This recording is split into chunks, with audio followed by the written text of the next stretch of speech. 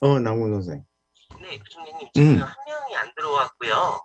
아니, 두 사람이 안 들어온 것 같은데? 아, 근데 디에고 파체코 그래. 제일 마지막 시간으로 돌렸고 아침에 매일 받아보니까 그 제일 마지막으로 돌려주면 잘하는 제시가 시간 맞춰서 올 수 있을 것 같아요. 지금 그 과달루페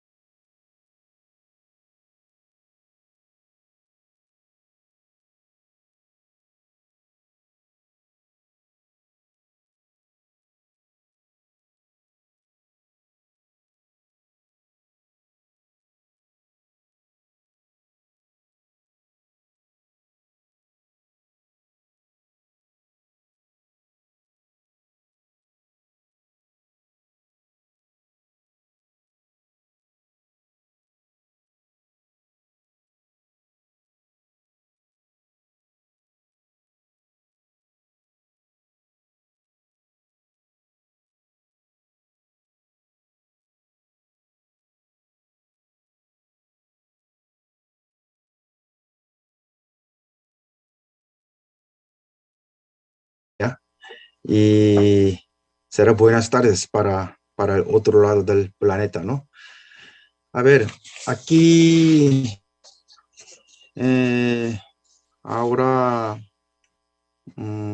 están doctora Germana, ¿no? Doctora Germana Moraes. Sí, señor. Buenos días, buenas noches. Hola, Acá mucho estoy. gusto. Para ¿Usted mí, está en Brasil ahora? sí, Ajá. sí, ahora en Brasil es noche también, es Entonces 8 buenas horas de la noches. noche. Sí, Ajá. Bueno, mucho gusto. Y doctora Jenny Vega Cárdenas.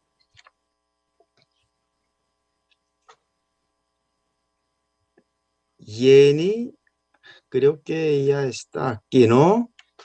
Sí, aquí estoy. Hola, doctora.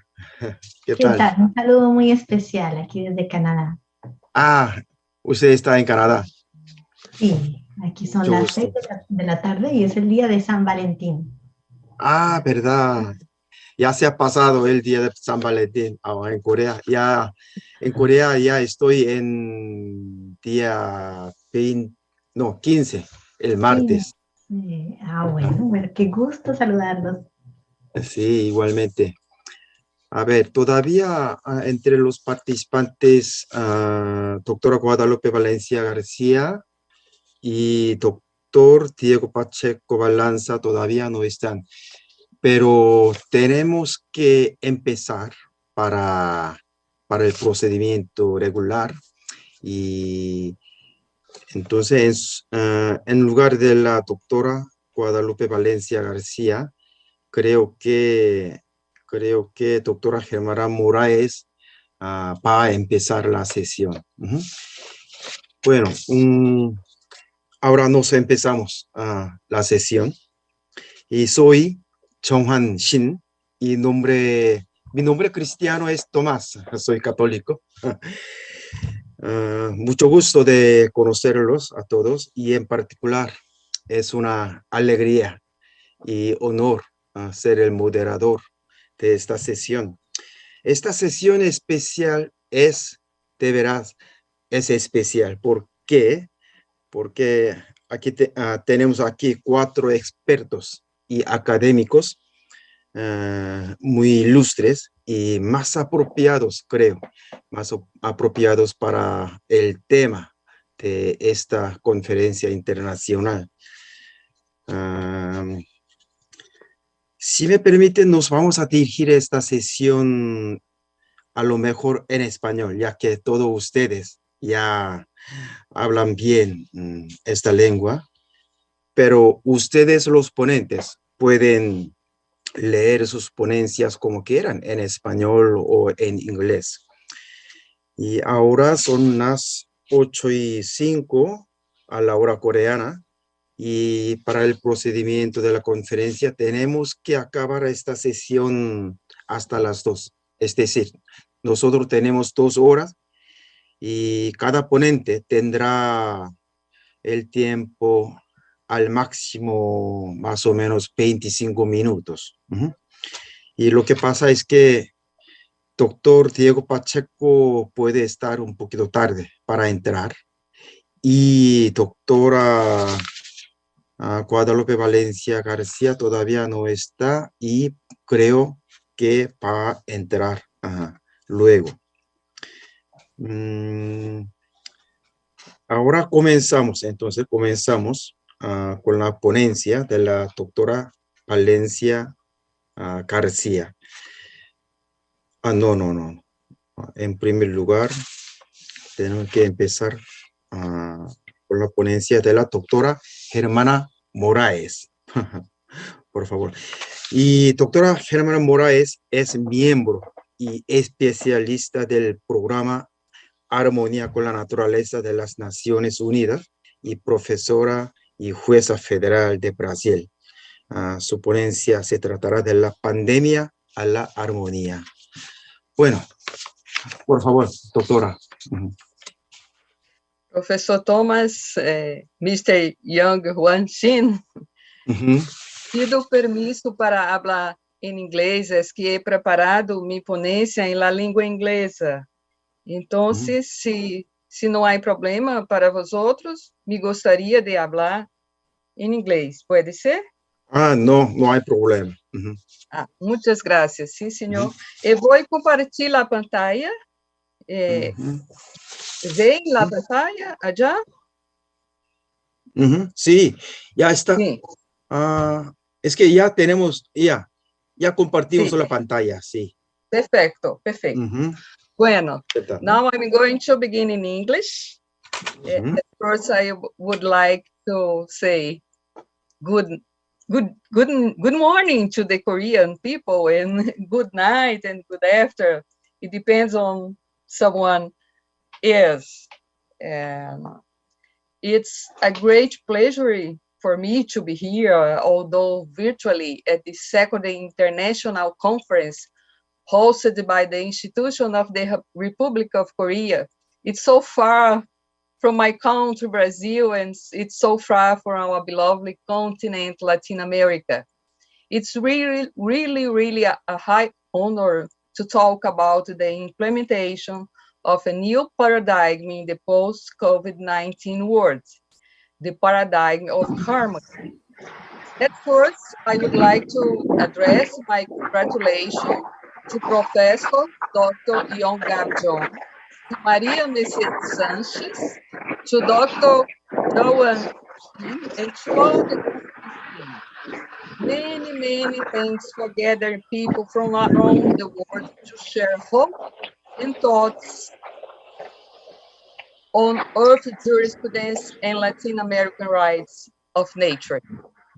Let me please also express my warm regards to my colleagues experts of United Nations Harmony with Nature Programming, in particular to the Brazilian federal judges and professors as well.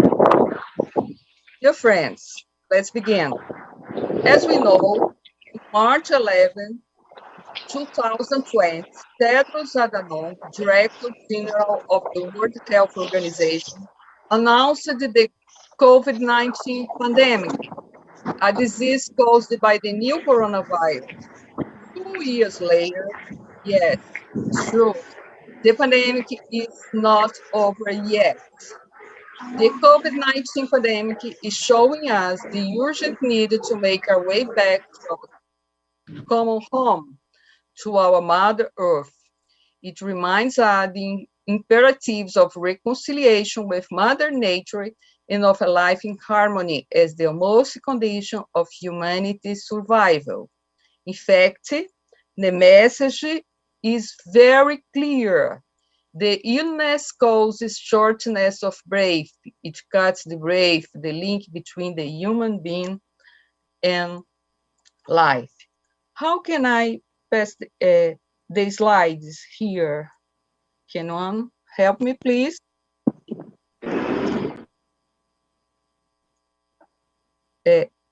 Por favor, necessito de ajuda para compartilhar a pantalla. Es que no atiende mi.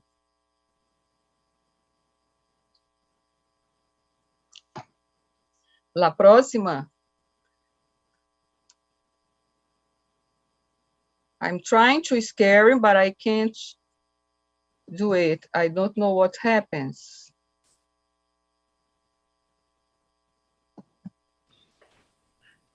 Hello. Mira, doctora, Yes. usted ya tiene el derecho de cambiar la página. Está. Muy bien. Ahí está, gracias, muy gracias. Bueno, let's continue. Sorry about this. According to the philosopher Bruno Latour's hypothesis, it seems that the health crisis because of the virus presence could serve as a test for the next crisis, the ecological crisis that's coming. And if by chance, instead of leaving a general test for the ecological crisis, according to the hypothesis of Bruno Latour, this crisis unleashed by the COVID-19 pandemic was rather an opportunity than a test to prevent the ecological crisis by creating a new world of prevalence of life, solidarity, and harmony. If by chance, from the cocoon in the isolation in our inner home, with the return to our Mother Earth, the chaotic, conflicting, accelerating, suicidal world is transmuted from before into a new world full of life, of harmony. Well, I hope that it could be. That's why I am here. And I published the ebook From Pandemics to Harmony and Essay that I have written during the quarantine 2020. Today, my presentation is based on that book and on my recent academic research as well. My book, From Pandemic to Harmony, in Spanish, De la Pandemia a la Armonía, un ensayo, is available in English, Portuguese, and Spanish on the UN Harmony with Nature website.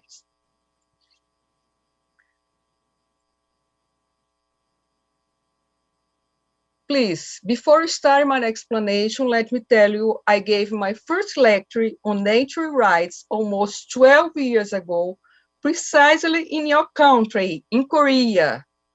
Yes, Mr. John Young, it was 12 years ago, I remember clearly. It is known that the turning point for a non-anthropocentric paradigm happened on 22nd April 2009, when the United Nations proclaimed the International Mother Earth Day. In that day, I remember, as I said, I was under the stars of the Southern Cruise in Sacsayhuaman, a Peruvian whole place. When I received that information, I immediately promised myself that I would spread the good news to every continent around the world. And I began, as you may see in the slide, 1 month later, precisely in Seoul, South Korea, in an international conference of women judges. So, inspired by the Indian worldview of living well, everywhere I go, as a law professor and researcher, I used to defend harmony and nature rights as a new paradigm of this 21st century. In short, this is my proposal. At first, I would like to talk a little about the crisis of evolution and challenge of consciousness exposed by the pandemic in the post-COVID-19 world. Then I will divide my presentation in 2 parts, the solution and the strategy. Part 1. During my academic research, I found out the crisis solution is on the restoration of the ancestral knowledge and the update of the scientific knowledge with integration between them. Part 2. In the second part, I will show harmony as the foundation of the nature rights, rights of Mother Earth, and the living beings that make up her. At last, as a final synthesis, there is a proposal of a new legal theory based on the principle of harmony and on the nature rights as non-anthropocentric paradigms of this 21st century that finally begins with the COVID-19 pandemic. We live in a crisis of evolution. That is what says the North American scientist of the new biology, Bruce Lipton, author of the books Spontaneous Evolution and the Biology of Bliss. For him, the imminent threat of a sex extinction is a strong symptom of this crisis. Human beings boast such a complex and developed nervous system. Nevertheless, the human species is facing the imminence of failing in the process of adapting to the environment. This will happen if the sex-mass extinction is not avoided. Instead of adapting to the environment, humanity has been causing its destruction. We human beings, despite having developed the nervous system, the cerebral cortex, and the individual consciousness, we are not understanding that promoting the destruction of nature, we are promoting our own self-destruction as well. Fires and deforestation, the oil spill in the Gulf of Mexico, and the death of the river Doce in Brazil, among other ecocides, are examples of destructive actions with environmental impacts. The environmental impacts result from the extinction of species. Can the mass extinction of species caused by the extinction of human beings that threatens the survival of humanity be considered evolution? How can the human species survive without bees in the air pollinating flowers and with more plastic than fish in the ocean? I'm sure it can't be considered an evolution. From this unnatural history that can culminate in the extinction of humanity, an evolution crisis is revealed, which in turn hides a challenge of consciousness. The crisis of evolution is also the challenge of consciousness, driven by the need to jump from singular consciousness to plural one. In law, one begins to question whether or not consciousness would be an indispensable condition for the attribution of rights to living beings. There is no doubt that the human beings has consciousness, which in a current and common sense implies the notion of subjectivity, and for this reason, the human being can be a subject of rights. Doubts arise when one asks if there are other living beings besides us humans endowed with consciousness that, as a result, could also be considered subjects of law. It's often heard that no other living beings except the human would be endowed with it. Therefore, according to this premise, it would not be possible to attribute rights to other living beings as they are devoid of consciousness. We may, notwithstanding the above argument, dare to question whether it would be sustainable to attribute rights to other living beings. Would it be possible to attribute rights to Mother Earth and to the living beings that make it up, such as cats, chimpanzees, bees, turtles, jellyfish, or bacteria, based on foundations other than individual consciousness? Well, in general, according to the theory of life, individual consciousness is considered a condition of entitlement to rights. From the perspective of the Latin American traditional knowledge and from that of Bruce Lipton's theory of spontaneous evolution, will seek the basis to sustain harmony as a foundation for the attribution of rights to Mother Earth and to all living beings. Pay attention, harmony can be considered a foundation for the attribution of rights to nature. This opens as a way to untie the guardianate of individual consciousness as a condition of entitlement to the rights of all living beings. Based on the traditional knowledge of indigenous peoples, Ecuador and Bolivia, respectively, overcame the difficulty of recognizing rights to Mother Earth and considering harmony the fundamental ethical principle of the legal system. In the legal constitutional field, both Ecuador and Bolivia, when institutionalized the summa causae, bien viver, and summa comania, viver bem, restored the ancestral knowledge of the region. Ecuador expressly provides the rights of nature of Pachamama in the 2008 Constitution. Bolivia institutionalized the principle of harmony in 2009 Constitution, as we can see here. So, in the scope of the constitutional law, several Latin American courts are already starting to outline relevant jurisprudential guidance on the rights of nature. We should emphasize the leading case of Vilcabamba River in Ecuador and the case proposed in Colombia by the Atrato River and by young people to protect the Colombian Amazon.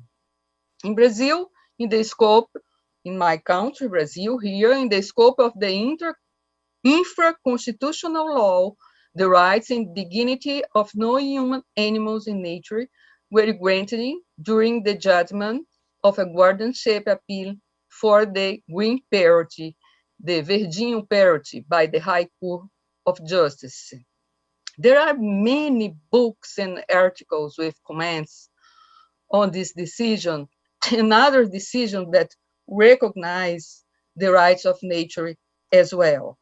The rights of nature have been continuously discussed, mainly in Latin America, and especially through the publication of papers by authors from several Latin American and European universities, which are all compiled, at least most of them, compiled in the book La Naturaleza como Sujeto de Direitos en el Constitucionalismo Latino-Americano, published in 2019 by the professors Lilian Stupinant-Churi, Cláudia Storini, Rubem Martins Dalmal, and Fernando Antônio de Carvalho Dantas, dear friends.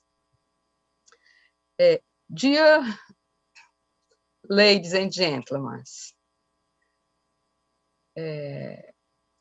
now, at this point of the way, 12 years later, in Korea again, it's really a joy to be at this conference, to talk about these books and to say that I kept my promise. Actually, I kept my promise. I gave lecture on harmony in the rights of nature on 5 continents and beyond my imagination at the United Nations. I wrote and published 2 books and 10 individually authored articles on the top, and are organized more 2 collectively authored books and 8 collectively authored articles. In addition, I keep developing research on harmony and rights of nature. Now, I am in search of the foundations of harmony as a basic paradigm of the new civilization and as an ethical fundamental principle of law. Well, to achieve this goal, I think the way is to restore the traditional knowledge and to update the scientific base of theories on evolution. And we may ask, why harmony? How important is harmony? The survival of humanity depends on humanity observing biomimetically the leap in the natural pattern of evolution from singular consciousness to plural one, to plural consciousness of harmony or cooperation, here in Latin America known as Pachamama consciousness. Law theory can contribute to the formation of non-anthropocentric paradigms of harmony in nature, rights and rights of Mother Earth and rights of the living beings that make it up. What can be done so that humanity gives this jump from singular consciousness to a plural one, to the Pachamama consciousness? The questions that arise in the field of law is whether and how an universal declaration of the rights of Mother Earth, which express the principle of harmony as a foundation ethos, can facilitate the fulfillment of this commandment by human beings' evolutionary process and then transcend the crisis of survival. There is still a lot of reasons. Yes, there is. There is a lot of reasons to this new law theory based on harmony and nature rights, which is already being outlined in an innovative and creative way as we can observe at this international conference. These resistances are due to the devaluation of an ancient traditional knowledge and the inertia of updating scientific knowledge. Fortunately, where the problem is, we can find out the solution. I think the crisis solution is on the restoration of the ancestral knowledge and the update of scientific knowledge with integration between them.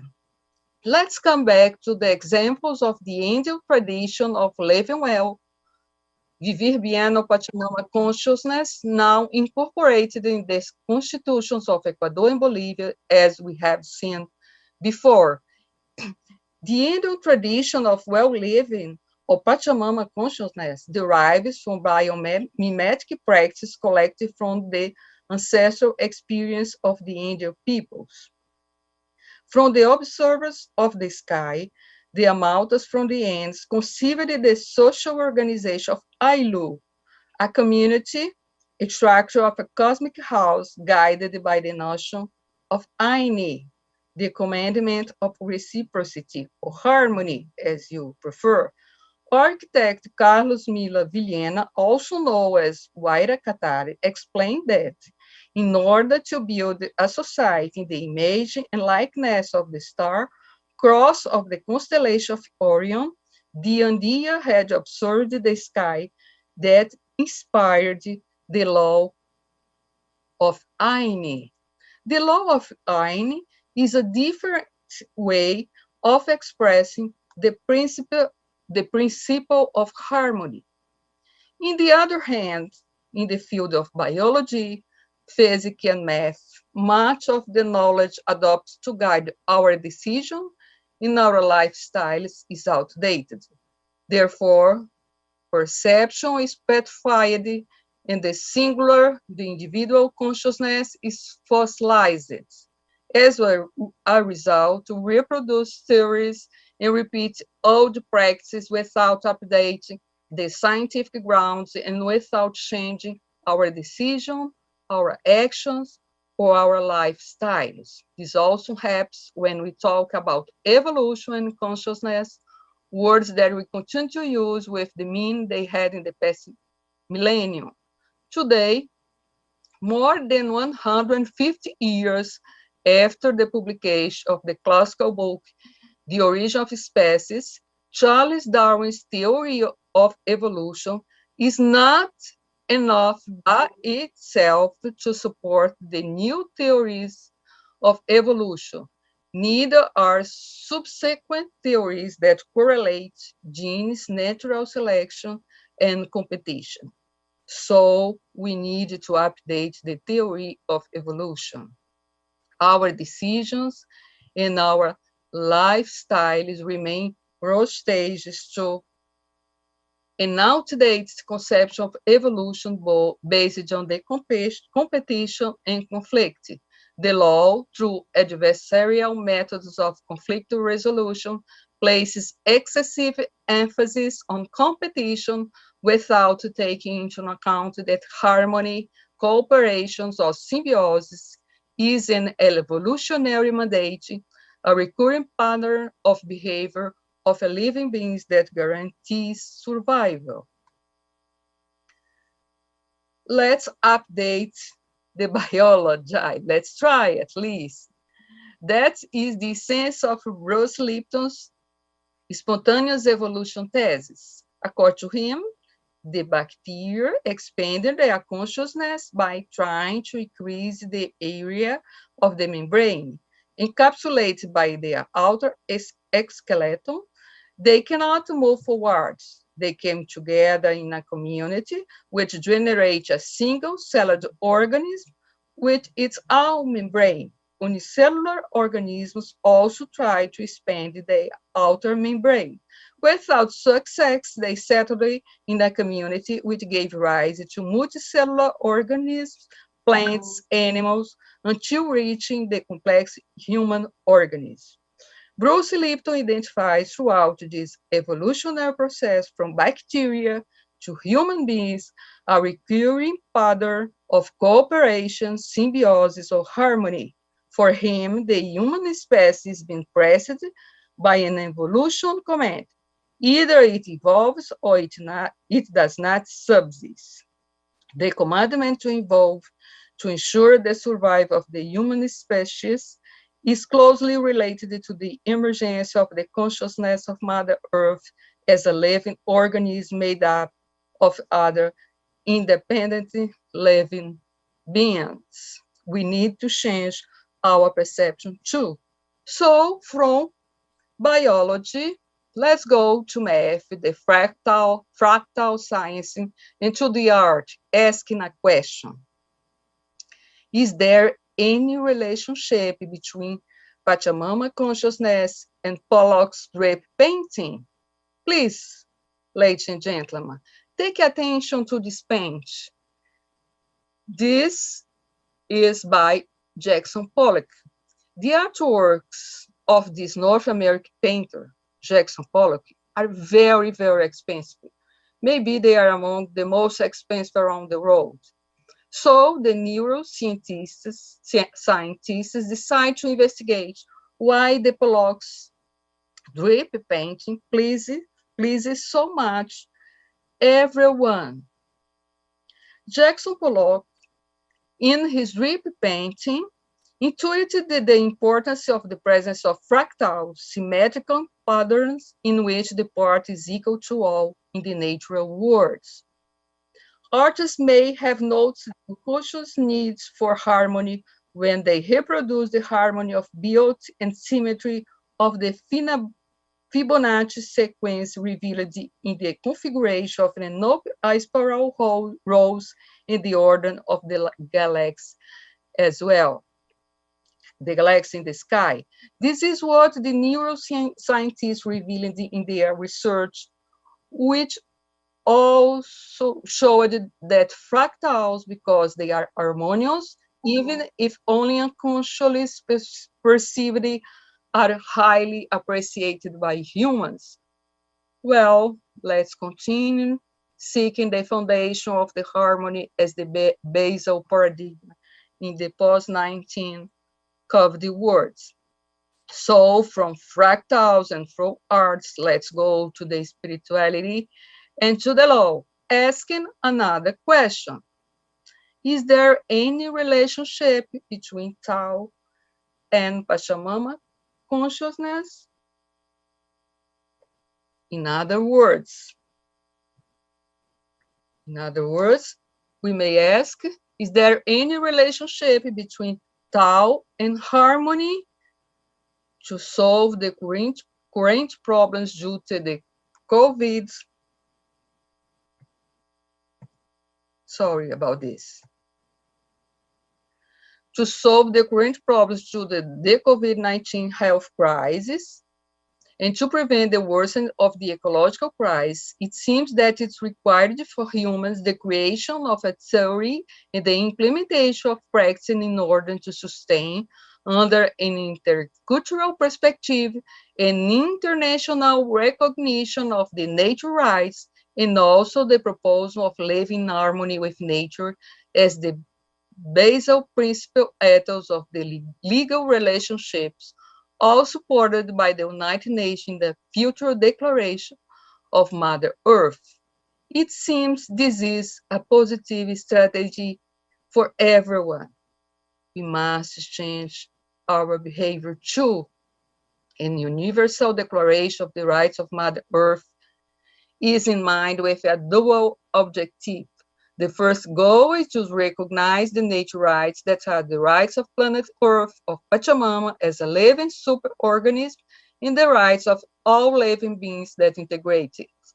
The second goal is the scope of explaining harmony as the vector principle or founding ethos of the relationships between living beings. Let's try to understand what harmony means. Talking about Pachamama is talking about harmony. According to the Aymara philosopher Fernando Wanakuni, our ancestors understand that there are two forces, the cosmic force that comes from heaven and the telluric force of the earth, Pachamama. These two converging forces in the process of life generate all forms of existence, and the different forms of existence are related through the INE. Talking about Pachamama is talking about harmony. This explanation reminds the Tao's complementarity between yin and yang. It seems that the relationship between Tao and Pachamama conscious is evident, isn't it? Do you agree? Let's think about this more than this. Let's feel a little about this. Tao is harmony. Pachamama consciousness, well living well. Summa Kamanya, Summa Kozai is harmony. Let's go. Let's come back to harmony. Now, it's impossible to forget.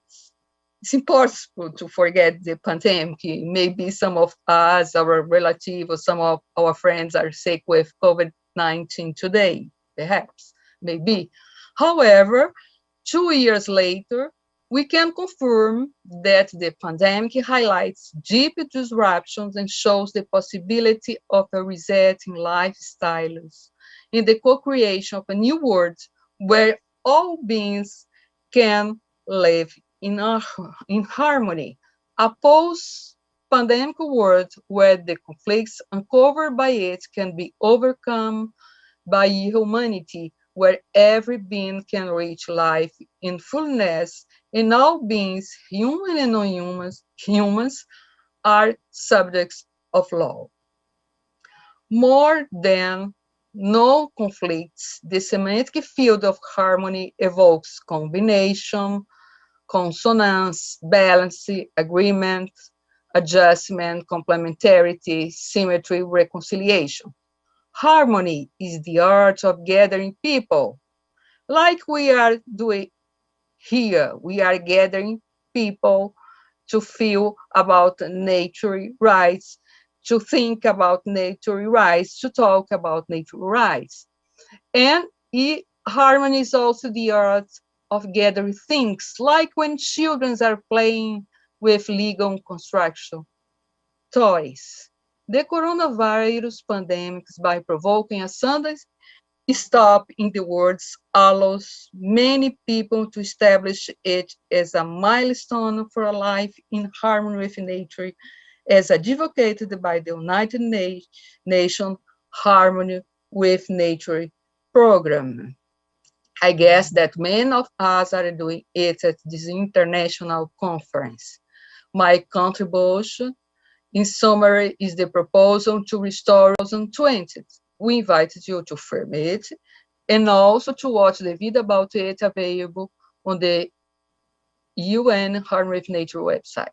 My dear friends, yes, the health crisis can be rather an opportunity and essay than a test to prevent the ecological crisis.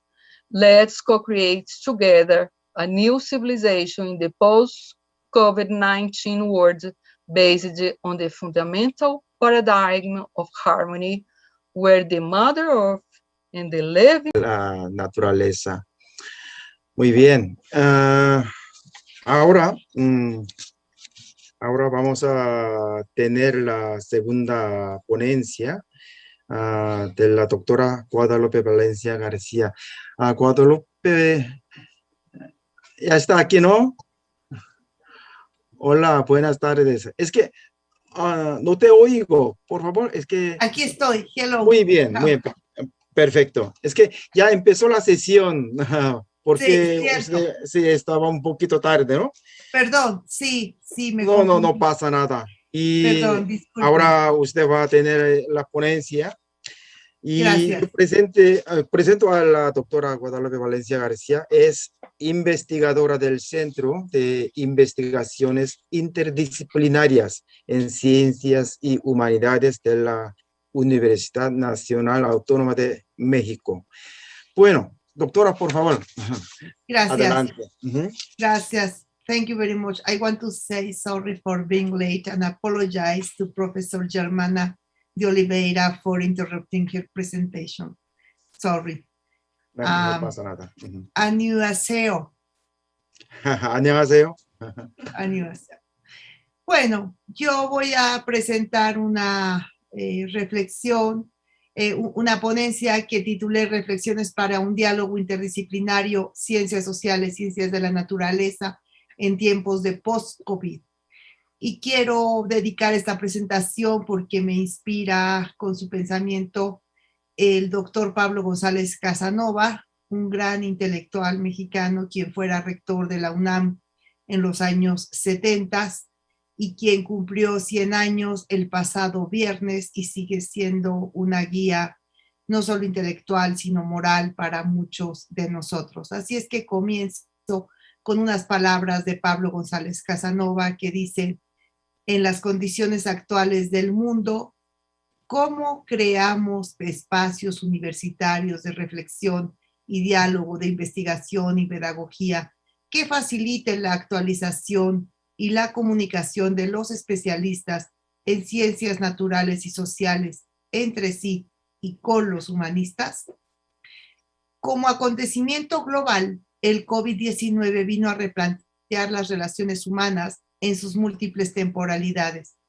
Frente a ello, los científicos del siglo XXI deben asumir un compromiso político con la construcción de un mundo libre de explotación y colonialismo interno y aspirar a la configuración de futuros donde sea posible la democracia y el desarrollo sustentable.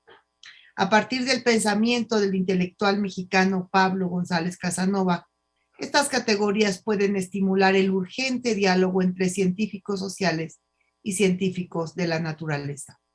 Un diálogo que no es ahora solamente deseable, sino absolutamente necesario y urgente. Uno de los aspectos que este diálogo debe considerar es que las incertidumbres del presente sobre la pandemia devienen en gran medida de los excesos de la tecnociencia, el antropocentrismo y la degradación ambiental. Esto es, una afectación directa a la naturaleza, un abuso de la naturaleza. Del diálogo interdisciplinario se espera que las comunidades científicas de todo el mundo no sean indiferentes al desafío, que sean sensibles a la comprensión de las problemáticas sociales derivadas de la pandemia y coadyuven en la transformación de la conciencia planetaria, tal y como lo invocaba la profesora Germana de Oliveira hace unos minutos. El 11 de febrero del presente año, el viernes de la semana pasada, el sociólogo crítico mexicano Pablo González Casanova, ya les decía, cumplió 100 años. A lo largo de su trayectoria académica se caracterizó por impulsar los estudios de carácter interdisciplinario y por su compromiso con la ciencia crítica y con la formación crítica de las nuevas generaciones, dotándolas de técnicas de investigación social, de teorías, de metodologías que permitan una mejor comprensión tanto de los fenómenos en curso como de los acontecimientos. Su pensamiento social ha dejado huella dentro y fuera de nuestra Universidad Nacional Autónoma de México.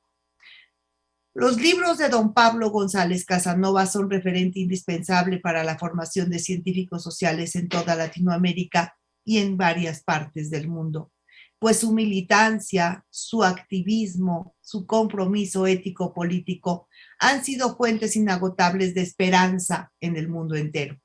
Particularmente el pensamiento crítico latinoamericano ha contribuido a la construcción de herramientas teórico-metodológicas para enfrentar los urgentes y complejos problemas sociales, como la explotación, la destrucción ambiental, a la que no es ajena la lógica de la explotación, de la expoliación y de la ganancia, las desigualdades, el colonialismo interno y global, etc.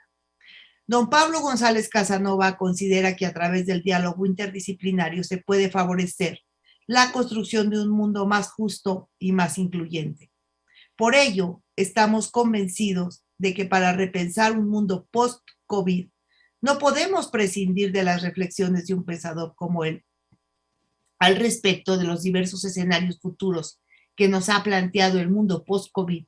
Don Pablo, en una ceremonia virtual organizada por el Instituto de Investigaciones Sociales de la UNAM, apuntó que la pandemia es un problema geológico y social, pero se está abordando, decía, con un perfil ideológico que está dando al individuo y a la curación del individuo, solo del individuo, más importancia que a la magnitud de los grandes problemas ecológicos. Asimismo, destacó que las desigualdades sociales se han profundizado hoy más que nunca.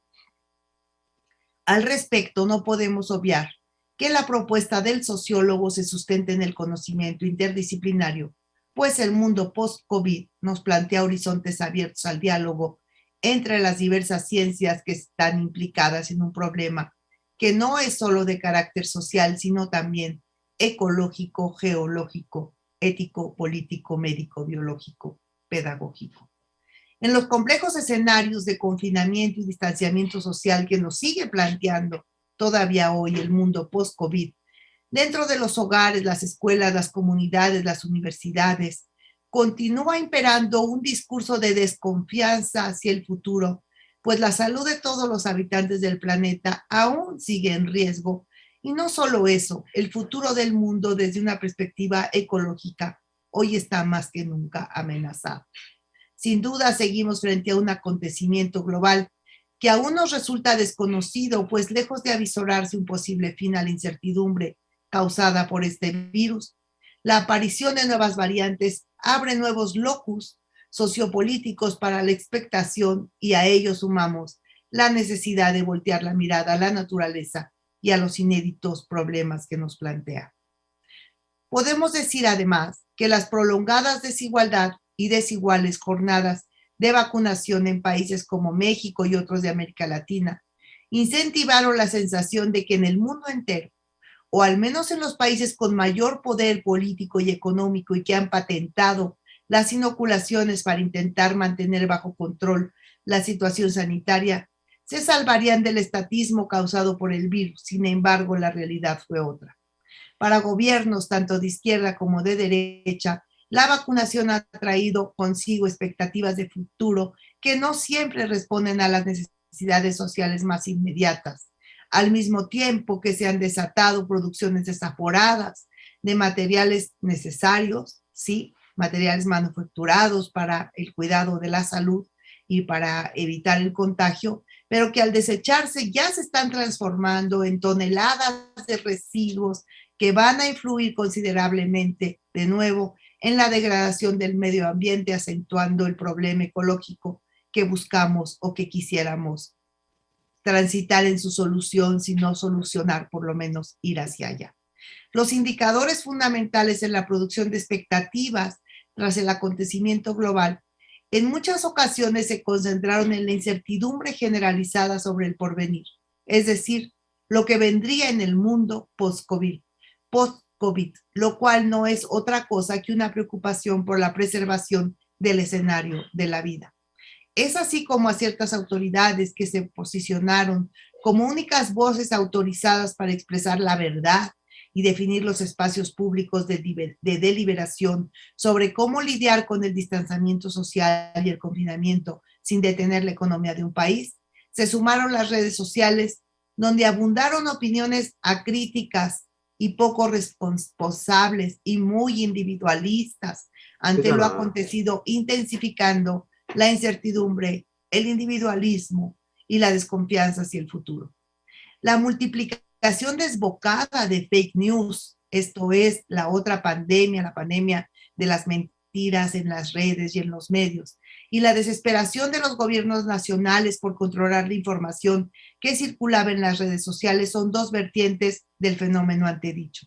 Indudablemente esto es una muestra de la realidad en la que las comunidades científicas debemos concentrarnos más allá de diferencias ideológicas y falsos dilemas epistémicos derivados de las antiguas metodologías y paradigmas del siglo XX. Más allá del pesimismo o el optimismo asumido por cada uno de nosotros, por cada científico investigador, por cada ser humano, hay escenarios de futuro que se mueven entre una incuestionable confianza en la ciencia o, contrariamente, en un profundo escepticismo frente a cualquier producto salido de laboratorios o cubículos de determinados centros de investigación avanzada.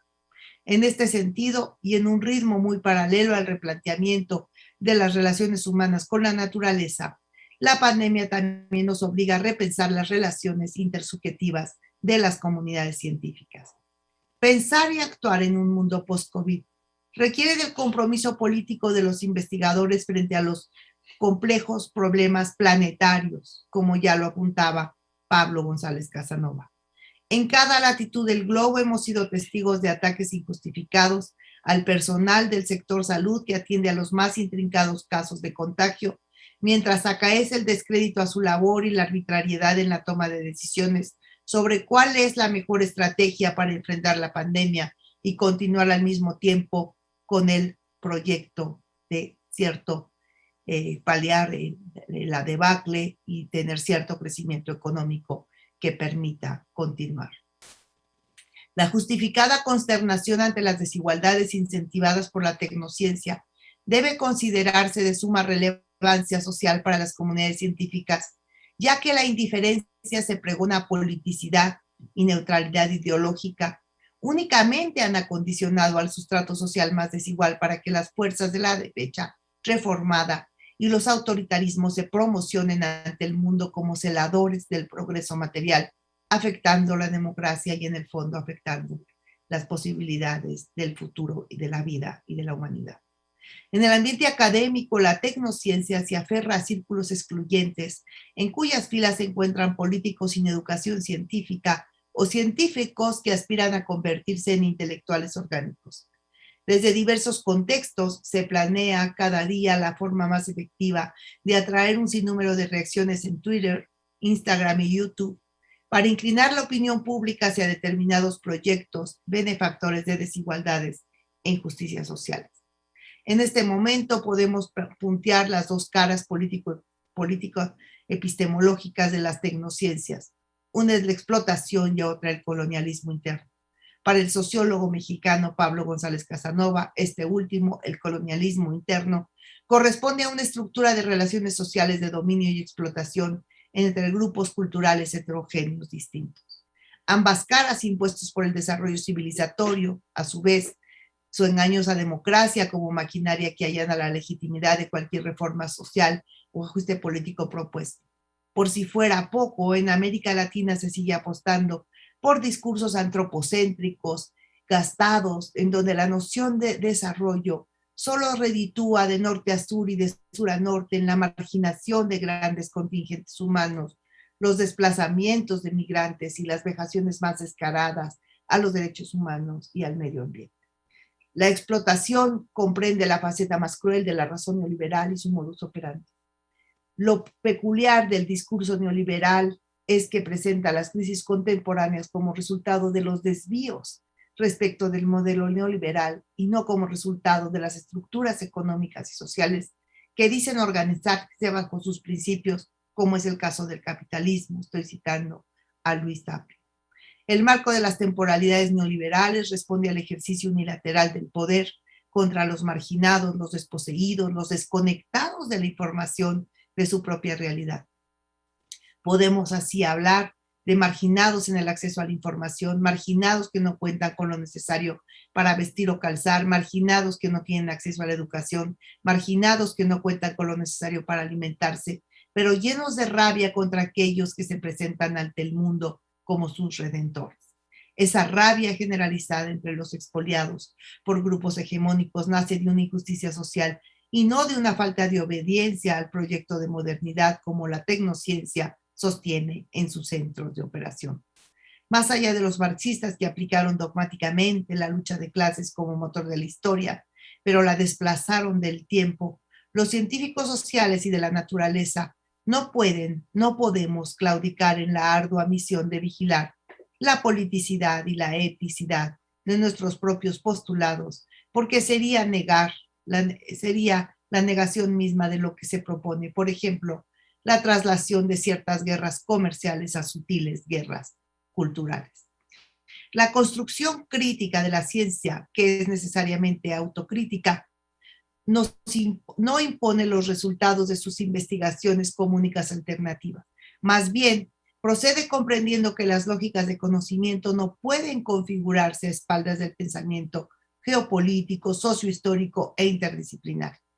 La ciencia se construye entre tensiones y conflictos por contrarrestar la dominación de la humanidad y salvaguardar la naturaleza. Esto es lo que permite asumir un futuro abierto, al que le es inherente la posibilidad de transformación, ya que lleva en su interior un fuerte elemento de influencia humana. Al mismo tiempo mantiene la noción de que existe algo que ha de ser transformado, el mundo de la naturaleza, la evolución, la herencia genética. Por ejemplo, estoy citando a Bárbara Adam. En el fondo de las contradicciones sociopolíticas de la inclusión-exclusión, la praxis del científico responde a un denominador común susceptible de ser problematizado desde una dialéctica abierta, pero exigente sobre la forma de asumirse científico del mundo. Dice así González Casanova: después de las grandes crisis de la socialdemocracia, del comunismo y del nacionalismo revolucionario, Parece esbozarse una teoría y una práctica que supera las limitaciones anteriores y que asume la elaboración de una complejidad dialéctica con utopías contradictorias, con contradicciones negociadas y con la articulación de las tres grandes luchas humanas: la democracia, la liberación, las luchas de liberación, y el socialismo, bases de una nueva ciencia que abarque explicaciones y manipulaciones de las causas, los objetivos y las metas, y que articule las ciencias con las tecnologías y con las creencias para asegurar la historia de la sobrevivencia humana y de la construcción de un mundo mejor. La verdadera guerra de las ciencias, añade, es la del paradigma hegemónico y el pensamiento crítico.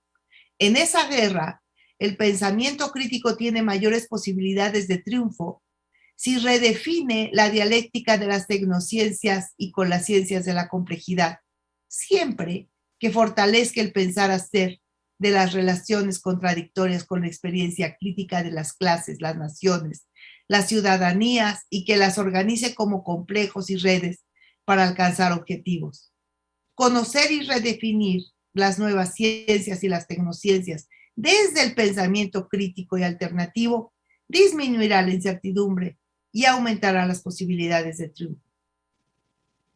Cuando se anunciaba el llamado fin del socialismo real, el deseo de los herederos del imperialismo por poseer hasta el más mínimo hálito de vida contenido en las masas marginadas se recrudeció con la pandemia, y podemos explicarlo conceptualmente en 7 planos. En el siglo XXI, un virus ha hecho aún más evidente: 1. El nacimiento de territorios con gobernabilidad desproporcionada o a veces inexistente. 2. El aumento de las desigualdades entre metrópolis y los insensiblemente cinturones de miseria. 3. La manifestación más grave de un Estado fallido. 4. La exclusión sistemática de las ciudadanías en la deliberación de relaciones comunes. 5. El empobrecimiento de los derechos humanos y el arribo del ecocidio, incluso justificando delitos de lesa humanidad. 6. La reaparición de la politicidad de la que devienen proyectos civilizatorios excluyentes. 7. La reconfiguración de barreras y techos sociales que distinguen mundos salvables y mundos que deben extinguirse, como si las vidas de las comunidades marginadas fuesen utilitariamente descartables ante las élites gobernantes y sus círculos más cercanos. En torno al replanteamiento de la categoría de colonialismo interno al interior de las comunidades científicas, es menester rehabilitar una posición de defensa ante la devastación planetaria, superando cualquier negación de la existencia de referentes teórico-metodológicos realistas o lo suficientemente potentes para resistir al colonialismo. En este sentido, proponemos una lectura del pensamiento crítico de González Casanova, cuyas ideas y propuestas progresistas reflejan toda una vida de compromiso ético y político. Su formación es testimonio vivo de una construcción vigilante de sus propios intereses de docencia, investigación y difusión de la cultura durante la mitad del siglo pasado y principios de este siglo XXI. Lejos del antropocentrismo, forjado entre maquinarias, conquistas y derrames masivos de sangre, plantea que la ciencia moderna justificó nuestras comunidades científicas y que tenemos ante nosotros el compromiso de resignificar la juntura humanidad-naturaleza, o bien humanidades-naturalezas, pues la apreciación de subjetividades múltiples nos conduce a la necesidad de atender problemas planetarios desde su propia complejidad, antes que fragmentarlos, acoger y abrazar esta idea de pluralidad.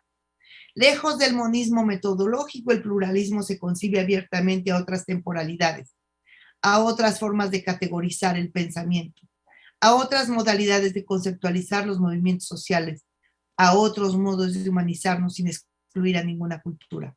Lejos del tradicionalismo y el positivismo que académicamente suelen reactualizar los grupos hegemónicos con tal de seguir manteniendo su función, debemos retirarnos de las falsas creencias y los fatuos dilemas que impiden la conformación de redes de aprendizaje.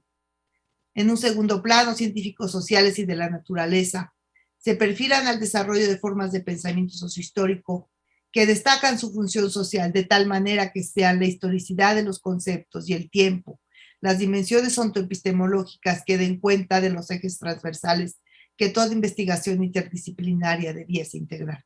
Por consiguiente, pensar en términos relacionales, comprender una antorcha poderosa que nos acerca al siglo XXI y los sentidos de existencia cargados de memoria en un mundo donde quepan muchos mundos. A diferencia de otros referentes vivos, don Pablo González Casanova define una ruta antihegemónica cuya potencia epistémica se bifurca entre mares de tradiciones y abre fronteras disciplinares en pro de una efectiva democratización del conocimiento.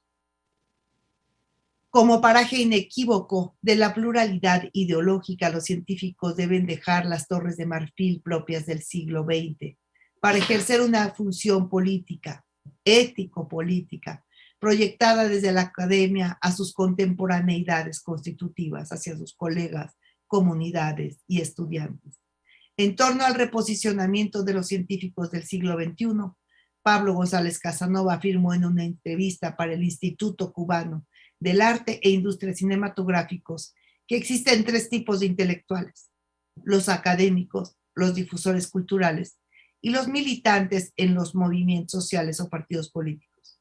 Más allá de fragmentar territorios, la anterior propuesta visibiliza la apertura a la complejidad y a la necesaria interdefinibilidad de los sistemas que conforman y regulan nuestro acontecer en el mundo.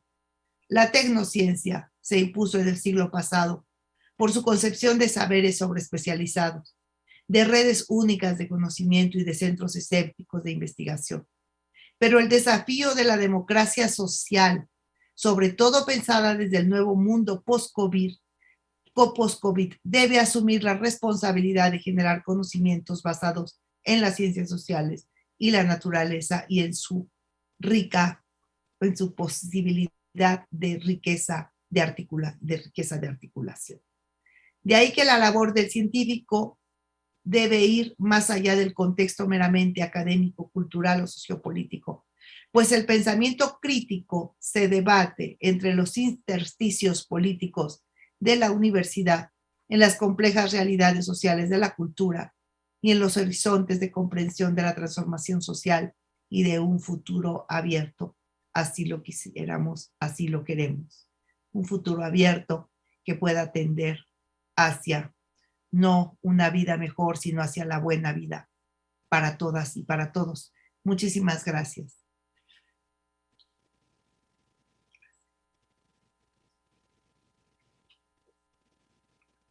Muchas gracias, doctora. Y su ponencia así ha sido muy compacta y elaborada.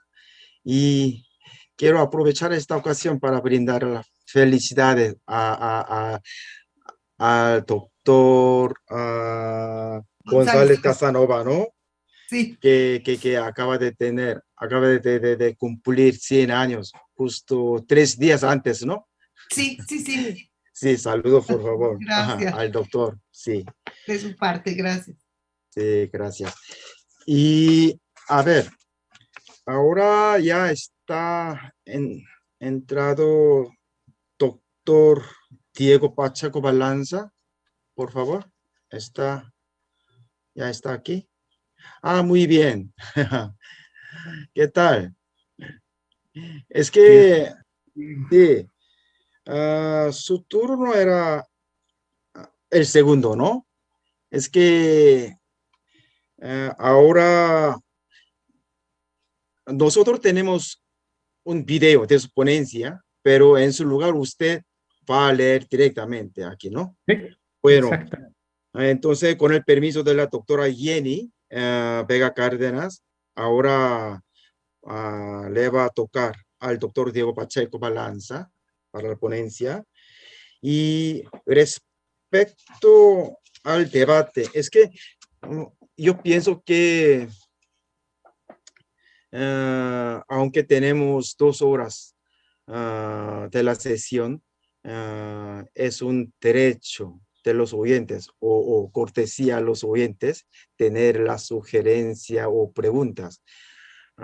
Por eso, al final de la sesión, vamos a tener un tiempo de debate, pero es que tenemos el tiempo definido para el procedimiento de la sesión. Solo tendremos una pregunta o sugerencia para cada ponente. ¿De acuerdo? En ese sentido, señor Johnny Giffoni, ¿mi pronunciación será correcta? La sugerencia de Johnny Giffoni ya está en la pantalla de chatting. Y su sugerencia ya está reservada para la doctora Germana Moraes. Sí, maestro. Bueno. No me gusta hablar solamente por lo que está escrito en la pantalla, no tengo problema ningún. Gracias, muchas gracias. Vale, gracias. Bueno, ahora nosotros vamos a tener la palabra de doctor Diego Pacheco Balanza. Por favor, adelante. Gracias. Usted tiene por lo menos 25 minutos, más o menos. Muy bien. Excelente. Bueno, en principio quiero agradecer profundamente la posibilidad de participar en esta segunda conferencia internacional organizada por el Instituto de Estudios de América Latina de la Universidad de Hankook. Permítame en esta oportunidad realizar algunas reflexiones sobre el horizonte del vivir bien en armonía con la Madre Tierra, que es una propuesta promovida desde Bolivia en el ámbito y procesos de las negociaciones multilaterales de Naciones Unidas en diferentes ámbitos ambientales, climáticos y de diversidad biológica que me ha tocado participar en los últimos años. Primero, una pregunta necesaria respecto a qué entendemos como vivir bien en armonía con la Madre Tierra. Para el occidente, el desarrollo es un concepto secularizado, reduccionista, materialista, que se basa principalmente en la separación de los seres humanos con la naturaleza, ¿no? Y concibe que existe un progreso infinito, donde la naturaleza es simplemente un objeto, una cosa, y es una cosa, un objeto al servicio de los seres humanos. Desde el vivir bien, el alcance de un estado de satisfacción, de necesidades y felicidad de los seres humanos, por el contrario, debe ocurrir en armonía y complementariedad con todos los seres vivos de la Madre Tierra. El vivir bien, por lo mismo, trasciende el concepto de desarrollo occidental. El vivir bien es el lugar del existir en armonía, es el lugar de la vida, de la convivencia plena de las personas con sus comunidades y con la naturaleza. Tiene que ver con la vida, con lo sagrado, con la complementariedad y el equilibrio entre todos los seres vivos. El vivir bien, bueno, nace de la filosofía, los códigos, la cosmovisión de los pueblos indígenas. Los pueblos indígenas conciben como su objetivo crear las condiciones materiales y espirituales para construir y mantener una vida dulce, una vida en armonía, una vida en balance con la Madre Tierra. Para los pueblos indígenas la naturaleza no es una cosa, no es un objeto, es un ser vivo y es parte de la sagrada Madre Tierra. En ese sentido, vivir bien, decimos, es vivir en armonía con uno mismo, en armonía con los demás y en armonía con la naturaleza, respetando las leyes de la Madre Tierra. En los procesos de negociación multilaterales, como decía, que me ha tocado vivir en la última década, se dan en un contexto muy peculiar en que los ideólogos del sistema mundial capitalista plantean que para hacer frente al deterioro de la naturaleza, la solución está en la puesta en marcha de lo que han denominado economía verde, es decir, la expansión del mercado y la lógica mercantilista hacia la naturaleza. Esto se traducirá en más privatización, más mercantilización, más consumismo y mayor impulso a los negocios verdes o el capitalismo verde. Y en ese marco también los países desarrollados empiezan a transferir sus responsabilidades para construir la economía verde hacia las empresas privadas y las corporaciones transnacionales. Bolivia es uno de los países, sin embargo, que ha salido al paso del pensamiento occidental y capitalista, promotor del desarrollismo y la modernidad, y se ha opuesto a una receta universal que trata de imponer un pensamiento único y homogéneo en el mundo, este pensamiento de la economía verde o del capitalismo verde. Y en ese contexto, Bolivia ha posicionado en el ámbito internacional la necesidad de un nuevo horizonte civilizatorio, cultural, alternativo al capitalismo y a la modernidad y a la economía verde. Y este es el horizonte del vivir bien en armonía con la madre tierra. Es un horizonte donde se pretende debilitar el pensamiento único, eurocéntrico, antropocéntrico, monocéntrico. En el ámbito multilateral hemos propuesto en ese sentido que en primer lugar es importante transitar del pensamiento antropocéntrico, en cuyo centro está el ser humano, con el derecho de explotar y sobreexplotar a la naturaleza, hacia un pensamiento cosmobiocéntrico, en el que el ser humano y la naturaleza conviven en armonía en la totalidad de la madre tierra. Y esta transformación está marcada por un acto fundamental, que es el reconocimiento de que la madre tierra es sujeto de derechos.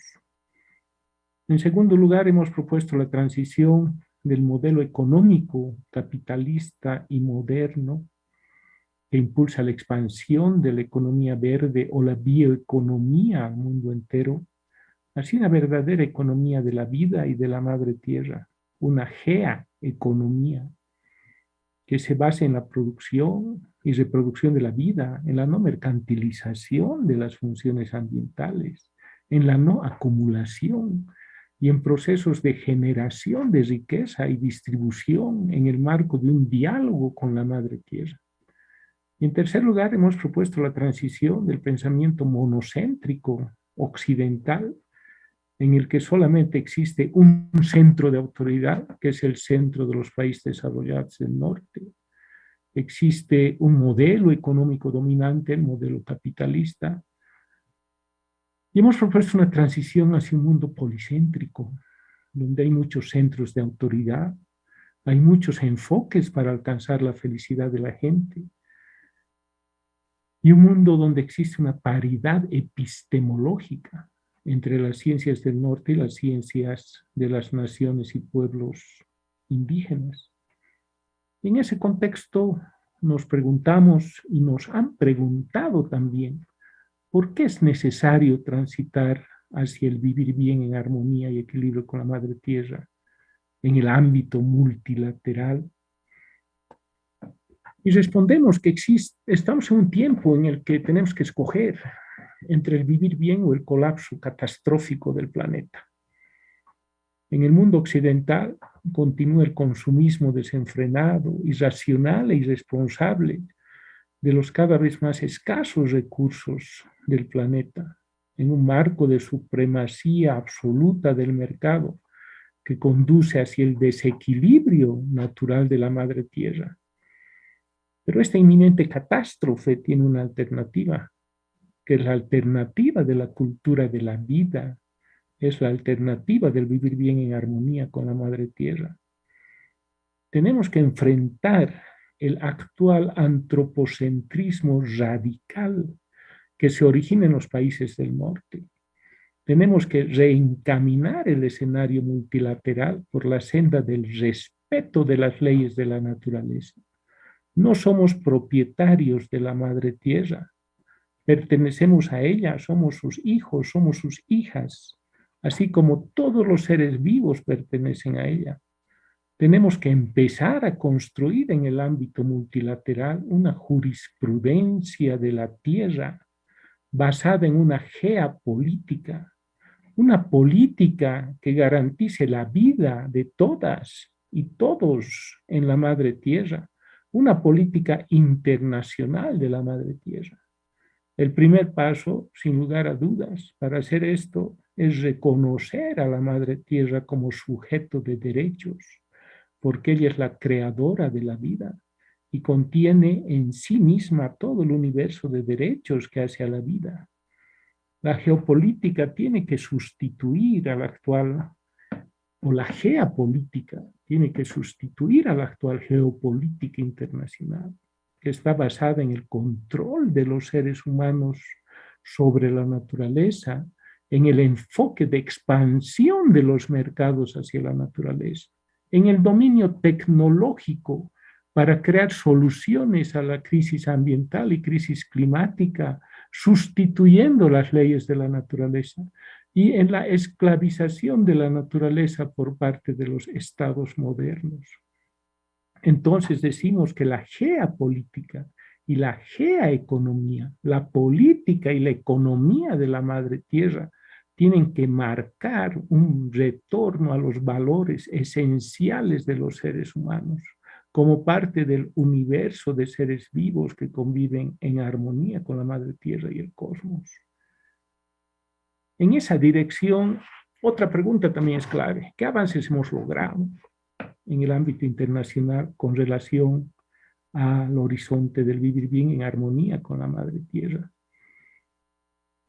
En Río+20, la Conferencia de Desarrollo Sostenible, el futuro que queremos, logró aprobar en el párrafo 56 de dicho documento una importante afirmación de que existen muchos enfoques, visiones, modelos y herramientas disponibles a cada país para alcanzar el desarrollo sostenible. Entonces, en este documento de esta conferencia, finalmente no se logró imponer una visión monolítica, uniforme y arrolladora de desarrollo basada en el capitalismo verde, como un concepto único que pueda aplicarse en todos los países. Esta misma redacción del reconocimiento de que existen diferentes enfoques y visiones en el mundo también se incorporó en el párrafo 59 de la Agenda 2030 para el desarrollo sostenible. Y en este mismo documento, el futuro que queremos de Río+20, se incorporó otro párrafo muy importante, el párrafo 39, donde se reconoce que el planeta Tierra y sus ecosistemas son nuestro hogar y que la madre Tierra es una expresión común en muchos países y regiones. Y también se observó que algunos países reconocen los derechos de la naturaleza en el contexto de la promoción del desarrollo sostenible. Y en ese contexto, Bolivia ha exigido en el escenario multilateral el reconocimiento del horizonte del vivir bien en armonía con la madre tierra, para contraponer una solución no mercantilista, no capitalista a los problemas originados por el cambio climático y el deterioro ambiental y de la diversidad biológica. Y en ese contexto hemos propuesto alternativas que no estén basadas en los mercados para proteger la integridad de la madre tierra. Sin embargo, en las negociaciones ambientales multilaterales todavía seguimos lidiando con los conceptos de economía verde que tienen diferentes terminologías, como capital natural, contabilidad ambiental, pago por servicios ambientales, bioeconomía, soluciones basadas en la naturaleza, que son parte de un paquete de conceptos para mercantilizar a la madre tierra, a la sagrada madre tierra.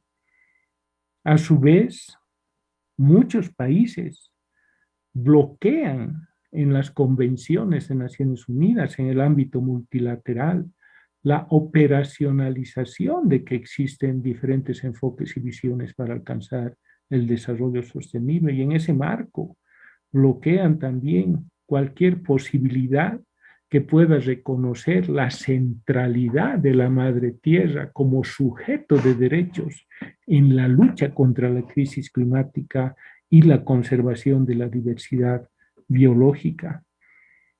En la Convención de Naciones Unidas sobre el Cambio Climático hemos luchado por el reconocimiento de la madre tierra como sujeto de derechos. Sin embargo, el Acuerdo de París simplemente adoptó en la parte introductoria una redacción de que los ecosistemas y la biodiversidad son reconocidos por algunas culturas como madre tierra, disminuyendo la importancia que tiene la madre tierra como sostén de un nuevo horizonte civilizatorio. Y aquellos países también priorizaron un modelo que se basa en falsas soluciones tecnológicas para enfrentar la crisis climática. En la Convención de Diversidad Biológica, estos países desarrollados siguen empujando con mucha fuerza un antropocentrismo radical y un paquete de medidas para continuar esclavizando a la madre tierra bajo el dominio de los estados modernos. Actualmente está en marcha un proceso y un esfuerzo por consolidar un modelo paternalista y antropocentrista en las negociaciones del Marco Mundial de la Biodiversidad posterior a 2020.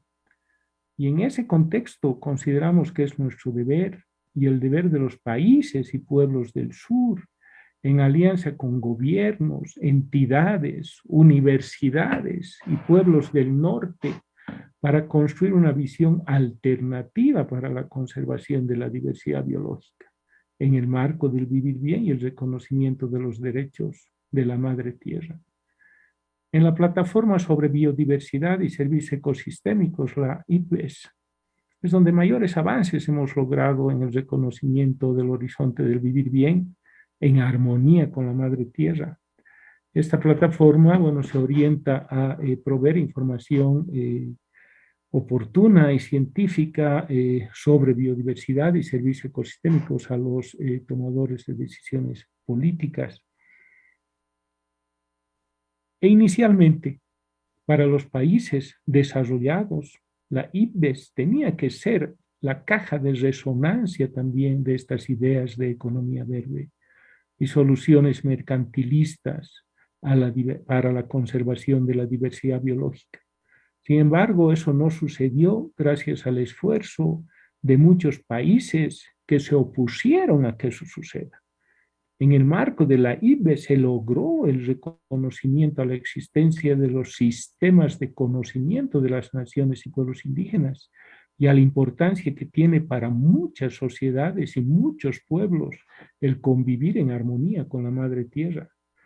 Pero pese a estos avances, en esta plataforma existe también todavía una fuerte presión para disminuir el potencial del vivir bien y de las ciencias de las naciones y pueblos indígenas e imponer todavía reglas que favorezcan el debate de la diversidad biológica desde una perspectiva académica, occidentalizante y antropocéntrica.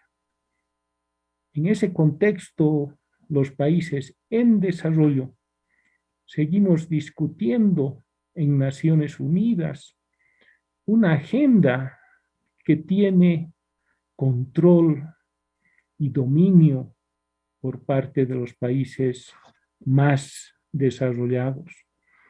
Y en ese contexto decimos que tenemos que dar un giro radical al pensamiento de las negociaciones ambientales, climáticas y de diversidad biológica en Naciones Unidas.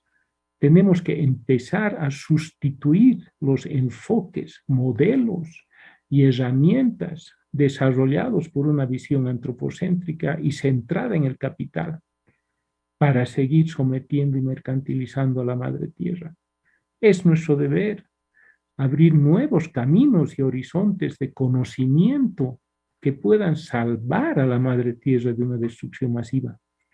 Existe la necesidad de avanzar en una geopolítica internacional donde coloquemos a la madre tierra en el centro de lo que ahora conocemos como sociedad, política y economía. Desde esa nueva centralidad debemos reasignar los derechos que actualmente conocemos a las personas, a las colectividades y a los estados. En esta perspectiva, la madre tierra es sujeto de derechos y la fuente de origen de la vida, y como tal debe otorgar a su vez derechos a los seres humanos. Hay que eliminar la visión paternal antropocéntrica, donde la naturaleza está al servicio de los seres humanos y debemos protegerla y conservarla simplemente para proteger esas necesidades de los seres humanos. En resumen, puedo decir que en el ámbito multilateral tenemos que sentar las bases de un nuevo horizonte civilizatorio, donde es la madre tierra como sujeto de derechos, que asigna derechos a los seres humanos, derechos que hay que respetar, y en ese marco también asumir obligaciones con la madre tierra. Ese es el sentido profundo de la convivencia y complementariedad entre seres humanos y naturaleza en la totalidad de la madre tierra. Ese es el sentido profundo del horizonte civilizatorio del vivir bien en armonía con la madre tierra. Sin embargo, para ello hay que despertar la conciencia de respeto a la madre tierra y también hay que descolonizar el espacio de las negociaciones multilaterales. Muchísimas gracias.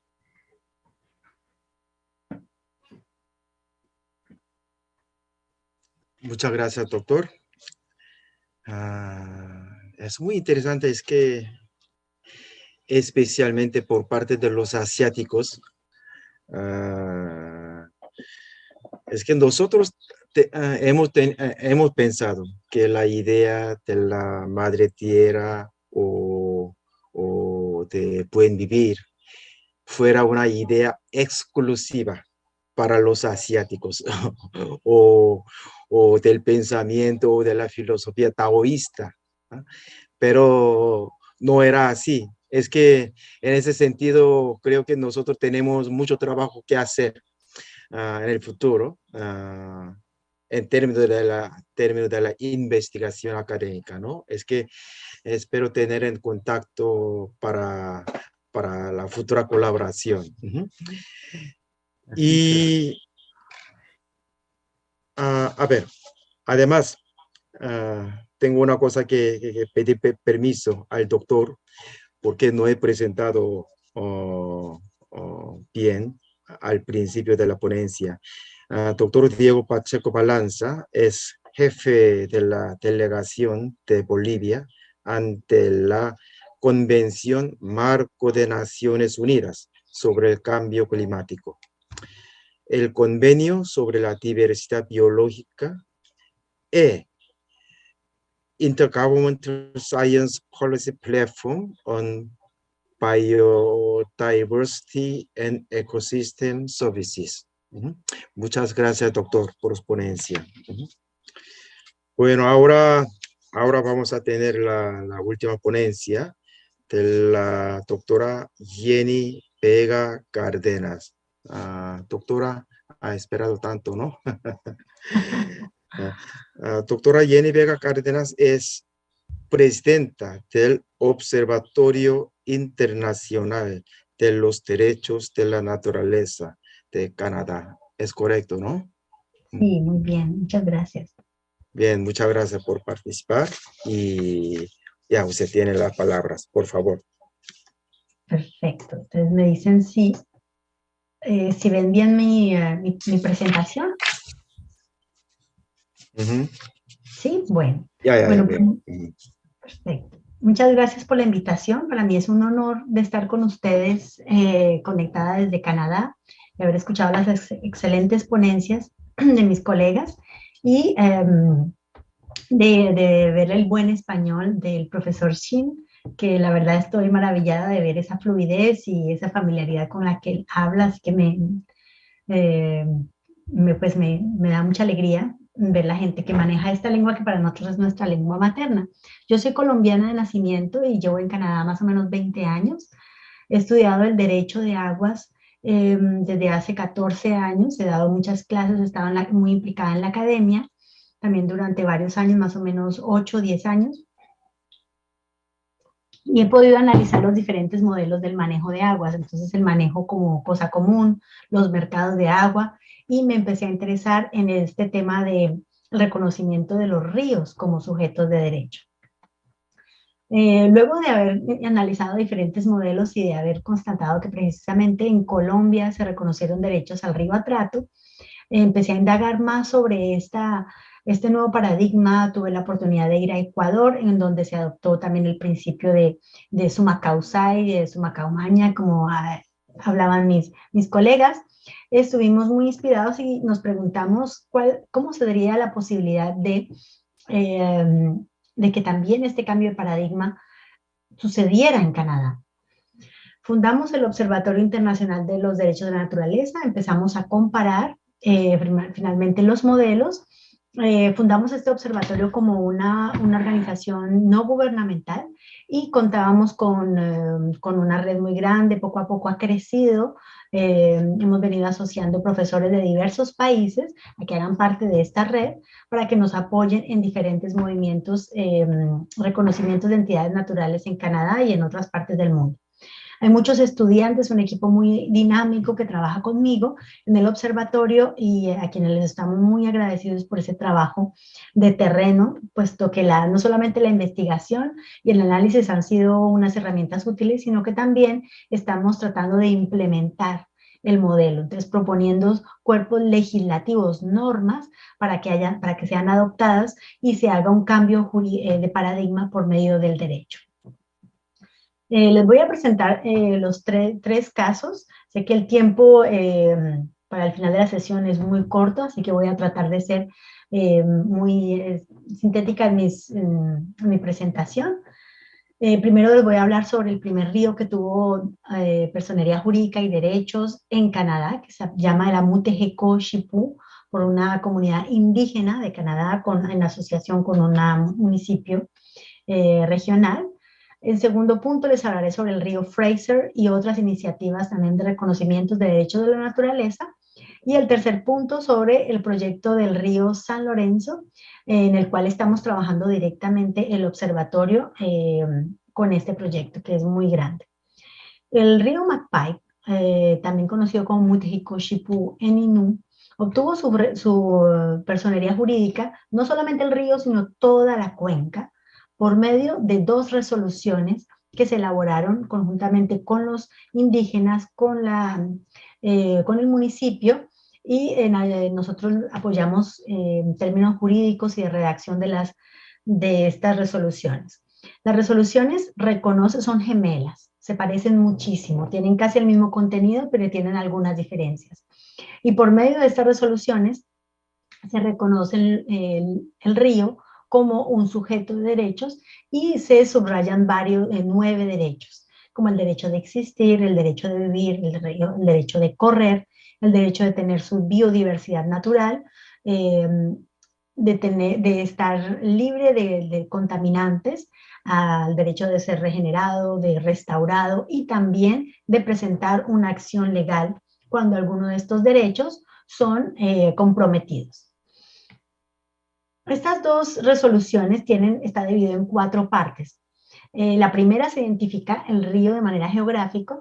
La segunda se habla sobre ese lazo que existe, esa conexión que existe de los Innu de la nación Innu con el río. Esto es una parte que las diferencia, puesto que aquí vemos plasmada toda la cosmología indígena de este pueblo que ha guardado conservado sus tradiciones indígenas a pesar de la colonización. Igualmente, en la parte que en la resolución del municipio, aquí ya se habla más de la protección del medio ambiente y de la importancia de irse hacia nuevos modelos económicos que no solamente tienden a explotar la naturaleza, sino que uno va más allá proponiendo nuevos modelos, como en este caso era la ecología, proyectos de ecoturismo, visitar el río y hacer rafting, pues porque hay unos rápidos muy, muy gigantes en este hermoso río, tiene una fuerza impresionante. En la tercera parte se habla sobre todo del movimiento para señalar que este primer reconocimiento no es aislado, sino que hace parte del movimiento mundial, global, del reconocimiento de los derechos de las entidades naturales. Y en la parte cuarta se habla sobre los fundamentos legales que permitieron dar este paso. Y uno de los fundamentos legales es el derecho indígena. El derecho indígena que muchas veces no está escrito, pero que se hace más claro en la parte 2, donde se habla de esta cosmología y de la importancia de reconocer una agencia al río, porque el río tiene un espíritu, para ellos el río es una persona, es un ancestro. Y luego se habla de la parte operativa, que ya son los 9 derechos, y se habla de la posibilidad de que guardianes representen la voz del río. Ellos son los que tienen responsabilidades y deberes, no el río, sino los guardianes. Y finalmente sus deberes es proteger los derechos del río. Y los derechos, como ustedes ven, son derechos que van intrínsecamente ligados a su naturaleza. No son los derechos humanos, son derechos que identifican finalmente lo que un río debería tener derecho. Por lógica podríamos decir que obviamente un río tiene derecho a existir, pero no todos los ríos tienen ese derecho a existir. Cuando vemos en Estados Unidos donde los ríos han sido desaparecidos porque hacemos un divertimiento de los ríos, una canalización de los mismos, y ya no existe, como es el caso del río Colorado, que debería llegar hacia México. También, por ejemplo, el derecho a su biodiversidad natural. Muchos de ellos han perdido varias especies que son endógenas, y lo que se pretende es que el río pueda tener ese derecho, porque nuestras actividades no vengan a impedir a que el río evolucione naturalmente, a que, por ejemplo, en el río San Lorenzo continúen a vivir las ballenas blancas y otro tipo de mamíferos. Esto ha permitido, esta primera declaración, pues tuvo un gran interés por la comunidad canadiense, porque es la primera vez que se hablaba de un río sujeto de derechos en el país. Y se provoca con esto la apertura a un cambio de paradigma del antropocentrismo al ecocentrismo. Igualmente, es importante hablar de la personería jurídica, porque para reconocerle derechos, una entidad tiene que tener esa personería para ser titular de derechos. Se hace un cambio de objeto, entonces, a sujeto de derechos. Sujeto significa que puede reconocerse como una entidad que existe y que tiene que ser respetada. Y por ende, se vuelve un nuevo actor en la mesa de decisiones frente a proyectos que pueden afectar, como el caso de las hidroeléctricas. Si se quiere construir una hidroeléctrica, se tendría que llamar a los guardianes del río para ver cuál es la posición y en qué medida se pueden proteger los derechos del río o no, y para que se tome una decisión clara y consultando a las comunidades indígenas, no indígenas, y considerando el río como una entidad que merece respeto. Entonces los guardianes serán la voz del río, y esto ha permitido de hacer un empowerment de comunidades, ya que ellos construyen esta nueva ley ellos mismos, sin tener que estar esperando que una legislación federal o una legislación nacional sea adoptada para hacer este cambio. Entonces, este cambio viene de lo local hacia lo nacional, como vamos a ver más adelante. Lo que es también importante de este modelo, de esta declaración en Canadá, es que se empieza a trabajar, como llaman acá, la teoría de los 2 ojos. La teoría de los 2 ojos es de tener la visión del conocimiento ancestral de las comunidades indígenas que viene a complementar lo que es la ciencia científica occidental. Entonces ya se unen estas dos miradas para ver de una manera diferente la naturaleza.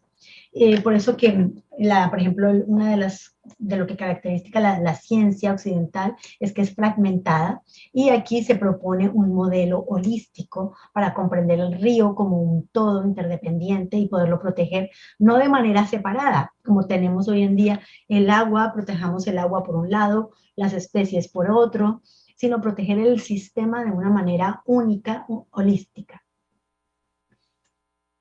No es el único río al cual se le reconocieron derechos en Canadá. También tenemos otro que se llama el río Fraser en British Columbia. Es un río enorme que se inundó hace poco precisamente por el cambio climático, en la época precisamente donde hubo esta gran conferencia el año pasado en noviembre sobre el cambio climático. Hubo inundaciones que no sucedían hacía muchísimos años, inundaron varias, la ciudad de Vancouver y los alrededores de Vancouver, precisamente el río Fraser tomaba sus derechos. Y la nación Chilcotin, ellos adoptaron una ley para proteger este río. Y si ustedes ven el artículo cuarto, en el literal F dice, people, animals, fish, plants, the NEN, que es el territorio, and the two, que es los ríos, have rights, tienen derechos, in the decision about their care and use that must be considered and respected. Entonces tienen derechos y tienen que ser considerados en todas las decisiones que le conciernen. Vemos que hay otra ley, una ley indígena, que viene a reconocer esos derechos a un río que es importantísimo en Canadá y sobre todo en la parte de Columbia Británica. Actualmente el observatorio está solicitando al gobierno federal de reconocer los derechos de la naturaleza en un nuevo proyecto de ley que tiende a reconocer el derecho humano a un ambiente sano. Lo que se dice es que ya existen muchas leyes, como es en la provincia de Quebec, que reconocen el derecho a un ambiente sano, pero si no se le reconocen los derechos a la naturaleza, es muy difícil de alcanzarlo. En cambio, si se le reconocen los derechos de la naturaleza, es más fácil poder articular y proteger el derecho humano a un ambiente sano. Es lo que estamos proponiendo al gobierno, obviamente que no es necesariamente fácil, puesto que es un país que vive de la explotación de los recursos naturales. Entonces, esto es una lucha para introducir por lo menos el concepto de los derechos de la naturaleza en una ley federal. Y por último les presento el proyecto de Alianza del Río San Lorenzo, que es el principal río y vía marítima de Quebec. El observatorio está trabajando hace 2 años para que se le reconozca la personería jurídica a este río. Como el río es inmenso y pasa por muchísimos municipios, no puede ser solamente un municipio y una nación indígena que le reconozcan la personería, sino que se está creando una alianza entre varios intervinientes, varios actores, para poder cambiar el paradigma y adoptar ahora sí una ley federal y una ley provincial donde se reconozcan los derechos al río San Lorenzo. Actualmente hemos logrado la unión de esta alianza para crear este nuevo pacto social para los ríos.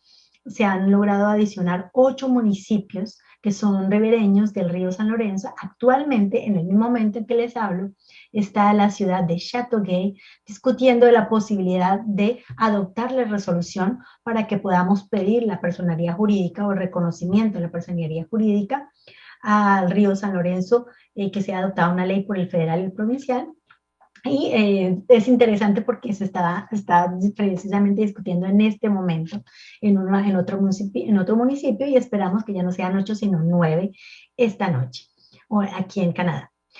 Y se sumaron 5 naciones indígenas que también adoptaron una resolución para impulsar este proyecto de reconocimiento de la personería jurídica. 7 organismos no gubernamentales también se han unido a la alianza. Ya hay 2 partidos políticos, uno en el gobierno federal y otro en el gobierno provincial, que están dispuestos a presentar el proyecto de ley. Tenemos igualmente 2 centros de investigación, porque es importante trabajar de la mano con la ciencia, con los investigadores, para que también hagan parte de la voz del río. Ya tenemos 2 importantes centros de investigación que son parte de la alianza, que serían, si la ley es adoptada, serían miembros del comité científico que vendría a apoyar el trabajo de los guardianes del río. Y tenemos más o menos 2.500 ciudadanos que han firmado una petición para que se adopte esta nueva ley para proteger el río.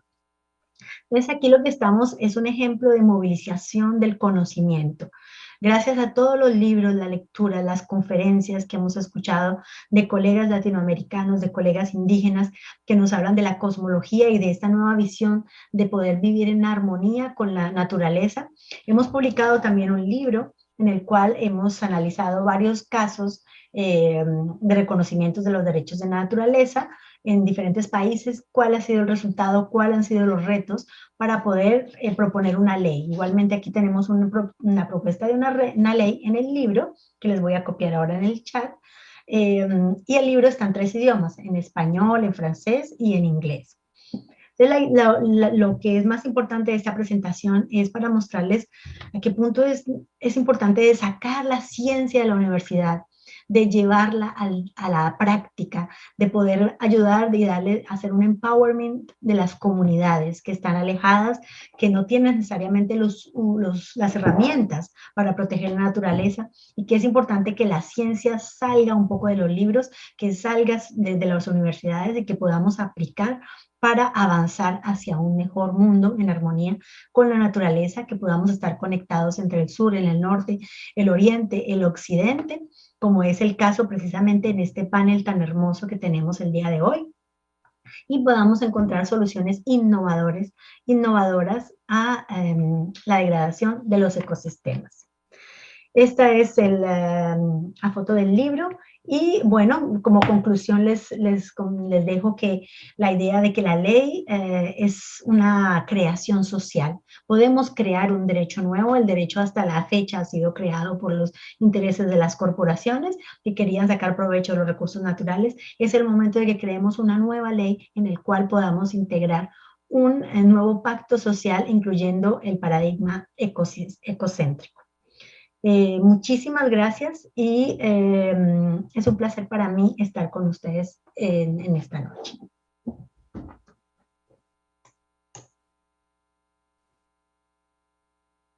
Bueno, muchas gracias, doctora.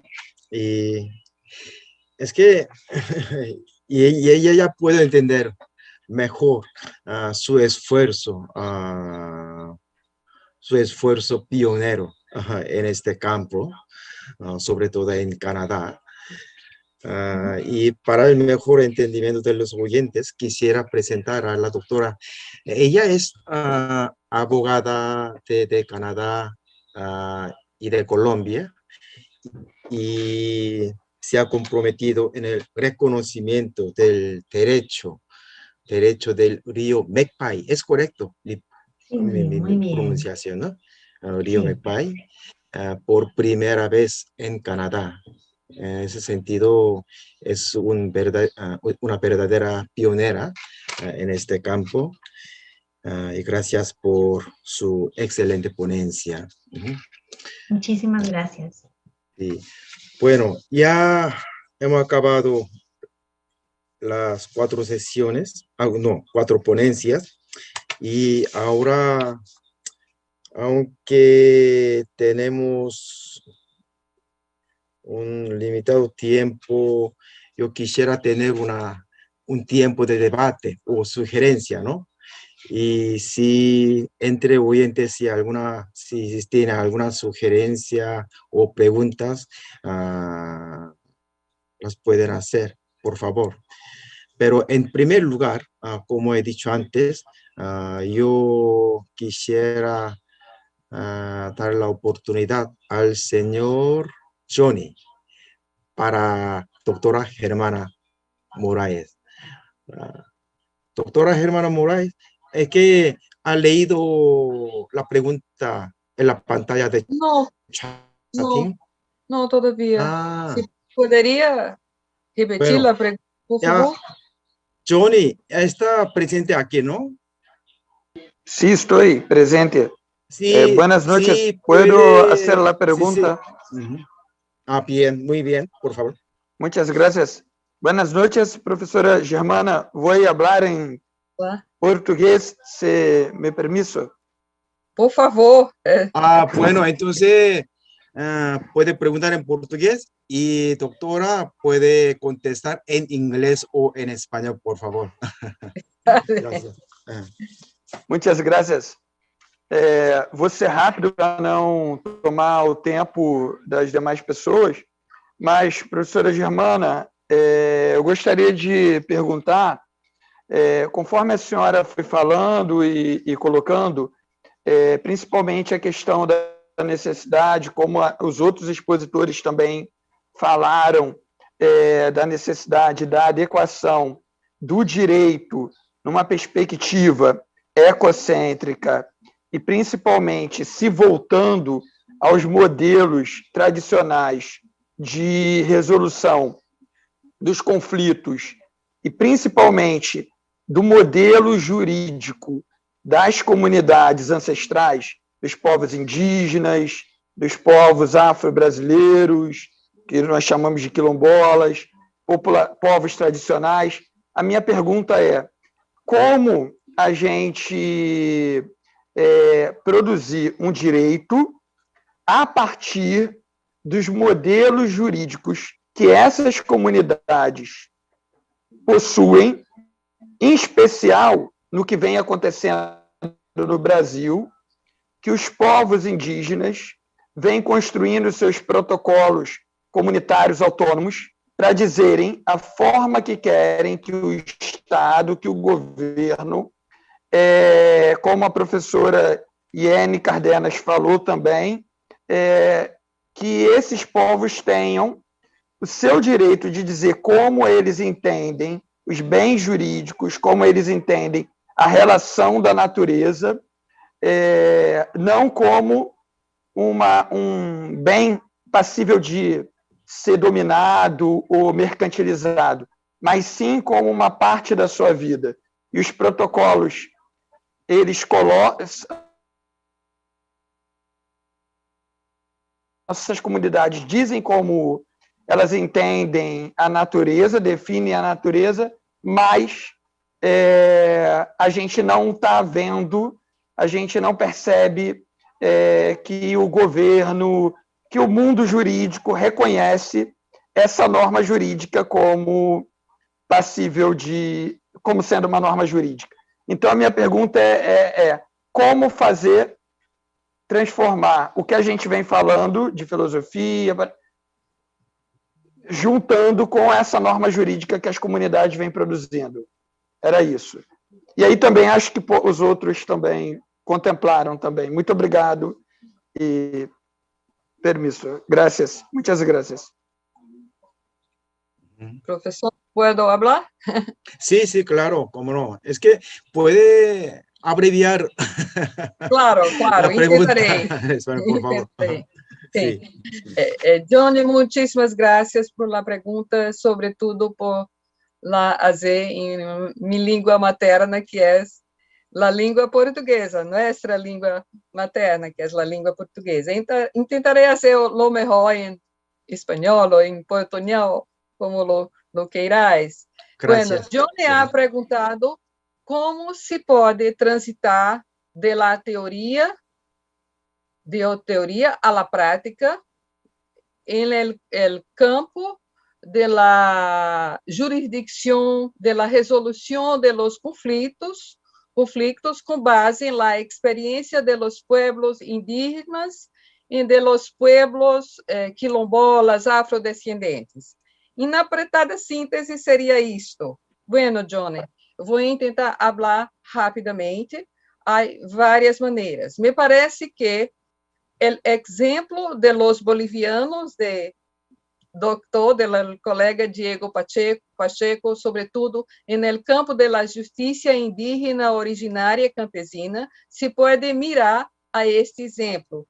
Temos também na Nova Zelândia o exemplo de la jurisdicción de los Maori, também é outra sorte de inspiração.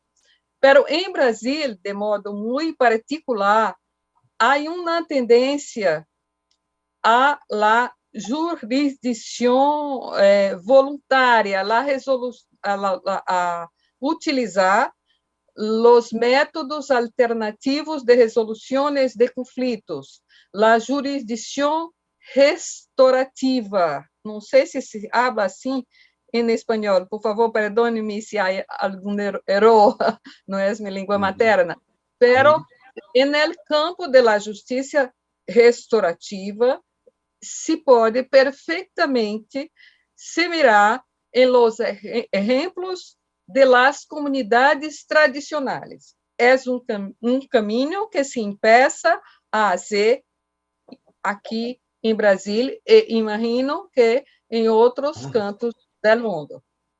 Haveria muito mais a falar, pero por ahora é lo que tenho a dizer. Sí, muchas gracias una vez más. Si quieres, podremos nos comunicar por el correo electrónico. Muchas gracias, doctora, y también gracias, Johnny, por su pregunta. Bueno, si habrá otra sugerencia o pregunta.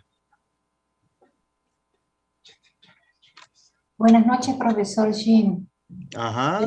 Yo solamente quiero una información. Los que continuamos de 10 a 12, ¿seguimos conectados aquí? ¿Verdad? Aquí seguimos la otra sesión. Esa es mi pregunta. ¿Seguimos conectados? No, creo que no.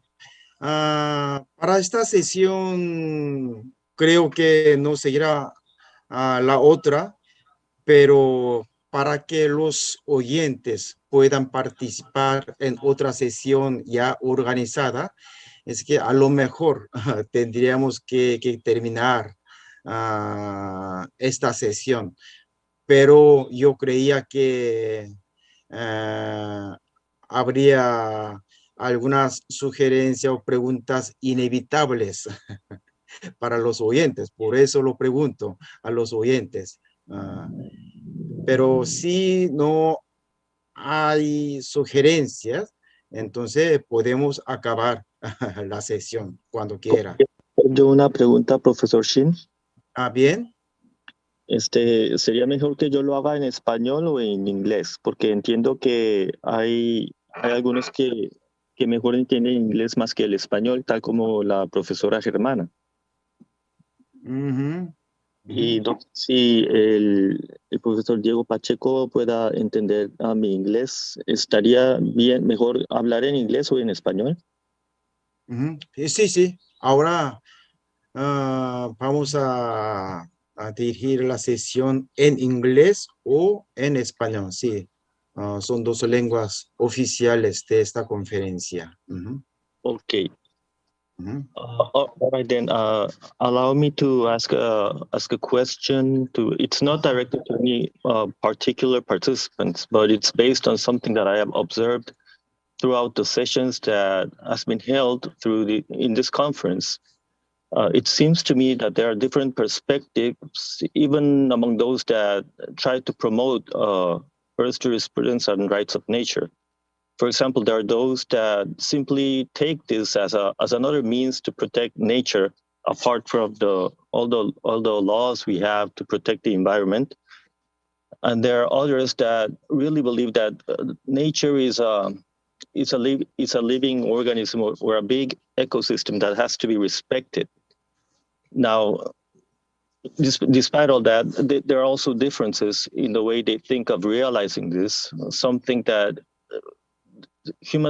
the human civilization must advance in a way that doesn't hurt nature, while others suggest that we go back to the way that our ancestors used to live in harmony with nature. In any case, they all have one thing in common. They want to promote Earth jurisprudence and the rights of nature in order to protect nature and the environment. But there are some things that kind of makes this a challenge, or maybe difficult for people to just accept it as it is.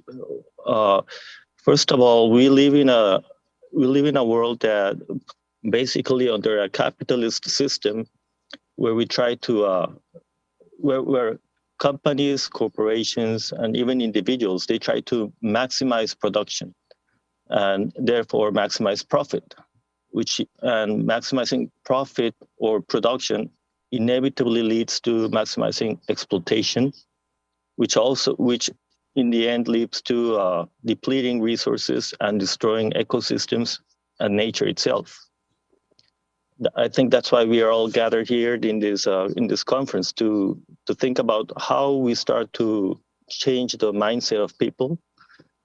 But of course, we know that corporations and individuals, they will always seek their own profit, and we need laws to try to prevent them from doing so, which is to say, to exploit nature without discretion. Now, Dr. Hermana and also Dr. Yeri Vega, am I pronouncing it right? They are all trying to protect nature in their own way, saying that they have rights. It consists of organisms, organisms that has to be respected. Their existence must be respected. We must protect the river, therefore. And also, Dr. Diego Pacheco has said that living in harmony with nature is actually good. It actually contributes to human happiness. And while I agree with all that, I was wondering, for example, in the judicial part, is that the take of both Canada and Brazil to approach the implementation of Earth's jurisprudence and rights of nature by claiming that we must respect the rights of the organisms to exist? Or are you just saying that the river or the mountain or that part of nature must be kept for our own benefit, our own survival? And for Dr. Diego Pacheco, are you suggesting that we abandon the modern lifestyle that we are living in today and kind of regress to the ancient ways that mankind used to live in? You know, for example, forget cell phones and those commodities that we enjoy today, cars, cell phones, all that, and just go back to a simple way of life where we just live in harmony with nature. That was my question. Thank you for your question, Mr. Shim. Your question is for Dr. Diego Pacheco, no? Well, it's actually, the judicial part was for either Dr. Hermana or Yeni Vega, and the part was for Diego Pacheco. Okay, but Dr. Hermana Moraes already had a question, so I'd like to hear the response of Dr. Yeni and Dr. Diego Pacheco. Sure. Okay. Okay, of course. Okay, thank you. Then, Dr. Diego Pacheco, you can answer, please. Mm-hmm. I think there are good reflections and several questions behind this intervention. But I think that I'm not saying that living in harmony with nature means to live like ancient communities, but the important thing is to realize that the nature has laws itself.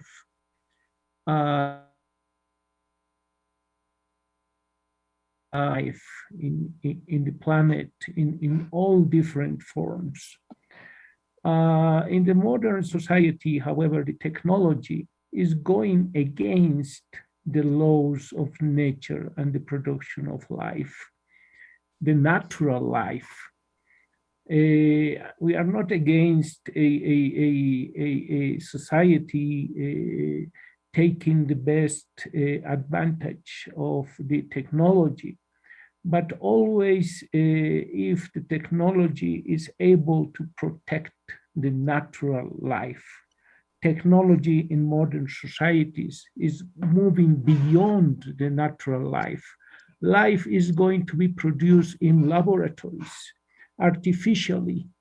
That is the technology that we are against, because, well, it's really shifting the way how nature is working, because the technology is going to create a new living beings, unknown living beings. So I think this is the distinction between the idea of living in harmony with nature. So it's not against technology, it's not moving back to the past, but always keeping in mind that nature has laws itself. And I think that's the perspective of this mindset of living in harmony with nature. Is really going against the new ways of living that are destroying the natural life in the planet. So I think that's one of the questions to your very interesting points and comparisons between the different perspectives and thinking here. Thank you.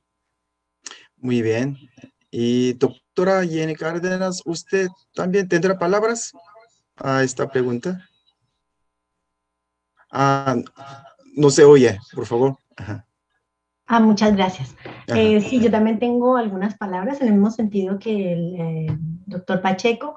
En realidad, eso mismo decían los indígenas Inú, que la idea de reconocer los derechos no significa devolver a los tiempos antiguos, sino retomar las tradiciones, ¿no?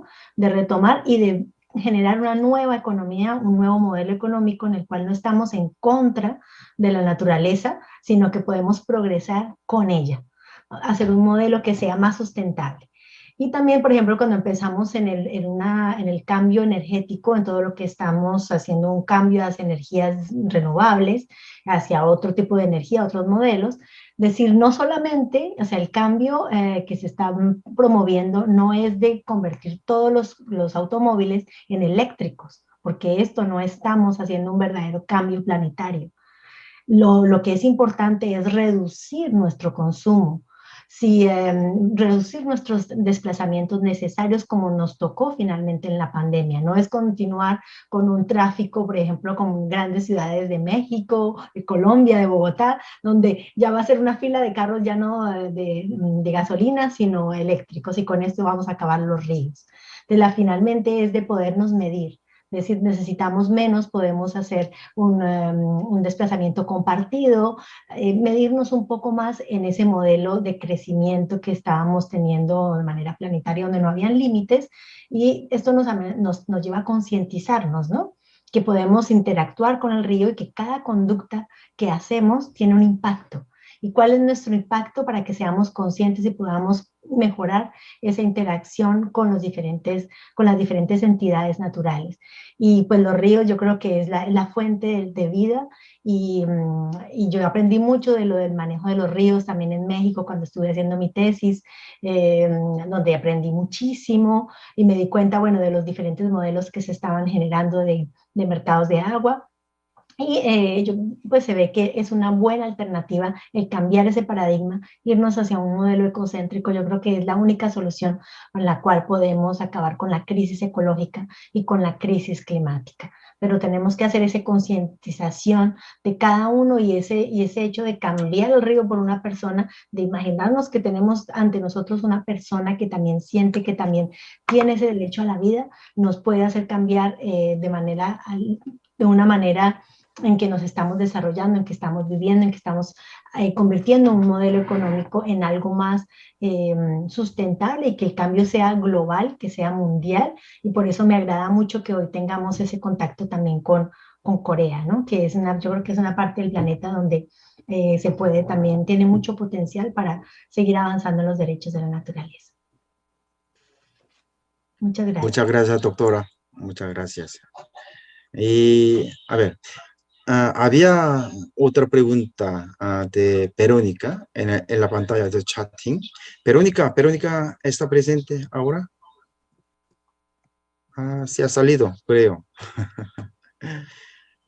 Y la pregunta de Verónica, bueno, voy a leer la pregunta de Verónica. ¿Qué avances en políticas públicas a nivel interno, siguiendo un enfoque de gobernanza de abajo hacia arriba, pueden ser enfatizados por los países defensores de los derechos de la madre naturaleza, Bolivia, Brasil, Ecuador? ¿Cómo miden la coherencia entre discurso y práctica? Verónica dice que la pregunta es para Germana o Diego. ¿Quién quiera contestar? Bueno, me parece que Diego está más habilitado a contestar esta pregunta. Por favor, Diego. Ajá, muy bien. Entonces, Diego Pacheco.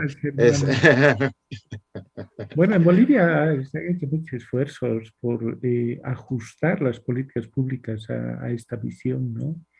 En Bolivia se ha reconocido una ley de derechos de la madre tierra en general, ¿no?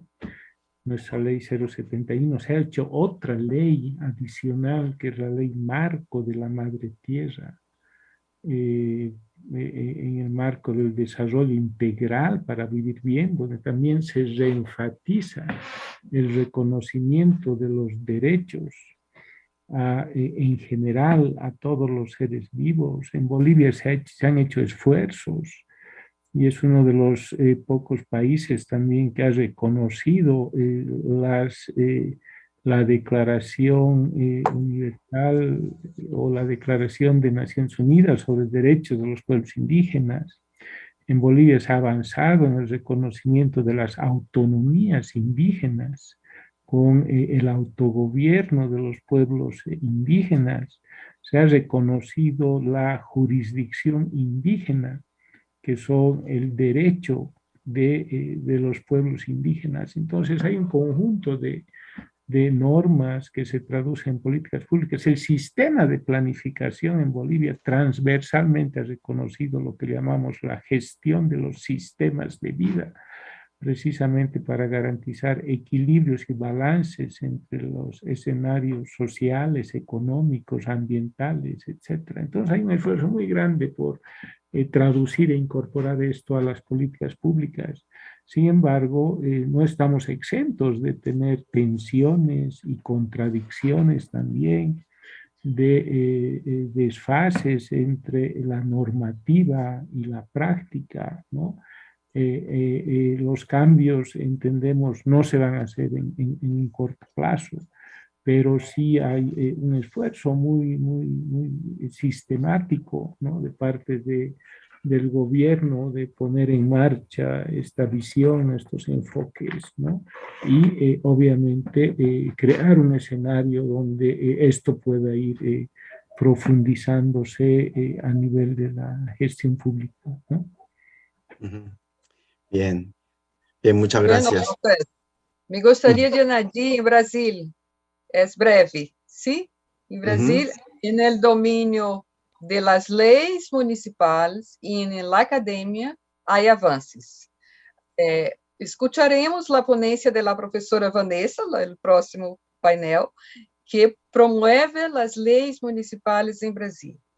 No tenemos leyes en el campo central, pero en el campo, en el dominio de la academia, hay muchos trabajos escritos, muchas investigaciones, conferencias sobre el tema de los derechos de la naturaleza. hemos terminado um curso destinado para juízas e juízes de Brasil. Os alunos vão apresentar as recomendações hechas ao Poder Judicial brasileiro. Seria interessante também de hoy mañana. Muchas gracias. Muy bien. Perfecto. Muchas gracias, doctora. Bueno, ahora ya es la hora de terminar. Creo que no habrá otra sugerencia. Y aunque, a ver. Disculpa si quería hacer una última intervención. Es que... De hacer una última intervención, solamente dejarles un comentario que acabo de saber que el municipio de Châtelet acaba de adoptar una resolución, ya la adoptó para reconocerle derechos al río San Lorenzo. Entonces, este es otro municipio más y quería compartirles la buena noticia porque siempre esto es un trabajo con las comunidades para finalmente hacer que el derecho también venga de abajo, ¿no? De abajo hacia arriba. Muy bien. Muy bien. Muy bien, muchas gracias. Y aunque la doctora Guadalupe Valencia García no tenía pregunta, por suerte, pero yo quisiera mostrar mi total apoyo a usted que dice la labor del científico debe ir más allá del contexto meramente académico, cultural o sociopolítico. Es que me estoy de acuerdo a su opinión. Muchas gracias por su sugerencia. Gracias, profesor. Bien. Bueno, ahora vamos a terminar y quisiera expresar mi excelentes ponencias y espero y creo que su ponencia o idea sean seguidas por la política o acciones concretas para la armonía con la naturaleza. Y muchas gracias por la colaboración y espero seguir teniendo contacto con ustedes. Muchas gracias. Vamos a terminar. Gracias.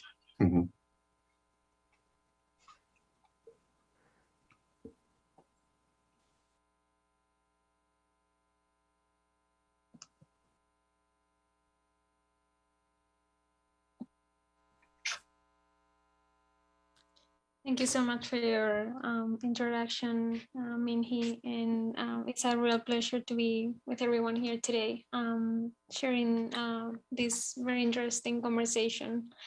Today I want to talk about the case of the Atrato River, which in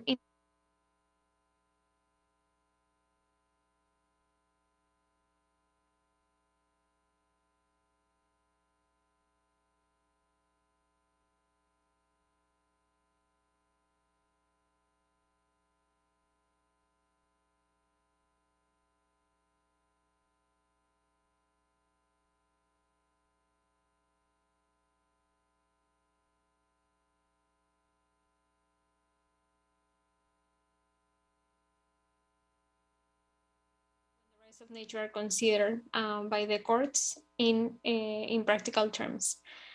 And just to provide a little bit of context of the approach taken in this study, I look into this question from the perspective of socio-technical imaginaries, which is a concept coined by Professor Jasanoff in Harvard University.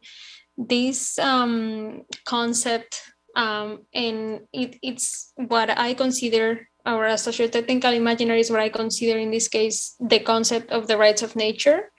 And she describes this as a collectively held, institutionally stabilized, and publicly performed vision of a desirable future, which in this case is how the courts in particular and how plaintiffs that are asking for the rights of nature to be recognized, that is kind of this vision that she talks about. And then she says, animated by shared understanding of forms of social life and social order attainable through and supportive of advances in science and technology, which this is like a mouthful of a definition, but behind is the idea that the way we understand sustainable management and the rights of nature paradigm will, as a result, and inevitably shape the plans and actions and policies and that are meant to perform the visions of a future in which we imagine or in which we envision that nature will actually have rights. So basically, how we envision the rights of nature will guide how we're actually going to, in the future, decide how to achieve sustainability and how we're going to manage natural resources and our own livelihoods in relationship to those resources. And to look into this question, I chose in particular the case of the Atrato River, because it's a case that can shed some light on this question in particular. This river was accorded rights by Colombia's Constitutional Court ruling in 2016. And the unique characteristic about this ruling was that it mandated the creation of action plans to address the social and environmental challenges that the river was facing. Other court rulings have been either less demanding or as in the previous exposition was being discussed, sometimes implementation or the next step after the recognition of the rights of nature has been less clear.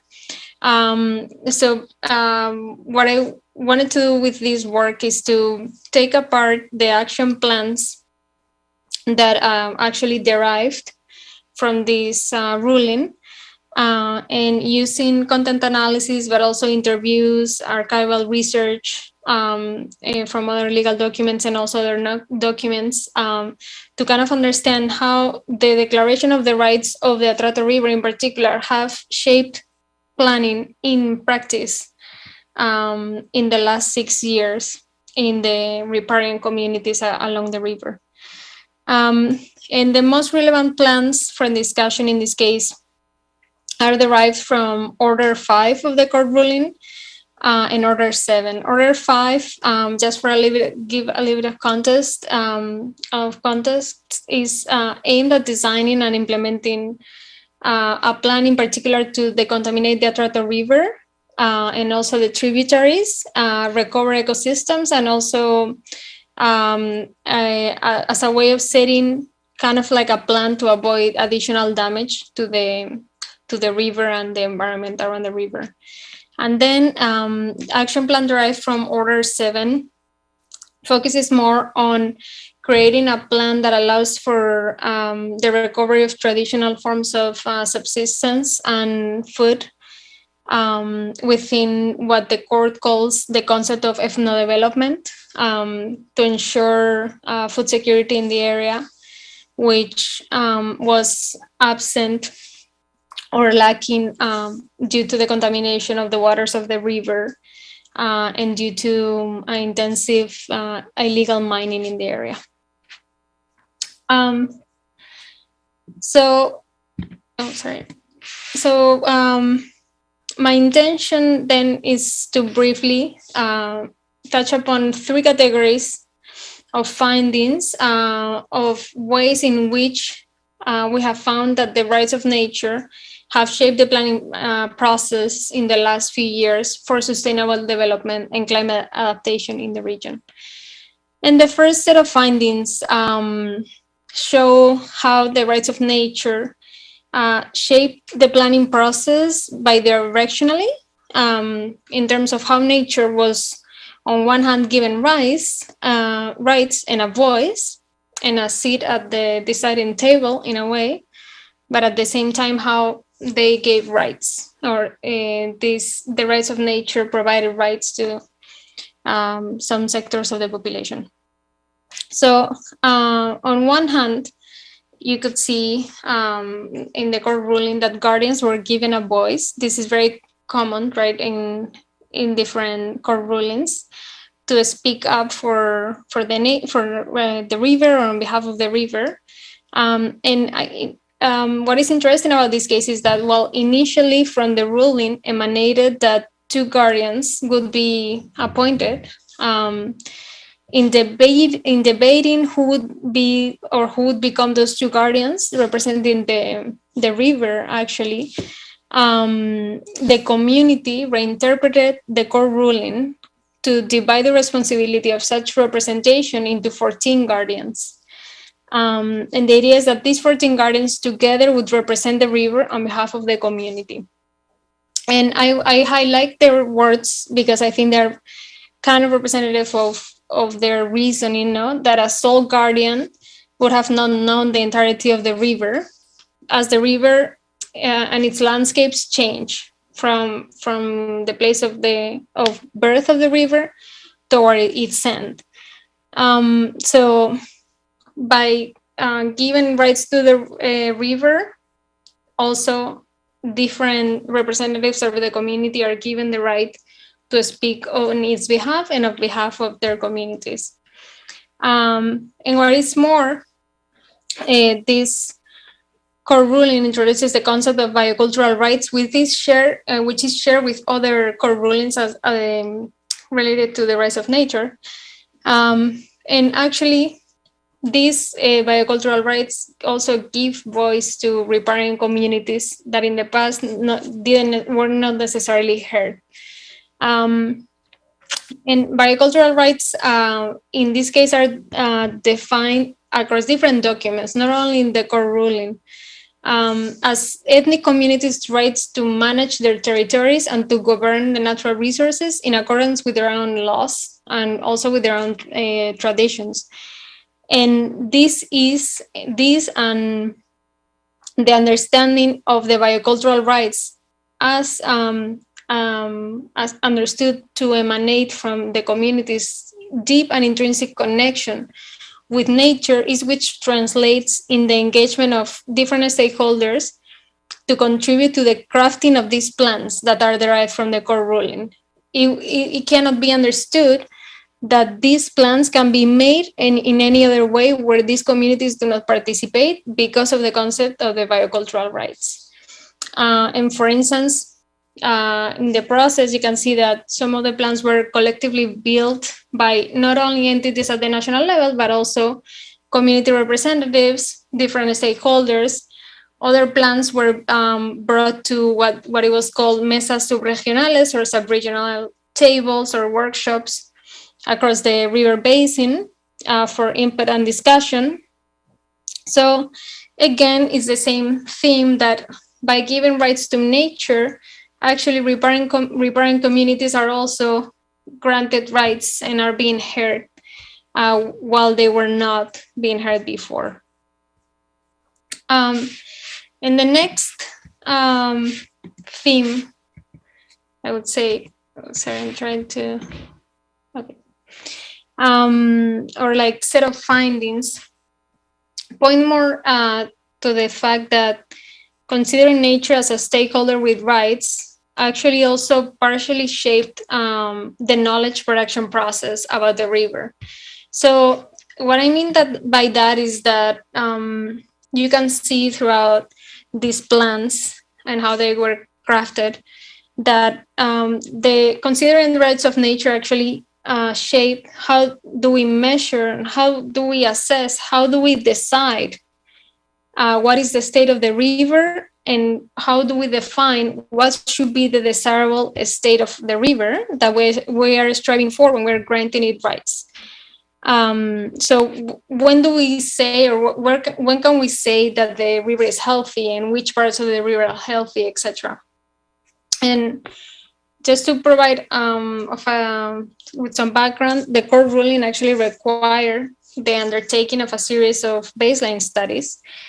And what happened is that departing from business as usual, Actually, guardians and civil society organizations propose to consider, well, usually in these baseline assessments, you would consider what are the areas under environmental pressure. What they propose is that these assessments should not only consider areas under environmental pressure, but also areas of environmental preservation value. And what this meant is that the baseline study included woodland areas that had a spiritual value, indigenous reservation areas, sacred lands, such as cemeteries, lagoons, areas with medicinal plants, and areas that were in general important sources of livelihoods for the community, and that would have not been considered as the baseline otherwise, and hence would have not been considered for the implementation of the plans later on. And in a similar fashion, these plans used a series of tools to insert these new ways of learning what is the river.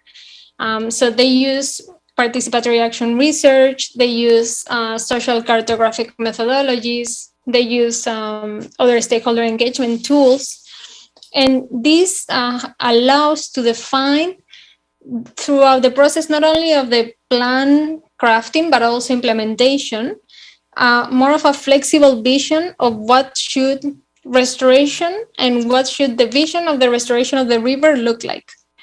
Well, before this would have, in general, been unilaterally defined and decided in a technocratical manner, just by you have a set of experts that define a set of numbers or that the river has to comply with in the measurements.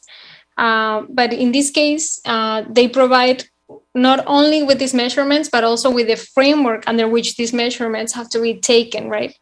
So, so this provides like a more flexible vision of how should restoration look like. And this is particularly important when we think about environmental planning, because in this case, even for the guardians, as we were saying before, what the river is and what should it look like means very different things. And so this knowledge production process is said to be flexible by these plans, by keeping what the plans call a diálogo de saberes, or a dialogue of knowledges. And in that sense, the guardians actually play not only the role of listeners of the river and representatives of the river, but also educators of the community, so that then the community can collectively keep defining and being part of this knowledge production process to define the vision of what does it look like to live in harmony with the river for them. And actually, in that sense, just as note, the plans also foresee the employment of culture and tradition as part of this knowledge production process, and they propose the use of poetry, of chants, children's songs, etc., to kickstart this dialogue with the communities. And for instance, what I have in the slide in particular is this mantra that they've used across the communities, which is atrato es, atrato soy, y atrato debemos seguir siendo, which is the atrato is, I am the atrato, and we shall continue being atrato, which has been used by organizations as a chant to transmit the knowledge on the essence of what is the essence of the court ruling, to then enable this dialogue at the community level, so that they can keep shaping what does it mean and what is the relationship with the river. And finally, another example in this topic of knowledge production is the fact that the definition, the plans require a definition of baseline, in particular for water quality. And in this case, rather than just assessing whether in the water there's a presence of chemicals that may be damaging for humans, which is the traditional approach, this analysis also was expanded to include certain thresholds that that are just meant to consider the health of the river in itself, independent of whether the substances are or not harmful for humans. And then finally, the third kind of common theme that emerged from these plans is that by considering the rights of nature, we also shape planning in terms of our imagination of how is our future socioeconomic development supposed to look like. And in that sense, on one hand, the action plans envision for activities to be for a series of activities and socioeconomic development related activities that could look a lot like what we call business as usual, or just continuing this relationship with the river basin and with the surroundings, in which the community extracts certain substances, or they use what they find in the land, and then they sell it. Is part of what we would consider as business as usual. But there is certain elements that are inserted and that make a difference with regards to how the system worked before. So, for instance, on one hand, the action plans actually envision that the economic activities that are done in relation to the river have to be performed while also trying to recover traditional forms of ancestral knowledge, to decide things like when harvest times should be, to decide the intensity of the use of pesticides, if any, or the control of pests in ways that are more in tune with nature. And for instance, an example was an action that was actually triggered by this approach. That was the reduction of the overfishing of the Boca Chico fish, which is a fish traditionally eaten in the region, and that communities actually asked, to be fished in less quantities to protect the swamps where the fish itself grows, but also to ensure their future source of nourishment, and also the survival of the ecosystem as a whole. And another overall change was also the fact that sustainability itself in the plans now is laid out as a relationship between the environmental and the cultural. So one of the decrees, for instance, that derives from the score ruling describes this relationship in particular, and I quote, as natural resources shall be managed both as an ecological, green environmental constitution, end of quote, and on the other hand, and I quote again, as a cultural constitution. And this has to contribute to the right to physical, cultural, and spiritual survival of ethnic communities. Well, before, the understanding of sustainability didn't necessarily include and consider this right to not only physical, but also cultural and spiritual survival of the communities. And finally, another interesting finding was that these action plans actually challenge or help challenge traditional regulatory frameworks of land exploitation and development that in a way tries to improve the livelihoods of communities and to allow them to live in harmony with nature. So in particular, an example that I can think of is how some of the plans actually require the modification of territorial planning policies, requiring the participation of all stakeholders, while before this was only done from a top-down perspective. And also, on the other hand, some of the text in these plans actually advocates for the protection of the collective management of land, which is a legal figure that has been in the area for centuries. But actually, communities have found legal obstacles in the past when trying to defend their rights to collective management, especially Afro-Colombian communities in the region have been affected by this and have found legal problems trying for their rights to be recognized in that sense. And this is still a project in the works, and I am happy to speak later on a little bit more about what's coming next, because I know that my time is up. So I just wanted to thank everyone. Here is my email. One of my favorite things about conferences is actually to be able to speak with other people that are interested in the same topics, and it's a shame that we cannot all be in Seoul today. So just send me an email if you would like even to grab a cyber coffee. And yeah, thank you so much. Yeah, thank you very much for your valuable words. In my humble opinion, it is crucial to shape and translate imaginaries and concepts of the right to nature into plans and actions in the courts, as well as the public policies.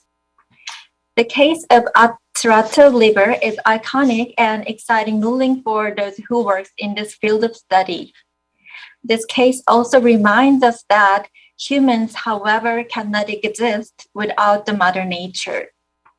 We need to brainstorm about sustainable way to live well between the human and nature. Thank you. And from now, for our next speech, we are going to have a presentation delivered by Kelly Ballinturf, founder and executive director of the Letterback Project, which is a nonprofit organization dedicated to the conservation of the leatherback sea turtle and aimed at mitigating fisheries bycatch, reducing plastic pollution, and combating climate change. Her speech is titled Right of Nature Advancement in Panama. Please welcome Mrs. Ballinturf. Hello, everyone. Good morning or good evening, depending on where you are. Can everyone see my screen okay? Yes, we can see your screen. Okay. Thank you so much for the opportunity to be here today. My name is Callie Ballinturf, and I'm a marine conservation biologist, National Geographic explorer, young professional with the United Nations Harmony with Nature program, and the founder of Rights for Nature, which is an international advocacy initiative aimed at advancing rights of nature legislation internationally. Today, I'll be sharing with you a case study of rights of nature advancements in Panama, which haven't really been spoken about publicly yet. So I'm excited to share. And I'll be talking a bit about the process that we took to get to these advancements. So to start with a little background, from October 2019 to March 2020, I was studying new sea turtle nesting and foraging grounds and evaluating the local threats facing sea turtles in the Pearl Islands archipelago in Panama through a National Geographic Society early career grant. In early 2019, I had an experience in legally defending my own labor rights, and I wanted to apply what I had learned from this experience to my work as a conservationist. I had begun to feel convinced that recognizing the rights of nature internationally could be that system change that we really need to establish a balance and harmony with nature. So after seeing the many threats that endangered species were facing in Panama firsthand, I decided to pursue proposing a new rights of nature law in the country. These are some photos of the illegal use of sea turtle parts in Panama. So the consumption, illegal wildlife trade, and use and medicinal remedies. Despite not being a lawyer or a politician, it seemed like I had nothing to lose in trying to propose a new rights of nature law. So in February of 2020, myself and Felipe Baker, a local indigenous community member and biology student, solicited 2 meetings with government officials to promote the rights of nature concept. First, on February 12th in 2020, we presented to the First Lady of Panama, Yasmin Cortizo, about rights of nature advances around the world, the ways that Panama could be a leader in this movement, including presenting a United Nations resolution on the rights of nature, amending their constitution, or proposing a new law recognizing the rights of nature. I used inspiring facts, imagery, and stories from the field, as well as some potential legal verbiage to make our arguments as compelling and Panama-specific as possible. And the First Lady was charmed by the concept, and she was extremely supportive of our plans to propose this new rights of nature law to Panamanian Parliament member Juan Diego Vasquez. So we met with Senator Juan Diego Vasquez the next day on February 13th in 2020, right before COVID-19 made its appearance in the United States. And I presented, again, the same things, the rights of nature concepts and advances around the world, as well as a proposal for a new law in Panama.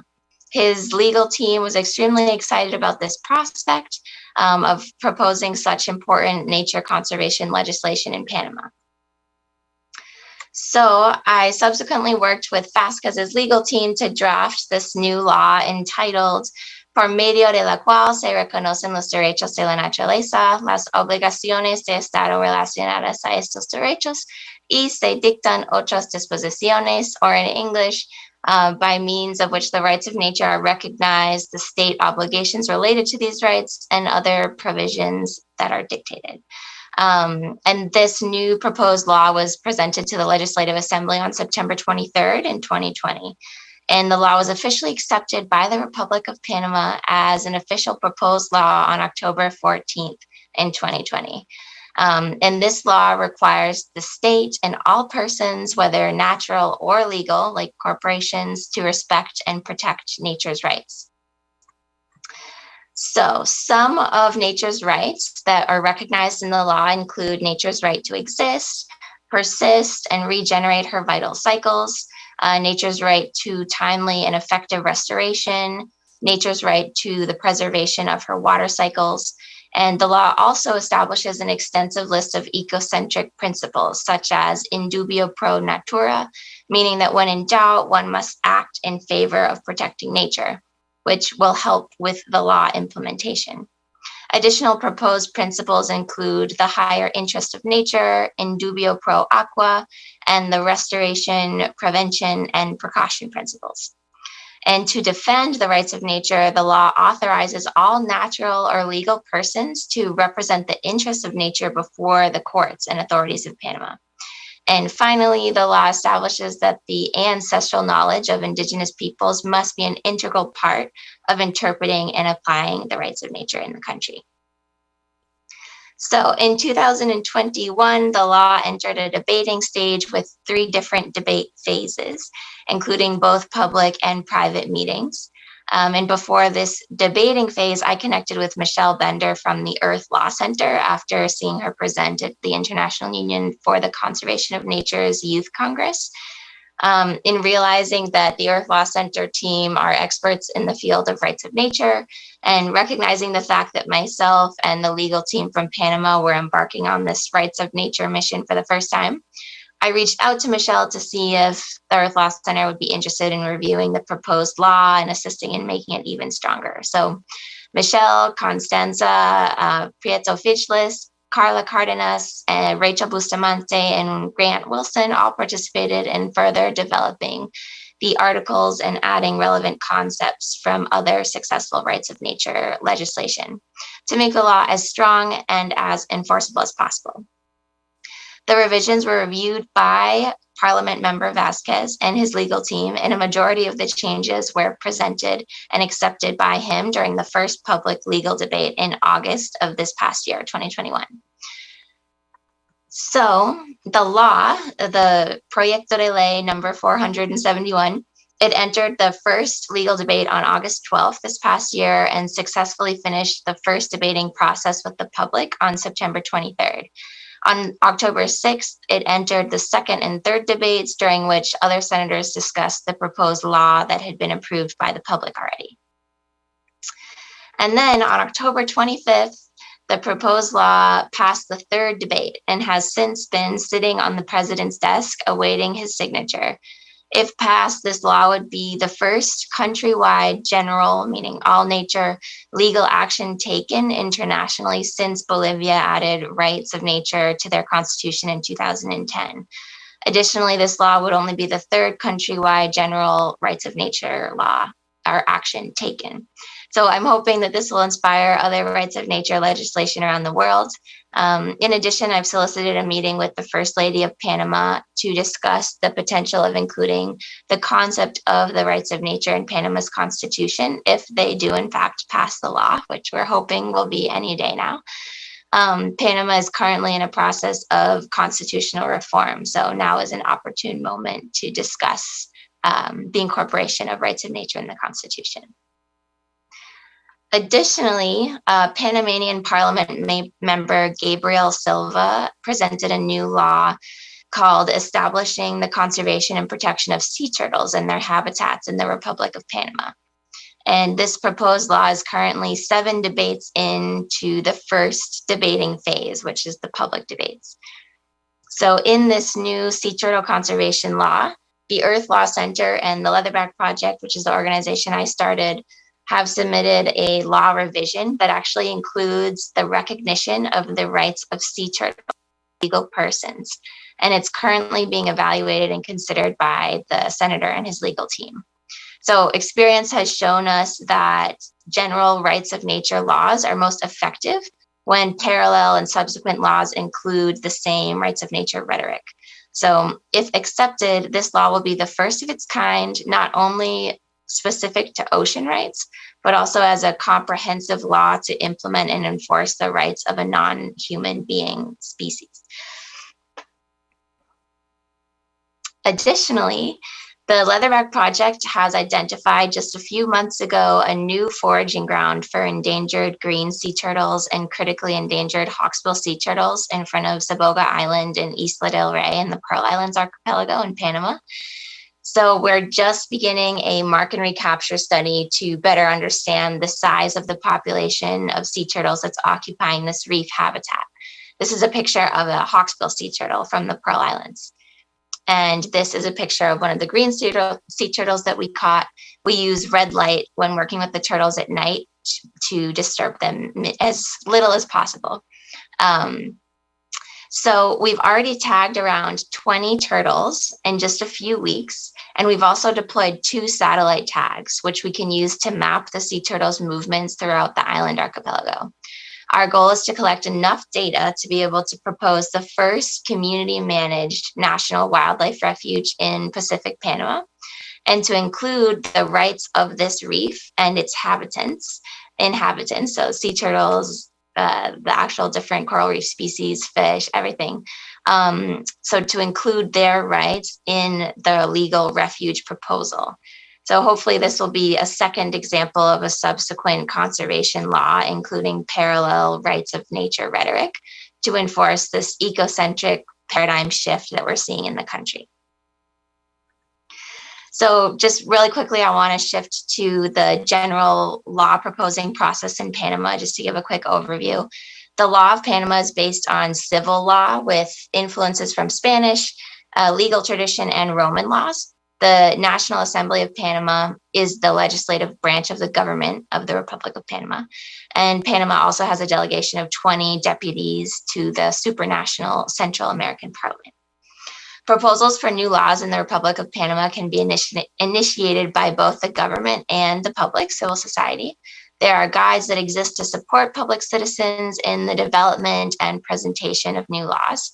Local and national and international NGOs, as well as public and foreign citizens, are encouraged to participate in the legal debating processes to foster the presentation and passing of the most effective laws possible.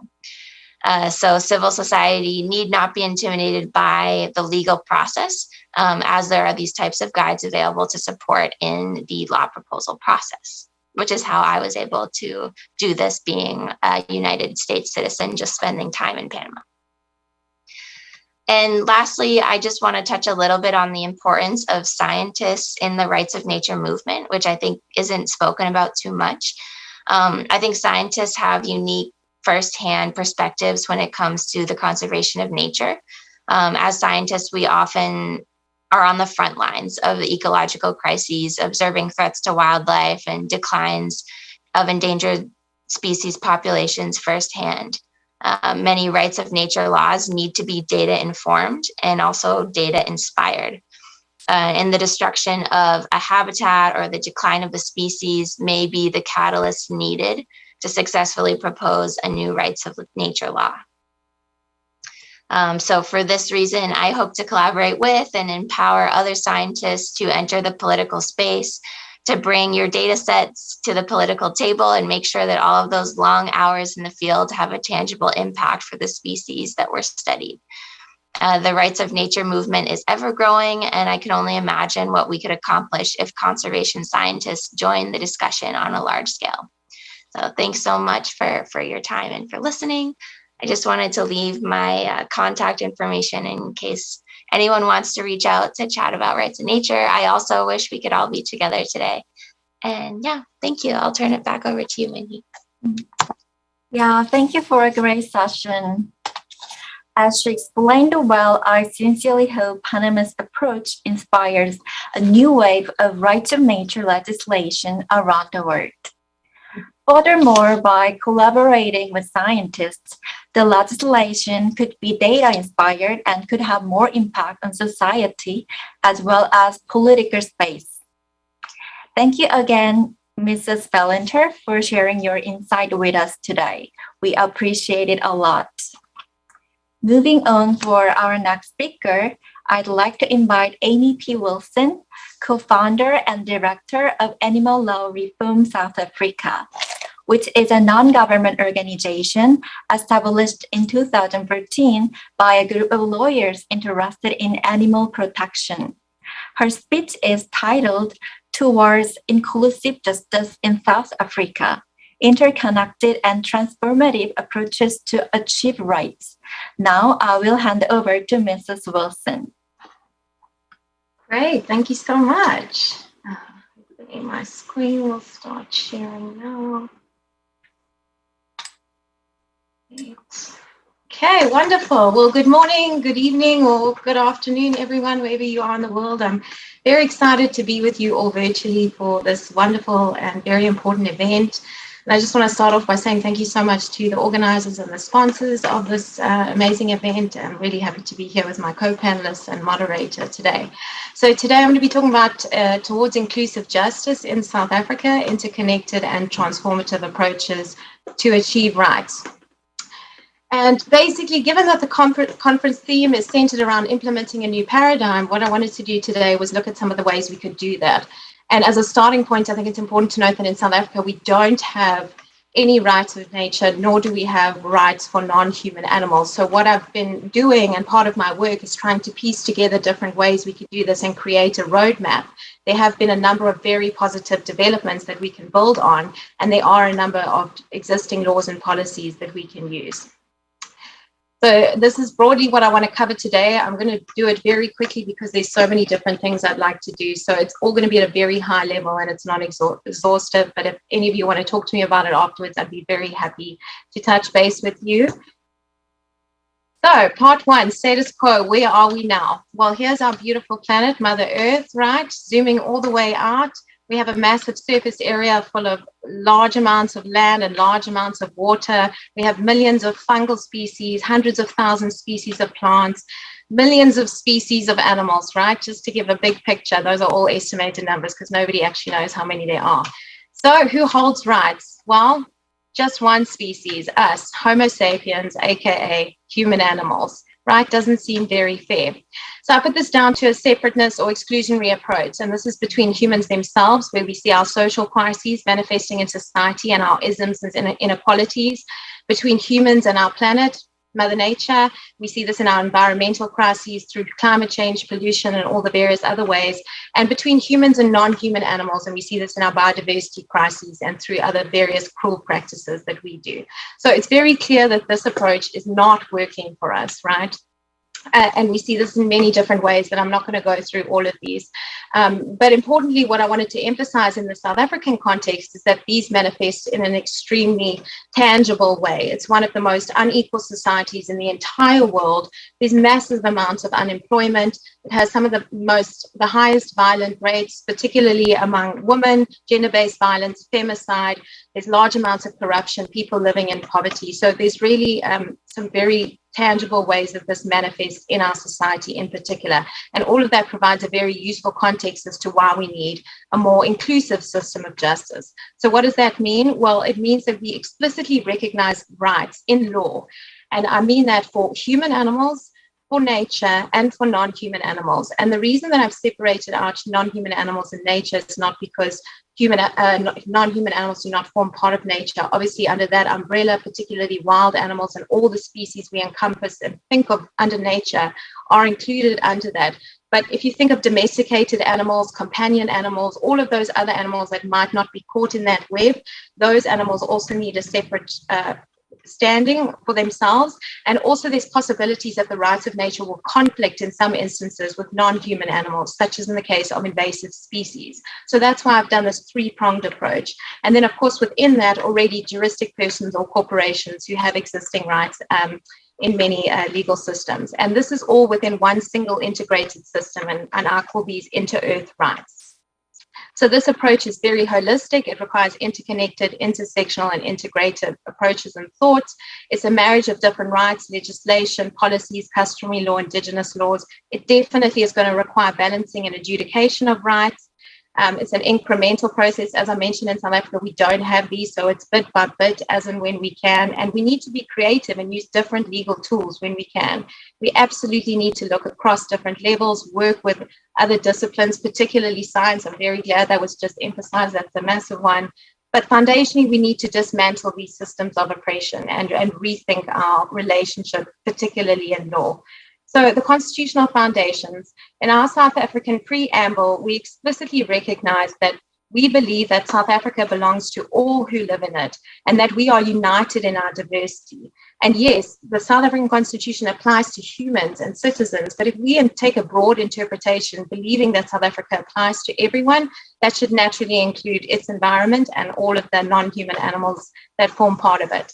So just a quick context to the Constitution. It's the supreme law of the land. Every single piece of law, action, policy, anything that's done has to be in line with the Constitution, right? This is a very explicit move away from the abhorrent system of apartheid that was in place for decades, where there was parliamentary sovereignty, where they just made laws and they did what they wanted. The Constitution now means there has to be justification for all of the actions of government and anybody.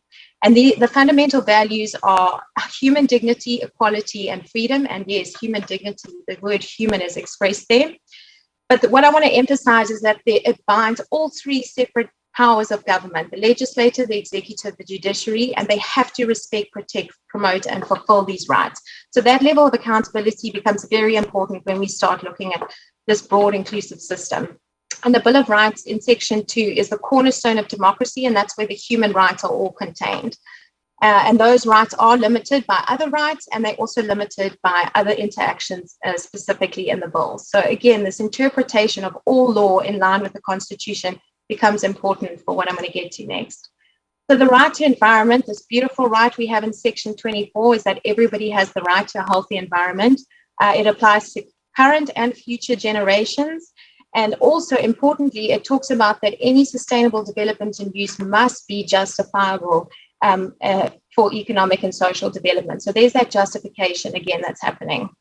I want to highlight one very significant case that happened in 2016, which was actually brought by our National Society for the Council of Prevention of Cruelty to Animals, which is the body that protects animals at a national level. And in this case, which went all the way up to the Constitutional Court, which is the highest court in the land, the court took a very non-anthropocentric look at this right to environment, which is a human-centered right. In it, they expanded the definition and said that animal welfare is connected to the constitutional right to have the environment protected. So this is a very clear thing. The animals are not mentioned in the Constitution at all, especially in the Bill of Rights. But here they're taking the opportunity to expand the law away from a human-centric approach. And they talk about this integrative approach where the suffering of an individual animal is important to the broader environmental protection and thus human rights. So animal welfare and animal conservation are two intertwined values. So this is laying the foundation for this non-anthropocentric framing of the law. And again, the court took the opportunity to highlight that animals are sentient beings and capable of experiencing suffering and pain. The sentience of animals is not explicitly recorded in our law, except for elephants. So again, the court is taking this opportunity to expand the law beyond our current understanding and beyond what the legislation says. And then they also pointed out that constitutional values dictate us to have a more caring attitude towards fellow humans, animals, and the environment. So there again, we see this trifecta where it's not only humans that we owe this duty to, but it's also nature and it's also non-human animals. And this is a key one, is that the rationale behind protecting animals has shifted to not only safeguarding our moral status, again, so it's not only us as human animals that are important in our morals, but placing intrinsic value on animals as individuals. So as you can see, this is a very important shift away. And the final statement I want to highlight by Justice Kampepe in this is that she refers to the ancient Khoisan reverence, or the indigenous people, one of the indigenous groups of South Africa, and how they revered the eland.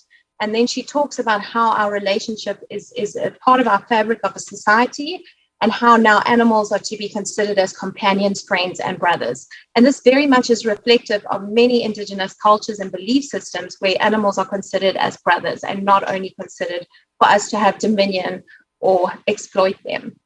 And then this has subsequently, in a later case, been incorporated by the court, where a minister acting on deciding a lion bone skeleton quota, it was declared unconstitutional and unlawful because they didn't consider the welfare of animals. So that's that coming through in practice, which again is very exciting and important. And then just briefly, I will say that aside from the environmental right, which is fantastic and which we can build on, there are a number of other human rights within the Bill of Rights we can use, including some of those that I've mentioned on there. And I'm going to touch briefly on the right to culture and cultural, religious, linguistic communities that has come up in a subsequent case. So again, the Constitution is vast and ripe with possibilities for us to use to expand beyond human animals to the rest of our planet. Great. So looking at some law and policy, again, there's no explicit recordal, but there is one piece of legislation I really wanted to highlight, which is relates to the Integrated Coastal Management Act. And here is the one example you can see where the law considers the interests of the community to not only mean the human community, but it explicitly states in paragraph C that the interests of other living organisms that are dependent on the coastal environment must be considered. And this interest of the community provision comes up when it relates to issuing certain permits and licensing along the coastline, revoking licensing when things aren't done in the interests of this community, and a number of other provisions in the law itself. So this is a very exciting recordal that's in there, which again is ripe for use. And I know that it's beginning to be used in case law. I know Cullinan's is trying it with a case against Sassel at the moment, saying that we need to consider the other community members in making these decisions and how they are impacted. So again, that's a nice example of a non-anthropocentric framing that we can use. As I'm giving a roadmap, I want to mention that there are a number of other pieces of legislation. I won't go through all of these. Obviously, within animal law, we try and pull and see where we can do this, but there are some very exciting and important developments, and I believe particularly using some of the heritage law, property law, other little nooks that are in environmental law that are hiding, and very importantly, administrative law with that constitutional framing of accountability and justifications for all actions. In terms of having direct legislation or incorporating rights of nature, I'm unaware, and I've spoken to a number of people, of any that are happening, but there's definitely some exciting rumblings. So that's something to look forward to in the future. There are a number of difficulties getting any law passed, as there are in any kind of country, but particularly in South Africa, things take a significant amount of time. So starting at the local level or slightly higher is probably more feasible. But of course, all of this would be done in conjunction and involving with the relevant Indigenous communities and other stakeholders if it were to be done, and hopefully would be structured around something significant. Great. So moving on, I definitely wanted to touch on South African customary law or Indigenous law, traditional law. In South Africa, customary law has a status that's akin to the common law. So the courts have to consider customary law. This is based, again, in our constitution. It's absolutely required. There is legal pluralism. That presents us, again, with a number of significant opportunities. Some of the challenges, of course, is that it's uncodified, so it's not written or consolidated. There are a vast number of cultures with many different belief systems. There's diversity and richness of different cultures and beliefs, so there's not one single thing that can be applied. However, at their very core and in cosmology, the many Indigenous groups have this deep connection with nature that is very spiritual, and this can be seen throughout the number of their practices, beliefs, knowledge systems, the sacral lands, things like that. I'm going to touch on that. So this is underexplored, but it is definitely burgeoning, and we see a number of efforts coming up. And the one I wanted to touch on was this concept of Ubuntu, which is very well accepted in South Africa. Everyone who lives there will know it and will have heard of this. And again, it incorporates this oneness, this community, this unity. And there's a number of works and scholarships and academics that are working to expand, not to acknowledge that the expansion of Ubuntu does not only apply to our human relationships, but it applies to our relationships with nature and non-human animals. So that's very exciting to make it accessible to other people to understand these concepts that have been passed down for so many years and which are so inherent in so many different cultures, so that people can understand it and we can start seeing it coming up in our legal work, in our policy work, in our courts, etc. Okay, so looking ahead, there was a very exciting case that just under a month and a half ago in one of our high courts. It related to Shell. Shell wanted to conduct some seismic surveying to drill for oil. So obviously, everybody was upset about this except for Shell, and there was protests all around the country. It was extremely disturbing because it was going to be done on the Wild Coast, which is a very significant place for a lot of people. There's a large amount of ecosystems and non-human animals that live there. So the first case was launched in early December and it failed. It was an interdict to try and stop them. Although later on in the month, there was a second interim interdict launched, and that was successful. So the applicants were a number of the communities that lived around there and a number of people who fished and relied on the food there to sustain them, and then a number of nonprofits and other people and law firms that were representing them. And this case is important because it married a lot of these important legal areas. So it used the Constitution, and particularly the rights to environment and the rights to culture and communities.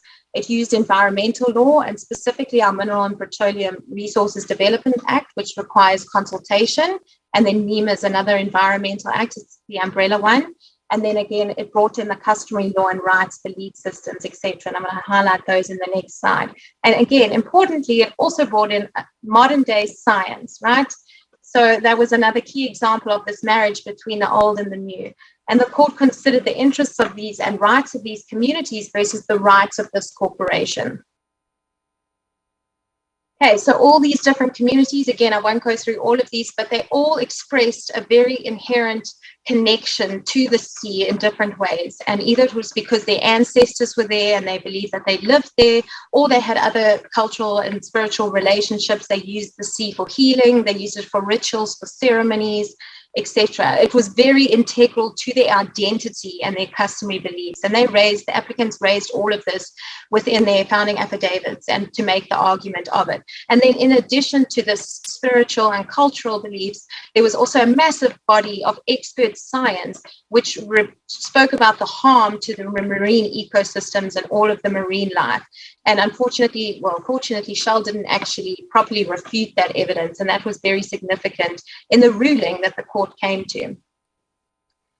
So one statement I wanted to highlight here was the judge said that the customary practices and the spiritual relationships that these communities who brought the application have with the sea, it's not the duty of the court to say whether these are real, whether we accept them, or whatever it is. We must accept that these practices are real and that these beliefs exist, right?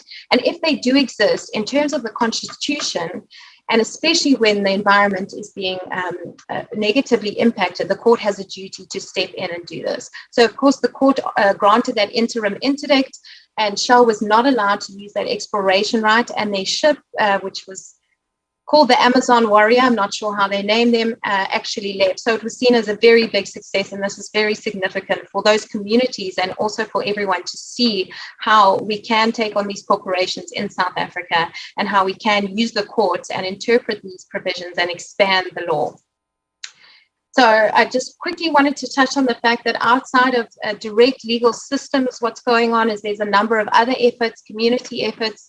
So the Global Alliance for the Rights of Nature was established last year in 2021, and there's going to be South Africans involved. So that's obviously very exciting to drive the efforts.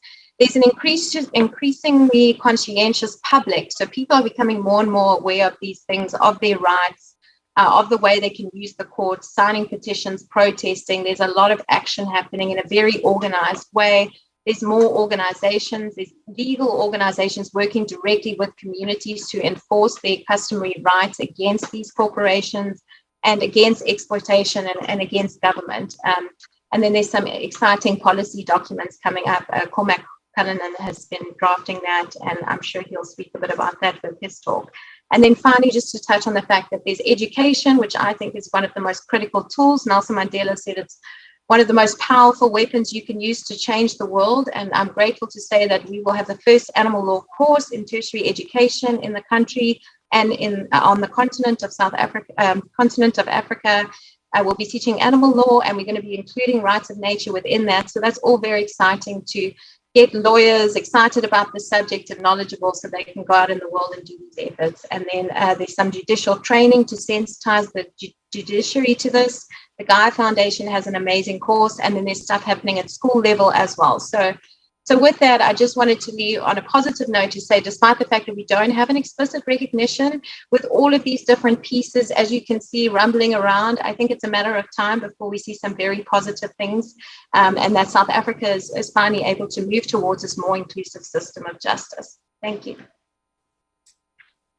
Thank you very much for your valuable words and wonderful presentation today. Personally, I think I saw some hope from positive developments towards the recognition of greater protections for animals and the environment in South Africa law and policy. Thank you once again, Mrs. Wilson. And now it's my pleasure to invite our last but not least speaker, Vanessa Hassan de Oliveira, General Director of MAPAS, which is an international organization that promotes paths to the will to live and to the recognition of the rights of nature. Her presentation is titled Buen Vivir School. Please welcome Mrs. Oliveira.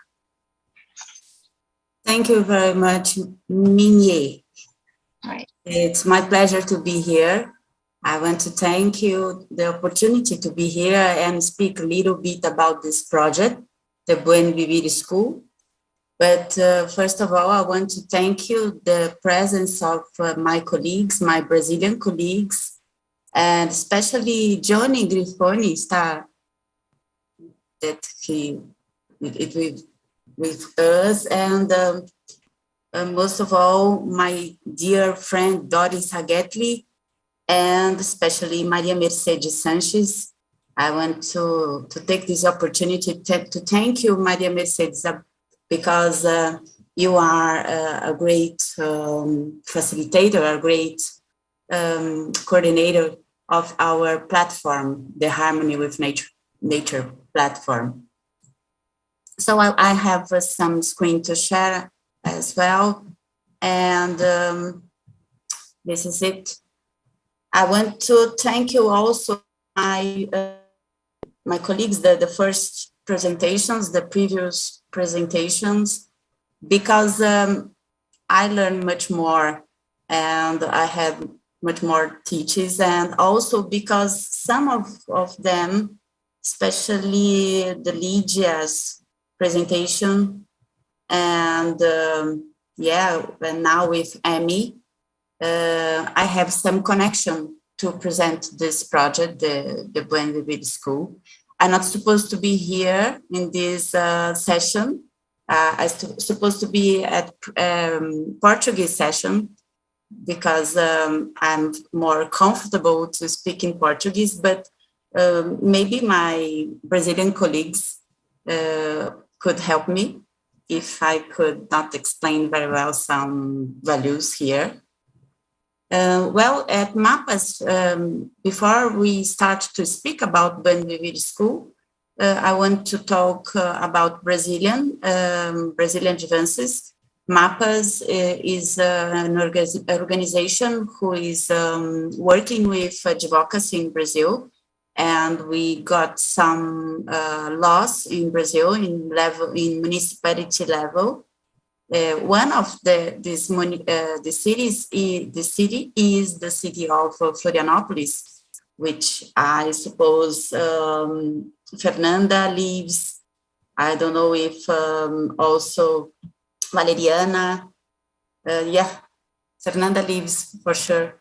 So yeah, we are working with the advocacy with MAPAS, the organization, but then we felt the necessity to bring the law to the practical way, to bring an efficiency to the law. And this starts from a question I always heard after my speeches. The question was and is, yeah, but what's the significant or the meaning, what's the meaning of rights of nature in the practical way?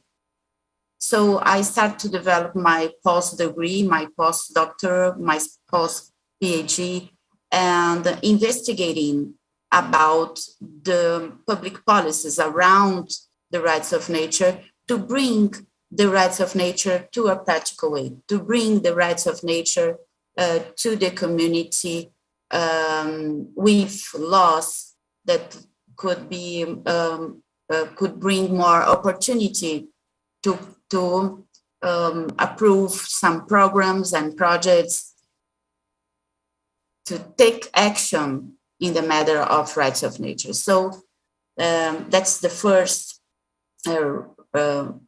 motive of the Buen Vivir School, but also as Lydia bring to us, we have to speak about rights of nature, hearing the voice of the nature, hearing the voice of the community, which maintain their relationship between we human beings with nature. And so the Buen Vivir School wants to teach about rights of nature, hearing before the voice of the nature, and also teaching in a holistic approach, not only by the voice, the human voice, but by the heart, by the holistic approach as the indigenous people, the regional people could teach us, like Ubuntu values, as Amy bring to us. So the Escola do Bem Viver, the Buen Vivir School, wants to bring the ecological education to bring effectiveness, efficiency to the rights of Mother Earth, promoting them the really harmony in nature. That's the objective of the Buen Vivir School. We consider in this school that we are nature, the life, the human life, and I bring in Portuguese this presentation also to people who could reach this beautiful Congress, could also learn in Portuguese. So the life, the human life is interdependent, is connected in all of the system. And we are all brothers and sisters in the matter of the earth, as the Cosmos Vision, the original people Cosmos Visions teach us. We are talking about the Madre, La Madre, our mother is not only a matter of nature, a part of us.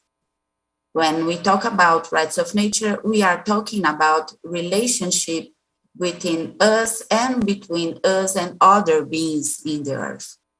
So we are not talking anymore about something a part of us. We are talking about the turtle as our brother or our cousin. We are talking about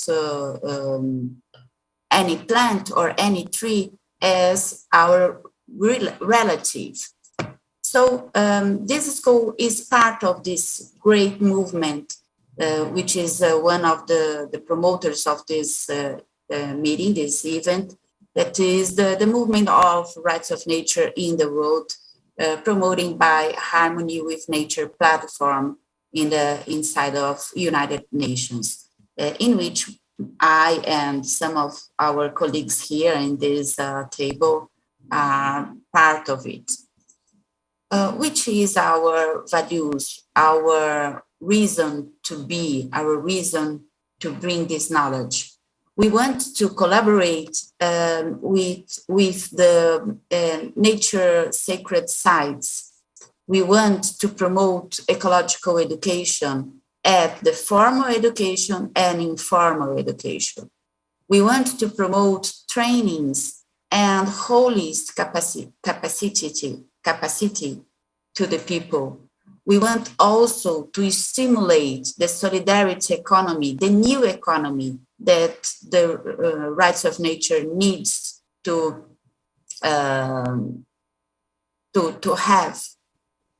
have it.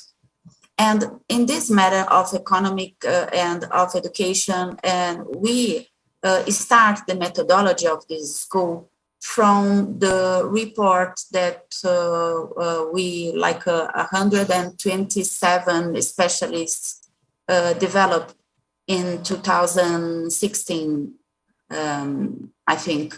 And in this study, this report, we are in many specialists, and we bring this report as an interdisciplinary conclusions, bringing economy, bringing education, bringing holistic health, and also spirituality and art. So that is methodology is based on it. We want so to valorize, to bring the integral health and the integrative medicine as a value, to learn how to reconnect it with the nature as our relative. We want to bring the people more to the nature environment from the cities. We want also to bring the real value of the knowledge, the traditional knowledge, as Lydia explained in this amazing presentation. And we want to collaborate with the United Nations debates to promote the Universal Declaration of the Rights of Mother Earth. So we are developing the class inside of nature, sharing the knowledge about the art and bringing and offering experiences inside of nature, and at the same time bringing the knowledge and bringing the theory about rights of nature. Also, we are articulating with the local communities to bring this specific specific knowledge, because because one of the fundamentals of nature's rights is the bioculturality.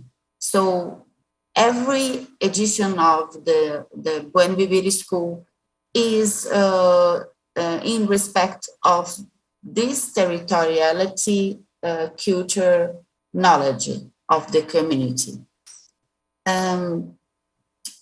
We are now, let me open this one. We are beginning the edition of the Buen Vivir School at Bertioga.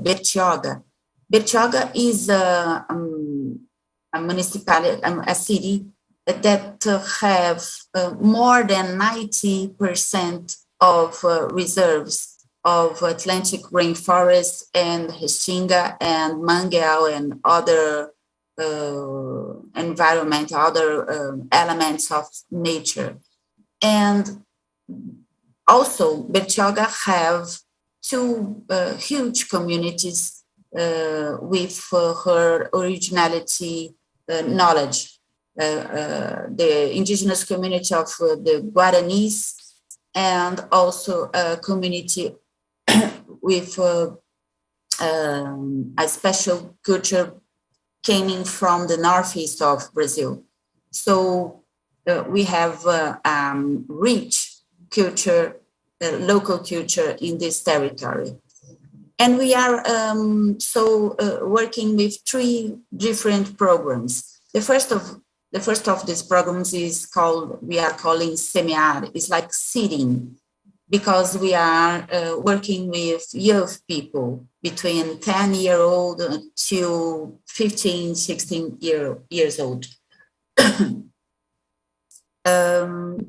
The other one is Germinar.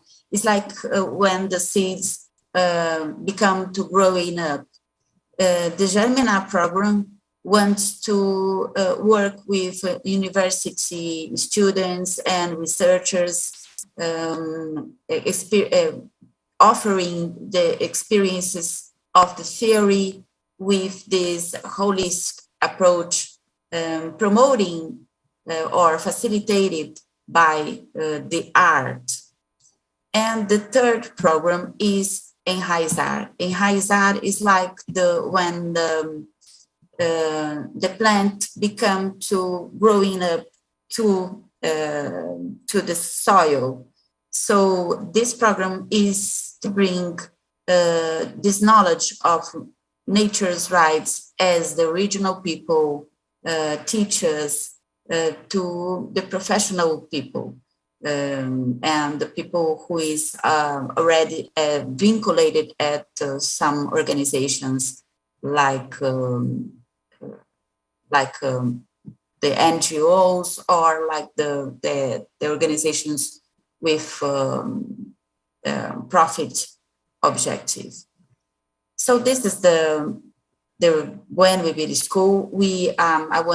It's my pleasure to tell you that we are beginning the first edition now in the beginning of March. The first edition will be at between 5 of March till 12th of March.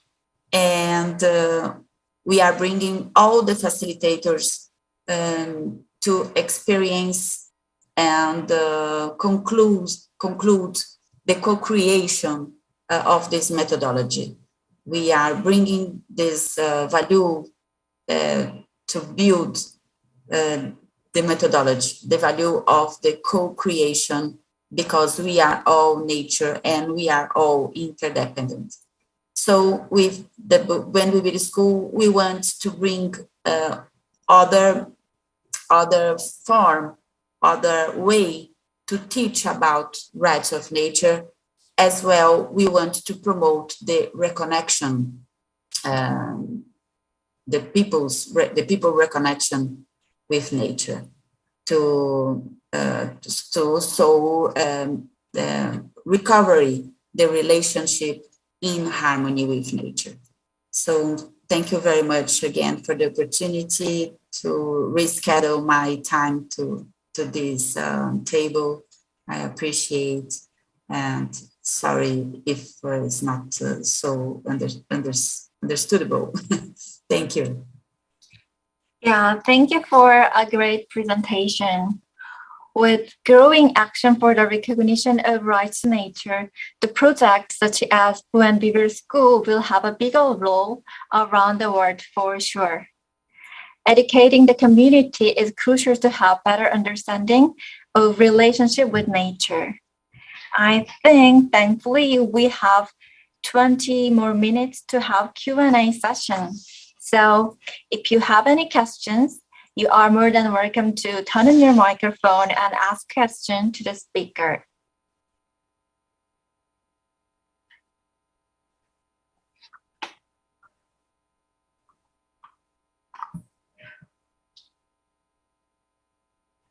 Or you can write down your question to the chat box if you wish. Then meanwhile, while we are waiting for our question, we can just go back to Mrs. Parker Roman to hear her future research plan that we haven't heard before. Is that okay, Mrs. Parker Roman? Of course, of course. Mm-hmm. Thank you, Minhee.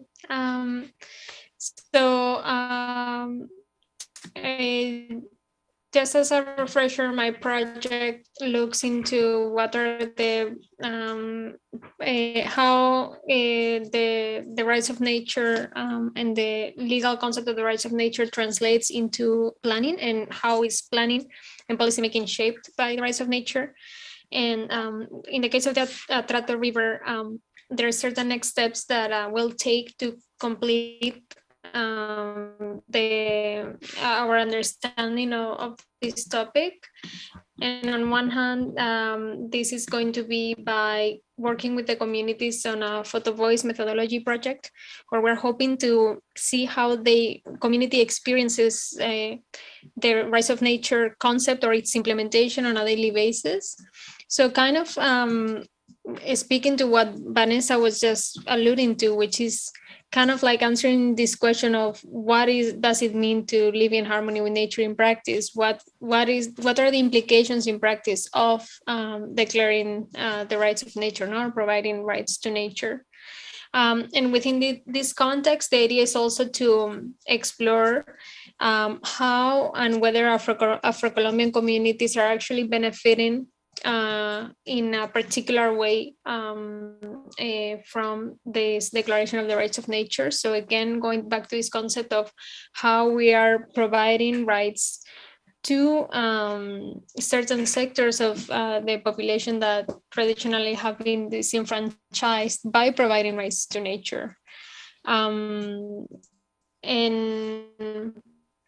then finally, the last kind of piece of the puzzle that has come up continuously, even though this was not intended as part of the study, is of course, the context of Colombia as a country that has suffered conflict for many years, and where actually the dynamics of violent actors in relationship with the environment are shaping a lot of the paths in which the implementation of the rights of nature have to be taken.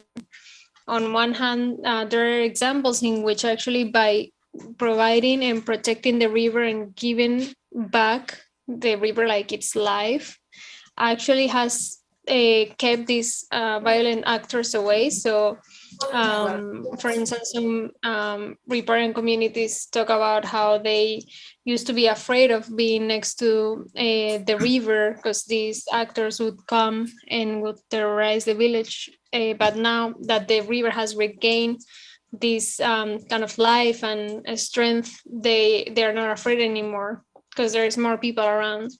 But there's all these other dynamics on how plants that are related to the use of natural resources are shaped not only by how our desire, I guess, to respect the rights of nature, but also these other dynamics where other actors try to spoil these attempts, and that's also something that we would like to further explore.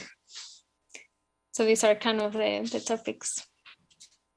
Yeah, thank you for sharing your thoughts. Yeah, and your plan. Then, do we have questions for the speakers? Yeah, I guess our presentations are perfect. That's why we don't have any questions here. Then let me ask Mrs. Wilson that do you have any specific or particular plan for your curriculum for teaching animal law? Yes, thanks. So it's kind of difficult because it's the first time, so we're definitely figuring out the best way to do it. But a lot of it is going to be kind of pointing out the problems with the existing framework. We're definitely going to be looking a lot at what other jurisdictions are doing, because I think that comparative value is very important. So, looking at, what the US is doing in Europe and Asia, and then, of course, looking in the African context. And we are going to be focusing a lot on, like, the wildlife issues that are happening, because that's kind of where a lot of people are the most passionate about, that will probably be taking the course. But it's complicated because they are looking at redoing our entire framework for animal welfare at the moment. So that's kind of pending in the background. But other than that, it's just going to be trial and error and finding out what they're the most interested in, and just kind of bringing the subject to realize that it's an entirely new field that's distinct from constitutional law and environmental law and these other areas. So we'll just see how it goes. Okay, then do you have any field trip that you are planning to? No, unfortunately not. We're actually hosting everything online, but we do have the advantage that we'll be able to bring in some really good guest speakers. So that's going to be exciting, and maybe in the future we'll be able to do field trips. Hopefully that would be fun, and that would be more insightful to see directly. And do we have a question to other speakers that you might wonder? So I wanted to ask Kelly about the effort for the turtles. I was curious how the drafting of that legislation, what kind of rights do you encompass in your rights for them specifically? I'd just be so curious, because I've never heard of really like such a species specific effort. Yeah, thanks for asking. I think it actually might be the first one. If it's successful, we'll see. So what we tried to do was look at what the needs of sea turtles are in Panama. So, the right to nest, the right to reproduce without interference, the right to not have their parts illegally traded in the illegal wildlife trade, the right for protection in both oceanic and coastal environments, the right to not be caught in fishing gear, all those kinds of things. So really just looking at what are the major threats to the species, and where do they need the most protection in Panama, and then kind of outlining that based on, what they need to survive, like what are their life cycles, what habitats do they need, both oceanic and coastal. So we outlined a lot of that, and the law also creates a commission to enforce the rights of sea turtles, which is really cool. So it has representatives from like the Ministry of the Environment, and then the Ministry of Security and Health, and then the nonprofit sector and the public sector, and like a youth representative. And it's pretty well thought out, and the public is getting really into it, because the laws typically have these 3 debating phases, but sometimes you can get through the first phase in one day. But for the sea turtle law, we've had 7 debates that are part of this like first phase, and it's still not finished because everyone just has ideas about how to make the law stronger and protect sea turtles. But I think it's really exciting that the senator is entertaining this idea of taking like a species-specific rights-based approach, because I think it really will help with integrating that like ecocentric paradigm shift into the subsequent laws in the country. So, yeah. Maybe it could be an approach that we use in South Africa as well, right? With all the different like specific endangered species problems. I thought about that a lot. I was working with a group of kids in South Africa. They were looking to propose rights of nature legislation. And so like I was kind of guiding them through case studies and, you know, looking at specific species if they wanted to have like a flagship species for their campaign and things like that. But we didn't get very far yet. That's amazing. Yeah, I mean, that would be super exciting. The only thing I could think of is like the species that people love the most are also some of the ones that make the most money. So, you know, there's that kind of like dichotomy of like, oh, elephants, for example, and then thinking trophy hunting. So, yeah, it's like a constant like tug of war between money and, yeah, protection. Right. Protection will win in the end. I have faith. Me too. Yeah, thank you, Mrs. Bellinter. I think we can all tell that how much you are excited about new legislation from your story and your face and you're smiling.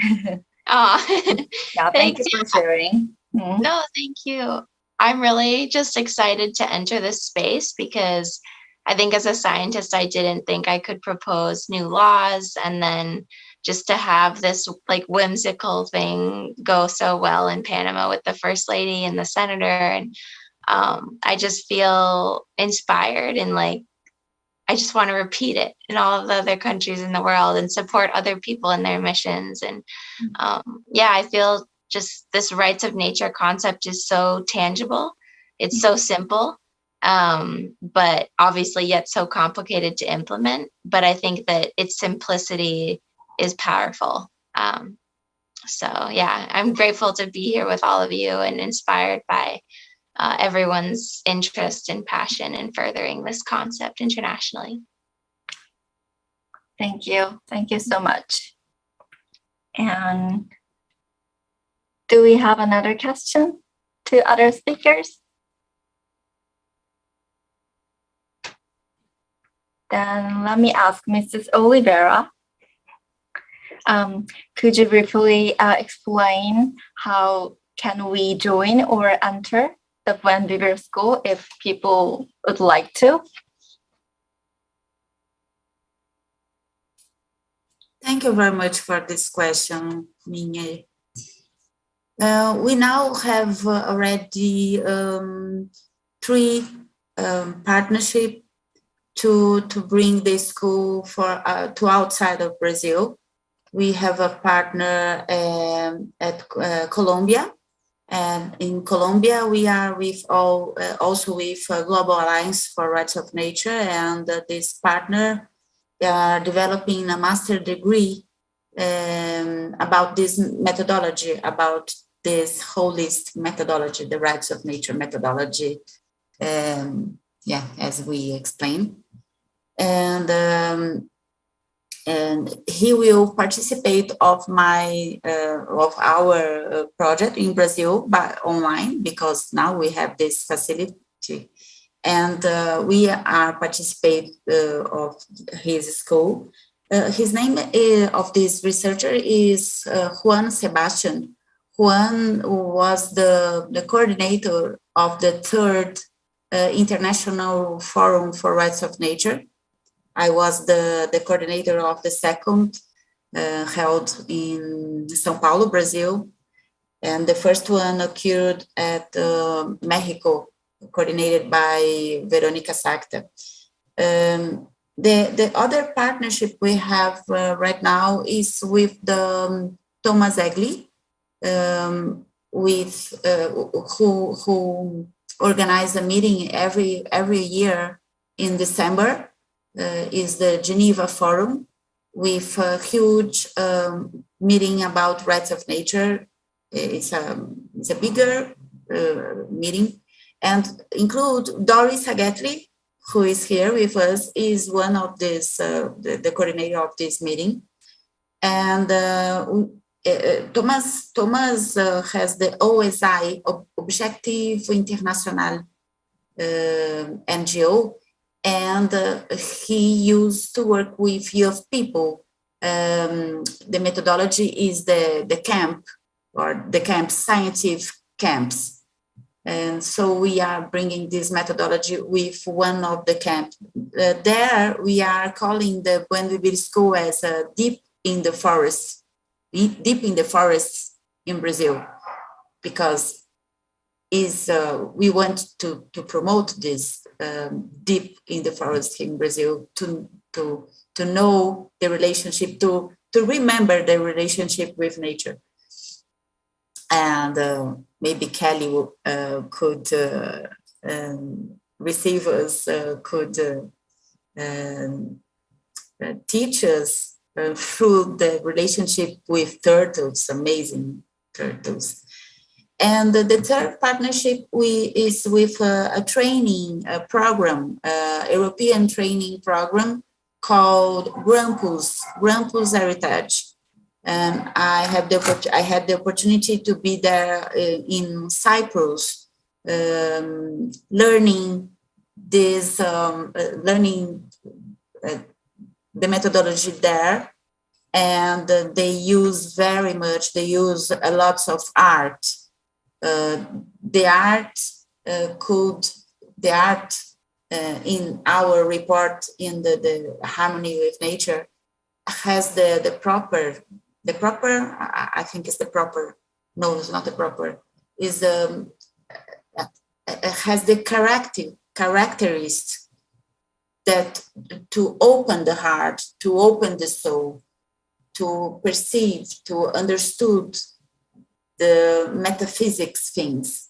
So we have the opportunity to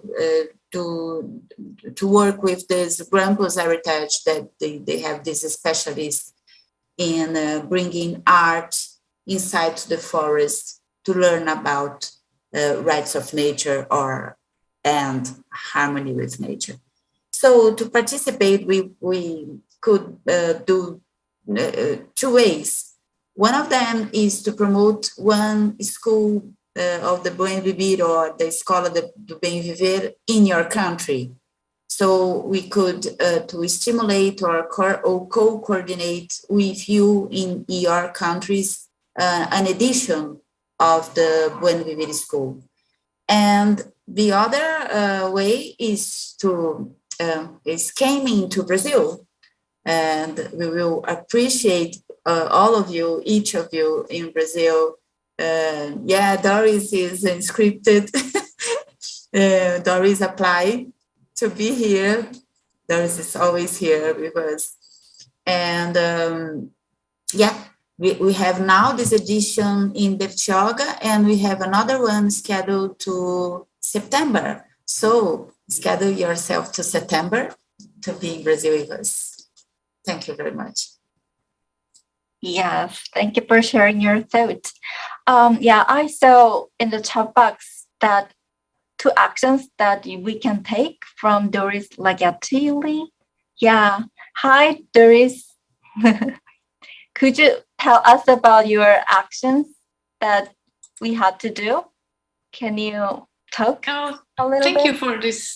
Hi, everyone. It's so exciting to listen to you all, the next generation of smart women. It's just great. Thank you for allowing me to share about this. We are obviously inviting you to sign the global petition asking the UN to adopt the Declaration of Rights of Mother Earth.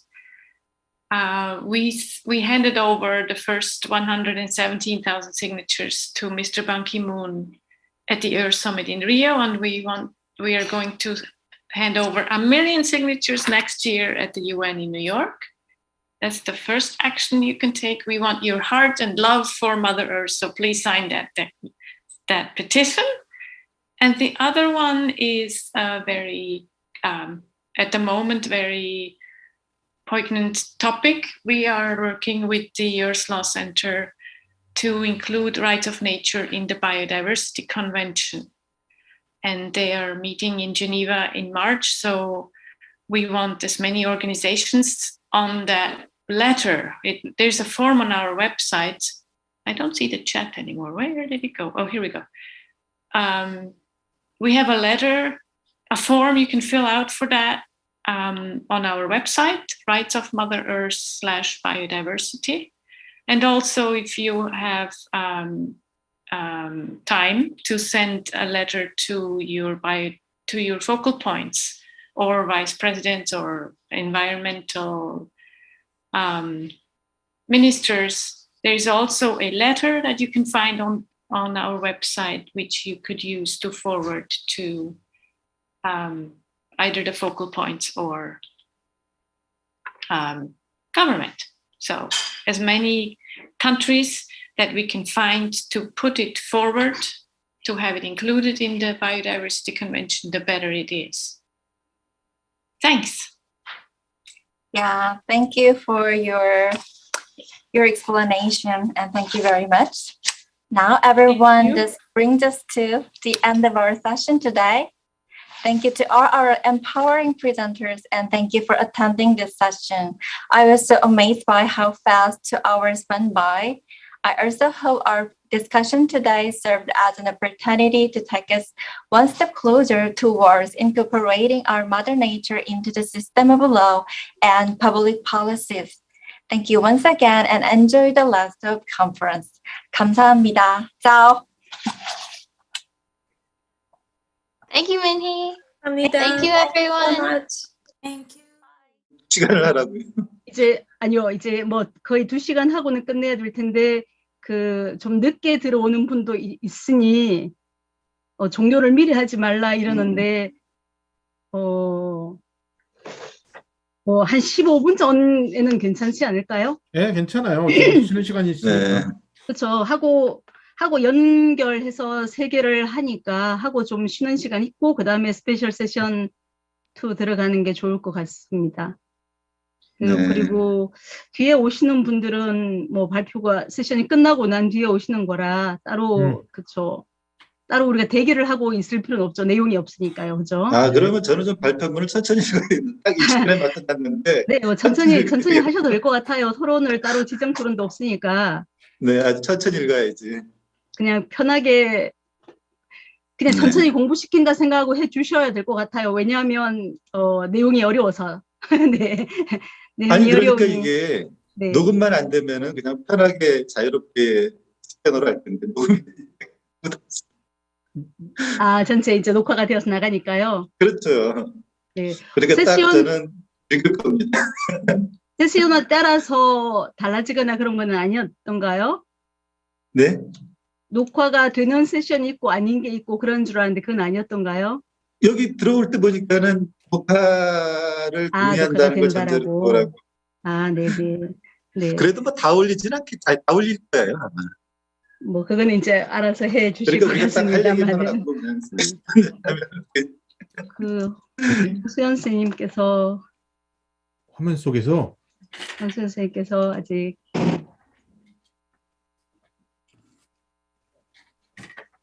시간 있으니까 그냥 대기하고 있죠 뭐. 지금 네. 우리 일라스는 지금 일라스는 우리 지금 연구소죠.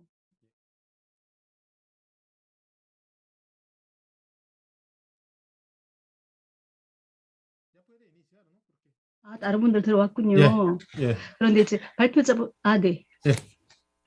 Bienvenido al profesor Hang-Suyun. 네. Hola. Sí, hola. Buenos días. Hola, ¿cómo estás? Buenas tardes, ¿cómo estás? Buenas tardes. Buenas tardes. Sí. Aún no he comido, así que. Sí. ¿Qué tal? Estamos bien, ¿no? Sí. Somos muy pocos. Sí, muy pocos. 시작을 할까요? 우리 다른 참석자분들 전부 지금 연구소 관련된 분들이실까요? 우리 그래도 participantes 조금 있어야 하는데. No sé, profesora Verónica. Profesor Verónica. Profesora, ¿no? No la conozco. Por favor, los participantes, ustedes pueden abrir el video, por favor, un ratito. Para saludar. 네, 일단 켜놓고 업무용인 것 같기는. Iborong es la alumna de mi instituto, pero no conozco, no sé quién es Verónica. 네. 네. Hola, bienvenida. 네, Ani. Es mi alumna. Eres alumna. 네, Está alumna en de... la maestría. Muy bien. Quería participar y también escuchar sobre el tema. Sí. Muy bien, muchas gracias. Bueno, entonces, ¿vamos a empezar? Sí, cómo no, sí. Bueno. Señoras y señores, muy buenas tardes. Les agradezco mucho a ustedes por participar aquí en nuestra sesión. En nuestra sesión tenemos 3 ponencias y tendremos mucho tiempo suficiente para terminar bien antes de la próxima sesión. Soy Young-Sil de la Universidad Nacional de Seúl. Es un gusto y placer por estar aquí con ustedes como moderadora. En nuestra sesión tenemos tres ponencias, por eso cada ponencia podrá disponer de 20 o media hora, de 30 minutos. Y vamos a organizar de esta manera. Primero vamos a hacer 3 ponencias seguido con un pausa cortita. Y luego, después de terminar todas las ponencias, vamos a abrir una discusión. Pero en nuestra sesión no tenemos panel de debate, de discusión, y por eso los públicos, aquí tenemos unos 4 participantes más, y podremos hacer un tiempo de preguntas y sus sugerencias para los públicos y participantes. Y los 3 participantes, los 3 ponentes podrán responder a cada pregunta o sugerencia. Y después, antes de las 2, yo supongo, antes de 1/4 de las 2, vamos a terminar y tenemos una pausa y después vamos a entrar a otra sesión 7. ¿Sí? Sí, bueno, cómo no. Sí. Entonces, no se preocupe. Me permito a presentar a 3 ponentes en la orden de la ponencia. Primero, el doctor Ho-Jin Park, de la Universidad Hanguk de Lenguas Extranjeras. Bienvenido. Muchas gracias. Segundo, el doctor Young-Han Cho, de la Universidad Busan de Lenguas Extranjeras. Mucho gusto, bienvenido, profesor. Mucho gusto.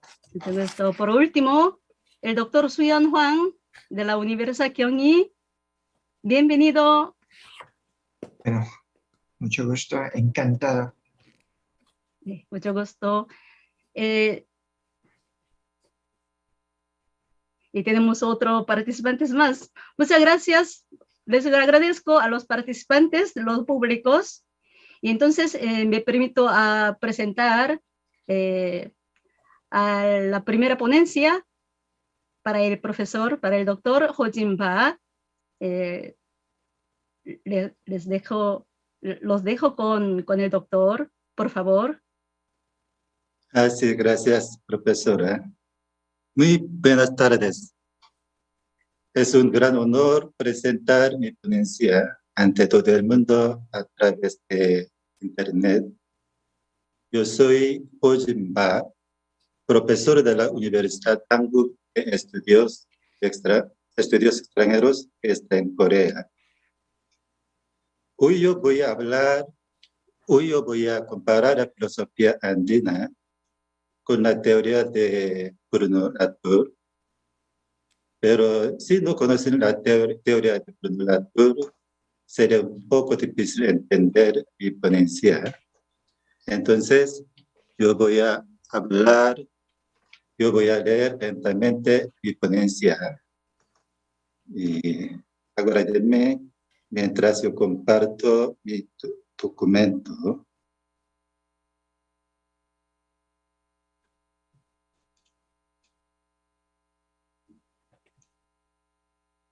Bueno, creo que se ve bien mi documento, ¿no?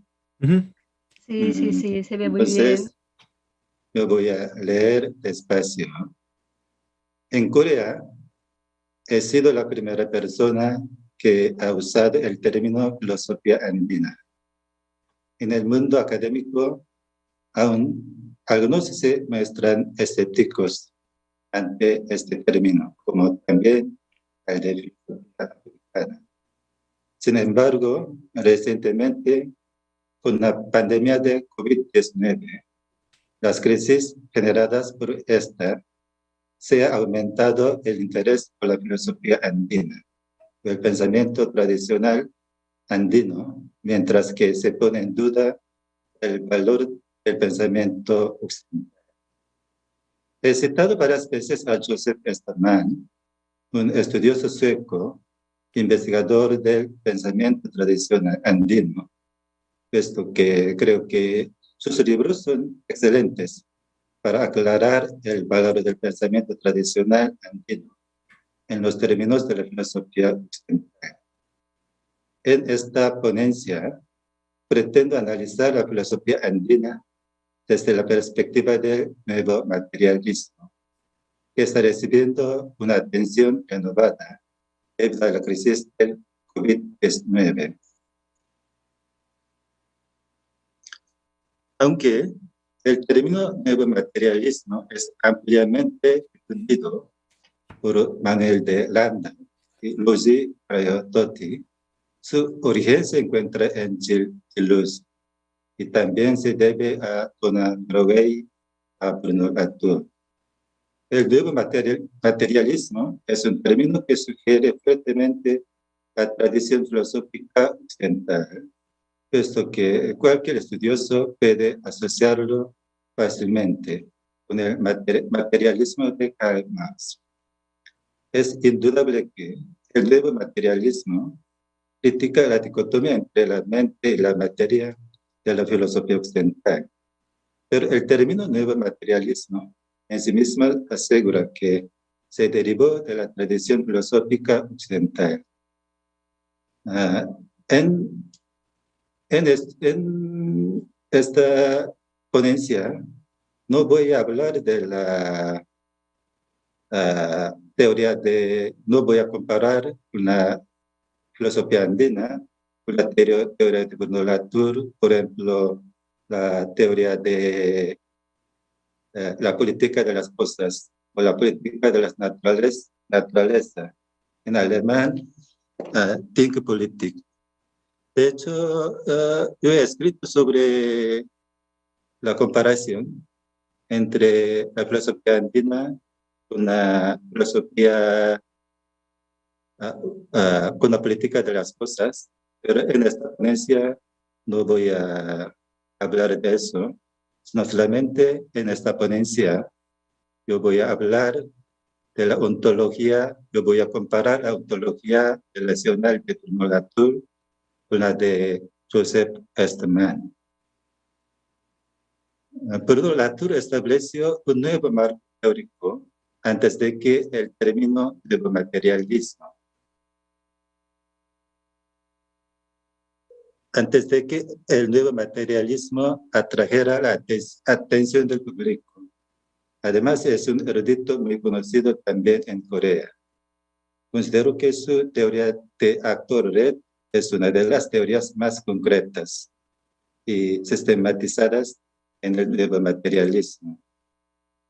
En el caso de la filosofía andina, que es otro objeto de comparación en esta ponencia, el libro de Joseph Esterman, Filosofía andina, Estudio intercultural de la sabiduría autóctona andina, publicado en 2009, será principalmente analizado. Sin embargo, dado que este no puede representar toda la filosofía andina, la analizaré también con el libro de Zenón de Paz Toledo, La cosmovisión andina, en el manuscrito de Huarochirí, publicado en 2015, así como de las crónicas del periodo colonial, evidencias arqueológicas, mitos y leyendas de estrados. Por supuesto, el punto de vista que mantengo para la comparación de ambos pensamientos se basa en la filosofía intercultural, para que la filosofía andina y el nuevo materialismo dialoguen entre sí. La ontología relacional de la TUR es la base de la teoría de actor-red. El concepto de su ontología relacional ha sido enfatizado en sus obras como Reducciones, Ciencia en Acción, Nunca Fuimos Modernos, La Esperanza de Pandora. En estas obras, Bruno Latour introduce los conceptos importantes: pensamiento, como la irreducción, la teoría de actor-red, la caja negra, la traducción, etc. Paloma García Díaz, por su parte, resumió las ideas cardinales de Bruno Latour en los siguientes 4 principios, analizando Prince of Networks, Bruno Latour and Metaphysics de Graham Aram, en una reseña de este libro. Primero, el principio de irreducción. Segundo, el de la democracia entre actores. Tercero, el de la casualidad vicaria. Cuarto, la definición pragmática de la realidad. Paralelamente, en el caso de Joseph Westermann, si se observa el índice de su libro, él habla de Pachasofía, Lunasofía, Luanasofía y Aposofía. Y las palabras clave que guían este libro son la relacionalidad, la correspondencia, la complementariedad y la reciprocidad. Excepto el concepto de relacionalidad, que también es el tema central de Bruno Latour, las palabras clave de Joseph Westermann no parecen coincidir mucho con las de Bruno Latour. Sin embargo, solo se diferencian en los términos usados por estos dos pensadores. Las ideas presentadas por ambos tienen mucho en común.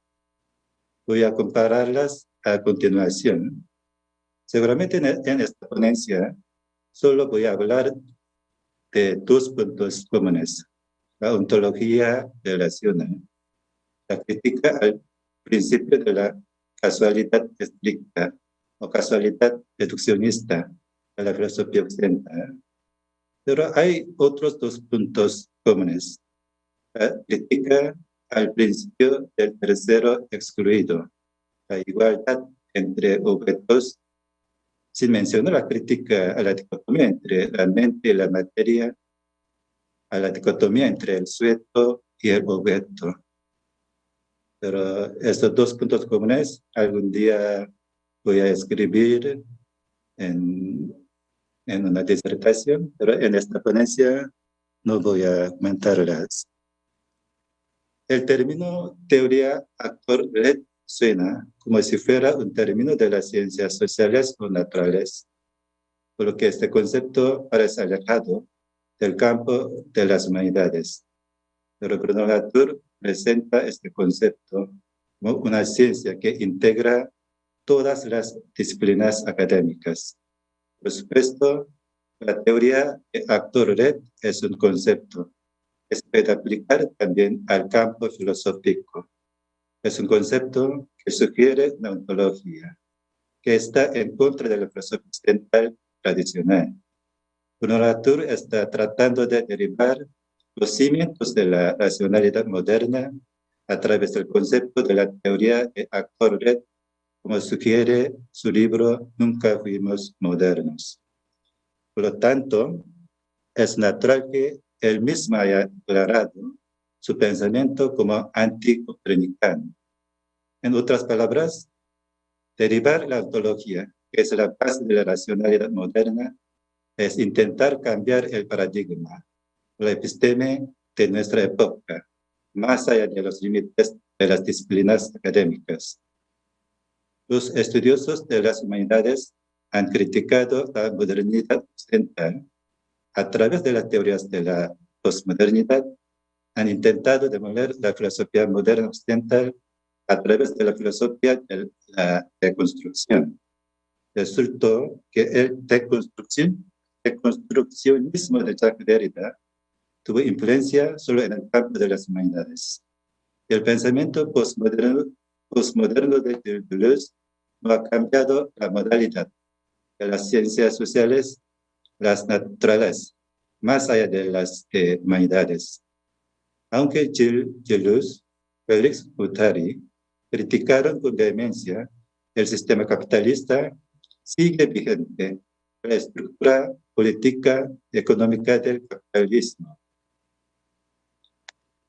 Si bien es cierto que Pollock comparte el mismo contexto con las tendencias antioccidentales y antimodernas de la filosofía de la deconstrucción, las teorías de posmodernidad, la base académica de su antioccidentalismo, antimodernismo radica en sus estudios de la ciencia y la tecnología. Si Michel Foucault comenzó con una crítica al orden de las cosas en su libro Palabras y las cosas, con una perspectiva humanista, el punto de partida de Pollock es una crítica a las ciencias naturales. Fue un intento de anular el concepto de la ciencia moderna al ver los experimentos de Robert Boyle y Louis Pasteur desde el punto de vista diferente de la racionalidad moderna. Si el intento de Pollock es correcto, se sacudirá la base de la modernidad occidental de una forma más radical que hizo Foucault con las palabras y las cosas.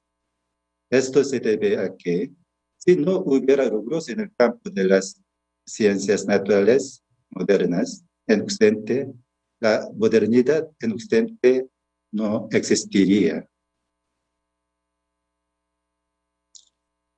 En el caso de la filosofía andina, aunque la filosofía andina tiene sus peculiaridades, es indudable que está bajo la corriente epistemológica de lo antioccidental, de lo antimoderno.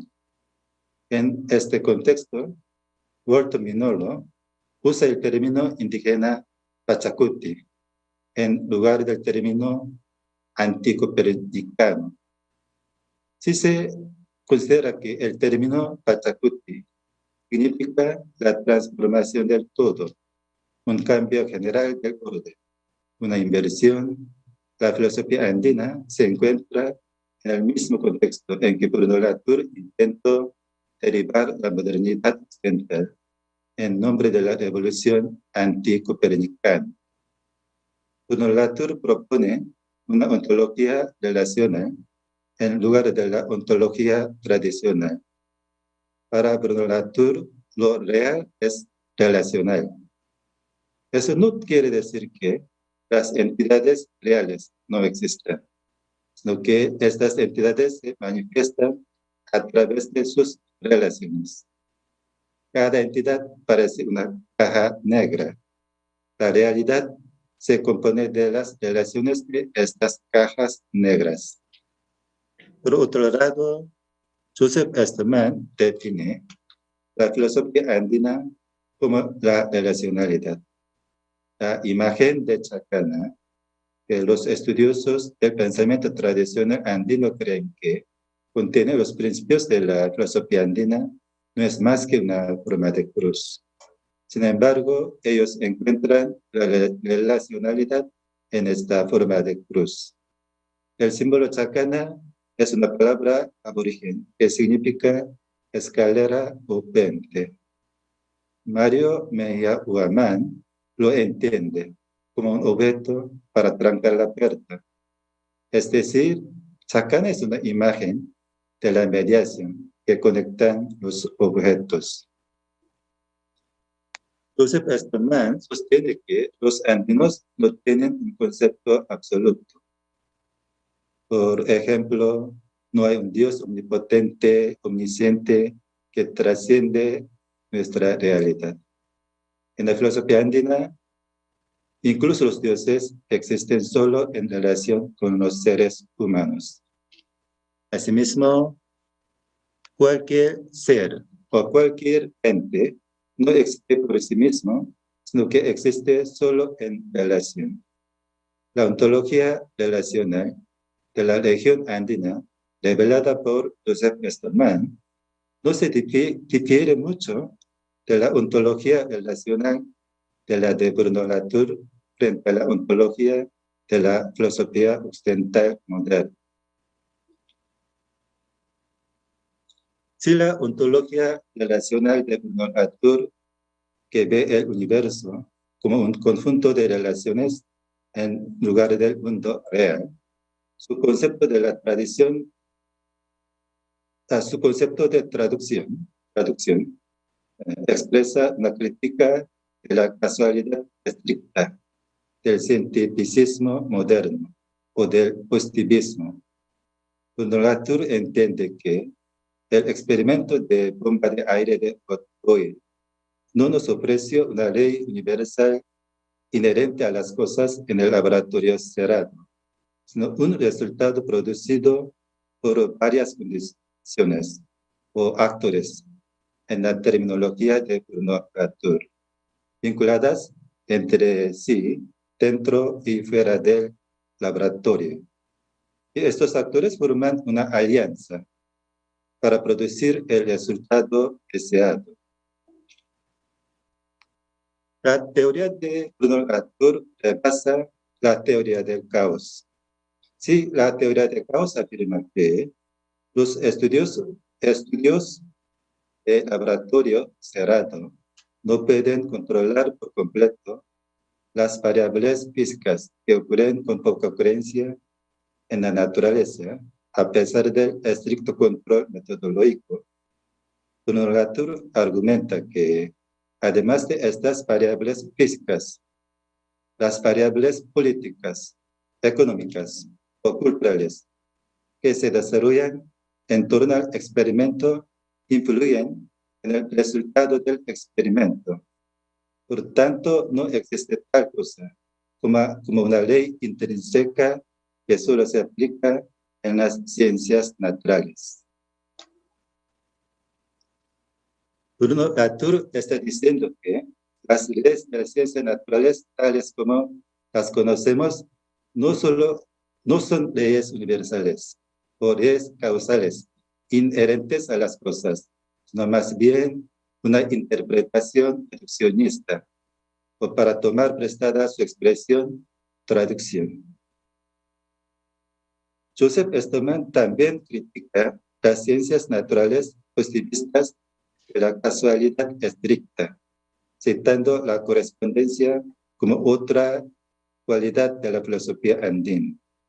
En otras palabras, la correspondencia critica el positivismo occidental o el cientificismo basado en la causalidad estricta, conociendo la eficacia adyacente de las cosas. Bueno, he terminado mi ponencia.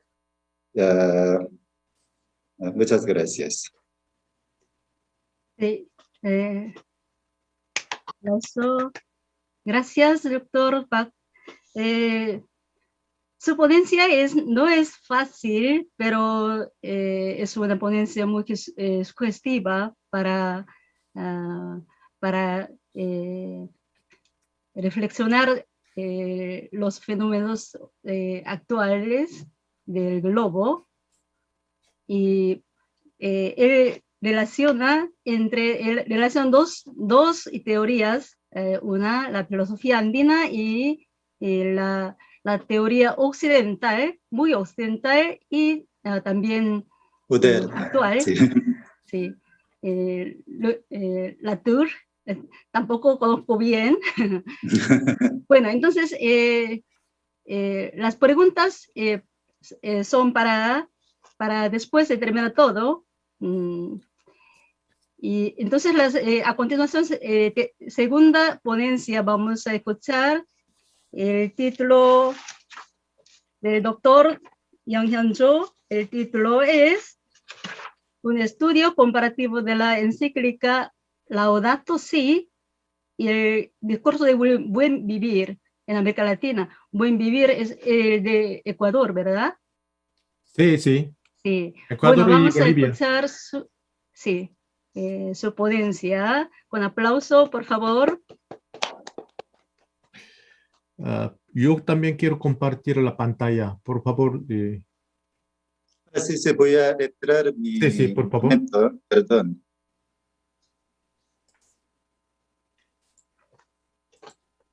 ¿Ya se retiró, si no?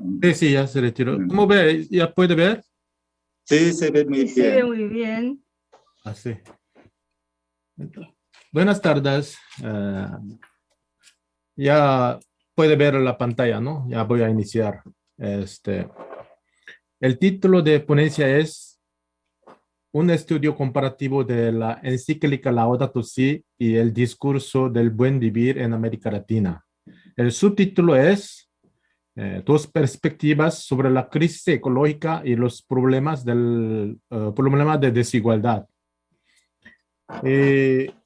Yo escribí varios artículos académicos sobre el tema, especialmente, ¿cómo se llama? Buen vivir y Laudato Si. Y entonces me di cuenta de que dos discursos tienen algunas similitudes. Entonces, por eso empecé a investigar. El propósito de la investigación es así. El primero es examinar el contenido central de la encíclica Laudato Si del Papa Francisco, que es la gran carta del pensamiento eclesiástico, y el discurso del buen vivir propuesto por los indígenas andinos y amazónicos de América Latina. Por favor, doctor, ¿puede abrir más ancha la ponencia, el programa PPT? Ya. Slideshow. El diapositivo de agranda, por favor.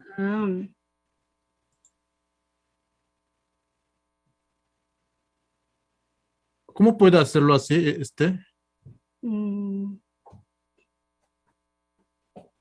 A ver. La pantalla entera.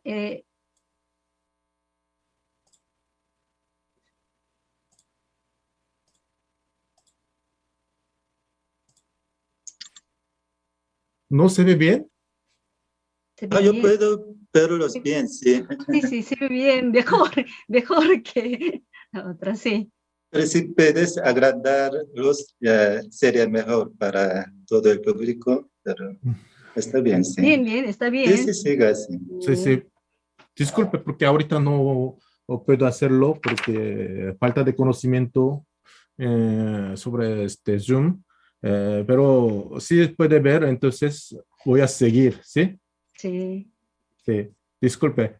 El discurso del buen vivir propuesto por los indígenas andinos y amazónicos de América Latina, esto incluye examinar los principios que son fundamentos básicos de las dos líneas y su dirección.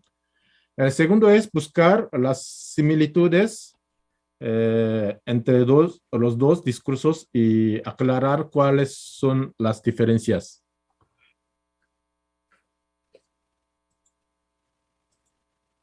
Sí, se puede ver, ¿no? Y este lado izquierdo, esta es la portada del libro o Laudato Si en versión español. Y es una imagen del Papa Francisco. Y el lado derecho es un dibujo de símbolo del buen vivir. Este dibujo expresa la armonía y la convivencia con la naturaleza. es muy bonita, ¿no? Este dibujo. Y quisiera mencionar sobre el fondo del surgimiento de la encíclica Laudato Si. Primero, la contaminación y la crisis ecológica provocada por el cambio climático. Es importante porque hoy en día el problema mundial es el cambio climático y también afecta al mundo, a la humanidad. Y otro es el acceso o ascenso del Papa de América Latina. Por la primera vez en la historia eclesiástica apareció un Papa latinoamericano del tercer mundo. Y también el problema de la pobreza, los pobres. El continente latinoamericano es un continente más desigual, socialmente y económicamente hablando. Y el desarrollo de la doctrina social de la Iglesia. Para mucha gente, la doctrina social de la Iglesia es algo nuevo, pero tiene una historia larga, más de 100 años. La doctrina social de la Iglesia es una enseñanza social de la Iglesia Católica. Y encíclica es también entra parte de la doctrina social de la Iglesia.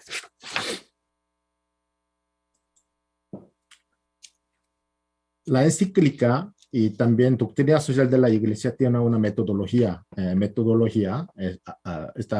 Están viendo ustedes, ver, juzgar y actuar. Ver significa analizar la realidad.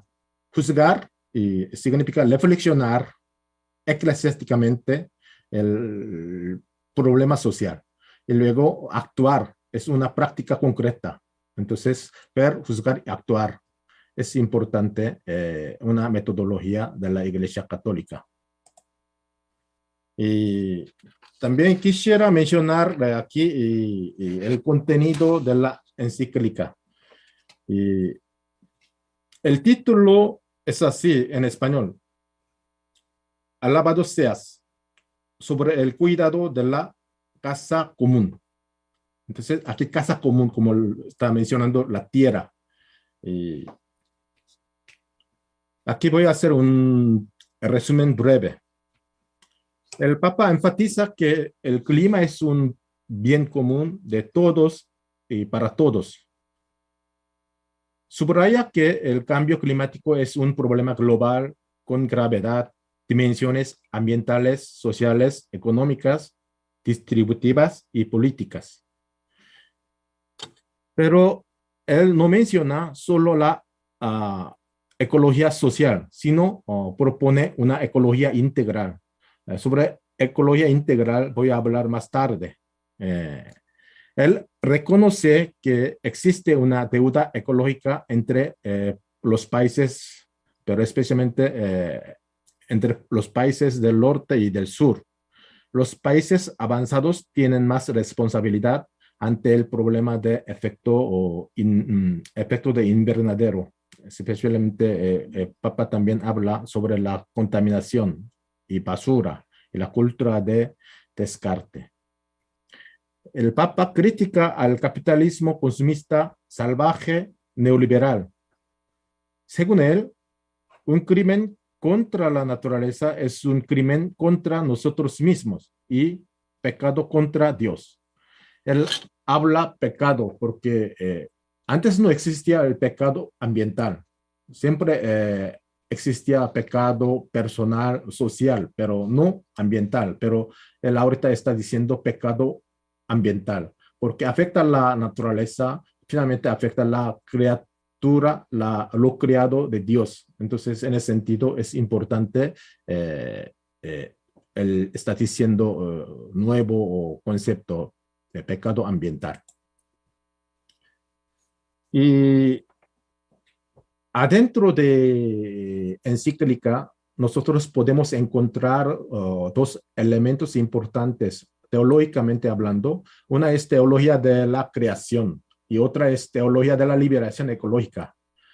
La teología de la liberación se ha desarrollado varias ramas, varias ramas. Por ejemplo, teología feminista, teología indígena, teología ecologista. Aquí incluye, ¿no? Aquí teología de la liberación ecologista. Y teología de economía. Pero aquí teología también aportó mucho para la encíclica, especialmente teología de la liberación. Y aquí enfatiza armonía de todo lo creado, armonía con la naturaleza. Y también enfatiza una comunión universal. Aquí quiero leerlo o resumen. El destino de toda creación está ligado con el misterio de Cristo, quizás lo más fundamental. El Papa subraya que el daño al medio ambiente es causado por el pecado entendido como relaciones rotas con Dios, con el prójimo y con la misma tierra. Estas relaciones se rompen en parte porque los seres humanos presumen tomar el lugar de Dios. Se niegan a reconocer nuestras limitaciones como criaturas. Una dinámica que nos lleva a confundir el mandato de Dios para los seres humanos de tener dominio sobre la creación, como una licencia de explotación en vez de una vocación para cultivar y cuidar de regalo de creación de Dios. Aquí está hablando la idea de la naturaleza teniendo una idea de objeto, una idea de modernidad europea. Está criticando el Papa este asunto.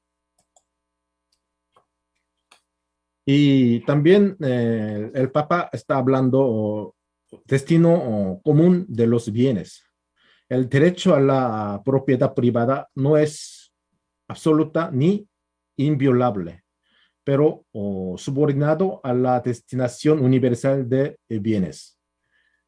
Esta cosa es muy importante. Él está hablando sobre el destino común de los bienes, por eso están recibiendo muchas críticas, especialmente la gente que tiene idea de ideología conservadora.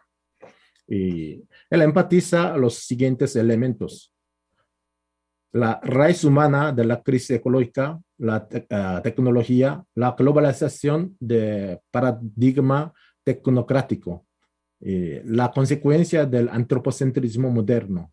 Esas cosas afectaron mucho al medio ambiente. Él sugiere una ecología integral, por eso. La ecología integral incorpora claramente las dimensiones humanas y sociales, no solamente hablando ecología, está hablando todas las dimensiones. El Papa afirma que no está de más insistir en que todo está conectado. Esto aparece en todas las partes de la encíclica.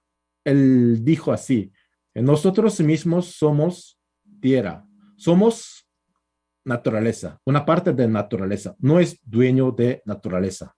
El Papa citó varias veces los documentos de la Conferencia Episcopal de América Latina, especialmente de Brasil y Bolivia. Subraya los principios de bien común y de solidaridad. Insiste en la importancia de desarrollo sostenible. Él está pensando la futura generación, no solamente generación actual.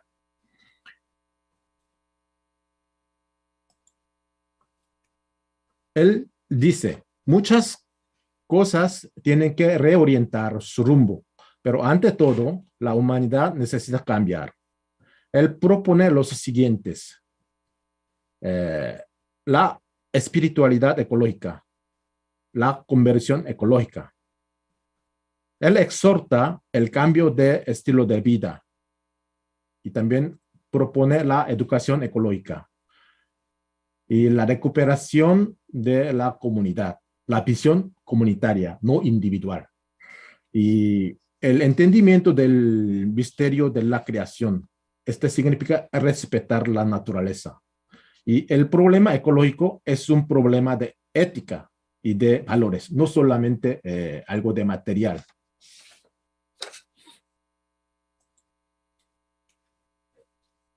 También él sugiere una acción.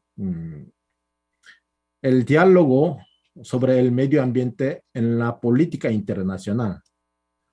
Porque en ese aspecto no ha avanzado mucho, porque no ha llegado a un acuerdo importante y además no hicieron prácticas. Nada más se queda en el papel a veces. Cada país, cada gobierno responde, no responde en ese aspecto. Y también política y economía en diálogo para la plenitud humana, porque política está en área de política, economía está en área de economía. Todos son separados, fragmentados, pero él empatiza, tiene que dialogar dos áreas importantes. Y también superar la cultura de producción excesiva y de consumo excesiva, ¿no? También el consumo excesivo.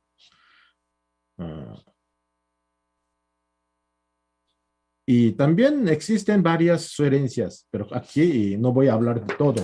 Entonces, ya voy a hablar un poquito del buen vivir. Aquí esta imagen de buen vivir. Ya en Corea también están entendiendo el buen vivir, el discurso y también política, ¿no?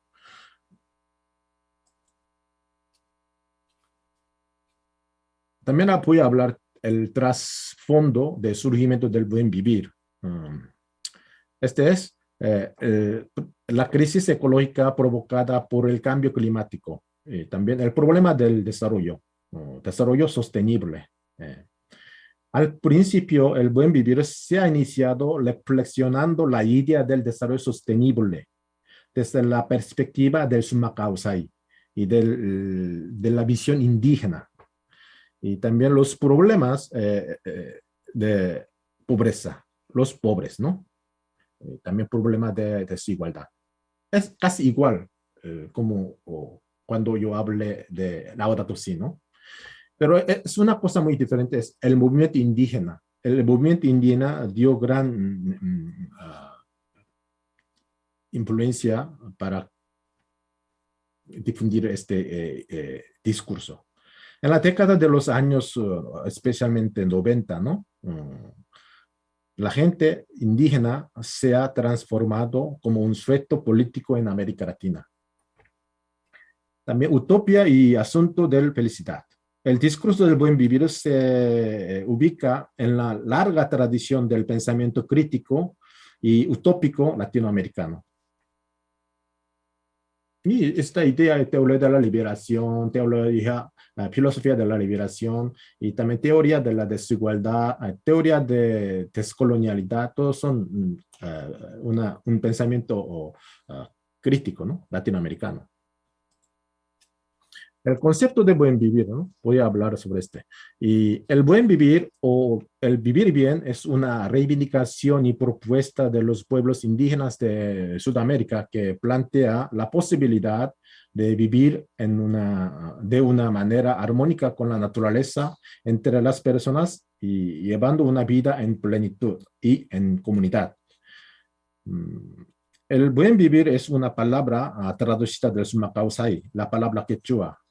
El summa causai es un neologismo en quechua creado en la década de los años 90 como propuesta política y cultural de organizaciones indigenistas y adoptada posteriormente por los gobiernos progresistas en Ecuador y Bolivia.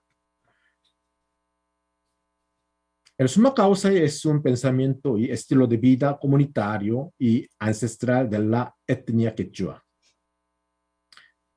Es una reivindicación porque trata de un modo de vida diferente al occidental, que propone el desarrollo y el crecimiento económico a toda costa, que arrasa con la Pachamama, Madre Tierra, y lleva al ser humano a despojarse de su conexión con la esencia de la vida para convertirse en un productor y consumidor aliado de los ritmos naturaleza de la vida. También es una propuesta porque tiene un fundamento filosófico, práctico, experiencial, histórico, social y político, por lo cual se ha convertido en una alternativa considerada como una oportunidad para cambiar el modelo depredador del mal vivir.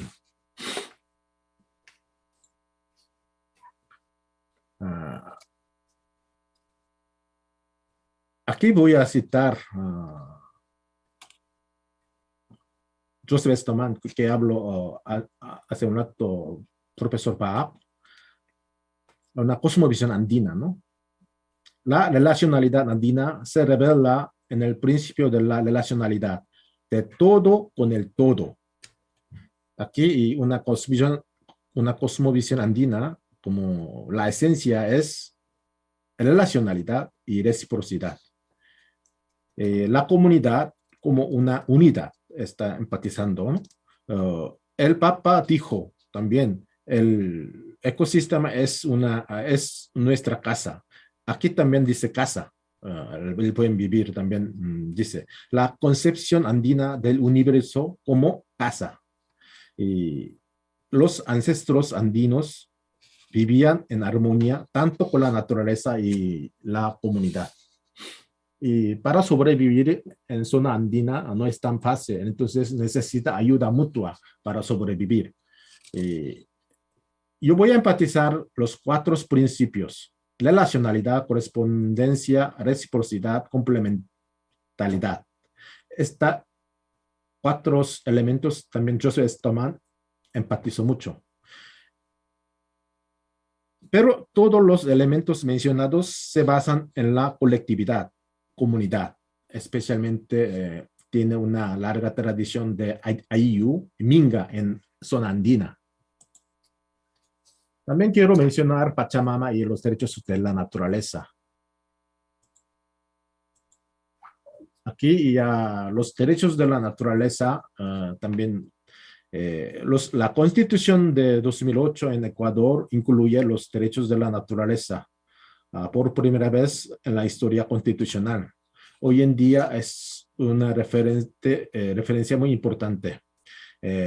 Sobre Villa explica sobre la cosmovisión andina y respecto a la naturaleza así. El hombre andino no ve a la naturaleza desde un punto de vista económico, sino ecológico. No la concibe en una relación de oposición a sí mismo, sino que la entiende como formando el mismo parte de ella.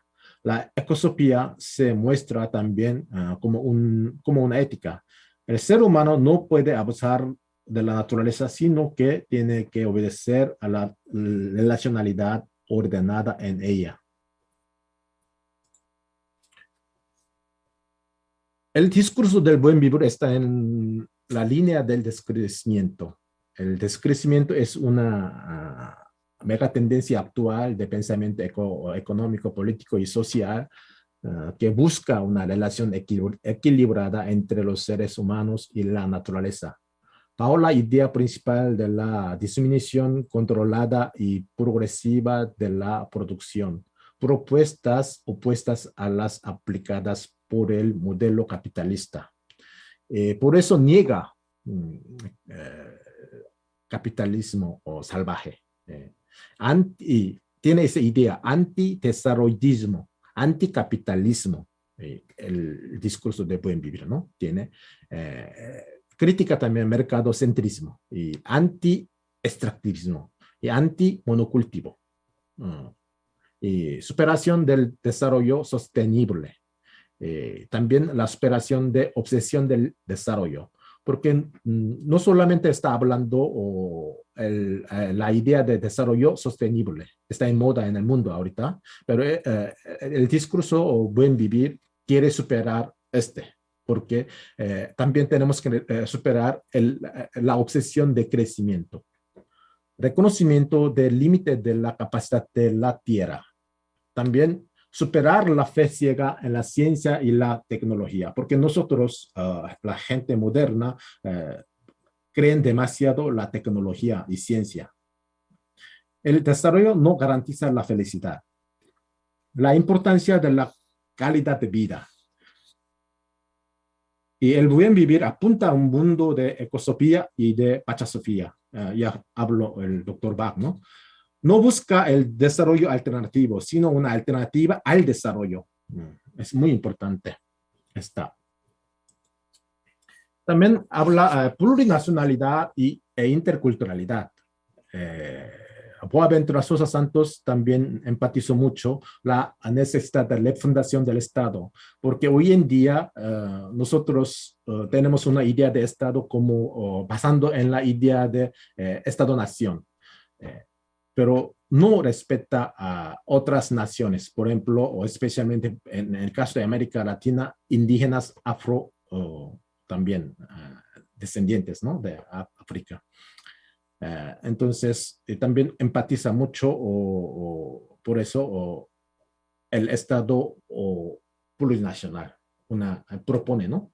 Y interculturalidad también habla porque el discurso del buen vivir empatiza mucho interculturalidad, porque la interculturalidad subraya un diálogo entre las culturas, sin jerarquía. Multiculturalidad todavía tiene elementos de algo de una cultura superior o poco menos, siempre existe, ¿no? Tiene hegemonía o no tiene.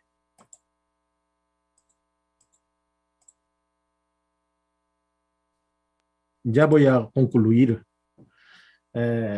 una comparación de dos discursos, ¿no?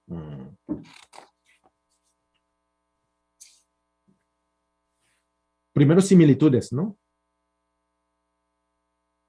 La relacionalidad y ecología integral que hablan dos discursos tiene una visión basada en la colectividad, comunidad, no individual.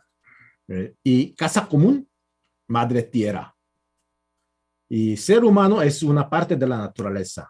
Y una relación íntima entre el problema de la pobreza y de la crisis medio ambiente. No están separados. Problema social, problema ambiental. Todos son iguales. Tiene misma raíz, problema, ¿no? Crítica de la modernidad y la globalización. Y también anti-antrocentrismo. También reconocimiento de la deuda ecológica entre los países del norte y del sur. ¿Cuál es la diferencia? Por ejemplo, Laudato Si dice desarrollo sostenible. Todavía está hablando, pero el buen vivir, algunas personas todavía hablan de desarrollo sostenible, pero hoy en día habla más de crecimiento. Teoría de decrecimiento y también post-desarrollo, estas cosas, post-crecimiento. Y Laudato Si critica el capitalismo, pero no rechaza el sistema capitalista. Pero el discurso o buen vivir está a favor de anticapitalismo. Critica y también quiere superar el capitalismo. Y Laudato Si no está empatizando ecocentrismo, pero buen vivir empatiza ecocentrismo. Y Laudato Si empatiza lo religioso, pero buen vivir está empatizando lo indígena. Y Laudato Si no menciona la descolonialidad, pero el buen vivir subraya la descolonialidad.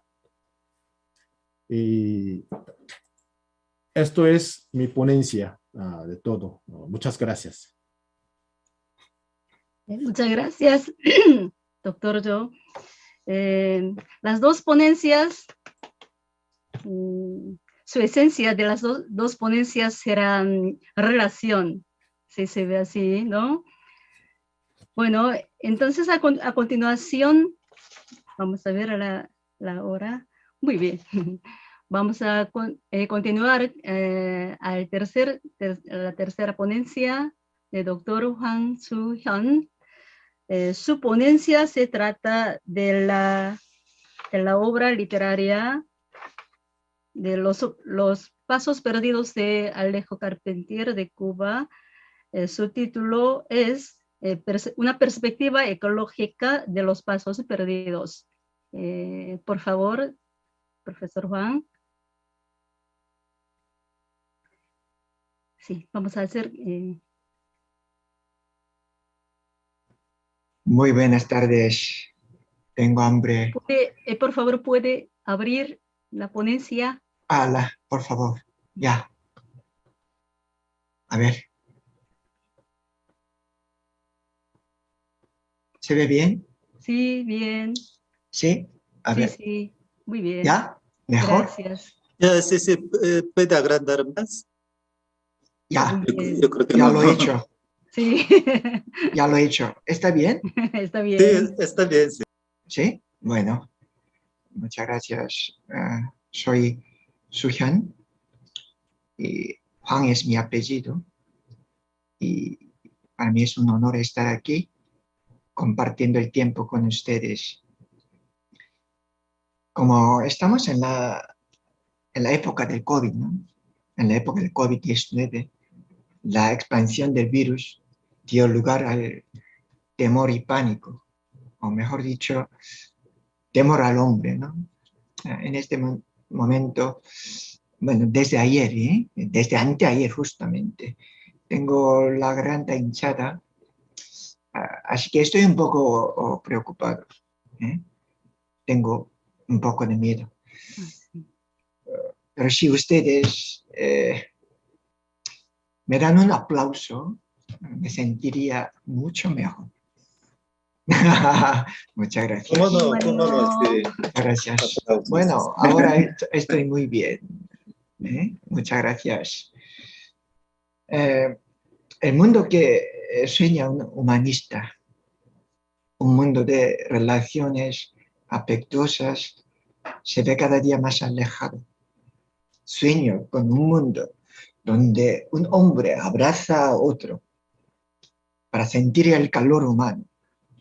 Pero me temo que en el mundo post-COVID, el saludo coreano o el oriental de inclinar la cabeza o agitar la mano para saludar manteniendo esa distancia del otro, se convertirá en el estándar universal. Yo confieso que soy hispanista, un hispanista que estoy empapado del agua de Manzanares, agua hispanista, así que me gusta mucho, o sea, es un saludo español o hispanista, ¿no? Con un abrazo y todo, con los besos aún mejor. Bueno, intento consolarme pensando que por lo menos será más humano que el escenario en el ascensor, que cada día tomamos el ascensor, ¿no? De ahora, ¿no? Con mascarillas o cubriéndonos media cara y mirando en dirección opuesta para evitar cualquier contacto. Lamentablemente es la forma de saludar, es forma de vivir en la época del coronavirus. Bueno, ya no voy a alargar más, voy al grano. Mi ponencia se titula, bueno, una perspectiva o la perspectiva ecológica en los pasos perdidos de Alejo Carpentier. No sé si ustedes ya leyeron los pasos perdidos de Alejo Carpentier. Los que están aquí, no todos son de letras, así que permítame explicar un poco sobre el autor. No es algo usual, ¿no? Pero bueno. Alejo Carpentier es un autor cubano. Nació en el año 1904 en Suiza, pero cuando era joven se mudó a Cuba y cuando tenía apenas 14 años por ahí, ¿no? Fue no, 24 años. Con 24 años fue a París y vivió ahí 11 años. El surrealista Robert Desnos invitó a Leo Carpentier a estar en París, ¿no? Como un refugio. Y luego pasó, bueno, después de casarse, y en el año 1945 salió de Cuba, llegó a Venezuela. Ahí se quedó durante 11 años, no, más de 11 años, 14 años. Y en el año 1977 ganó el premio de Cervantes y murió en París,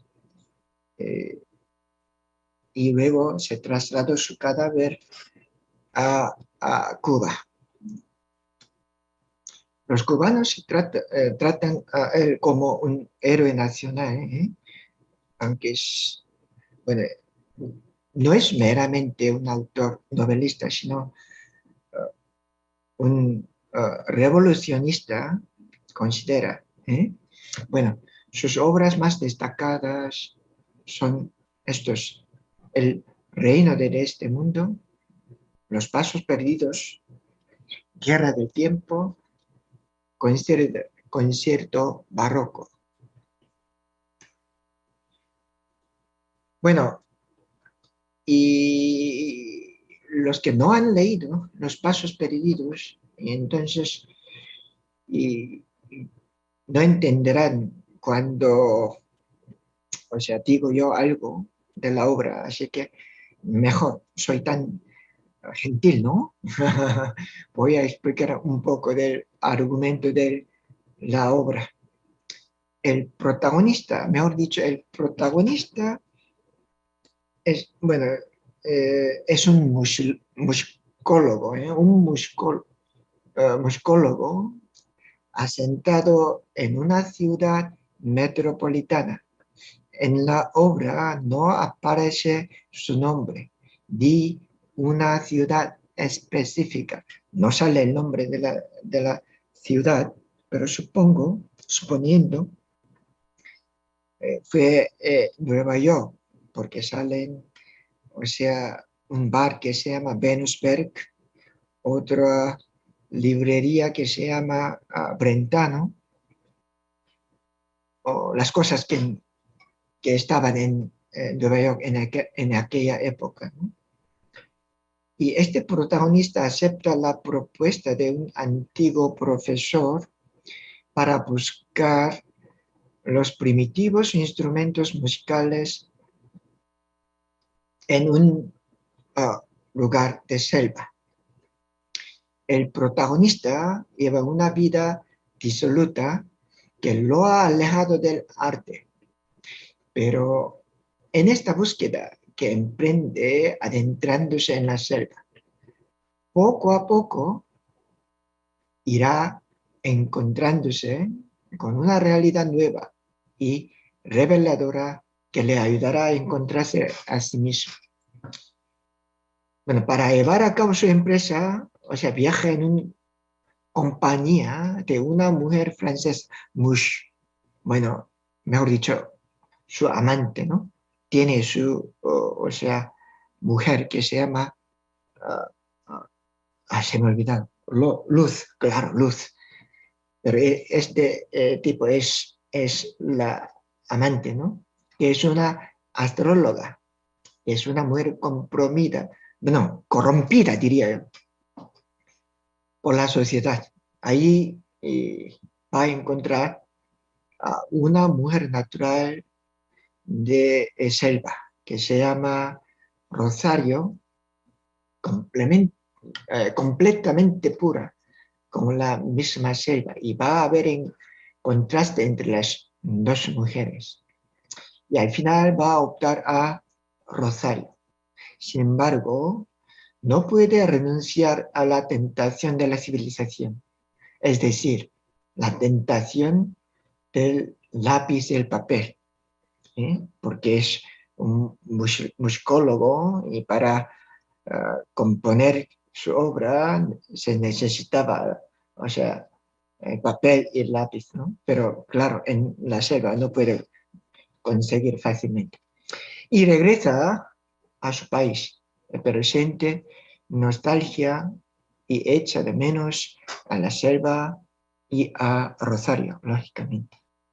Por lo que vuelve a la selva. Bueno, intenta, bueno, se tarda, ¿no? Por fin llega. Sin embargo, encuentra en la misma selva un paisaje distinto y se da cuenta de que no puede atravesar las barreras invisibles y se vuelve hacia un tercer espacio en donde viven los piratas, mejor dicho, o sea, indios salvajes. Bueno, es una historia breve, es un argumento breve. Y ahora me toca hablar otra cosa. Bueno, ya nosotros sabemos bien, ¿no? A Leo Carpentier es famoso por lo real maravilloso. Carpentier utilizó por primera vez el concepto de lo real maravilloso en el prefacio de El reino de este mundo, que salió en el año 1949. Y bueno, aunque, bueno, ya sabemos que Leo Carpentier estuvo durante más de 10 años en París, en la época que el surrealismo era la moda, ¿no? El surrealismo le influyó, es cierto, pero sin embargo criticó que el surrealismo buscaba la novedad y la sorpresa de las formas artificiales. Y el surrealismo no se puede aplicar en un mundo tan magnífico como América, según él, ¿no? Y luego dice, todo aquello que los surrealistas, hay que decirlo, fabricaban demasiado a menudo a base de artificio. Lo real maravilloso que yo defiendo es lo real maravilloso nuestro. Es el que encontramos al estado bruto, latente, omnipresente en todo lo latinoamericano. Aquí, lo insólito es cotidiano, siempre fue cotidiano. Bueno, es famosísimo concepto de lo real maravilloso de Alejo, ¿no? Según Carpentier, añade una cosita más. Debemos establecer una definición de lo maravilloso que no entrañe esta noción de que lo maravilloso es lo admirable, porque es bello, lo feo, lo deforme, lo terrible. También puede ser maravilloso. Todo lo insólito es maravilloso. Bueno, ahora nos toca hablar un poco de la utopía. Como es bien sabido, Thomas More, es inglés, ¿no? En castellano, Thomas More escribió Utopía en el año 1516. Según Thomas More manifestó y postuló a América Latina como el prototipo de la utopía, ¿no?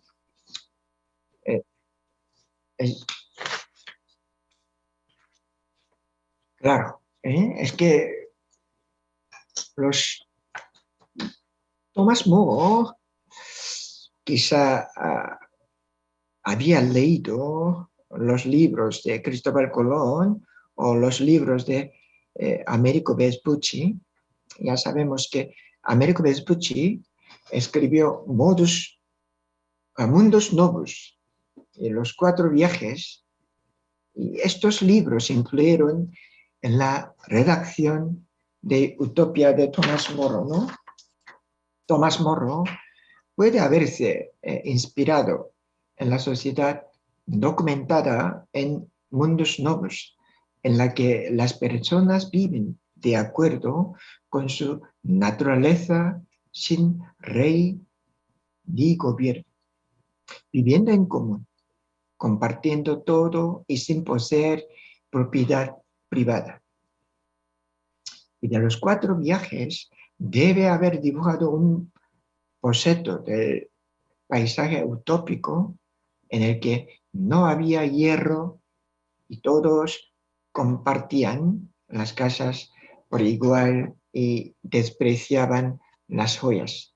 En ese sentido, claro, pasando muchos años y nuestro querido Karl Marx, ¿no? Karl Marx lo copió y lo aplicó en su comunismo, ¿no?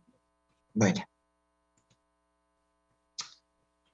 Y yo me intereso, bueno, voy a hablar un poco de los pasos, ¿no? Pero bueno, según para los occidentales, América fue la tierra prometida. Para recuperar su paraíso perdido, buscaba ansiosamente un lugar idóneo. En ese sentido, América fue inventado, fue dibujado por los occidentales, ¿no? Bueno, perspectivas ecológicas en los pasos perdidos. El protagonista, por ejemplo, el protagonista es el anónimo, no tiene nombre, no aparece ni una vez en la obra su nombre. El protagonista narrador, primera persona singular, es escéptico de la vida cotidiana de la ciudad. Porque como nosotros, ¿no? Y subiendo y bajando la cuesta de los días, con la misma piedra en el hombro, como Sísifo, ¿no? Me sostenía por obra de un impulso adquirido a fuerza de paroxismos, impulso que cedería tarde o temprano, en una fecha que acaso figuraba en el calendario del año en curso. Página 4. Y otro. Era como si estuviera cumpliendo la atroz condena de andar por una eternidad entre cifras, tablas de un gran calendario empotradas en las paredes, cronología del laberinto, que podía ser la de mi existencia, con perenne obsesión de la hora, dentro de una prisa que solo servía para devolverme cada mañana al punto de partida de la víspera.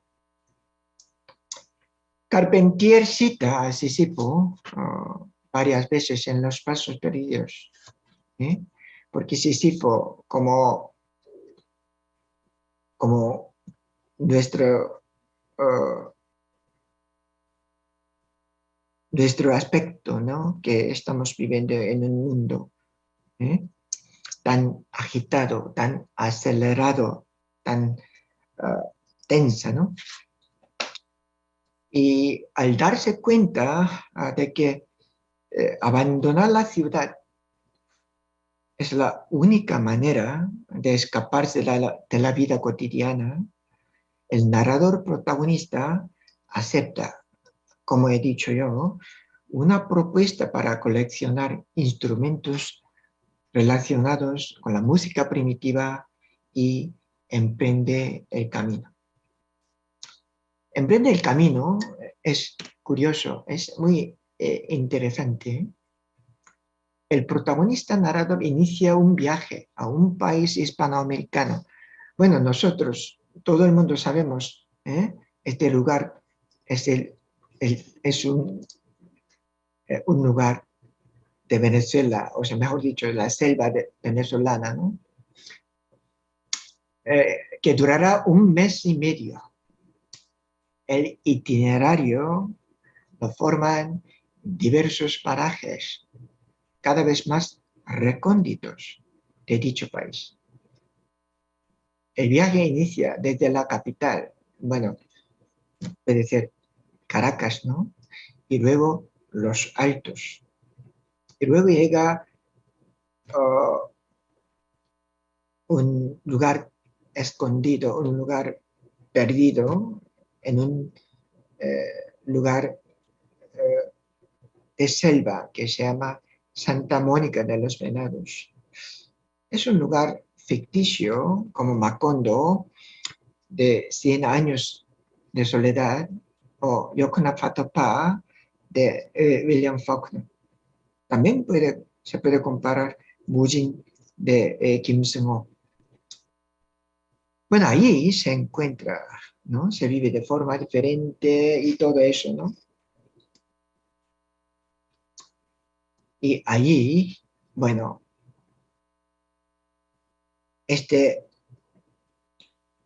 el protagonista aquí se siente diferente.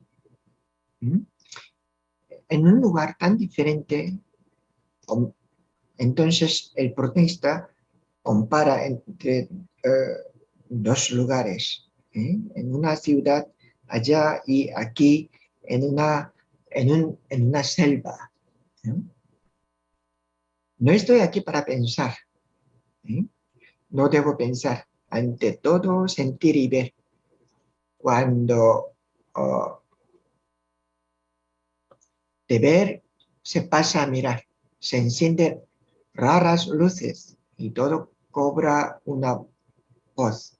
Así he descubierto, de pronto, en un segundo fulgurante, que existe una danza de los árboles. No son todos los que conocen el secreto de bailar en el viento. Los trabajos de cada día, la vida ruda, la parca alimentación, a veces a base de manioco, pescado y casabe, me han adelgazado. Sin embargo, mi cuerpo se ha vuelto escueto, preciso, de músculos ceñidos a la estructura. Las malas grasas que yo traía, la piel blanca y flácida, los sobresaltos, las angustias inmotivadas, los presentimientos de desgracia por ocurrir, las aprensiones, los latidos del plexo solar han desaparecido. Mi persona, metida en su contorno cabal, se siente bien. Ahora, el protagonista se siente algo diferente, como si fuera nacido, ¿no? Otra vez, ¿no? Bueno, en la selva, un espacio desconocido, ¿no? Para el protagonista narrador, ¿no? El narrador es capaz de sentir sensaciones nuevas sobre los ricos colores, sonidos selva, completamente diferentes del sistema sensorial de los habitantes de la ciudad. Antes ni siquiera, o sea, captaba todos los colores que estaban alrededor. Aquí aprende sobre las antiguas civilizaciones de América Latina, donde nació y creció, y hablando con el Fray Pedro. Hay un Fray Pedro, es un monje que está ahí, y un día Fray Pedro le cuenta al protagonista sobre un libro sagrado Popol Vuh. Pero este señor musicólogo, aunque nació en un lugar americano, un mundo hispano, sin embargo, no se enteró, no sabía, o sea, la existencia del libro o Popol Vuh. Y luego, a través de Fray Pedro, o sea, entiende el mundo de Popol Vuh. Entonces, en Popol Vuh hay escenas que muestran bien los elementos de la ecología profunda, ¿no? Ahí salen, por ejemplo, nosotros ya sabemos bien, ¿no?, que Popol Vuh en las ollas, sartenes, se levantaban ante los hombres, ¿no? Y en ese sentido, nosotros podemos, en la ecología profunda. Bueno, ecología profunda no es una teoría nueva, lleva ya más de 20 años, sin embargo, merece la pena comentar la ecología profunda, ¿no? La ecología profunda se pone a la idea de que el ser humano es el primado de todas las cosas y enfatiza la importancia del reconocimiento de la relación orgánica entre los objetos en la Tierra, enfatizando la totalidad en la que todos los seres vivos dependen y se relacionan entre sí. Bueno,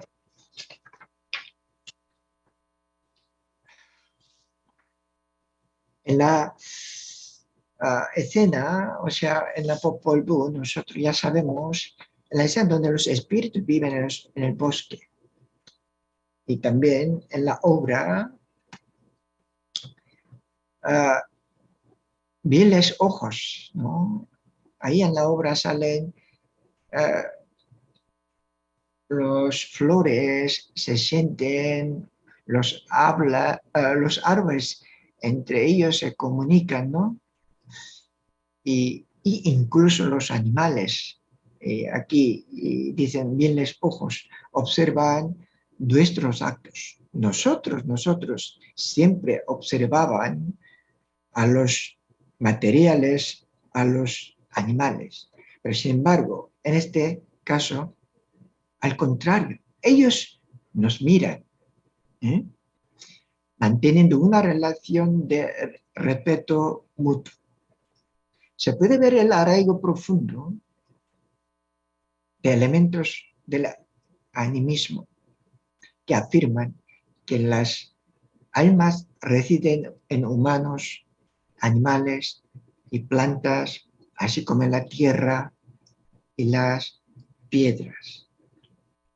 Por lo tanto, a través de un viaje en el tiempo hacia atrás, el protagonista en el espacio de la selva escapa del flujo lineal del tiempo y se da cuenta del flujo propio del tiempo en la selva.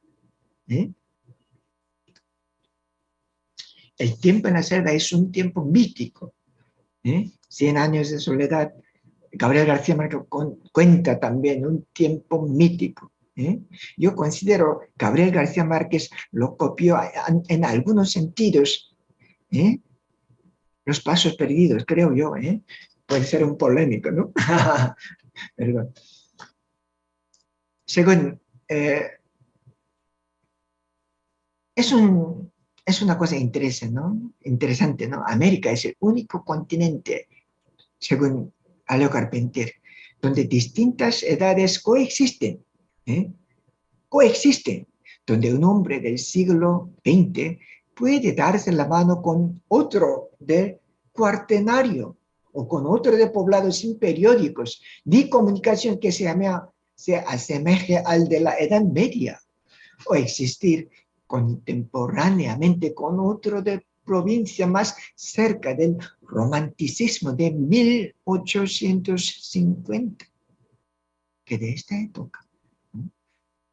Bueno, claro, este viaje empieza desde una ciudad metropolitana, y luego pasa a una ciudad pequeña, por fin llega a un lugar de selva. Así que el protagonista, a lo largo del viaje, encuentra unas personas de otra época, ¿no?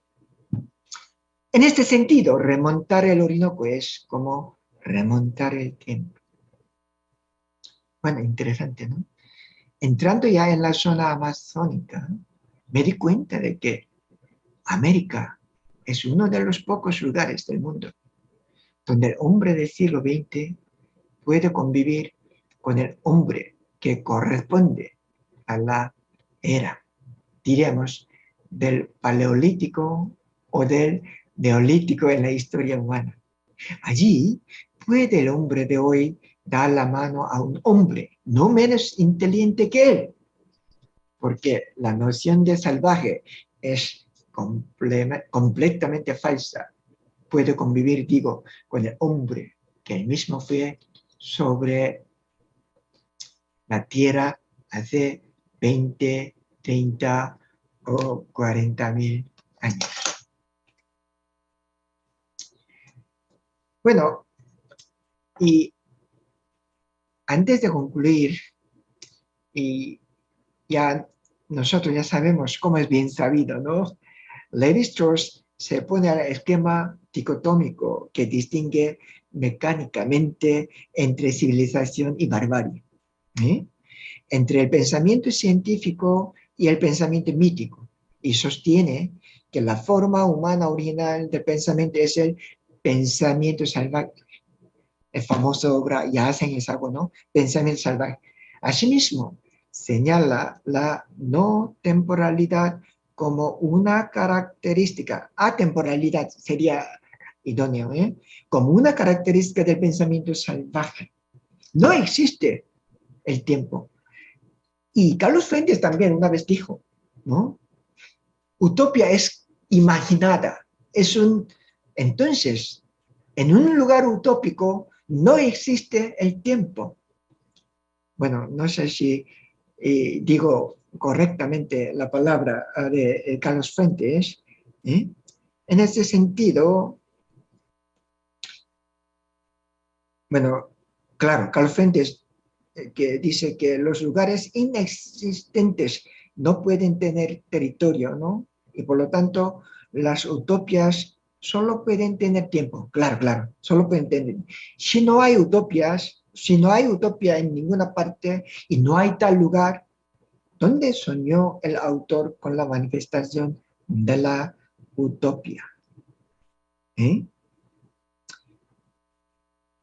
ese sentido, Leo Carpentier lee el tiempo de la literatura, es decir, el tiempo del mundo en la cultura primitiva de la selva latinoamericana que quiso plasmar en su obra. ¿Por qué? Para los que han perdido el paraíso, en este caso el ser civilizado, ¿no? El tiempo no tiene un significado especial, ya que se trata del tiempo cotidiano con un trabajo mecánico repetitivo. La angustia de la vida presente solo los hace sentir impotentes ante la irreversibilidad del tiempo. Por lo tanto, la única esperanza se reduce a buscar el tiempo reversible, es decir, un espacio en el que se pueda invertir el tiempo. Bueno, concluimos.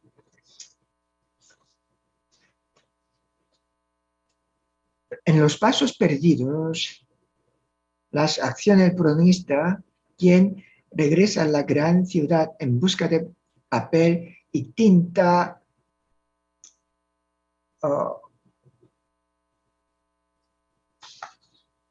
pero siguiendo el hábito de la vida ciudad, ¿no? Y la pérdida del paraíso como resultado, describen las limitaciones que impiden la realización del mundo ideal y la pérdida del paraíso enfrente de sus propios ojos, que con tanta ansia buscaba encontrar debido a su propia arrogancia y error de juicio.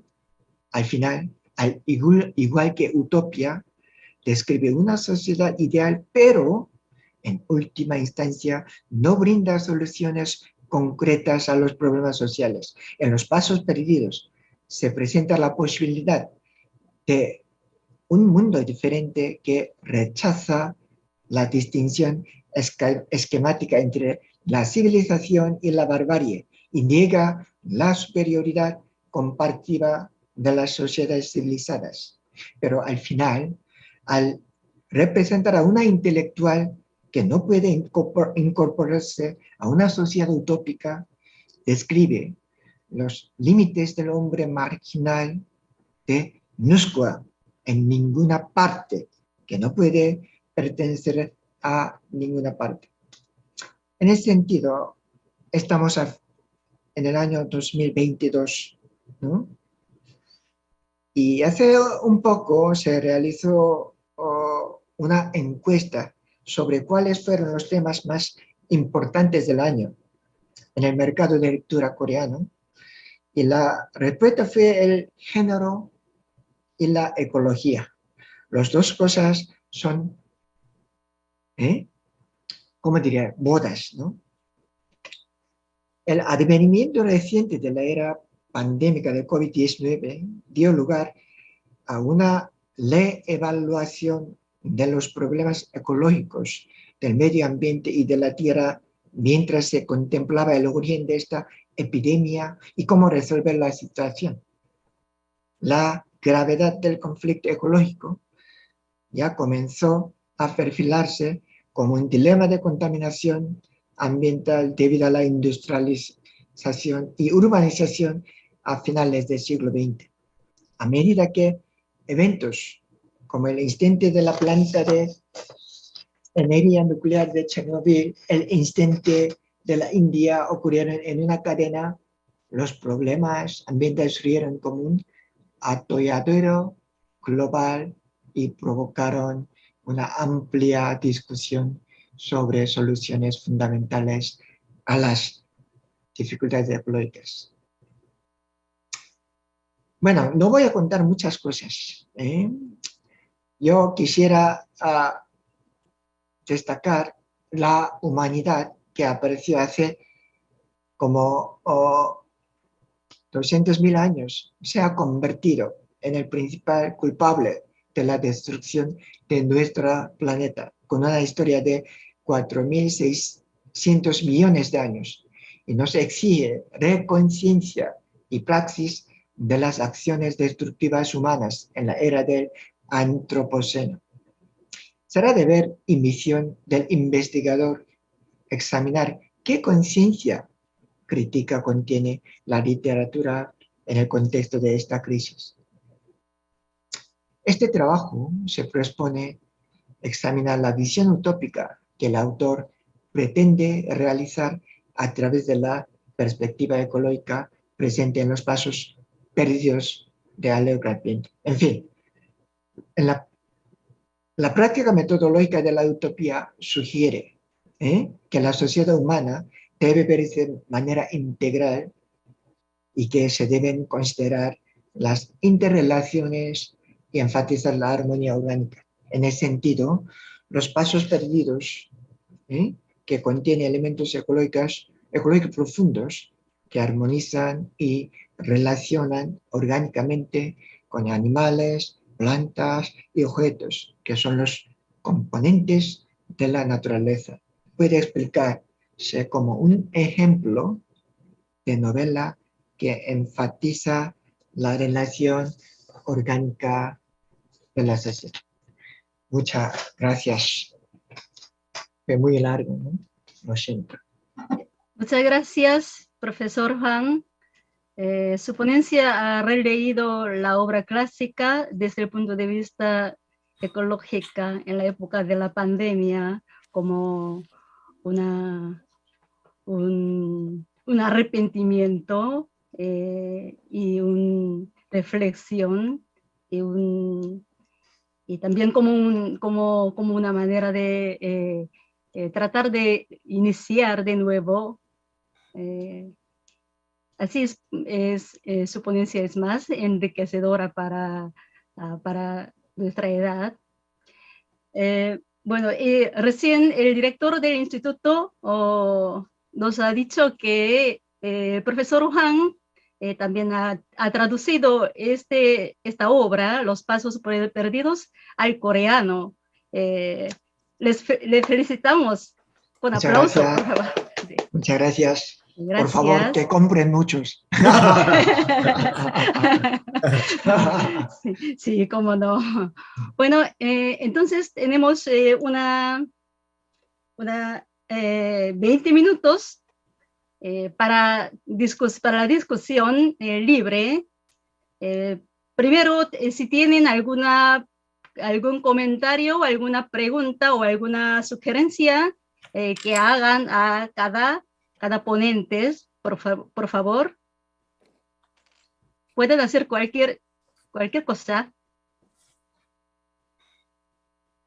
Bueno, yo pido palabra escuchando la ponencia de mi querido amigo profesor Juan Suyon.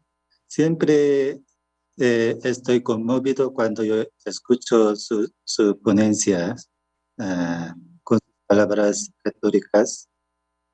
También he leído la obra de Los Pasos Perdidos y me encanta esta obra porque también como estudioso latinoamericano, yo también he querido encontrar el origen de la música cubana. Pero yo fui varias veces a Latinoamérica, pero todavía no he encontrado esta utopía. Bueno, lo que quiero decir es como mi querido amigo habla de la literatura, lo real maravilloso de la literatura latinoamericana, pero ahora la filosofía andina, también el pensamiento vernáculo, habla que lo real maravilloso realmente se puede producirse en nuestra realidad. Como el profesor Juan dijo que en Popol una cazuela nos habla, una olla nos habla. Pero ahora el pensamiento de autor, la filosofía andina, que también en este momento las cosas como la olla o este bolígrafo tienen derecho de hablar. Claro. De algún modo nos hablan. Eso lo quiere decir el autor de la filosofía andina. Eso es todo lo que quiero comentar. Estoy totalmente de acuerdo del profesor. Y muchas gracias por su comentario. Tomás Moro, como Tomás Moro me suena rara, ¿no? Tomás Moro, bueno, me suena un poco raro. Tomás Moro, el escritor que inventó un lugar utópico, pero claro, en la utopía, ahí, el hombre ocupa un lugar central. Pero Leo Carpentier, en su obra, o también el señor profesor Zhou Yang hizo su presencia,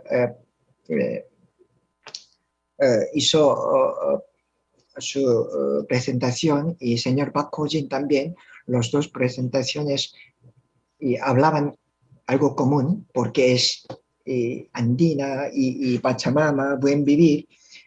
Ahí y no solo existe el hombre, sino también los materiales, los animales, los vegetales. Entonces, claro, en el concepto utópico fue inventado por los occidentales. Ahí no existen los vegetales, las piedras, o sea, los materiales. Sin embargo, ¿no? En el mundo hispánico, como buen vivir, o sea, Pachamama y eso, ahí existen los otras cosas también, ¿no? En ese sentido, a Leo Carpentier, yo puedo decir que primera novelista que habló sobre el concepto Pachamama en su obra. ¿Por qué? Claro, y antes, claro, tenemos pues Popol Vuh y Chilambalam, pero su autor fue sus autores son indios, pero en este caso es diferente. Un señor nació en Suiza y creció en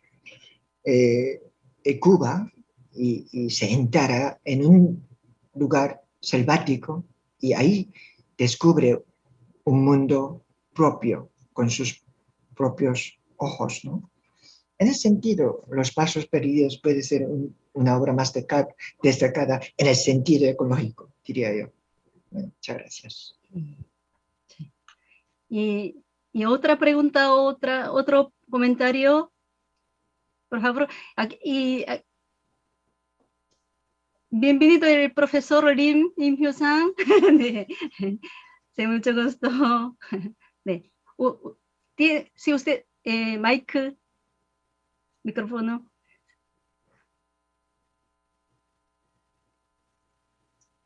Verónica pedir una palabra. Ah, sí. Verónica. Por favor, Verónica. Sí. Hola. No sé, hola. Desde España, un gusto. Desde España. Realmente un gusto escucharlos. Encantado. Me ha encantado todas las ponencias y estoy muy conmovida. Me encantó, las entendí muy bien.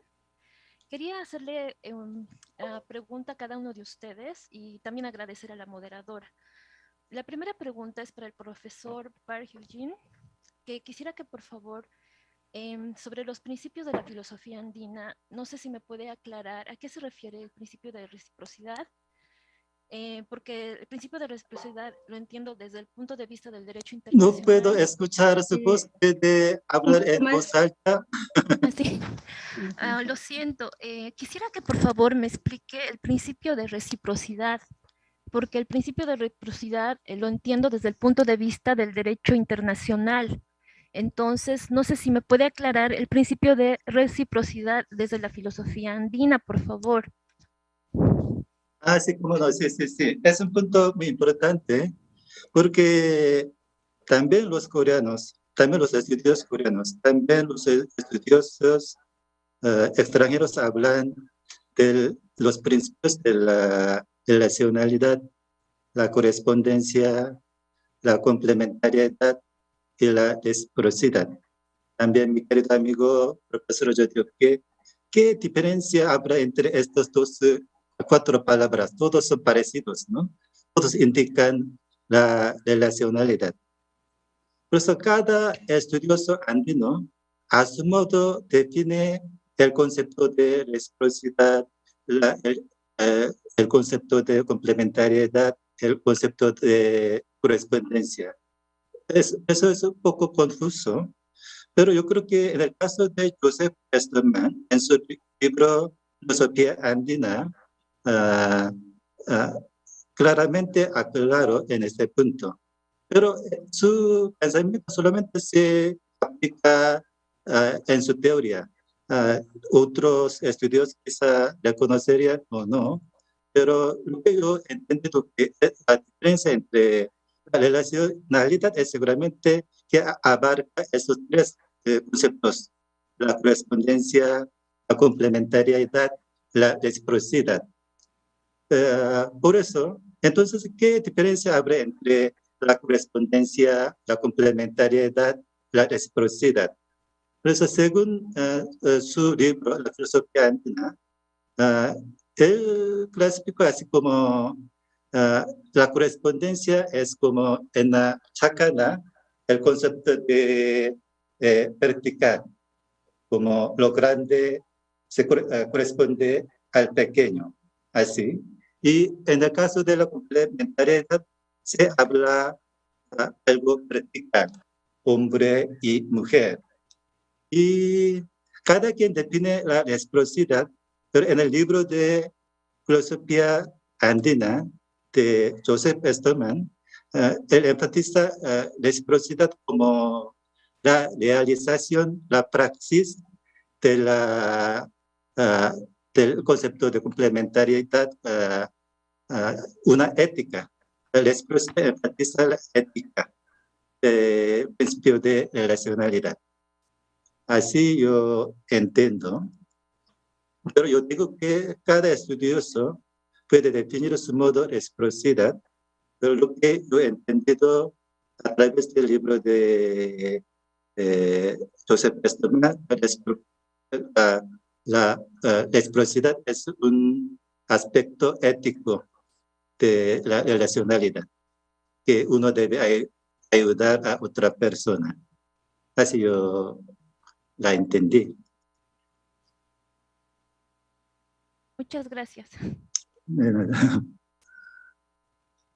¿Y tiene otra? No. Sí, tenía una pregunta para cada uno, porque realmente me han interesado sus ponencias. Muchas gracias. Para el profesor Yoyu, sobre el discurso de Laudato Si y del buen vivir, quería saber su punto de vista en justamente la crítica que hizo a lo discursivo, porque Laudato Si, si bien viene del mundo occidental y está planteado desde, digamos, la Iglesia Católica, el discurso del buen vivir, yo tengo raíces bolivianas, entonces le puedo decir que a veces también se queda solo en discurso. Entonces quería ver cuál es su punto de vista para, en ambos casos, superar el discurso y que del discurso se vuelva una práctica. Porque también, viendo desde un punto de vista de gobernanza, digamos, sería un ejemplo de los países que proponen el buen vivir, hacer una práctica de abajo hacia arriba, o sea, digamos, una política pública nacional que pueda ser un ejemplo a nivel internacional. Entonces, quisiera saber su punto de vista sobre esto. Y por favor, para el tercer ponente es para el profesor Juan, el profesor Juan So-Yun. Disculpen la pronunciación, lo siento mucho. Correcto. Lo siento mucho. También relacionado con el tema de la ponencia, de la sesión de hoy, el reconocimiento de la interconexión en la ecología profunda me ha quedado muy claro y es un concepto que quiero utilizar. Muchas gracias por el descubrimiento que me ha aportado hoy. Y también, atendiendo a la sesión de hoy, quería saber si, viendo el discurso del buen vivir y del Laudato Si, y un poco esto de la filosofía andina, considera que puede ser visto, entendido como una utopía o tiene alguna posibilidad de realizarse, concretizarse a nivel de, digamos, de una política de Estado de abajo hacia arriba o a nivel internacional también, digamos, de arriba hacia abajo, digamos, con alguna declaración o algunas tendencias que se están viendo en Naciones Unidas. Muchas gracias, esas serían mis preguntas. Muchas gracias por todo y que les vaya muy bien. Igualmente te agradezco. Señor, yo primero. Sí. Okay.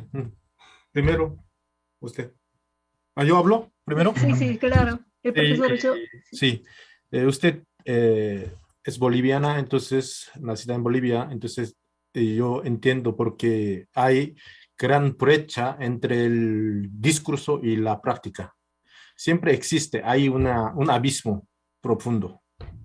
Pero siempre el discurso tiene una función importante, porque hablando y luego concientizando, cada vez se cambia la gente también y también nos guía a actuar.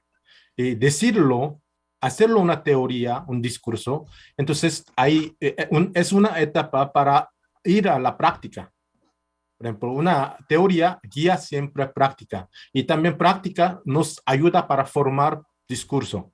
Entonces, aunque sea actualmente este discurso es un poco utópico, pero utopía tiene una función, porque utopía es un sueño, pero un sueño colectivo, no solamente una persona. El pueblo sueñan juntos, mirando una misma meta, puede realizar. No 100%, pero alcanza una parte, sube una etapa. Y en Bolivia y en Ecuador existía el discurso y también discurso del buen vivir y suma causa, y también existía una política. Pero siempre ahí se mete la política, ideología, y entonces hay confusión y también utilización de este discurso, pero pasando el tiempo nosotros podemos clasificar cuál sería mejor para nuestra sociedad, especialmente zona andina. Entonces, ellos mismos buscarán sus caminos, cómo puede practicar y cómo puede corregir nuestra idea. Entonces, siempre hay correlación, práctica y teoría. Entonces, porque hay mucha gente desilusiona mirando la realidad, pero nuestra realidad, existen varias realidades. Entonces, nos guiarán este discurso a veces. El Papa Juan Pablo también dijo Laudato Si, pero también expresa muchas cosas utópicos también, pero ahí utopía y esperanza tienen mucha relación. Esperanza nos ayuda para actuar, para obtener esta meta, pero siempre mirando la distancia, no demasiado o soñar demasiado, pero siempre con la lealidad. Eso nos ayuda. Entonces, yo creo que en América Latina está intentando ¿cómo se llama? Haciendo correlación de teoría y práctica. Yo tengo un poco de esperanza en este aspecto, aunque falle, ¿no? Siempre fallaba en América Latina muchas cosas, pero siempre se levantaban para superar este problema. Sí, gracias.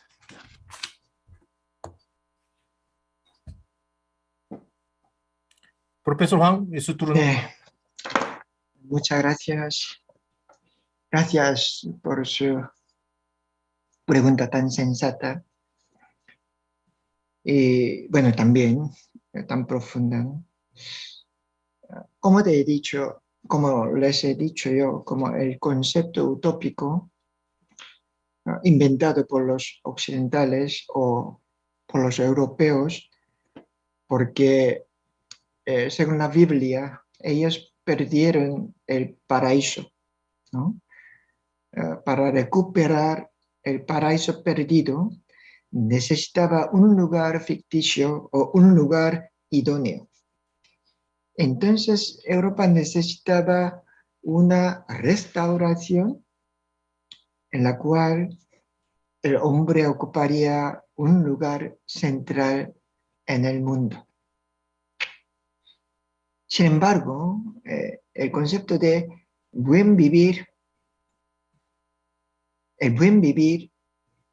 yo creo que voy a denominar una palabra diferente. Es que con el concepto utópico no cabe, no es algo cabalmente correcto para aplicar el concepto, diría yo, porque utopía es ahí dentro, el hombre está en el centro. Entonces, como anthropocentric society, como una sociedad antropocéntrico, no se puede imaginar los materiales, los animales, los árboles que hablan. Entonces, para aplicar el concepto de buen vivir, yo creo que una palabra más adecuada es utopía, ¿no? Utopía. Quizá se puede manifestar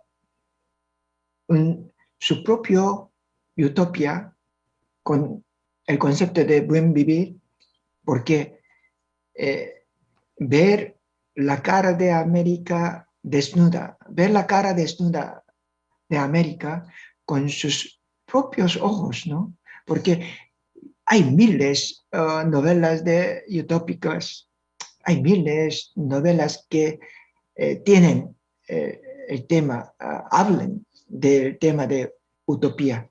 Sin embargo, ahí faltaban los americanos, ahí faltaban los indígenas, ahí faltaban los hispanohablantes, solo los que miran, solo desde el punto de vista occidental, han visto, ¿no? En este sentido, para recuperar el punto propio de concepto, buen vivir, puede ser autofía, ¿no? No sé. La verdad, no sé muy bien del buen vivir concepto, confieso que no sé muy bien de esto. En ese sentido, los dos profesores saben mucho mejor que yo. Entonces, bueno. Yo solo quiero agregar, por el punto de vista de Bruno Latour, no conozco muy bien el pensamiento de Bruno Latour, pero de cualquier modo, el profesor Joe habla de la utopía y Verónica habla de la diferencia entre la utopía y la praxis, pero según el pensamiento de Bruno Latour, el pensamiento del mismo también es un objeto, es objeto. Por eso debemos formar bien el pensamiento, porque el pensamiento es una parte de un objeto, un cuasi objeto. Por eso yo creo que es como el mundo maravilloso del mundo indígena. Aún el pensamiento tiene su existencia propia y derecho. Pues debemos pensar bien, debemos pensar cosas, también debemos pensar nuestro pensamiento. Pensamiento afectarnos. Por eso, según el punto de vista de Bruno Latour, el pensamiento es un objeto. Así yo puedo comentar más. No estoy seguro, pero así yo intento. Muy bien. Sí, que sean unas respuestas suficientes para Verónica. Sí. Verónica, ¿se puede hacer su presentación breve? Que es un encuentro muy bienvenido. No, solo quería saber si usted está estudiando o está investigando algo así, solo porque es de España ahora, está en madrugada en España y ahora la mañana será. Sí. Sí. Son las 6 de la temprano. Mañana. Sí, y yo actualmente estoy haciendo... Sí, muchas gracias. Es que me encantaron sus ponencias. De hecho, voy a esperar hasta la hora que den. Y me encantó. Muchas felicidades. Les he entendido mucho. Yo actualmente me encuentro haciendo la tesis doctoral en España. Y justamente mi tema, o sea, se relaciona con mi tema de investigación, los derechos de la naturaleza. Pero yo estoy viendo el enfoque ecosistémico aplicado a aguas. Pero la base filosófica, digamos, esta ponencia me ha servido como una base filosófica. O sea, yo toda la ponencia la voy a atesorar porque tiene una base filosófica para mí importante. Muchas gracias. Gracias, sí, muchas gracias.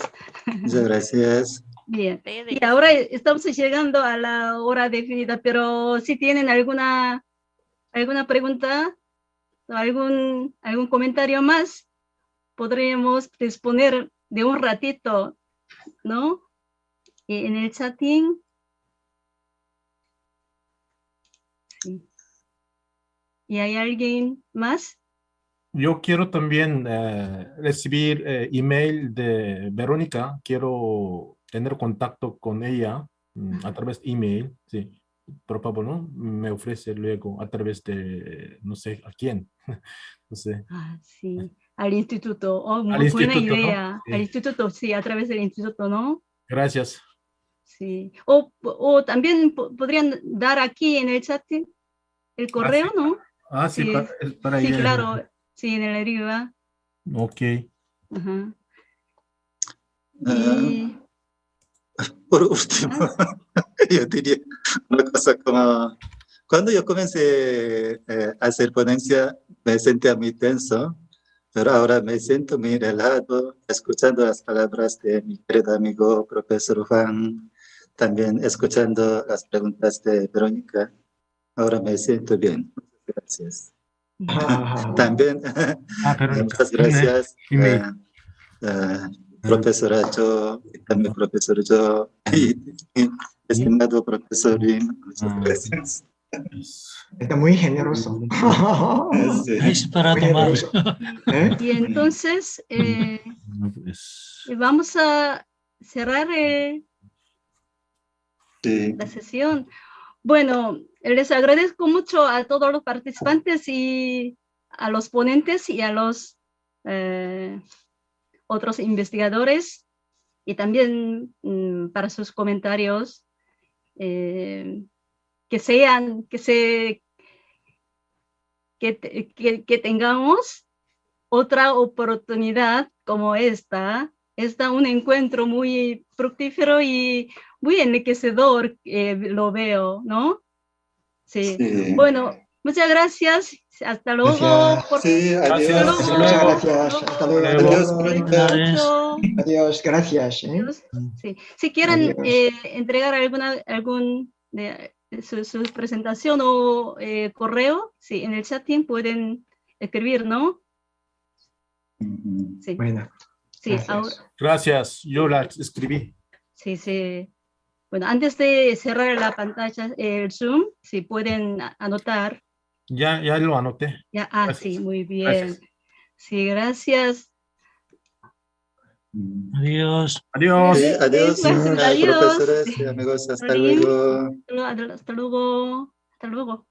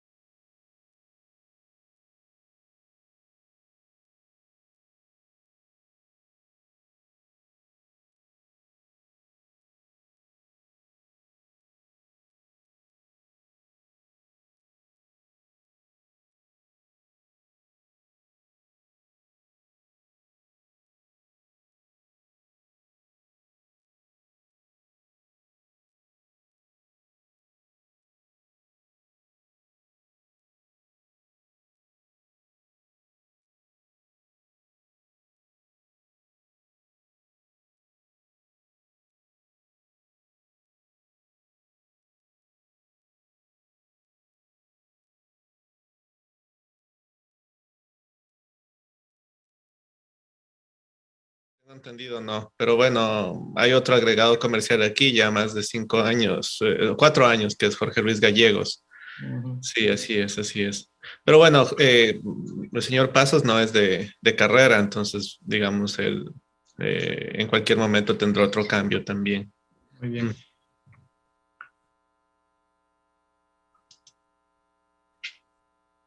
Bueno, pienso que ya podremos empezar, porque es ya hora, ya ha pasado los 4.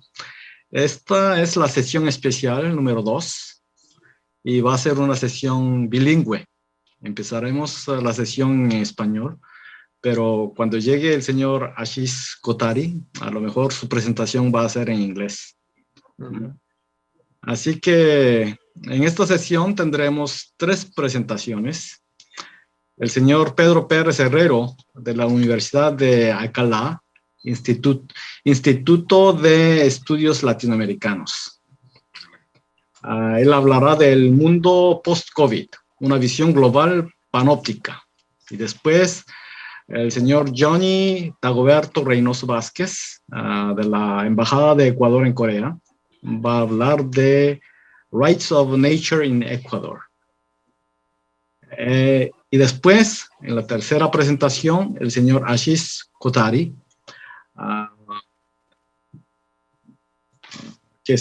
quien está en Kalpa Bridge and Global Tapestry of Alternatives. Va a hablar sobre Post-COVID Alternative Worldviews. Bueno, cada uno de los expositores va a tener unos 20 minutos a 25 minutos de presentación. Y después de las 3 presentaciones vamos a tener discusión o preguntas de la audiencia. Bueno, entonces voy a dar la oportunidad al señor Pedro Pérez Herrero. Por favor. Buenas tardes en Seúl, en Corea del Sur. Buenos días en Europa y buenas noches en el continente americano. Es decir, estamos en los diferentes continentes, diferentes usos horarios. Lo primero, dar las gracias a la Universidad de Hankook University por haber organizado esta segunda conferencia internacional. Es un lujo, es un honor, es un privilegio colaborar con el Instituto de Estudios Latinoamericanos de la Universidad de Hankook.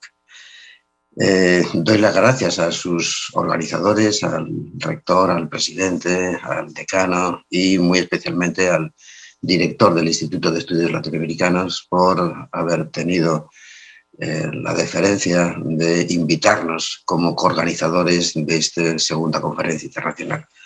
Como hay poco tiempo, tengo un escrito largo de bastantes páginas y voy a hacer un resumen de los contenidos de ese texto. Mi ponencia se titula El mundo post-COVID, una visión global panóptica.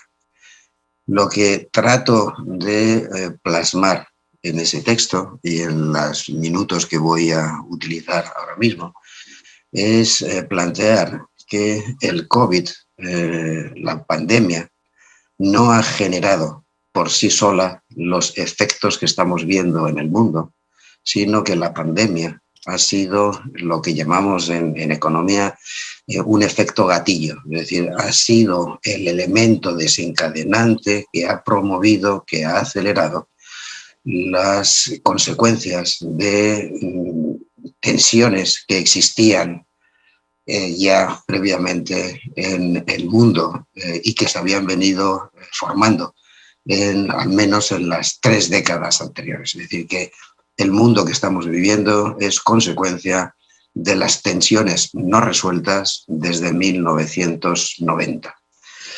Pues lo que hago es que en el texto voy analizando los diferentes condiciones, situaciones en las que vivimos el mundo.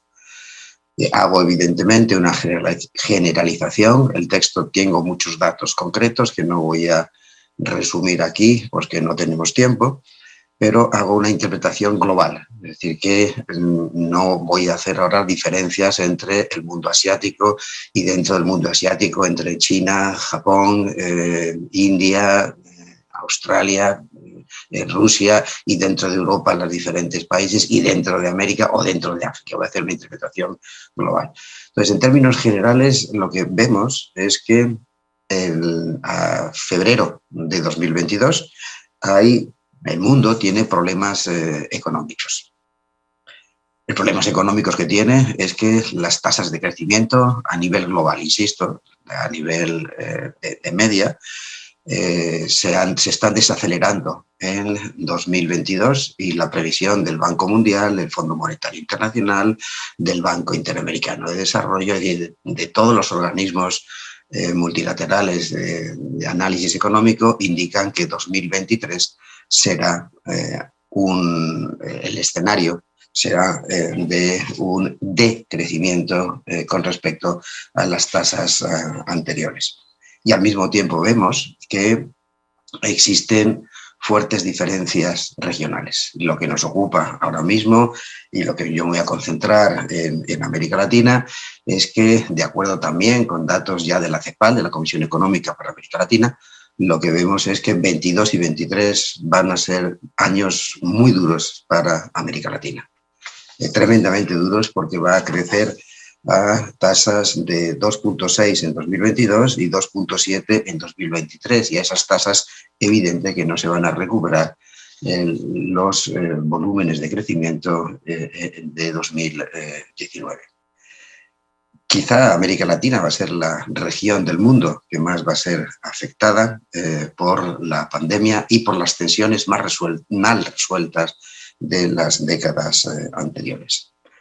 En términos sociales, lo que vemos también es que la desigualdad en el mundo, es decir, he utilizado pues todas las, como se pueden imaginar, todos los coeficientes de Gini, la curva de Lorenz, las medidas de desigualdad de Atkinson, los índices de Tail, y he utilizado las bases de datos de la World Top Income Database y el World Inequality Database. Es decir, con toda esa información, lo que se observa es que la desigualdad en las últimas décadas ha venido aumentando.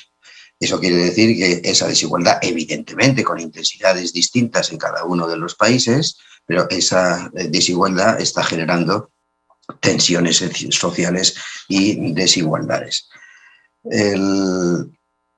No solamente lo preocupante es, no solamente están aumentando las desigualdades entre los países, sino además desigualdades dentro de los países, con lo cual podríamos decir que estamos en la tormenta perfecta. Evidentemente, insisto que en mi texto pongo las diferencias de desigualdad entre los diferentes países y en las diferentes épocas. Otro tema que me parece importante, que es problemas fiscales. Con un decrecimiento de la economía, los ingresos de los estados han disminuido, pero al mismo tiempo los estados han tenido que afrontar de una forma clara y evidente un aumento de gasto para afrontar la pandemia. Es decir, han tenido que hacer subsidios, han tenido que invertir en vacunas, han tenido que invertir en seguridad social. Es decir, ha habido más gastos que ingresos, y eso ha generado evidentemente un aumento de la deuda, y el aumento de la deuda finalmente estamos viendo que está generando un rebote, un repunte de la inflación. Y esa inflación evidentemente está golpeando de una forma intensa en América Latina. El problema es también demográficos ambientales. Sabemos que no solamente hay un problema de aumento de cantidad de la población, ahora mismo tenemos unos 7.600 millones de habitantes en el planeta Tierra. Sabemos que el planeta Tierra no puede aguantar mucho más de 11.000 millones y nos vamos acercando a ese límite de una forma clara. Existen muchos textos, infinidad de textos que miden la correlación entre población y medio ambiente, pero al mismo tiempo lo que tenemos que ver es que la población en el mundo está teniendo una transición hacia un envejecimiento de la población. Eso tiene efectos terribles con respecto a cuestiones fiscales, porque cada día más somos personas mayores que estamos jubilados y personas jóvenes que no tienen trabajo, o los que tienen trabajo tienen salarios muy reducidos, por lo cual no es posible que, dicho de otra manera, las pirámides de población se han invertido, es decir, tenemos cada día más población mayor y cada día menos población trabajadora, se va recortando y que pagadora de menos impuestos. Eso genera, evidentemente, unos problemas fiscales tremendos. Hay otro elemento, y es que la robótica, el 5G, la inteligencia artificial está generando un desplazamiento de volúmenes de mano de obra no cualificada y que se están quedando en el paro, ¿no? Tenemos, además, otros problemas políticos identitarios. Y es que la arquitectura, estamos comprobando en las últimas décadas que la arquitectura institucional internacional no está funcionando correctamente. Es decir, vemos que la Organización Mundial de la Salud no ha hecho sus deberes con respecto a la pandemia, pero tampoco lo está haciendo el Banco Mundial, el Consejo Empresarial Mundial para el Desarrollo Sostenible, el Fondo Monetario Internacional, la Organización de Naciones Unidas, la Organización Internacional del Trabajo, la Organización Mundial del Comercio, la Organización para la Cooperación y Desarrollo Económico, la OCDE o la UNESCO. Es decir, son organismos internacionales que están trabados por montones de cargas burocráticas y finalmente los problemas se quedan sin resolver. El gran problema que tenemos, y que veremos a continuación, es que un mundo globalizado está compartimentalizado, está dividido entre estados-nación. Cada estado-nación toma sus decisiones y si un estado-nación que tenga, como en España, no llegamos a 50 millones, 46 millones de habitantes, tomamos una medida. Pero claro, podemos tomar una medida fantástica con respecto a la pandemia, pero si el resto del mundo no lo hace, pues evidentemente la pandemia no se resuelve o los problemas globales no se resuelven con soluciones parciales tomadas individualmente por los países. Y estas instituciones multilaterales, estas instituciones internacionales no han funcionado correctamente. Al mismo tiempo tenemos grandes movimientos de masas de población, migraciones, es decir, que las crisis económicas, las pandemias, lo que están haciendo es una movilización de mano de obra que va buscando trabajo, va buscando o huyendo de situaciones de conflicto bélico o situaciones de tensiones políticas. Y evidentemente lo que vamos comprobando es que el mundo está interconectado, es decir, que la Europa fortaleza que se pretendía crear, pues no es tal fortaleza porque nos llegan migrantes por todas partes y eso es imposible, es decir, tratar de poner muros al mar y al campo porque el mundo está interconectado. Es decir, todos estamos interconectados y por lo tanto no se pueden hacer esas islas, por lo tanto tenemos que ir a una solución global. Lo que voy a hacer a continuación, que me quedan 5 minutos, es hacer una especie de panorámica de qué es lo que se podría hacer o qué es lo que debería hacerse para solucionar estos problemas. En primer lugar, en las ciencias sociales y las humanidades tenemos la información más o menos, sabemos qué debería hacerse para desarrollar un país, para combatir el cambio climático, sabemos cómo se combate la pobreza, sabemos cómo se combate la desigualdad, sabemos cómo se combate la corrupción. El problema es que ese combate hay que hacerlo de forma global, es decir, que si yo combato las drogas en mi país, pues las drogas se van a otro país, si yo combato la pobreza en mi país, los procesos migratorios, pues la migración va a otro país. Es decir, que sabemos más o menos qué es lo que debe hacerse, pero no tenemos los mecanismos porque, insisto, tenemos estados-nación que actúan de forma individual y no de forma colegiada. La pregunta obvia, entonces, es si sabemos qué debe hacerse, ¿por qué no se hace? Y entonces la respuesta la acabo ya de adelantar, y es que no existe la voluntad política de tomar esas decisiones porque el mundo está partido, está seccionado entre distintos estados-nación y cada uno aplica su política, evidentemente de forma libre y legítima, puesto que se basa en sus soberanías populares.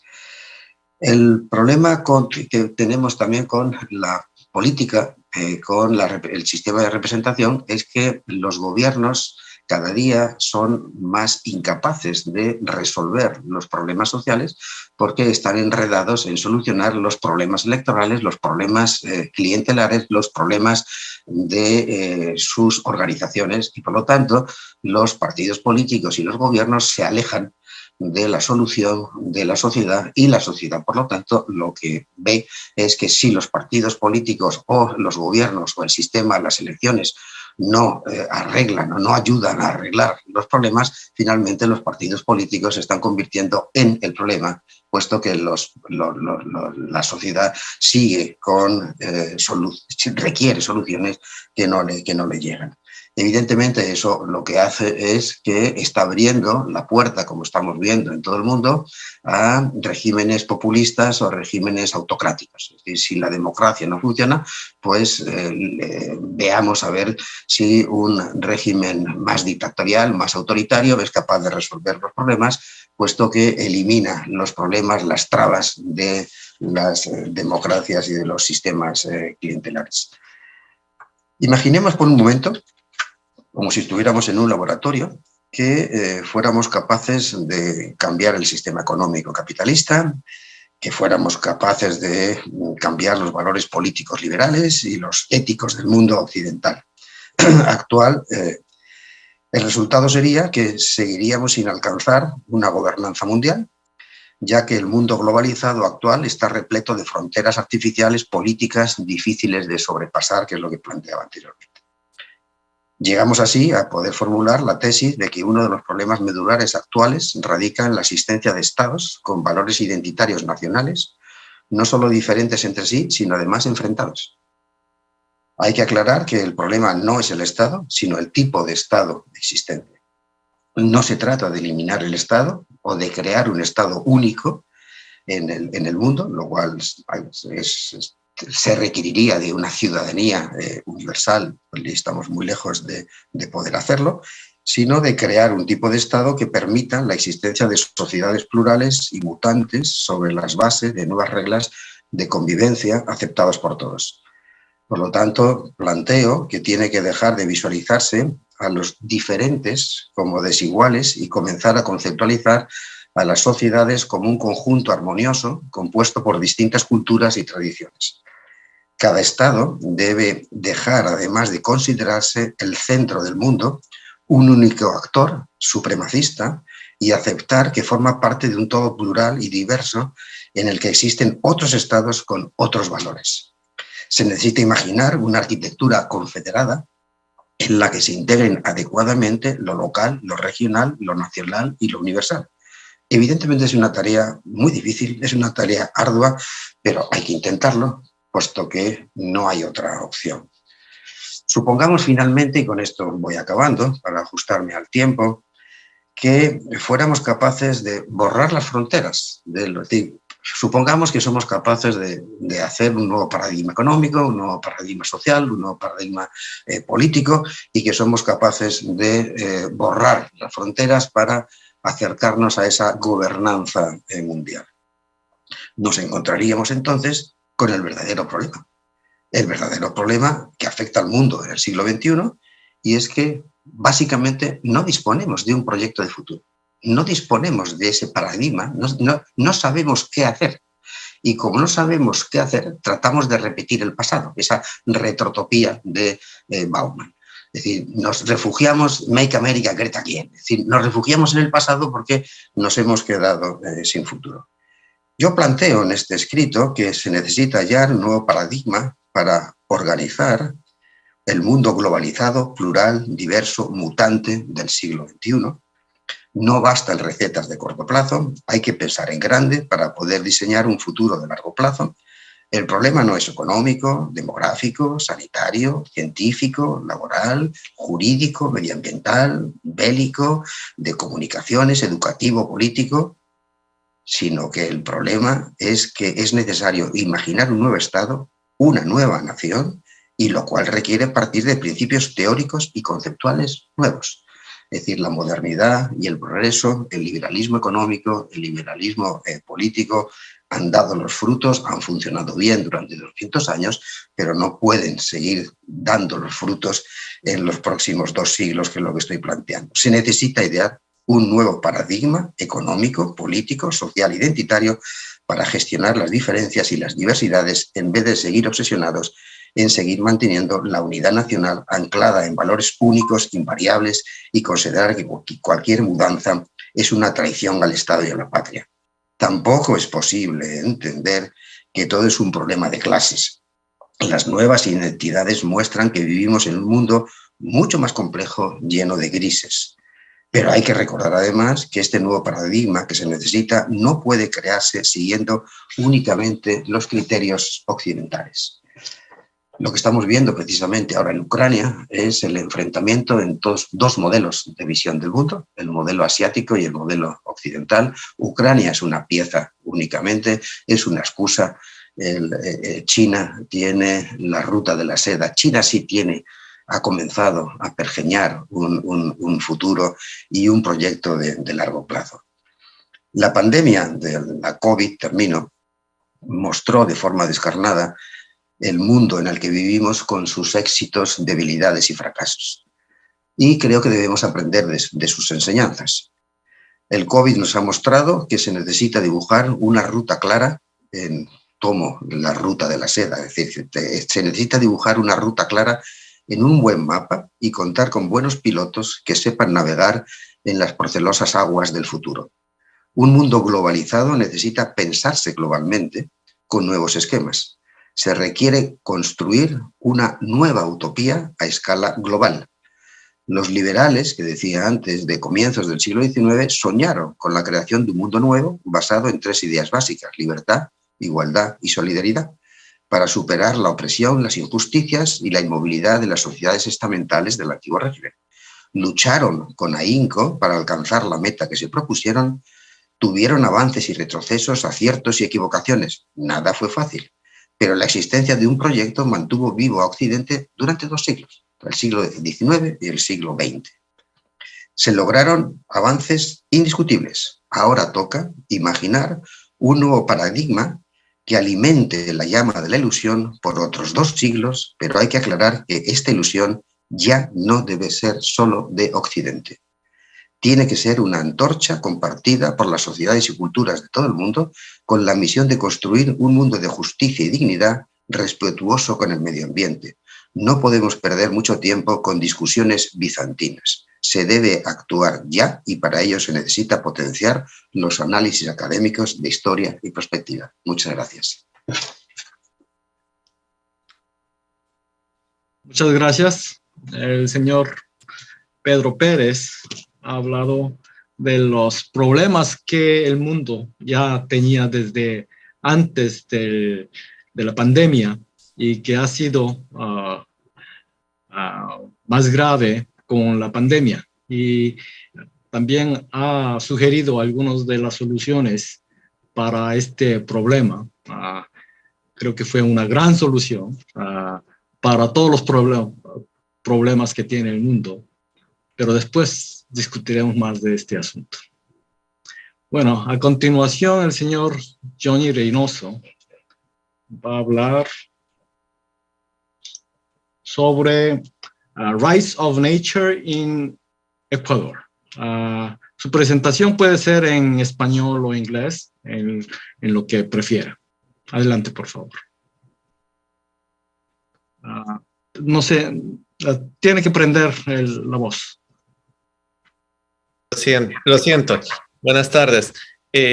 Quisiera conocer si ustedes van a proyectar las diapositivas o si tengo que hacerlo yo. Profesor Kim. En realidad yo no sé. El coordinador, ¿quién está? Aquí está el la doctora Chanjuram. ¿O quién está del instituto?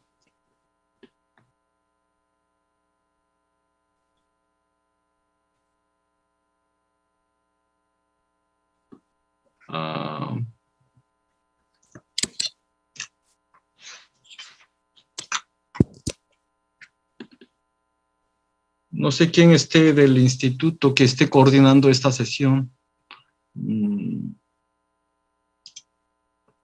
Yo creo que usted puede poner la diapositiva a usted mismo.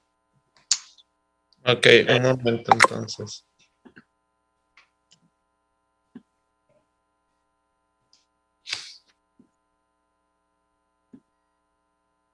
Permítame un momento. Ok. Ok, ¿la pueden ver? ¿Sí? Sí, muy bien. Perfecto. Ok. Bueno, muy buenas tardes con todos. Ahora sí, vamos a comenzar con esta exposición. Como el profesor Kim nos lo ha dicho, voy a hablar acerca de los derechos de la naturaleza, una innovativa nueva normativa que se implementó en Ecuador hace varios años atrás. Ante nada, también quisiera presentarme. Mi nombre es Johnny Reynoso Vázquez, soy el jefe de la misión diplomática del Ecuador en Corea. Soy abogado y diplomático de carrera. En ese sentido, pues cuento con la experticia para hablar acerca de temas judiciales y en especial temas legales en el sentido constitucional, como son los derechos de la naturaleza. Empecemos entonces este momento con la exhibición. Como les decía, tenemos que hablar primero cómo fue el proceso histórico de los derechos de la naturaleza. Ellos fueron introducidos en el año 2008 con la nueva constitución que se aprobó en aquel año. Antes del 2008, el Ecuador no contemplaba derechos de la naturaleza, sin embargo, nosotros los tipificamos a partir de esta constitución, no solo con rango legal, sino con un rango constitucional. Es decir, como ustedes saben, en la pirámide normativa, en la pirámide de Kelsen, existen varias jerarquías para las normas y en este caso el Ecuador decidió no darle una categoría legal a los derechos de la naturaleza, sino darle una categoría de orden constitucional, es decir, la más alta que existe. Ecuador fue el primer país en el mundo en codificar los derechos de la naturaleza. Esto es algo que vale la pena destacarlo. El Ecuador es el país pionero en tipificar en rango constitucional los derechos de la naturaleza. Además, también nosotros quisimos romper con la brecha de la tradicional, el tradicional sistema de protección ambiental en el mundo. Aquí quiero hacer una pequeña aclaración. Los derechos de la naturaleza es una respuesta práctica a la protección de la naturaleza. No es solo puras buenas intenciones y palabras llenas de retórica, sino que ya son acciones concretas. Lamentablemente en el mundo actualmente, muchos sistemas, muchas personas y muchos grupos sociales se dedican mucho a hablar, hablar y hablar y hacer millón de comentarios, millón de posturas, millón de soluciones hipotéticas y muchas veces incluso románticas acerca de la protección de la naturaleza, pero sin acciones puramente concretas.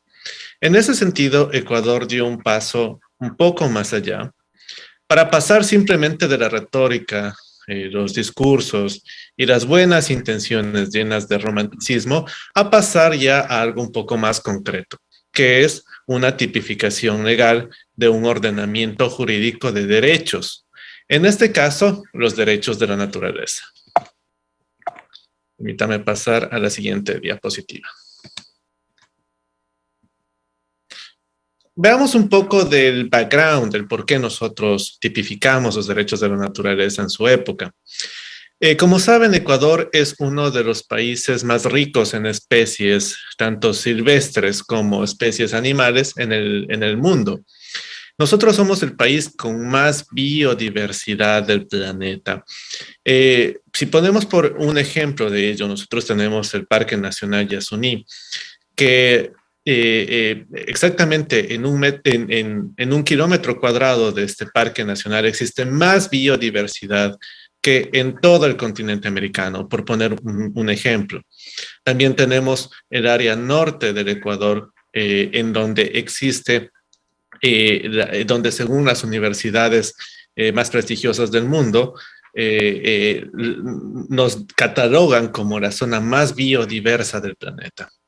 Además, también el Ecuador cuenta con el 17% de su territorio es considerado parque nacional. ¿Qué significa parque nacional?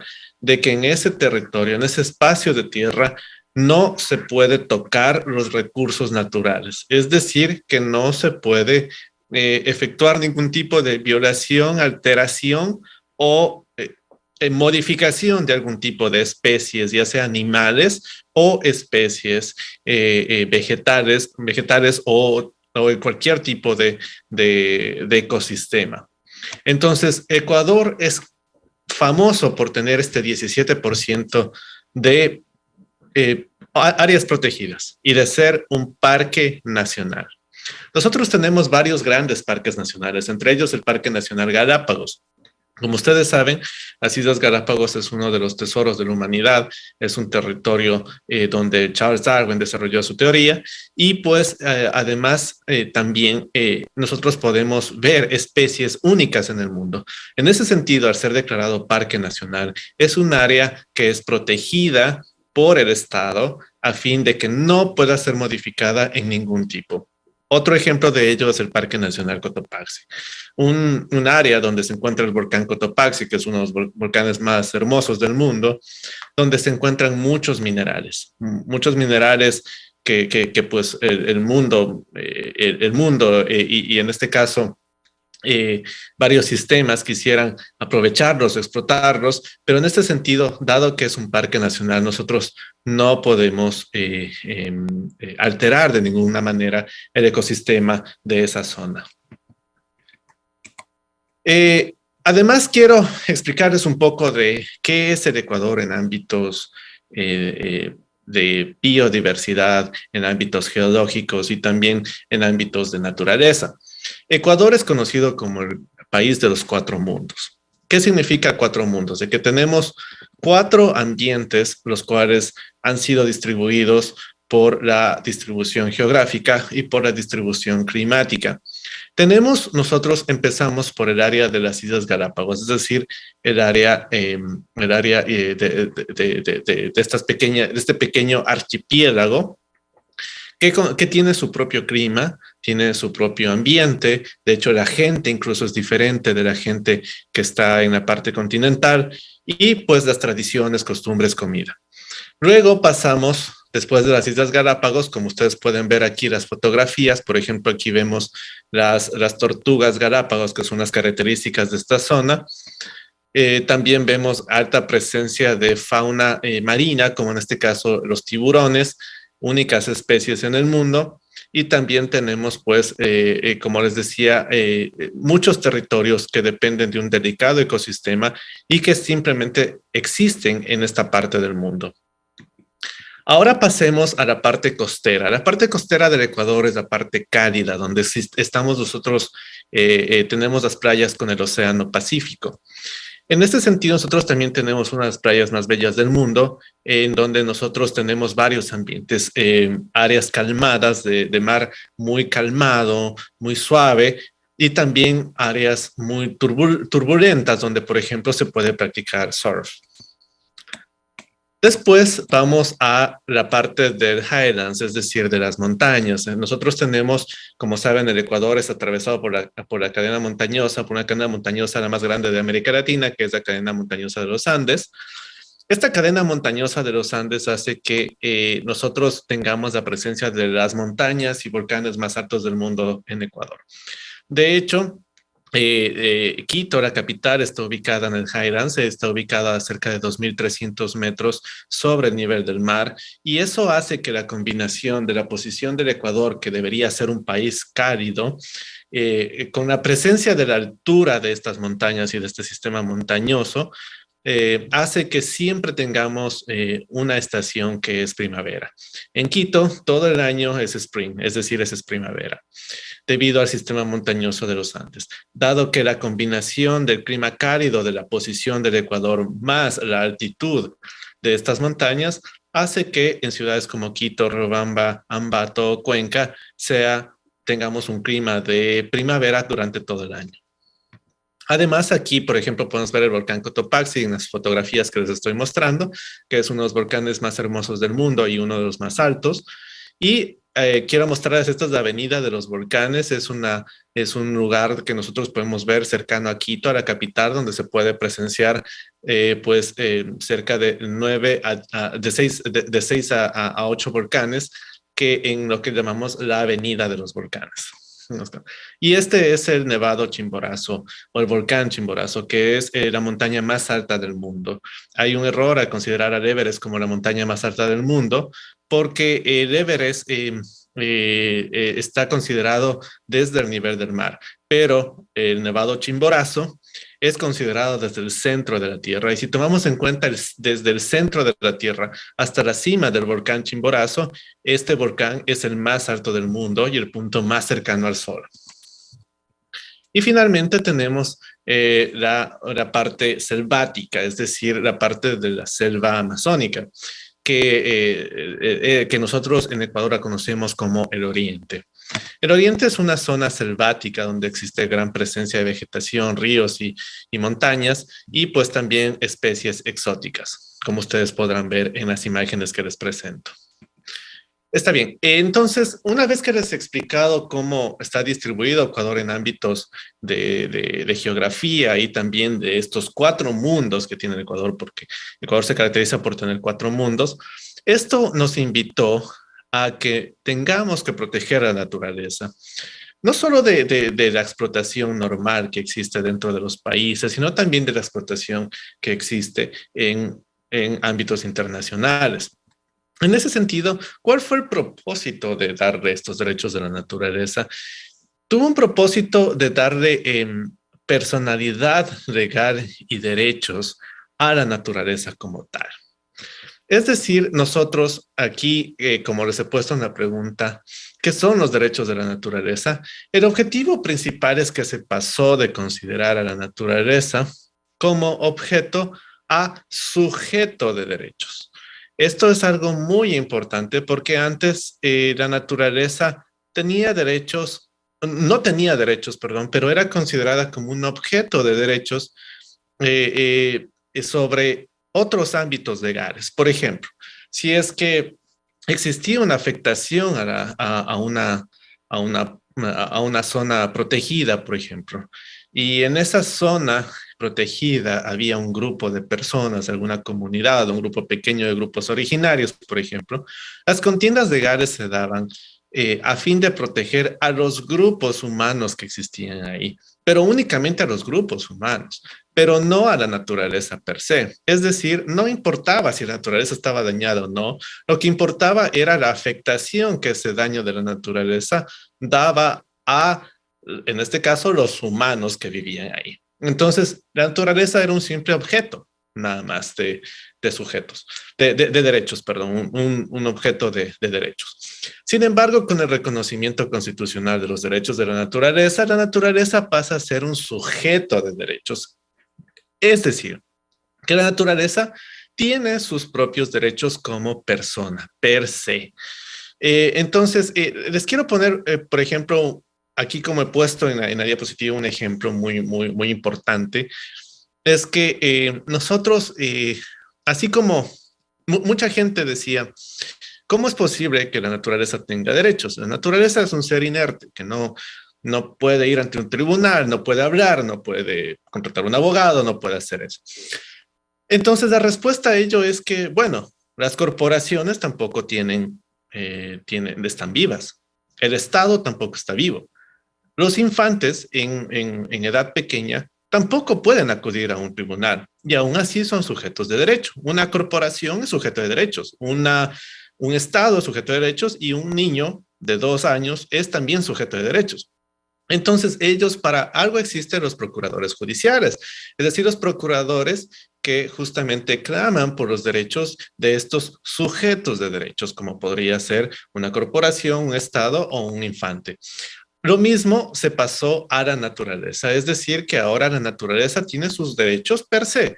Es decir, por ejemplo, si es que alguien daña o viola la biodiversidad de un área protegida, por ejemplo, y en esa área protegida no existe ningún humano, eso es irrelevante, porque la naturaleza, al tener per se sus propios derechos, cualquier abogado, cualquier grupo social, cualquier persona puede clamar por los derechos de ese ecosistema que fue dañado. No sé si ustedes me entienden lo que quiero decir. Es decir, se pasa de un ambiente puramente de objeto a sujeto. Es de donde, como les decía, la naturaleza tiene el derecho a ser protegida, tiene el derecho a ser restaurada y tiene el derecho a gozar de los privilegios que conlleva este orden constitucional, per se, no solo porque afecte los intereses de humanos o de otros tipos, sino porque la naturaleza como tal tiene su derecho a vivir, coexistir y a no ser alterada. Ahora bien, estos son parte de los artículos que están en la Constitución. Como ustedes saben, las personas, ¿no es cierto?, son titulares de los derechos, ¿no es cierto? Y en este caso, uno de los incisos del artículo 10 de la Constitución dice que la naturaleza será sujeto de estos derechos reconocidos por la Constitución. Es decir, así como la Constitución reconoce derechos para las personas, ¿no es cierto? Por ejemplo, la persona tiene derecho a la libertad, la naturaleza también tiene el derecho a la restauración, por ejemplo, que no es un concepto romántico, valga la naturaleza. Esto, les decía antes, nosotros en este momento en la Constitución ecuatoriana no pasamos de ser, esto no es un concepto romántico, esto es un concepto jurídico, puramente jurídico, donde, como les decía, se pasa pues los derechos de la naturaleza se concede al árbol, se concede al lago, a la montaña, al ecosistema, el mismo derecho que sería el derecho a la libertad, al derecho a la libre expresión, a lo que sea, que se le concede a un humano. Por ejemplo, el derecho a la vida de un humano tiene una jerarquía similar al derecho a la restauración que tendría un ecosistema. Entonces, esa es la diferencia legal y jurídica que se quiso dar con estos derechos. Por ejemplo, aquí el artículo 71 es muy claro cuando dice que la naturaleza tiene el derecho a su respeto integral y también obliga a 3 cosas. Obliga el mantenimiento y la preservación de su existencia, de su mantenimiento y su regeneración. Mire, por ejemplo, aquí existen 3 derechos fundamentales de la naturaleza, ¿no? Que es su existencia, que podría equivaler al derecho a la vida de un ser humano, ¿no es cierto? Aquí también, en cambio, existe el derecho a la existencia de la naturaleza. ¿Qué sé yo? De un ecosistema, de un sistema de vida, o como les decía, un lago, un grupo de árboles, cualquier cosa que se considere como naturaleza. A su mantenimiento, es decir, que nosotros no podemos simplemente explotar oro, uranio, o explotar petróleo, dañando a la naturaleza.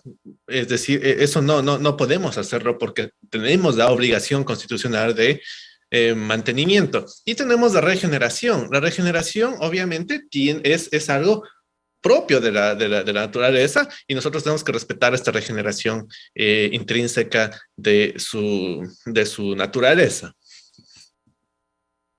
Aquí también tenemos otros derechos en el artículo 72, que es la restauración. La restauración es algo, es un derecho importante de la naturaleza. La restauración, una vez que ha sido afectado de alguna forma, ustedes saben que muchas veces los recursos naturales tienen que ser explotados. Evidentemente, esta constitución no es que se opone a explotar los recursos naturales, pero sí los regula de una forma un poco más jurídica, en el sentido de que no es cuestión de explotar petróleo por explotar, sino que también, si lo explotamos, tenemos la obligación jurídica de restaurar la zona donde, por ejemplo, se explotó el petróleo, porque eso es la restauración. Entonces, ese es un derecho, al ser un derecho de la naturaleza, ¿no es cierto?, que sea restaurada. Cualquier persona, abogado, puede simplemente acudir ante un tribunal y demandarle a cualquier empresa o incluso al Estado, decirle, aquí se está irrespetando el derecho de la naturaleza de restauración. Entonces se puede acudir tranquilamente a un tribunal y se puede tener pues ese caso. Ahora bien, aquí, como les decía, el Estado siempre aplicará medidas preventivas y restrictivas para evitar la extinción de las especies, la destrucción de los ecosistemas y la permanente alteración de sus ciclos. Entonces, como les decía, esto ya es un mandato jurídico que ya es tangible, ya no es una visión romántica de la realidad, de los discursos muchas veces vanos de protección de la naturaleza, sino que ya se pasa a algo ya concreto, a una posición donde que si alguien destruye un ecosistema en Ecuador, ya no se pasa a la simple retórica o a los simples conceptos románticos de que qué pena que se destruyó. No, eso ya no aplica en Ecuador. En Ecuador, si se destruye un ecosistema, pues se meterá en problemas legales muy serios por haber irrespetado un derecho fundamental, que es el derecho de la naturaleza, uno de los tantos derechos de la naturaleza contemplados en los artículos de la Constitución, como por ejemplo el derecho a la restauración. Si el derecho a la restauración es violado, la empresa, el grupo social o el Estado que haya hecho eso se meterá en serios problemas que conllevarán pues indemnizaciones, cárcel o cualquier tipo de figuras para proceder obviamente a resarcir el daño, ¿no? A poder mitigar el impacto y poder pues resolver el problema. También el artículo 74 habla de que todas las personas, todos, ¿no es cierto?, tienen las posibilidades, ¿no es cierto?, de ser sujetos activos de la acción legal respecto a los derechos de la naturaleza. Ahora bien, quiero ponerles un caso que existió, de hecho fue el primer caso en la historia sobre el tema de los derechos de la naturaleza. Fue un caso que se dio en Ecuador y que afortunadamente pues lo ganó el accionante, es decir, la persona que accionó los derechos de la naturaleza. Este se conoce como el caso Wheeler contra Loja. Loja es una municipalidad, una ciudad ecuatoriana, ¿no es cierto? Donde les cuento más o menos cómo pasó el tema. Como está poniendo aquí, existía un río llamado Vilcabamba, el cual se quiso hacer una carretera al lado de este río. Entonces, al momento de construir la carretera, al momento de hacer las expansiones y todo, se tuvo que modificar el caudal del río. Entonces, en ese sentido, se dañó un ecosistema importante que era justamente protegido por ese río, lo cual ocasionó serios problemas ambientales. Es decir, por construir una carretera, el cauce natural de las aguas del río fueron alteradas y en ese sentido todo un ecosistema se afectó. Al haber esta afectación a la naturaleza, un grupo de personas instauró el caso Wheeler contra Loja, en el cual, pues, ¿no es cierto?, se invocó por los derechos de la naturaleza, diciendo, pues, que esta afectación al caudal del río trajo consigo varios problemas ambientales, lo cual era verdad, evidentemente. Entonces, se inició un proceso legal. El proceso legal fue fallado a favor de los accionantes, es decir, se le concedió justamente la razón a las personas que abogaron abogaron o invocaron este principio de la naturaleza, y pues entonces la Corte falló a favor de ellos. Ese es el primer caso de derechos de la naturaleza que hemos tenido en Ecuador. Les hablo obviamente en rasgos muy rápidos por el tiempo que tenemos en esta conferencia, pero es más o menos para que ustedes tengan una idea de lo que ha pasado ya en ámbitos tangibles. Es decir, pasamos nosotros de un ámbito romántico de protección de derechos a un ámbito tangible de protección de derechos, como en el caso Wheeler contra Loja, donde, como ustedes ven, hubo una afectación de un ecosistema, de un río que obviamente mantenía un equilibrio ambiental ahí. Entonces, debido a que se modificó este ecosistema que existía en esa parte, en esa localidad, se conllevó una serie de problemas, los cuales fueron fallados por una corte a favor de los accionantes. Entonces, esto evidentemente marca un precedente jurídico para el resto de casos donde, pues, si existe algún tipo de afectación en Ecuador a la naturaleza, pues se puede acudir a los derechos de la naturaleza y se puede restaurar el ecosistema y se puede ya tener una verdadera protección ambiental. Sin embargo, una protección ambiental que es per se derecho de la naturaleza. No es algo que simplemente se lo ha hecho porque queríamos, porque digamos, no es algo que se hizo solo como marketing, sino que se hizo ya con algo ya concreto que ya protege per se a la naturaleza porque es sujeto de derechos, no porque afecta a otras personas, sino porque es sujeto per se de derechos. Entonces, eso es lo que les quería explicar. Hasta aquí mi exposición, mi intervención. Y pues quería ahora sí, permítanme un momento. Bueno, pues esto es lo que quería explicarles acerca de los derechos de la naturaleza. Y pues creo que hasta ahí es mi exposición. Si tienen preguntas, si tienen dudas o cualquier tema, pues avísenme y con gusto pues les atenderé.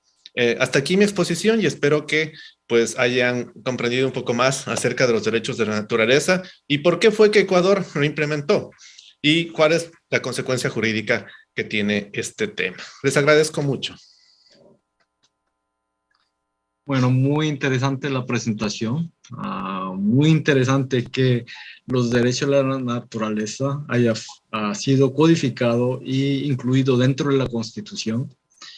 Y también fue muy interesante que ya ha habido un caso de disputa acerca de esos derechos de la naturaleza sobre Wheeler y Loja. Bueno, ahora pasaremos a la tercera presentación. Claro que ya varios de las audiencia han levantado sus manos, pero hemos acordado que las preguntas los ponemos hasta el final de las presentaciones. Así que now we will continue with the third presentation because it will be in English. The third presentation will be by Mr. Ashish Kotari.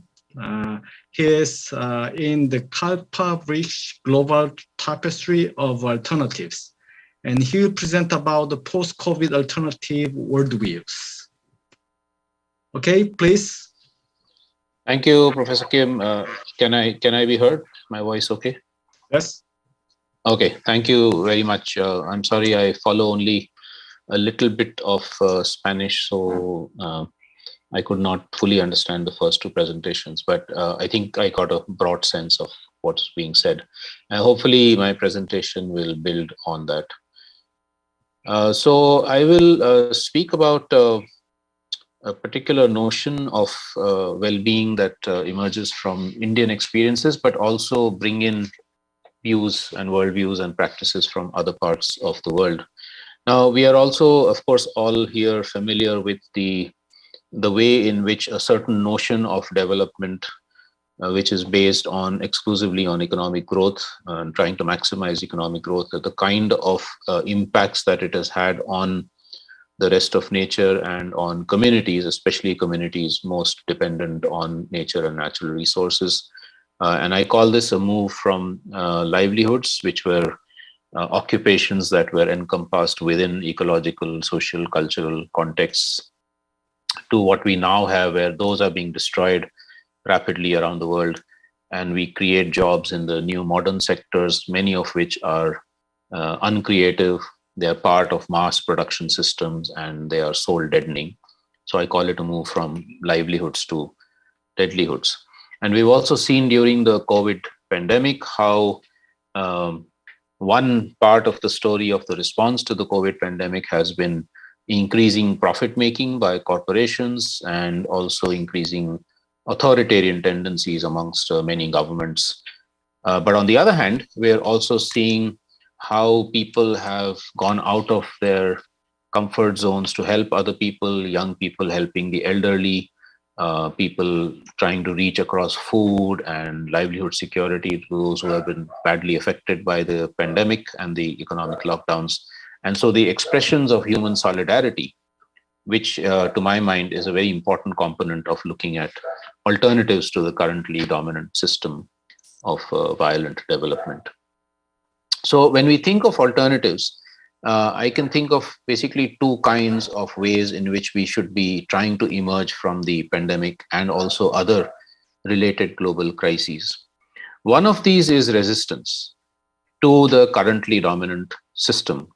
Now, when I say currently dominant system, it could be in capitalist societies, the corporations that are dominating our lives. It could be nation-state domination in societies such as in state socialism. It could be men over women or some genders over other genders, which is much more old, of course. Other forms of discrimination and oppression like racism. And also anthropocentrism, how human beings think of ourselves as being at the center of the earth, and therefore we can do anything we want with the rest of nature.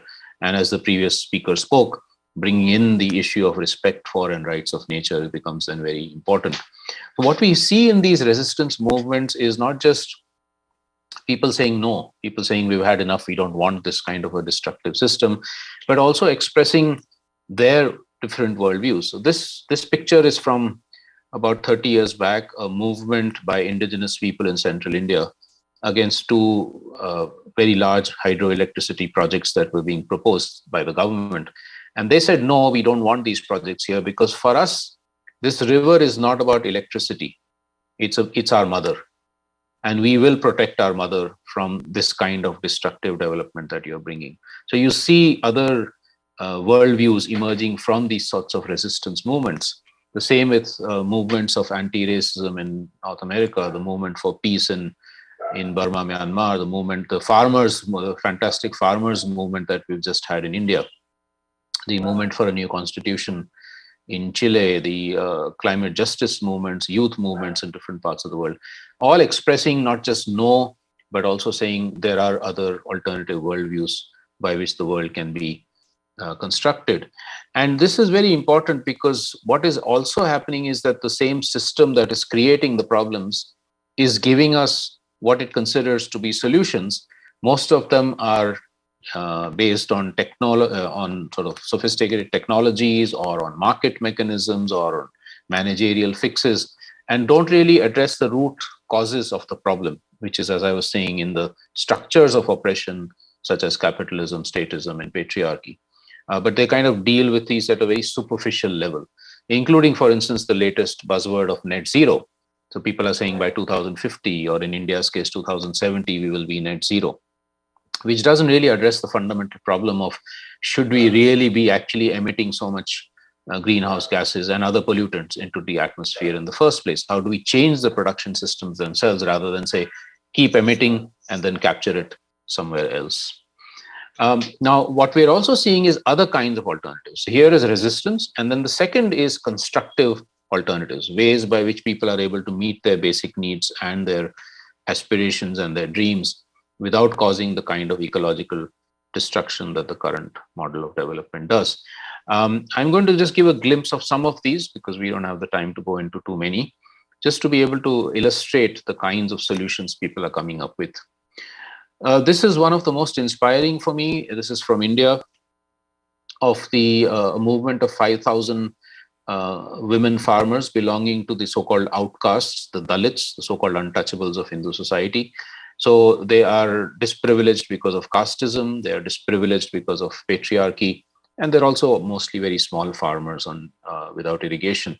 But in the last 30 years, they have transformed their life of hunger and malnutrition and oppression into one of dignity and food security and food sovereignty, which means complete control over everything to do with the food, the land, the water, the soil, the seeds, the knowledge.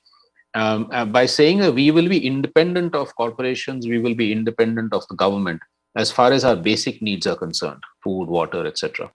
And this kind of movement of radical economic democracy is also growing in different parts of the world, where there is a combination of asserting one's economic sovereignty, but also then fighting on issues of gender justice or against casteism, etc. In the COVID pandemic, these same women who were themselves going hungry 30 years back were actually feeding people. They were giving food relief to the district during the pandemic where other people did not have enough food.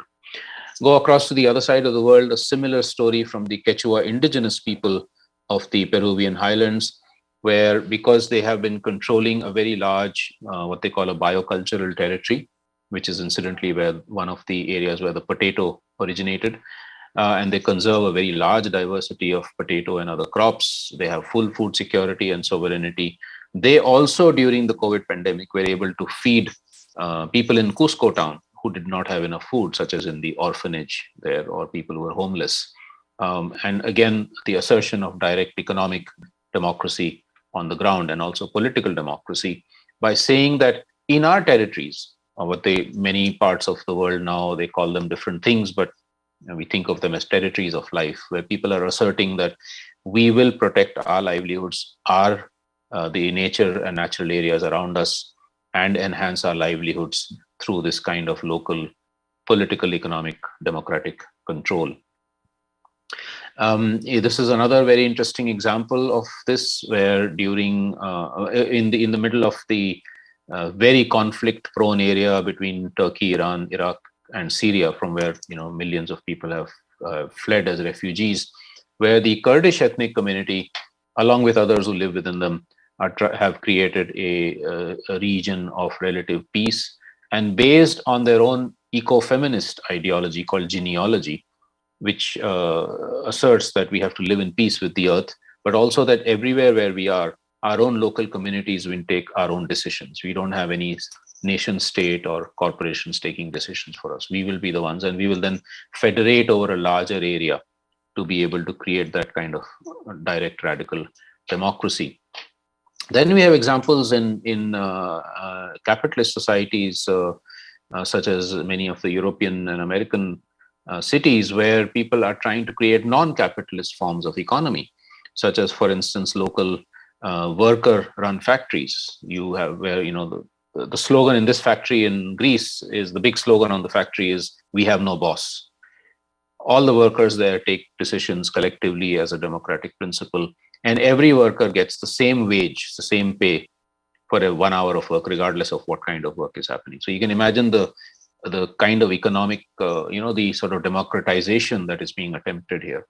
Or the example of time banking also in Greece, this community, where everybody has offered X number of hours free of cost to anybody in the community who needs it, services, goods, etc.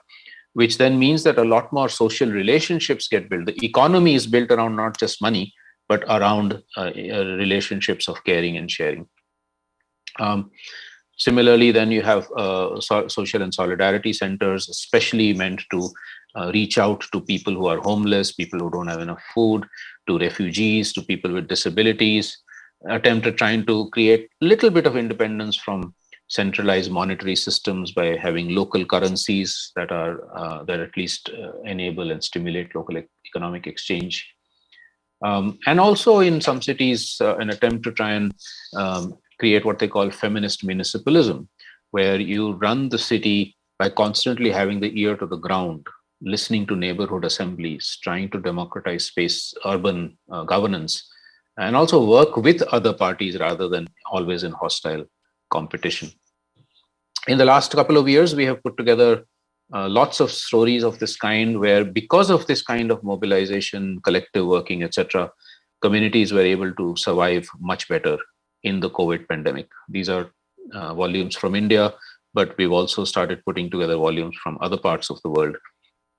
I will put the links to where you can download these in the chat when I finish.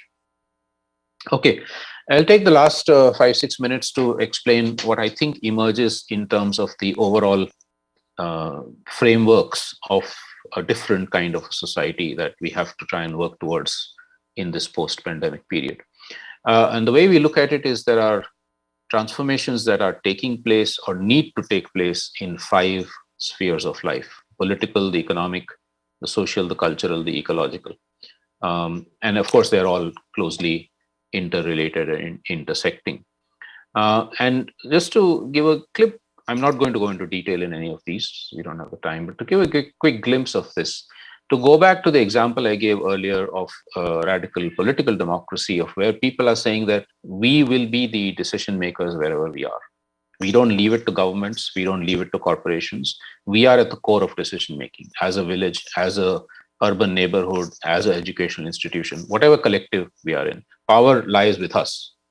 And even as we elect some government and we hold them accountable, we are the ones who will still be at the center of power.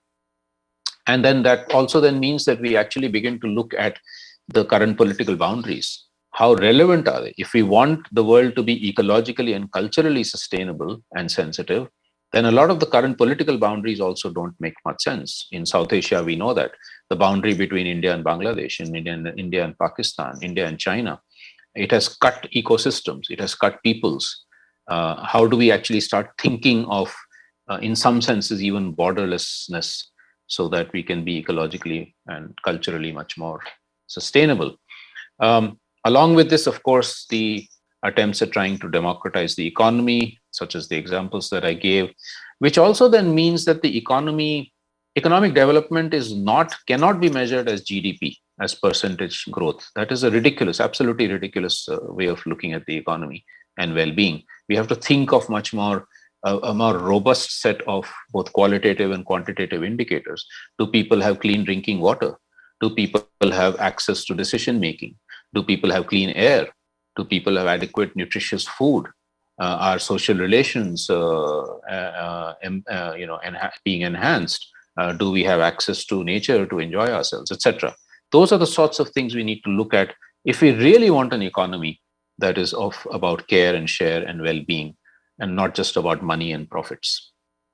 And then, of course, along with that, dealing with both traditional and new inequalities. I've mentioned gender. In India, we have casteism as a very serious issue. Racism is a big issue all over the world, etc. So those struggles for social justice and equality are also equally important parts of this. Then sustaining cultural diversity.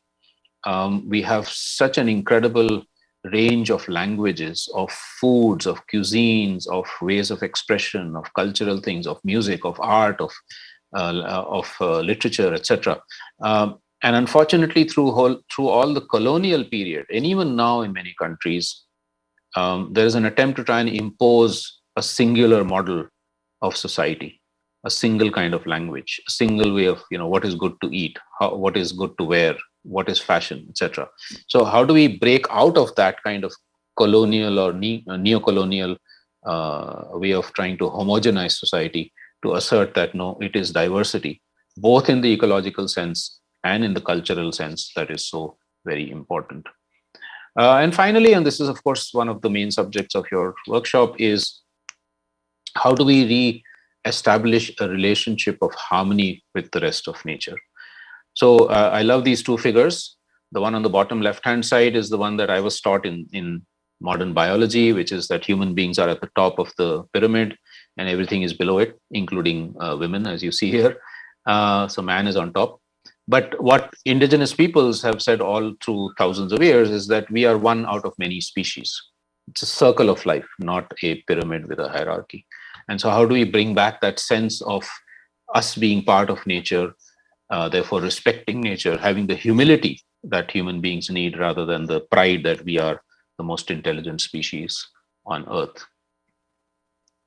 So at the core of all of this, this flower of transformation that I showed you with the political, economic, social, cultural, ecological aspects is a set of ethics and principles. What kind of binds us all together in different movements around the world?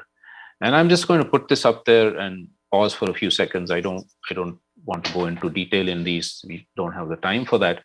But just to, maybe give you one quick example of this. The current system tells us we have to be competitive.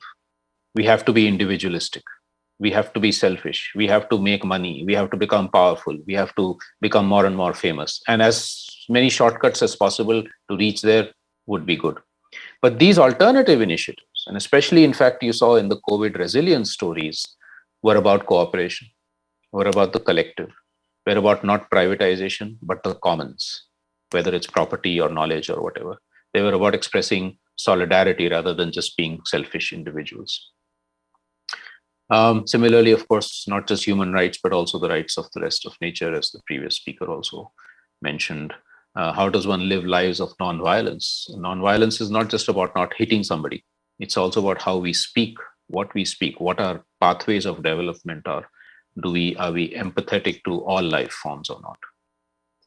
So in a sense, actually, what we're talking about is that a post-pandemic world, if we really want it to be different from the pre-COVID world, which was already causing lots of destruction and oppression, we have to center it around these sorts of values and ethics. We have to center it around worldviews and concepts that celebrate life, not celebrate money and power and fame. So we have in India something called eco-Swaraj, or natural self-rule. Swaraj means self-rule. It could also be called radical ecological democracy. So radical democracy, as I keep mentioning, is about us taking power where we are, but at the same time being responsible for other people's freedom, other people's happiness and well-being, which means then also looking at one's own consumption patterns, looking at how we behave, how we act, going within oneself, even as we try and transform outside. So the material, the spiritual, the cultural, all of that coming together. There are similar notions all over the world. We've just heard a little bit of, for instance, what buen vivir and rights of nature in Ecuador. There are similar things in many other parts of the global south. And also coming out from the modern world, notions such as degrowth. In Europe, for instance, movement saying that we have already grown too much. We need to scale down material and energy consumption. Or ecofeminism as an ideology emerging from some of the modern societies. But also what's very important is that these are people's movements. They should not be high. We have to be careful they don't get hijacked by the nation state or by corporations. Increasingly, they're also talking about buen vivir and inclusiveness and sustainability, and basically, but they're just trying to sustain their own power base rather than make those fundamental transformations. So how do we be cautious about that? And then emerging from the COVID pandemic, multiple different revolutions and colors, not just a Green New Deal. I know that in South Korea that's being mentioned, and of course in Europe and US and all, but also I would think multiple different colors of things which bring ecology, justice, equity, etc. all together. Trying to achieve scale through bringing lots of these movements together, movements of resistance, movements of constructive alternatives, doing more collective visioning of what a different societies could look like. Not one different society, multiple different societies. So we call it a pluriverse, not a universe. And so finally, I end with talking about two processes that we are part of and we initiated. In India, there's a thing called Vikalp Sangam, or the confluence of alternatives, bringing movements in different thematic areas, different parts of the country together for learning, for collaborating, for more critical mass, for advocacy and policy change. And at the global level, something called the Global Tapestry of Alternatives, also trying to put together a lot of movements in a horizontal way, not like a hierarchy and not a single organization, just a platform of sharing, collaborating, and joint actions at global level. So with that, I'll just end. These are some books that are available on this. Pluriverse is the book which has radical alternatives from different parts of the world, about 100 essays, now available in English, Spanish, Italian, and hopefully in a few more languages soon. I will put the links in the chat when I finish. Thank you very much, Chairman, and I'd be happy to be part of a discussion afterwards. Thank you.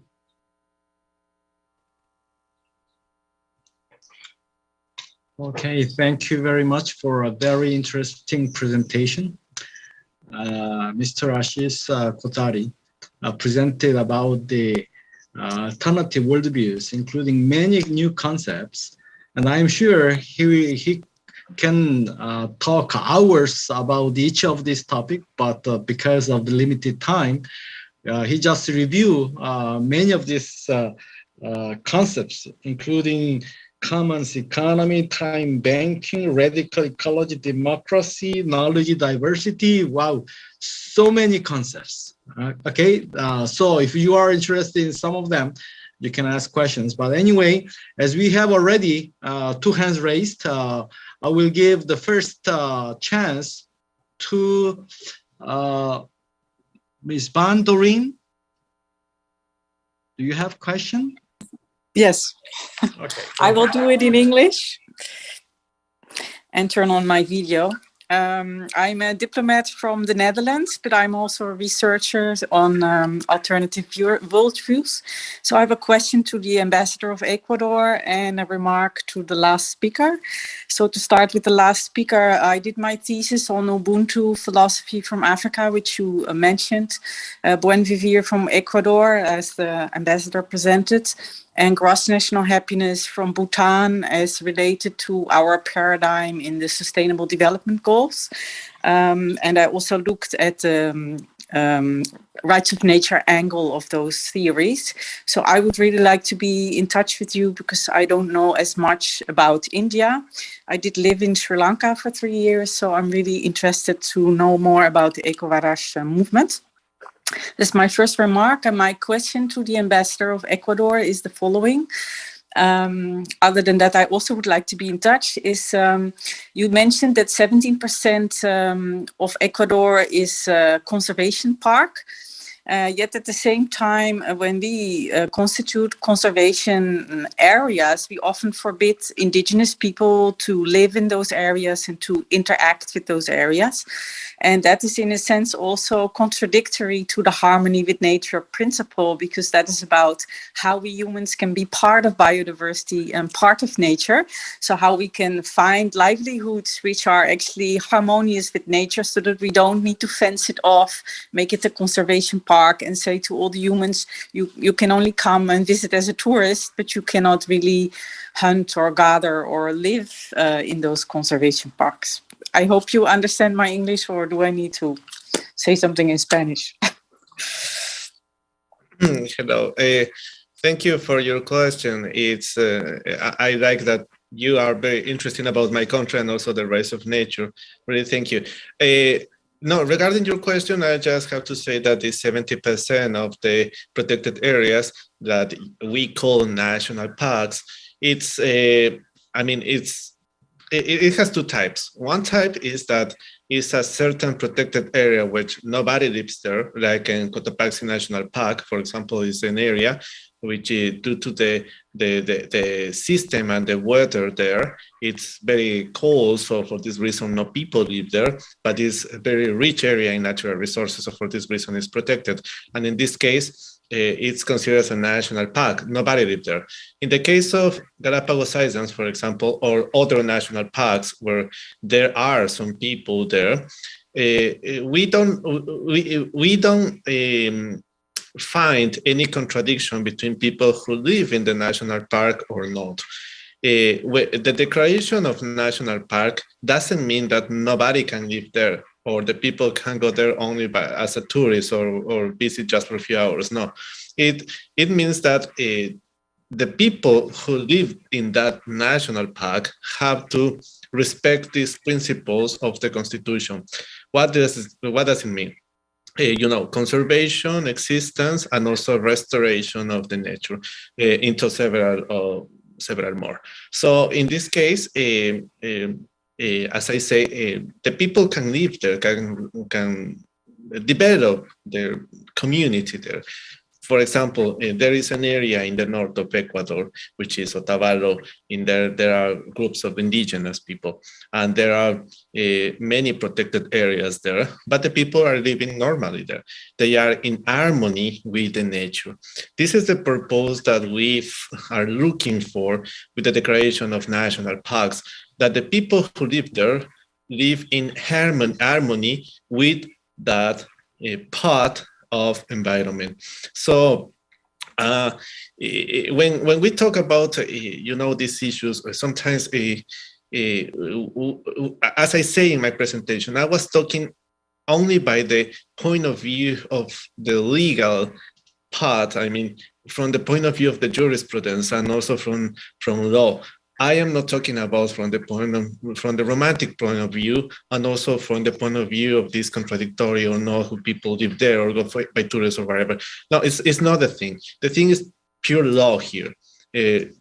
Anyone can live in the national parks. Anyone can be there. Anyone can enjoy there as a tourist, as a citizen, as whatever, as long as he respects the principles which are contained in the Constitution of Ecuador and in the and the principles of the rights of nature. So in this case, it's pure legal. If you live there, if you are indigenous group, even indigenous group, if you are a originary group who lives in a national park, but this group for some reason destroy some species there, of course they can be applied this right of nature and they can go to the court and face the consequences.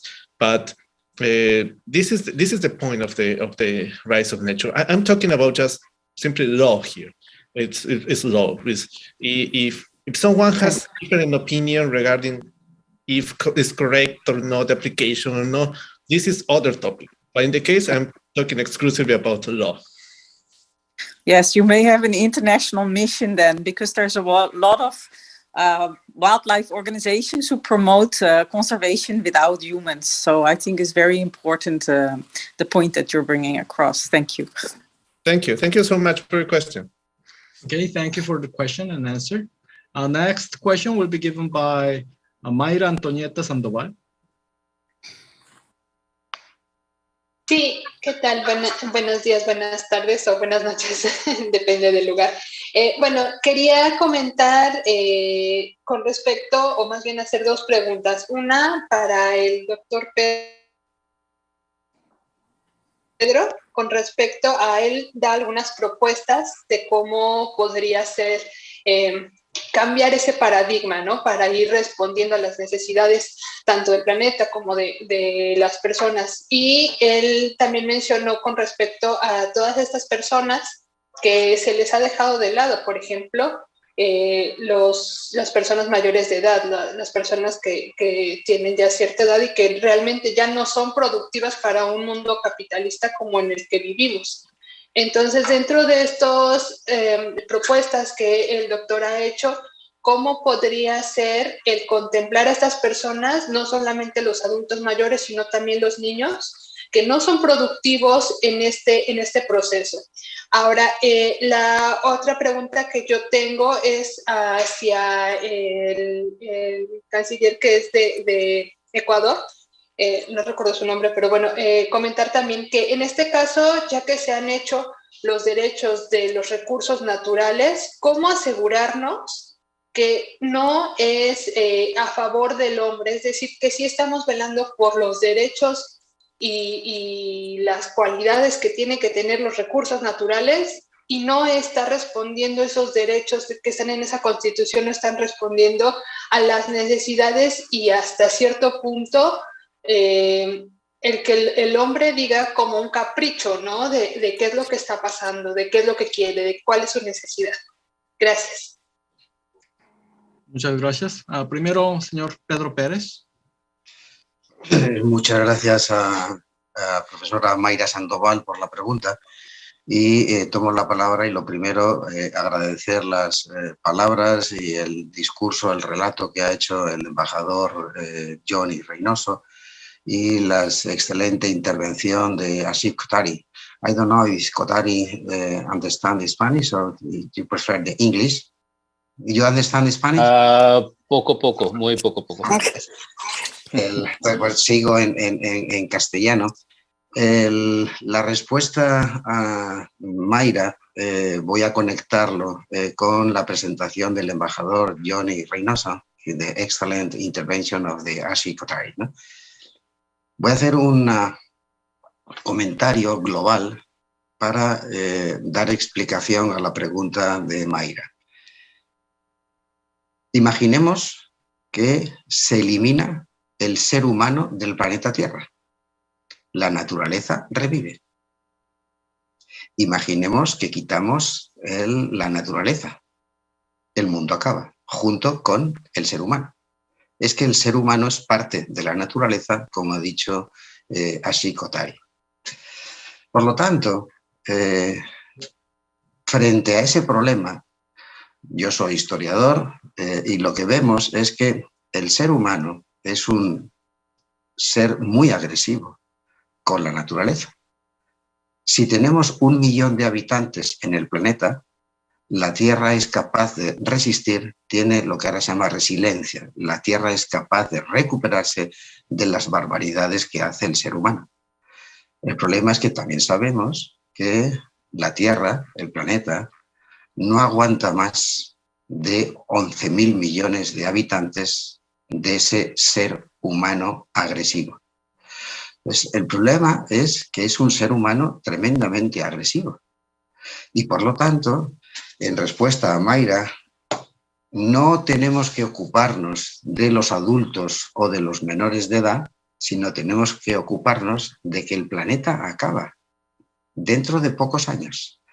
El informe de Meadows, en 1970, en respuesta al Club de Roma, ya indicó que el desajuste entre el crecimiento, la naturaleza y el ser humano nos va abocados al caos. Entonces, me parece muy bien lo que plantea el embajador Reynoso. El problema es que si conservamos el Ecuador, pero solamente el Ecuador, no sirve. Entonces, vuelvo a mi argumento. Las soluciones o son globales o no son. Y un comentario con la intervención magnífica que me ha parecido de Ashiko Tai. Yo estoy de acuerdo en todo lo que ha planteado, pero no estoy de acuerdo con un punto que veo que regularmente se reproduce en muchos medios y en muchos compañeros académicos y que dicen que las instituciones, el Estado no funciona y por lo tanto tenemos que regresar a una democracia directa, a lo local.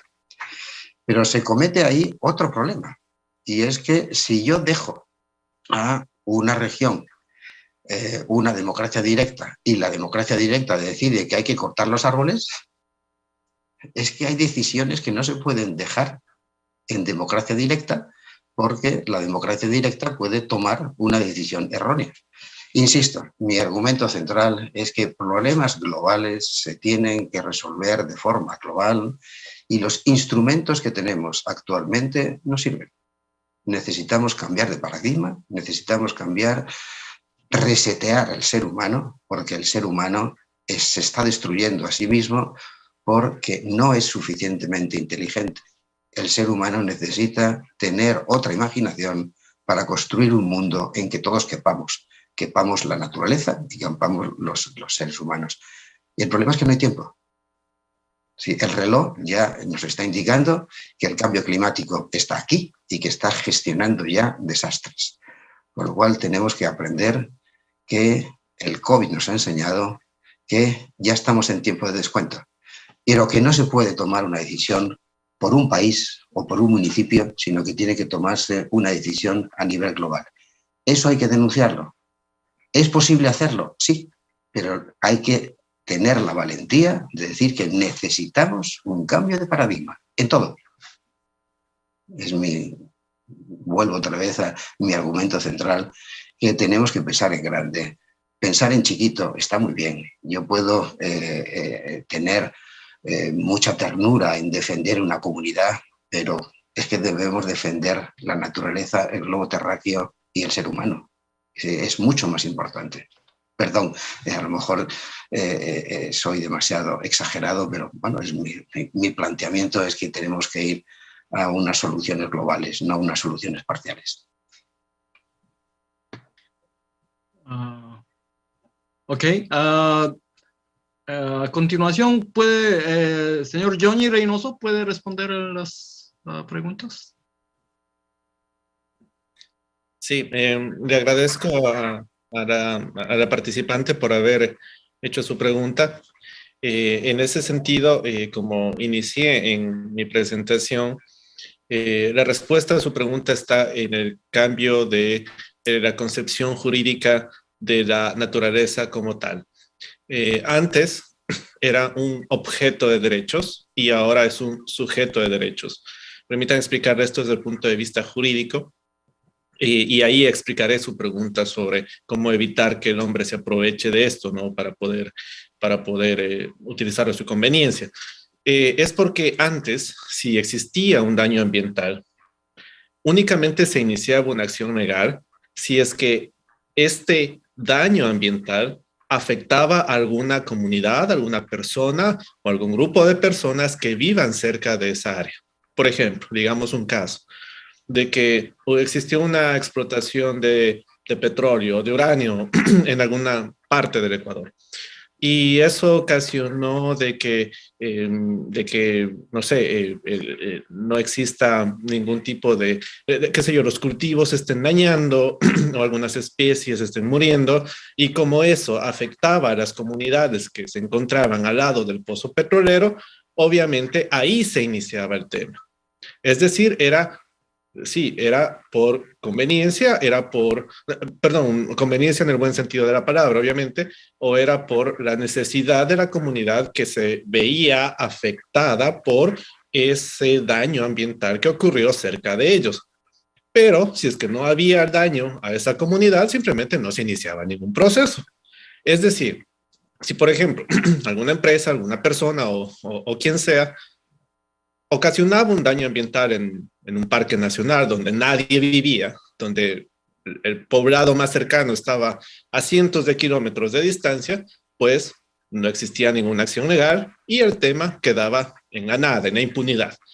Simplemente se afectaba esa parte, qué sé yo, esa parte protegida, y como nadie vive alrededor, pues nadie lo clamaba ante un tribunal y el daño estaba ahí. Sin embargo, con el cambio jurídico de no ser objeto, sino sujeto de derechos, significa que incluso si es que nadie vive ahí, si la población más cercana está a 100 kilómetros de distancia, nosotros como abogados podemos ir ante un tribunal y clamar por los derechos de esa zona que se vio afectada. Es decir, en este caso, si nosotros clamamos por algo que pasa en un lugar donde nadie habita, ahí ya estaríamos nosotros cumpliendo con ese requisito que justamente usted lo ha planteado, de que no sea solo en beneficio del hombre, sino también sea en beneficio de la naturaleza per se como sujeto de derechos. Entonces, como lo decía antes, mucha gente cree que los derechos de naturaleza es algo retórico cuando no lo es. ¿Por qué? Porque, como les decía, así como una corporación no está viva, ¿no es cierto? No puede la corporación hablar ni nada, o un niño de 2 años no puede ir ante un tribunal, o un Estado per se no puede hablar. La naturaleza tampoco puede hacerlo, pero sí hay instituciones, abogados, hay incluso el Estado, que puede clamar por los derechos de ese ser inerte, entre comillas, que es sujeto de derechos, ¿no? Digo inerte en el sentido porque no puede, como una persona, acudir a hablar, a expresarse, o lo que sea. Entonces, ese es el punto de vista jurídico, el candado jurídico, si cabe el término, si podemos poner como candado jurídico, que evita que los derechos de la naturaleza puedan ser aprovechados para conveniencias humanas, si cabe el término, ¿no? Para conveniencias sociales, incluso políticas. Entonces, ese es el candado, que se pasa de objeto a sujeto de derechos. Y en el ámbito, pues, de derechos de la naturaleza, yo creo que está bien, que, como les decía, yo quiero enfatizar en que esto de los derechos de la naturaleza es un cambio tangible, ¿no? Yo siempre he sostenido muchas veces de que en los foros internacionales, incluso en las conferencias académicas, la gente siempre habla mucho de que debemos proteger, debemos hacer esto, debemos, y el debemos es repetido millones de veces sin que deje de ser un concepto romántico. Yo creo que se debe pasar a las acciones concretas, ¿no? A las acciones concretas como esta, que es es una jerarquización de normas a ámbito constitucional, donde si alguien daña un ecosistema o daña un volcán, daña un bosque o daña un grupo de especies, simplemente se meten problemas legales muy serios, así de simple. Entonces, que están elevados a rango constitucional. Estoy de acuerdo en que el tema no puede ser hecho solo por Ecuador, ¿no es cierto? Sino que debe ser hecho en un ámbito global. Eso estoy absolutamente de acuerdo, porque de nada sirve proteger la Amazonía mientras África está en llamas, mientras Europa está con 50 grados de temperatura, o mientras Asia está con niveles de 300 niveles plum de contaminación. Es decir, o sea, no tiene sentido, eso estoy absolutamente de acuerdo. Pero lo que sí quisiera también un poco complementar es que pasemos ya del ámbito del debemos y dar conceptos muy románticos para dar conceptos concretos, ¿no? Como por ejemplo derechos de la naturaleza, o también confiar también en nuestros científicos. Si bien la ciencia, bueno, pues también parte de mi formación también ha sido un poco en la física nuclear, no solo en la abogacía porque soy abogado, pero creo que la física, la química y las ciencias en general, también hay que darles un poco la mano, ¿no? Hay que darles la confianza de que en un futuro no muy lejano, también nuestros científicos podrán contribuir, no solucionar al 100%, pero sí contribuir en proteger a nuestra naturaleza, ¿no? Entonces yo creo que este paso tangible que Ecuador ha dado con los derechos de la naturaleza es algo que sí, que es tangible, que si alguien daña se mete en problemas legales serios y punto. Es algo tangible, no es algo romántico. Y creo que la ciencia y la tecnología también va a ser lo mismo. En un futuro inmediato y a largo plazo, creo yo que nuestros científicos también verán formas de ayudar y contribuir, por ejemplo, a que se evite el cambio climático, a que nuestras aguas exista procesos tecnológicos para que ya no se contaminen, o una degradación sustentable del plástico, por ejemplo. Entonces, y yo creo que sí hay que darle también un voto de confianza a la ciencia y a la tecnología en el futuro, a nuestros científicos, porque los científicos van también a contribuir a la protección de nuestra naturaleza y del mundo como tal. No creo que hay que ver a la tecnología como la mala de la película, como la que siempre digamos, ocasiona los problemas o la contaminación, porque también hay buena tecnología, y yo creo que si se juntan tres aristas, que sería la jurídica, como en este caso esta protección de derechos de la naturaleza, y bueno, pues más convenciones internacionales, la jurídica primero, la segunda, la tecnológica y la científica, que sería la de la gente que convierta el plástico en algo sustentable, que permita que los desechos puedan ser reutilizables, que una no contaminación de aguas, por ejemplo, algo así. Y la tercera lista es la voluntad política de los grupos, y ahí sí coincido con uno de los panelistas en el que decía pues que debe haber una visión global en lugar de local. Ahí sí, plenamente de acuerdo, en la que yo creo que los políticos pues también debe haber una voluntad política muy grande en apoyar estas aristas, ¿no? La arista del orden del mundo como tal, de derecho internacional y de los derechos internos, de la parte tecnológica y jurídica, de la parte tecnológica y científica, y la voluntad política para que pues esto se pueda concretar. Eso es lo que quería simplemente complementar. Y pues creo que también, si bien el mundo está en una era muy difícil en el tema ambiental, y en el tema, obviamente, de libertades y algo así, bueno, no libertades porque es un tema político y no estamos hablando de eso, pero sí en el ámbito ambiental y en el ámbito de protección de la tierra, si bien se pasa por un momento un poco difícil, también creo yo que tenemos las herramientas para poder salir. Ya hemos pasado por varias crisis a lo largo de la historia de la humanidad, muchísimas. Hemos pasado eras de hielo, hemos pasado grandes contaminaciones. No es la primera vez que existe contaminación en la historia universal del mundo. Sin embargo, creo que ya tenemos nosotros la tecnología y el conocimiento, y la especie humana siempre se ha caracterizado por superar sus problemas, por su coraje, por su valor. Entonces, creo que la humanidad en el futuro inmediato y en el futuro y a largo plazo también tiene optimismo para solucionar los temas ambientales. También existe cierto optimismo.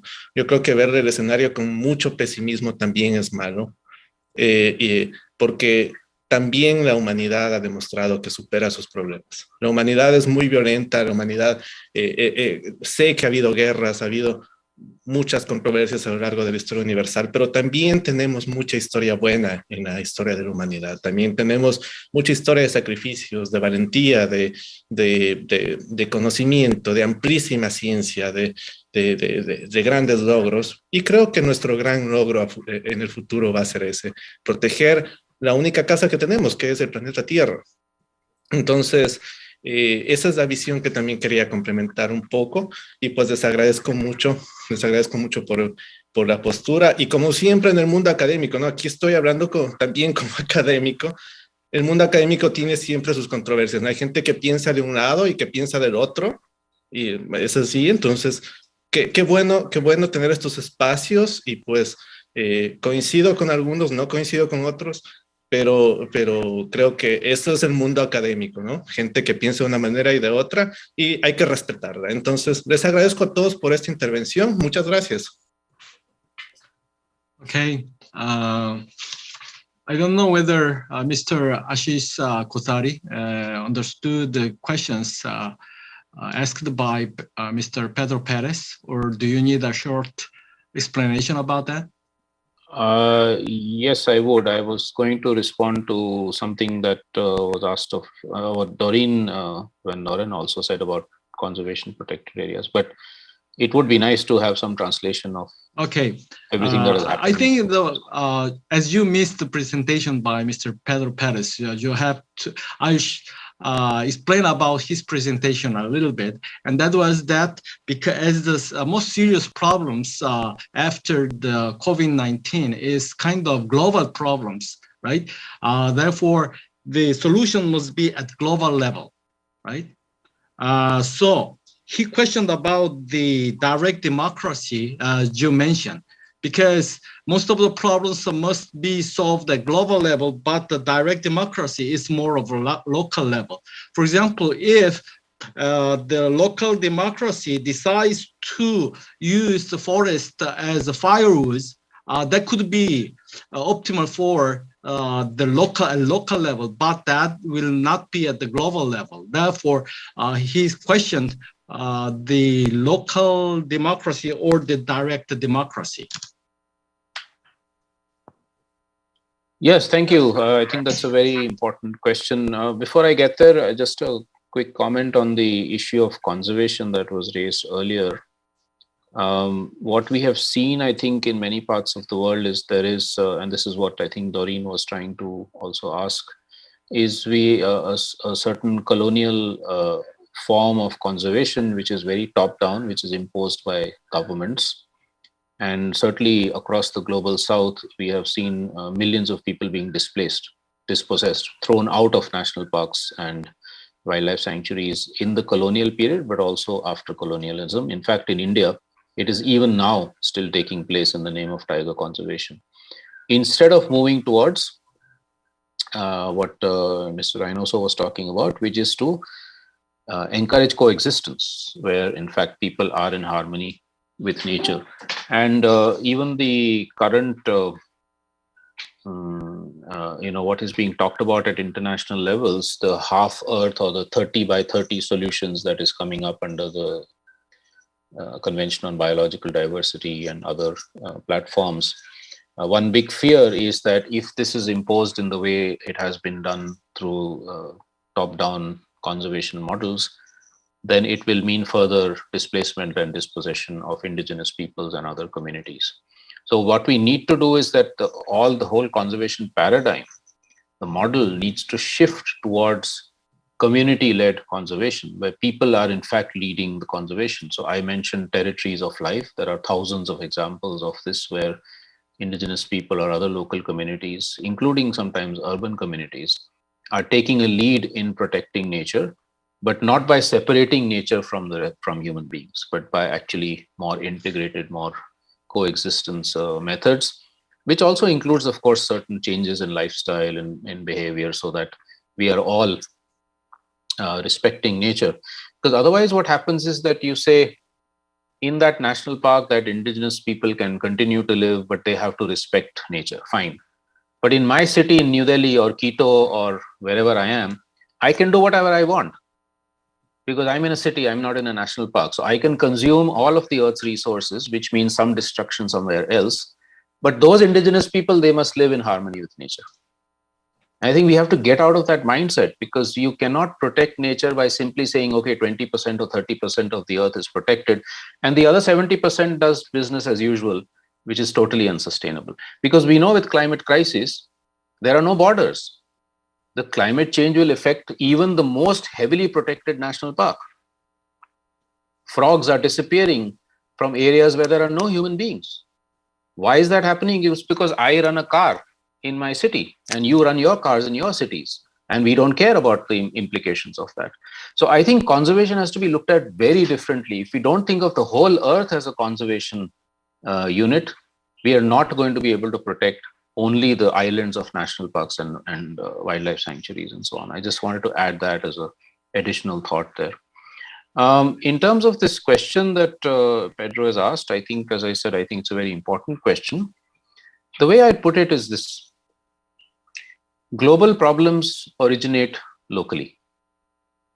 If we think of the climate crisis, it is a global issue. But where does it start?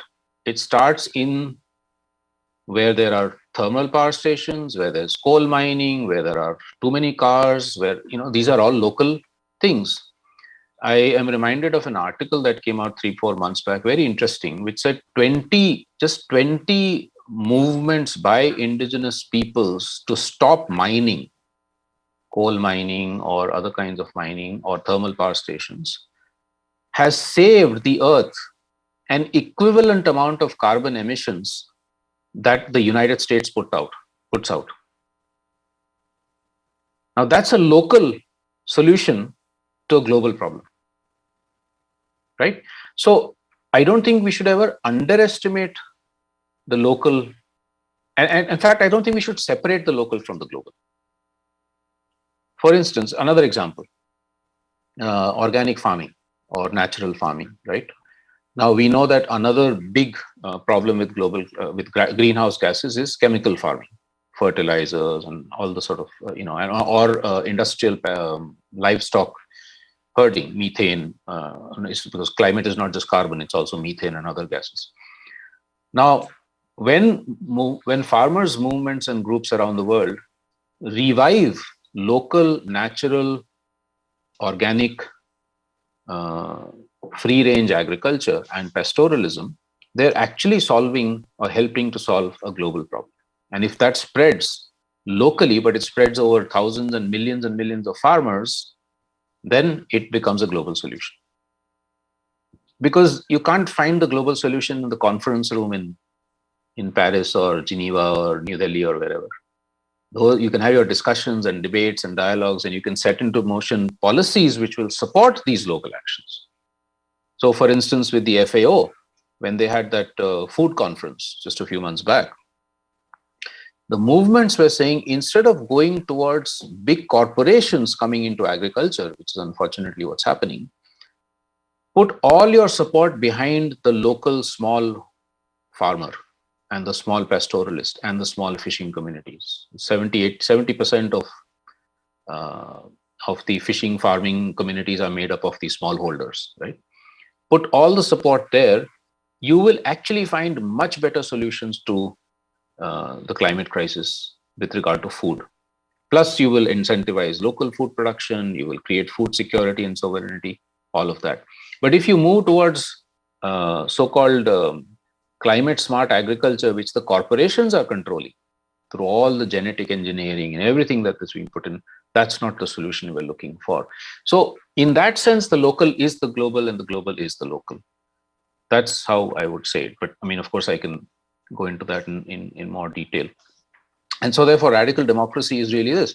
If radical democracy says, sorry, we won't allow mining in the Amazon, or we won't allow oil drilling in X area or Y area, that's a local movement, but helping with a global solution. Because it is leaving oil in the soil and not allowing it to become a fossil fuel that creates the climate crisis. At the same time, you need the global agreements which say move from fossil fuels to renewable energy. But move from fossil fuels to renewable energy through a decentralized method, where every local community can also control its energy resources. You have microgrids at that local level. Because the other problem in India, I'm sorry, I'm going on too long, I'll finish here.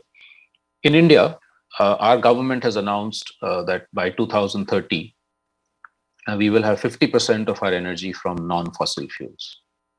Now that sounds good. The problem is they're going for mega solutions there. Huge solar parks, huge wind energy parks, nuclear power, big dams. All of this is considered clean energy. It creates virtually the same ecological problems on the ground. You're destroying forests, you're destroying grasslands, you're displacing communities, and you're creating new kinds of problems. After all, with solar power also, mining has to happen somewhere. With electric cars, mining has to happen somewhere. So what we are saying is move from fossil fuels to renewable energy, but make it decentralized renewable energy, small-scale projects and things, and also challenge consumption. How much energy demand is really justified? If we keep increasing our energy demand more and more and more, then nothing is renewable. Nothing is sustainable. No solar, no wind, no, nothing is sustainable.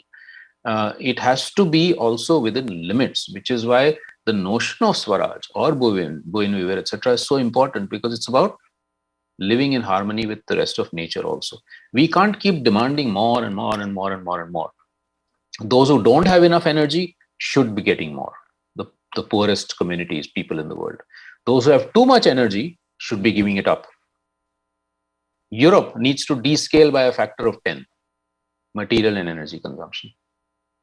Maybe also South Korea, because you're already very heavily industrialized. And many parts of India, including classes like mine. 50 million Indians are living well beyond the ecological limits of the earth. So there we have to descale. And that energy that we save has to go to the poor who don't have it at the moment. So these are, I think, some of the solutions and how the local and the global actually are so intricately connected. Thank you. Okay, thank you for all the presentations, comments. Mr. Kim, if I can make just a point, please. Yes. Mr. Kim, just a mistake that I heard in the intervention of Mr.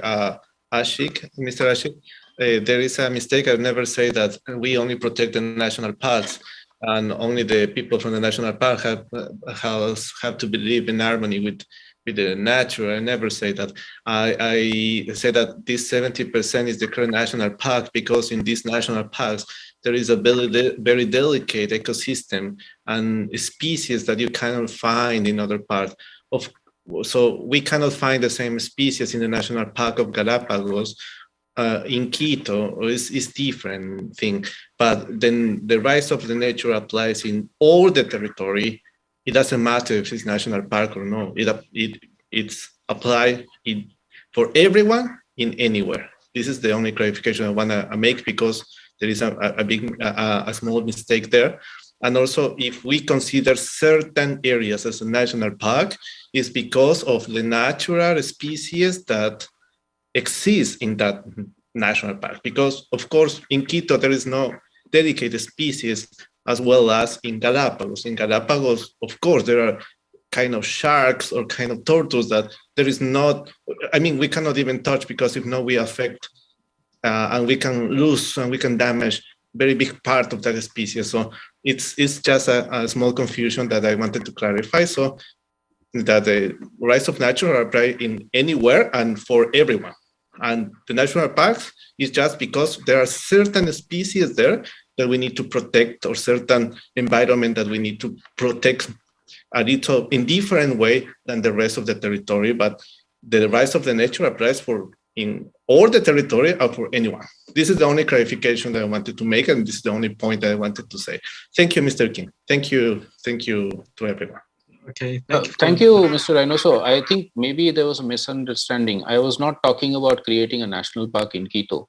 I was saying that how we live in Quito, or myself in Pune or New Delhi, affects species even in a national park very far away. That is exactly what we've seen with climate change, right? Or with the use of chemicals. Pesticides that we use here are found in penguins in the Antarctic. So the point I'm making is that if we all want to live in harmony with nature, we have to then change our consumption patterns. We cannot live. I have been to Quito and I have seen the traffic, the vehicular pollution there, for instance, and all the construction that is taking place. Do we think it does not affect species elsewhere? Of course it does. Frogs are disappearing in the most strictly protected national parks. No human beings there, but they're disappearing because of climate crisis that we are causing in our cities. That's the point I was making. Not that there should be a national park in Quito, but we have to change our behavior and our ways of living as much as we ask indigenous people to do that in the national parks. That was the point I was making. Otherwise, we don't respect rights of nature. Okay. I think there could be a lot of questions and comments, and but because of the limited time, we have to begin with the next session at 6 o'clock. It is 4 minutes from now, so we have to finish this session. I think the presentations, all the presentations, comments, questions, and answers was very important and impressive, right, in this session. But anyway, we have to leave it for the next time, and so we will have we'll have to close this session now. Thank you very much for the presentations and comments. Thank you. Thank you. Gracias. Thank you. Thank you. Bye. Bye bye. Thank you very much. Gracias. Gracias. Ustedes.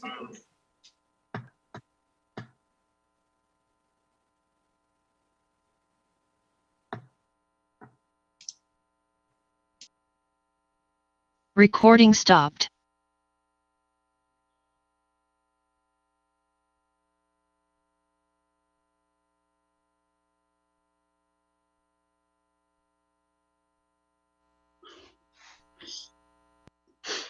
이 줌이 거울이네요, 거울. 안녕하세요. 안녕하세요. 네. 어디 계시나요, 세중 씨? 네, 연구원입니다. 퇴근도 못하시고. 예뻤어. 안녕하세요, 교수님. 안녕하세요.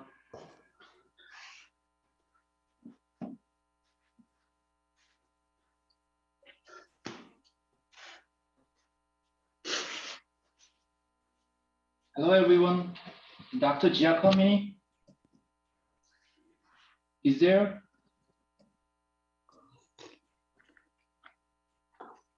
Hello. Hello, nice Good to meet morning. you. Yeah. Nice to meet you. Nice to meet you. Hello, nice to meet you. Dr. Giacomi, I have one question.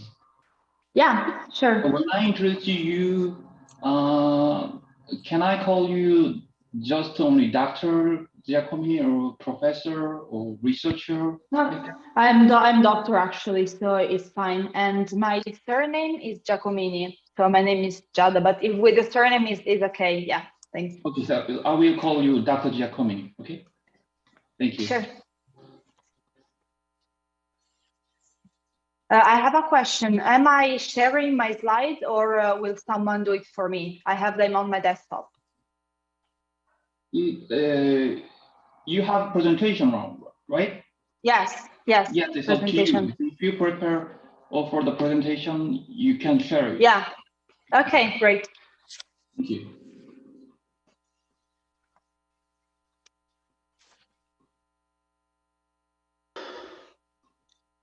We have today 4 speakers, but now I'm seeing just 3.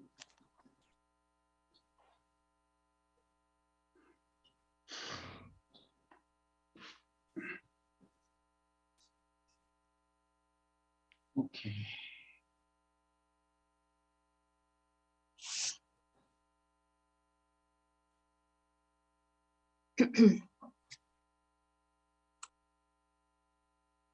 At 6, we will start. We have 1 minute.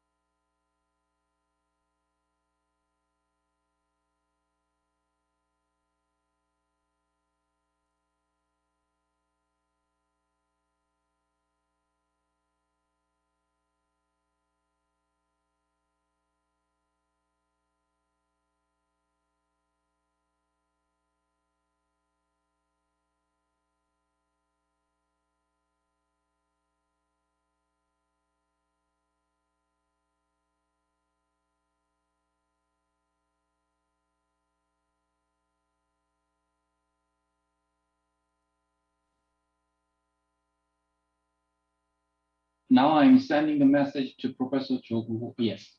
Okay, good. Hello, everyone. Welcome to section 7A of the Implementing a New Paradigm in the Post-COVID-19 World, Earth, Jurisprudence, and Latin America's Rights of Nature. This is second international conference hosted by Institute of Latin American Studies, HK Postal, in Hanguk University of Foreign Studies. My name is Minugo. Nice to meet you. Now I'm teaching Latin American literature at Jeonnam University. I have a very pleasure to moderating today's conversation. Let me introduce our 4 speakers. Now, actually, we have 4 speakers. The first speakers of today's conversation is Professor Ha Sang-seok of Latin American Studies in Institute of Latin American Studies in Hanguk University of Foreign Studies. Our second speaker is Kwon So-hyun, the Senior Researcher of Science and Technology Policy Institute. Our third speaker is Dr. Giada Giacomini of Ca' Foscari University of Venice. And our last speaker is Thomas Egli. He is the founder of NGO Objective Science International. Am I pronouncing correctly your title of the name of your institute? Okay. Okay. Now we in this conversation we will probably talk about the main concept of this conference, Light of Nature, but in the various discussions such as a history of research of this concept and the policy of the indigenous culture and education. So from now, we are going to have our first presentation. Please, Professor Ha.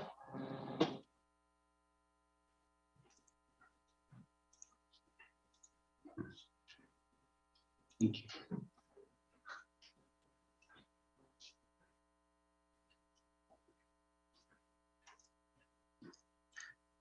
Okay, very nice to meet you, everybody. It's I'm so appreciate the moderator, the Professor Minu. Nice to meet you. This is first time for you, yeah. But even we are living, the same country, I'm so sorry. This is the first time to, introduce or see each other anyway. The others, the presenters, very nice to meet you. Actually, I'm organizer this international conference, and then in the middle of the busy time, actually it is hard to present something special around the themes of some writers of nature. But anyway, I made my great effort to deliver some, the meaningful way of, how we interpret this, the precious concept of right of nature at the moment. Then I'm not sure about, how I can read perfectly about the emerging concept of right of nature from some, Ecuador, Bolivia, in other Latin American countries. As you see, my title, presenting title, multi-perspective started, because, a lot of some, the scholars, researchers, even as many academic schools now, they started to thinking or reading about this kind of, a single, the terms of light of nature anyway. So I from the initiative, I as the same, the position, I'm also started to read, and then to understanding what is meaning of this right of nature. That is my honest, speaking. That's why until now I'm not understanding perfectly about this kind of, new concept. Does allow me just, if I read some, mistaking, understanding after some, my presentation, you can correct me, you are wrong, something like that, that is a starting point. That is the starting point. Many, scholars or some researchers, they are, when they understanding some light of nature, they really started this kind of some the law, the constitution in 2008 from Ecuador, the chapter 7, article 71, 72, 73, 74. That is important.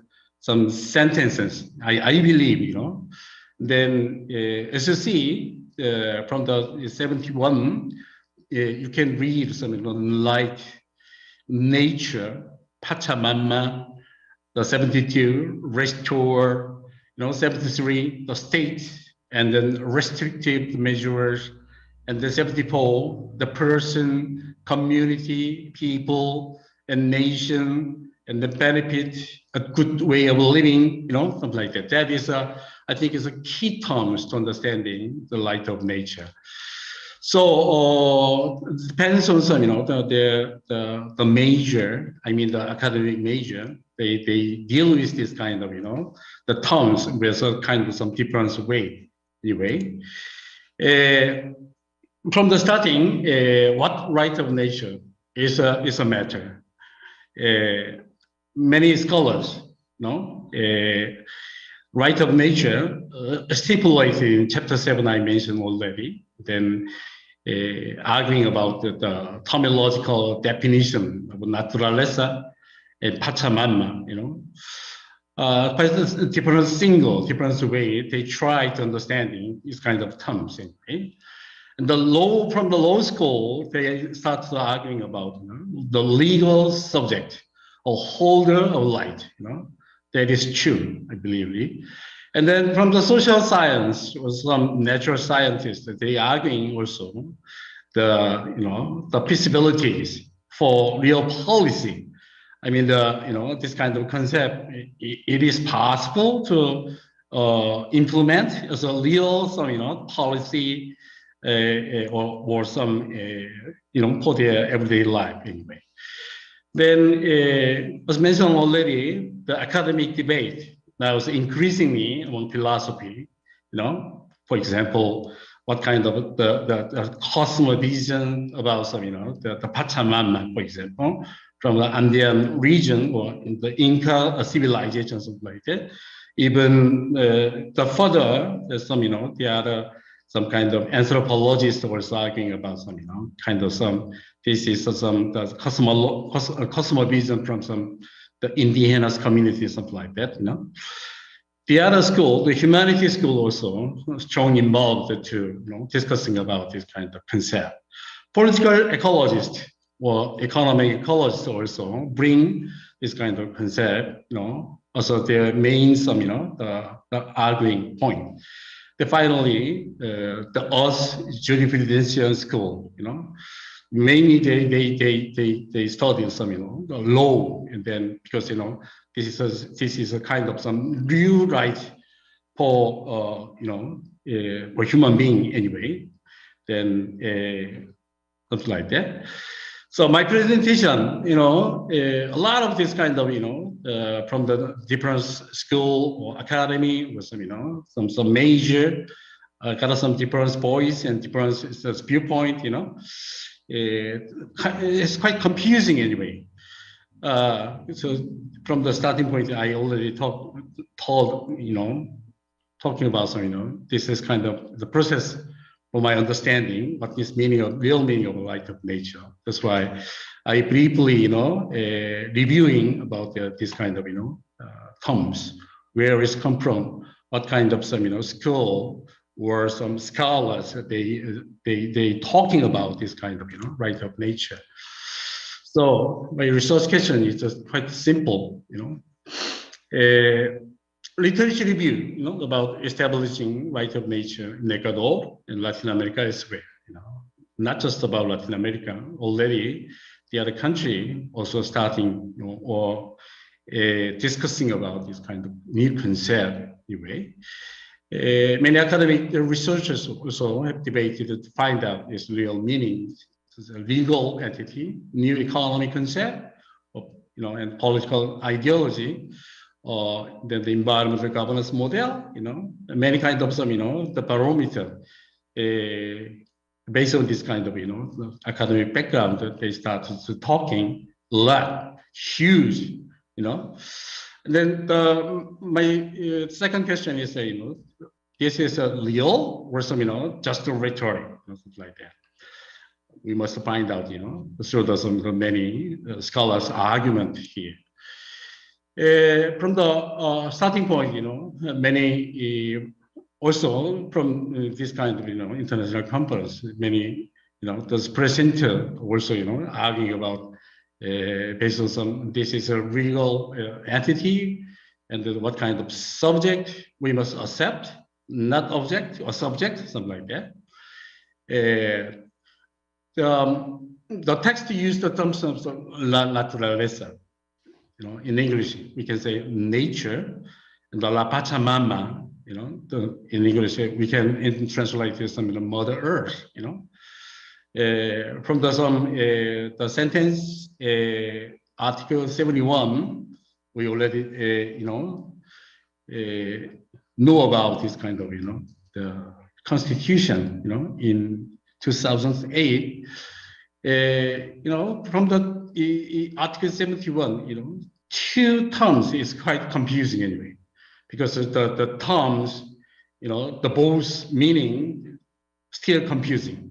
One is a non-naturaleza, another one is La Pachamama. I don't know, that is many, lawyers or some, from the law school or scholars, they arguing. It's just, it's quite confusing sometimes anyway. To the extreme broad concept, likely confusing many stakeholders. For example, is this for the indigenous, some identity or some this is some some kind of some, the modern meaning of some, we just call nature, and stuff like that, And another scholar is arguing about this is the light of nature. It can be thought of the catch-all concept, currently, because many or differences, the academic background, they're using based on their understanding or based on their knowledge or based on their intellectual some background or something like that. That's why it's quite hard anyway to understand it as a single meaning of some like that. But even even we sustain this kind of confusion. I raise some what is the meaning of some the right of nature historically, actually in Latin American history. For example, the multiple light concern currently we are talking with the democratization process in Latin America since the 1980s. For example, in Argentina, as you know, they started the democratization. In 1983, is the Alfonso government, they started. Also the other country, Brazil, but the other some, the neighbor country also. That's the same, normally same year they started some, the political meaning of democratization, And then suddenly civil society or some, the political society, that both of them agree about, this kind of right actually. In the process of democratization, political, social, environmental, or even the human life, and currently light of nature, also. There are a lot of some, rights involved there since the democratization. I don't know, it depends on some, depends on some, the period, probably, we can put this kind of, the other period, for example, political life, we can, somebody must discuss about, it is not true about, there's more than the earlier, the Latin American people or some Latin American civil society achieved anyway, But in the political term, we can say about, currently, there are a lot of some, the light, the multiple light, they are debating in Latin American society. Also, since the 1990s, we can remember about the indigenous social movement, from the Ecuador, the CONAIE, I remember, they starting some, the indigenous people or indigenous community, you got some rights anyway, to say about some indigenous rights as well. The other some, the cultural right debating currently is some dominant, Latin American society. Women's right, some, the LGBT right, something like that. The cultural right involved, strong involved. Wow, there is a lot of some right, here. So this is the last few years is proved some, how difficult, ambivalence, and disputed their implementation, the lack of the political freedoms, social welfare, environmental destruction, the base on resource extraction, capitalism is something like that. I don't know, among a lot of them, this kind of right, today we are talking about some, right of nature,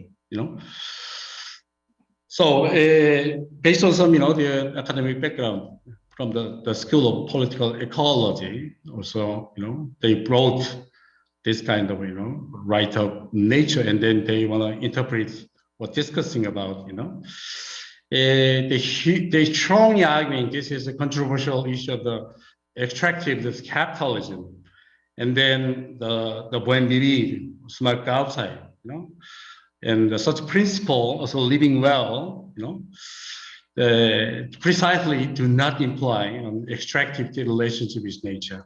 Strongly arguing about, we must stop this kind of some extractivist capitalism, or some, preaches deteriorating some, the environment or ecosystem, something like that.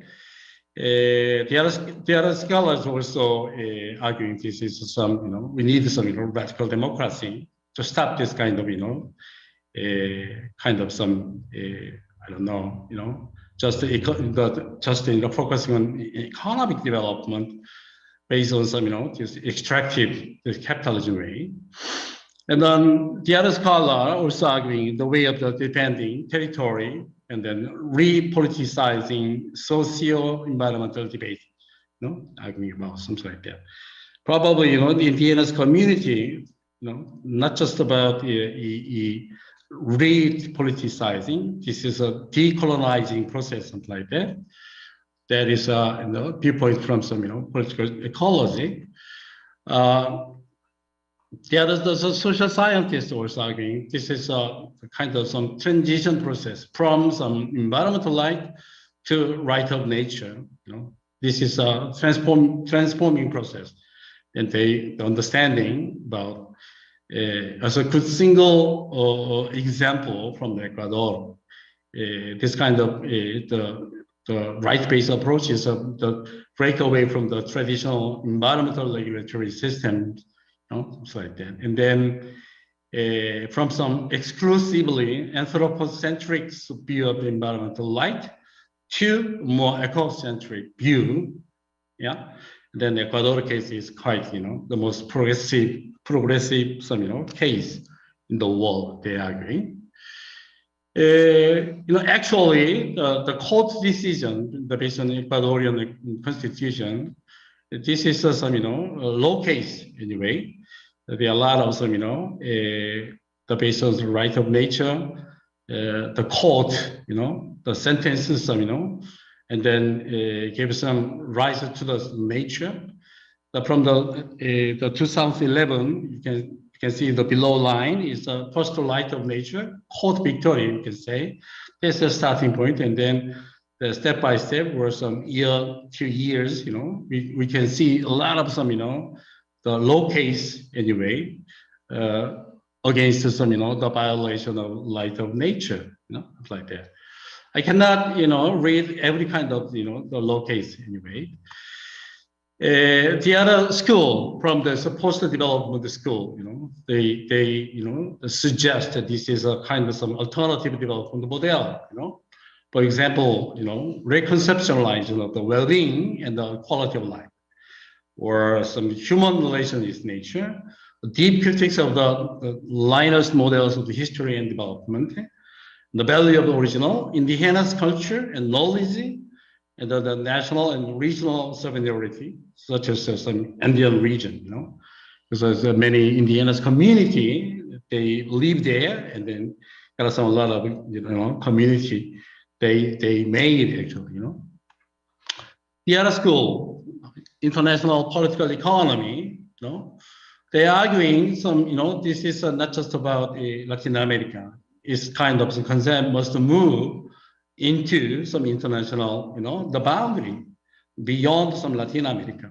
And then they, the concern about how to internationalize the light of nature, So the many international institutions, for example, the UNFCCC or the Paris Agreement, we can, as a global agenda, we are talking about climate change issues, Already this right of nature concept is a strongly embedded, it's kind of some, international agreement, it's like that.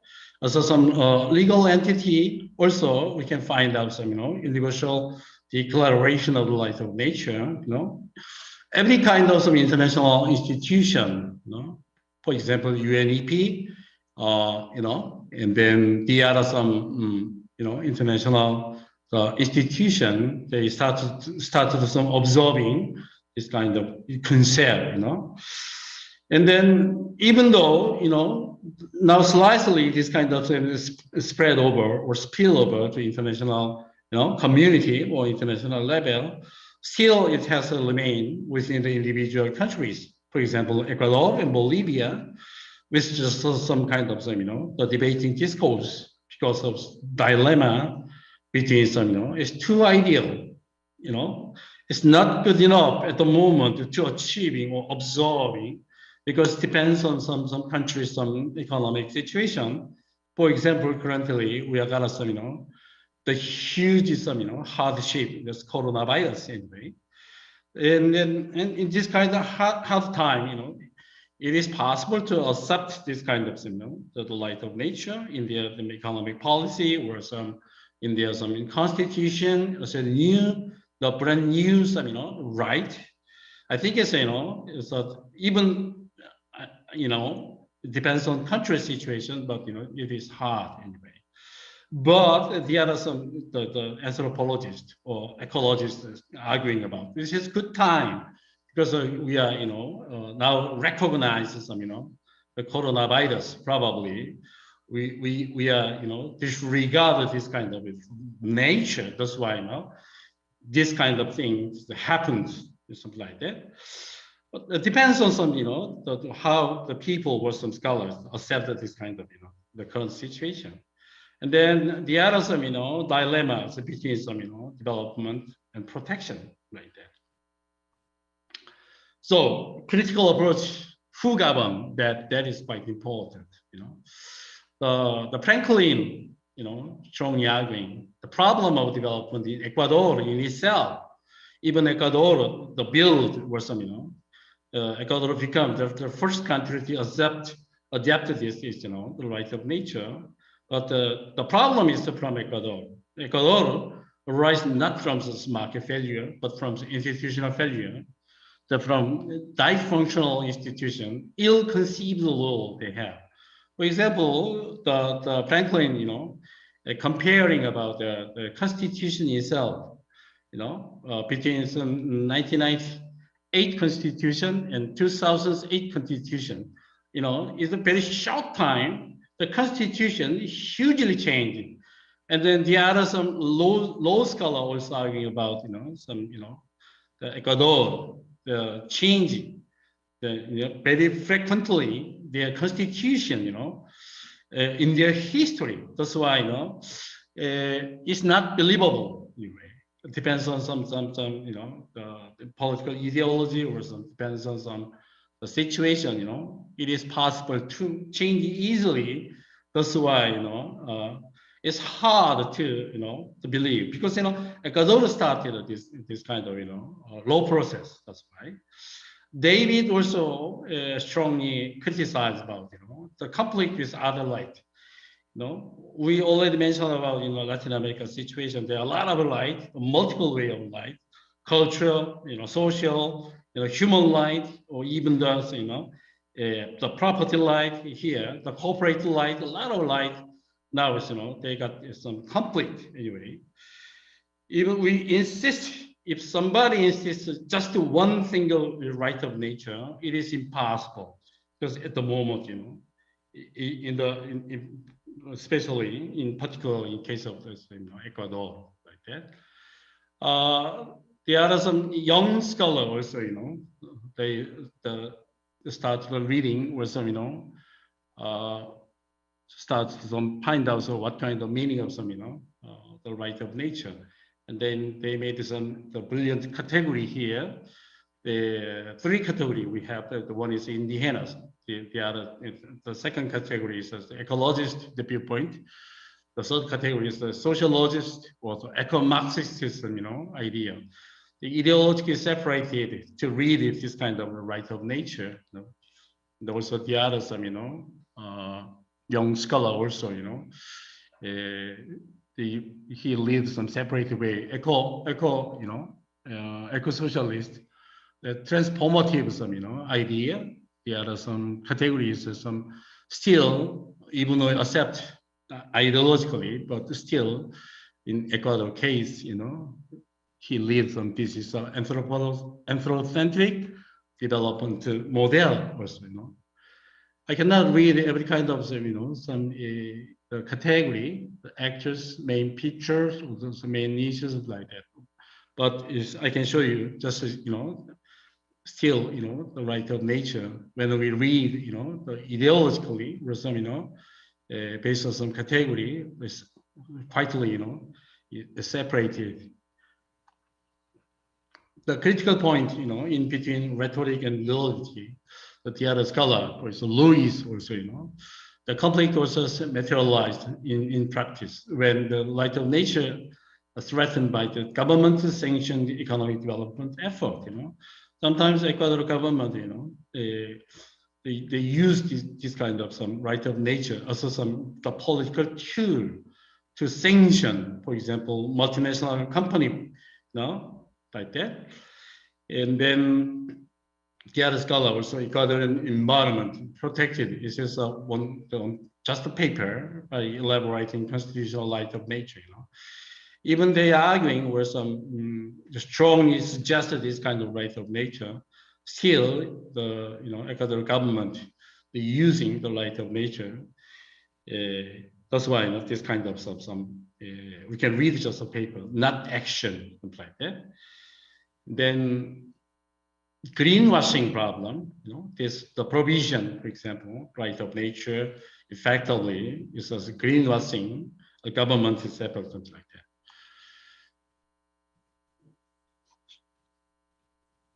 Yeah. The critical approach, the question 2, depends on revenue from the oil extraction. We know already about this kind of mining or some oil, like that. They depends on some kind of extractive economic structure they had, in the economic way, anyway. Then the follow the more the social justice way of this compensation or redistribution, even economic growth, the less focusing on environmental justice, strongly arguing. And then this is that's why, just a compensation. We embedded some with the green populism also. They strongly criticize something like that. I know, but it depends on scholars from the social scientists, And then they suggest some the great evidence. Below, the evidence 1, Ecuador, 1/3 of Ecuadorian spending budget came from some petroleum products. The half is population live, below the poverty line, and then even the Rafael Correa, who made this kind of concept in 2009, after just 1 year, the radio address, Rafael Correa, it confessed, it is stupid that someone to prove the forces to remain like the beggars sitting atop the top of gold, There's the journalists, they cited this kind of the dilemma for Ecuadorian economy, for example.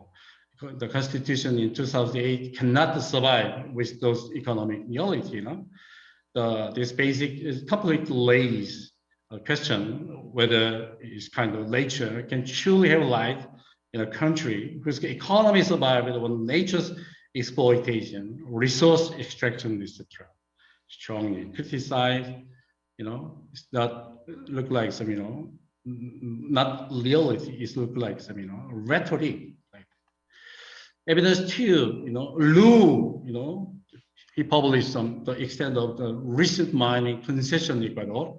In 2017, the Ecuadorian government announced this concession to about 2.1 million hectare of land, more than 13% of the country's continental land area for mining exploitation. So this kind of land, we examined previously, protected its forest and then indigenous territory, as well in the headwater ecosystems and biodiversity, the hotspot of the global importance. Evidence 3, even the right of nature, they're using some economic nationalism, for example.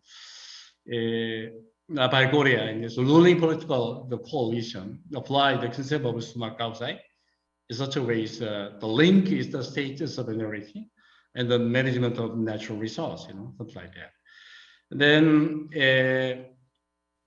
not just about Ecuador, many Latin American countries, we can read is a kind of a regulatory capture society, for example.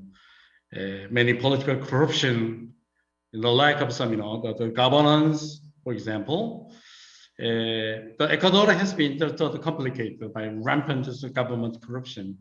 You know, that's why. And then sometimes social welfare, you know, even by using this kind of right of nature as some the political tool or some economic tool anyway, and then the revenue from oil extraction allow the Ecuadorian government the financing social programs, infrastructure development, and improve the public education, healthcare is related to some, you know, the social light. Still struggling about, you know, between some social light and the light of nature, you know, which one is first, and then what kind of light has got some more priority anyway to the real, you know, policy matter here. Now finally, in this situation, even you know, from this international conference, many scholars are arguing this is brilliant idea, concept, and then we must absorb, you know, allow some, you know, the national policy, even, you know, the education, you know, some process. We must, you know, read. So this kind of some alternative way of some, you know, thinking, and then it's like that. Yeah, totally, I agree about, you know, this is a good thing. Anyway, this is, you know, for the first time for a human being, we are starting talking about, you know, the brand new concept of some right of nature. Then the problem is, what is necessary for right of nature if we accept it as some commons for global community, not just about indigenous people, not just about the Andean region. This kind of, if we accept this is a brilliant one, and then some alternative, or whatever, you know, so many the scholars or school from the different, you know, the academic background, you know. So if we accept, it's a kind of some, you know, as commons, you know. I wrote some, you know, Elena Ostrom's, who is some, you know, avoided the trade of the commons like that. Yeah, finally, sorry about it. The time I did not recognize, you know. So the first the principle defines some, you know, clear the group boundary. I think that is important, some, you know, starting point to sharing about this kind of some, you know, right of nature was spill over to the global community or international society, you know. I'm so sorry because, you know, actually my concern was not just about understanding basically about rights of nature, but in the moment, you know, I'm starting to thinking about, you know, how we can, you know, this brilliant concept, the skill over to the global communities and like that. But in the moment, you know, I'm started reading about Elena Ostrom's, you know, how we avoid some, you know, the trade of commons anyway. Thank you very much. So sorry about, you know.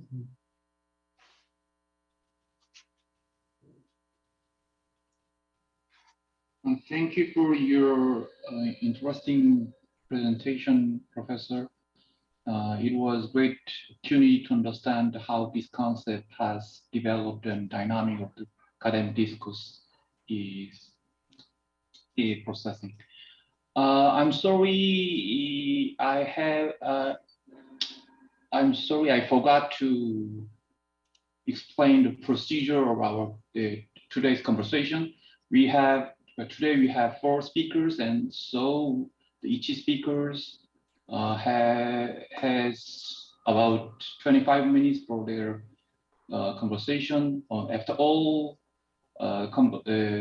presentation, we will have, if we have time, enough time, we will have the Q&A and discussion session. So we are going to have the next presentation. The title of the presentation is The Implementation of Access and Benefit Sharing of Biological Resources in Latin American at the National Level. Please, Dr. Kwon.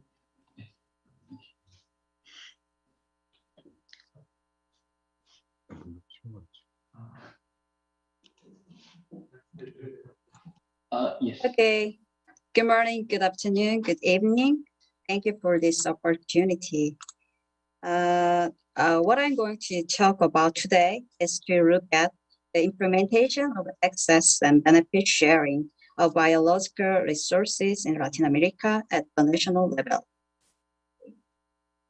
The purpose of this presentation is to examine how the countries of Latin America are actually implementing what was agreed on in the nationalism for ABS under the Convention on Biological Diversity, and how systematically it is being implemented. That is the implementation level of the institutional system.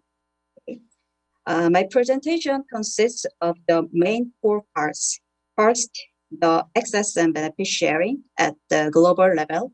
Second, the framework of the access and benefit sharing. Third, the access and benefit sharing in the Andean community, such as Bolivia, Colombia, Ecuador, and Peru. Finally, the key challenges of ABS implementation.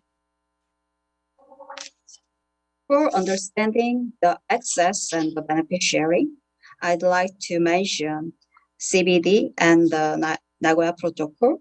The Convention on Biological Diversity, known as the CBD, was a significant milestone as a paradigm change in terms of international environmental governance. With the recognition of the principle of sovereignty of states over their natural resources, genetic resources moved from being considered common heritage of mankind, therefore freely available, to being governed nationally. Furthermore, the fair and equitable sharing of the benefits arising out of utilization of genetic resources was established as one of the objectives of the CBD. Despite the provisions in the CBD, the national community considered that more efforts were necessary to advance the implementation of the benefit sharing objective. There were some concerns over the misappropriation of genetic resources and associated traditional knowledge. Consequently, negotiations were initiated that led to the development of the Nagoya Protocol. The protocol expands on the obligations on access and benefit sharing included in the CBD to effectively establish an international access and benefit sharing regime that provides the legal certainty, clarity, and transparency. The Nagoya Protocol covers genetic resources for commercial use, such as pharmaceutical industry, industrial biotechnology, agricultural biotechnology, and non-commercial use, such as taxonomy, ecosystem analysis, and traditional knowledge associated with genetic resources, as well as the benefits arising from their utilization between users and providers. Let me elaborate on that ABS. It refers to the way in which genetic resources may be accessed and how the benefits that result from their use and shared between the people or countries using the resources and the people or countries that provide them. Okay. Who is involved in ABS? It is involved governments, indigenous peoples and local communities, private sector, academia, and researchers, etc.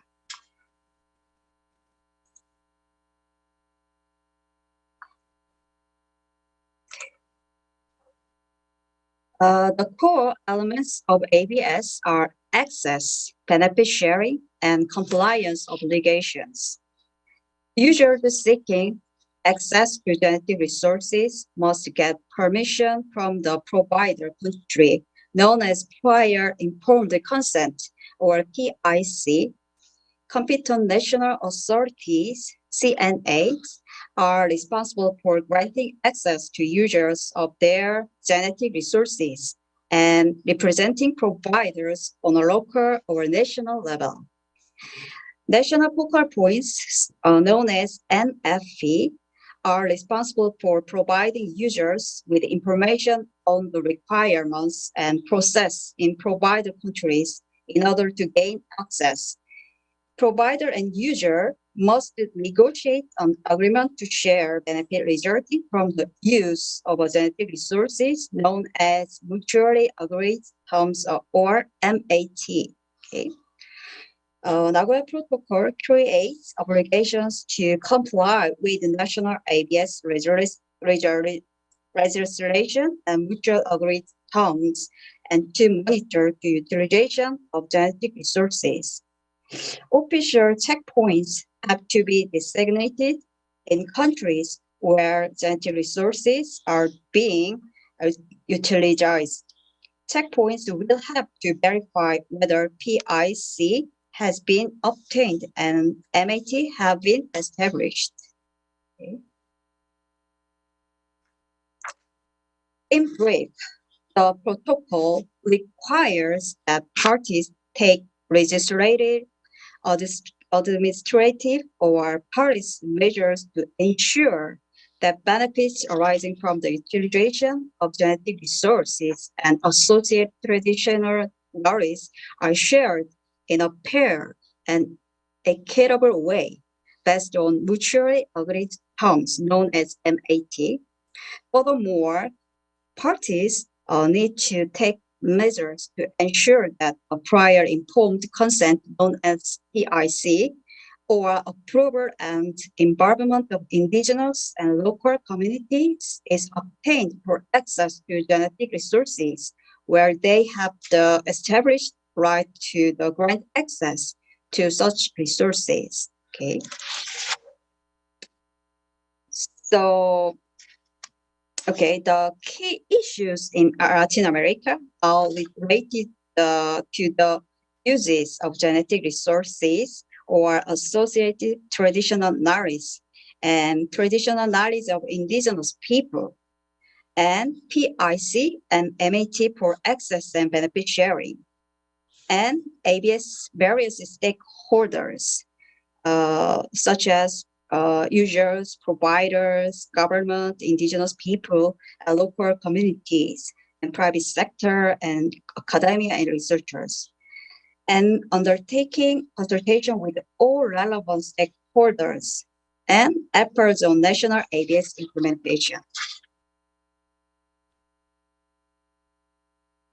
The presentation will focus on Bolivia, Colombia, Ecuador, and Peru. They are the Andean community. Decision 391 is the first regional framework of concept, principles, and requirements on ABS, which are then refined in national regulations and put into practice by competent national authorities. Once approved, the decision was directly applicable in the member states of the Andean community.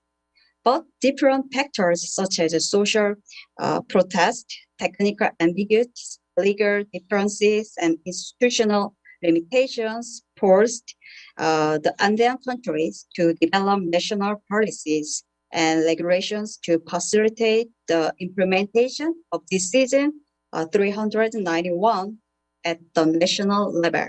Okay. Now, Bolivia, Ecuador, and Peru have ratified the CBD and Nagoya Protocol. Colombia has ratified the CBD and signed the Nagoya Protocol, but has not ratified the Nagoya Protocol, not yet.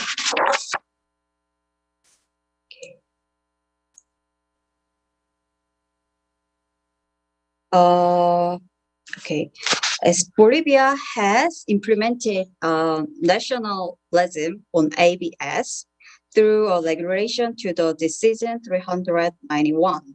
Okay, Bolivia was the first country in the Andean community to provide specific regulation to implement the decision 391.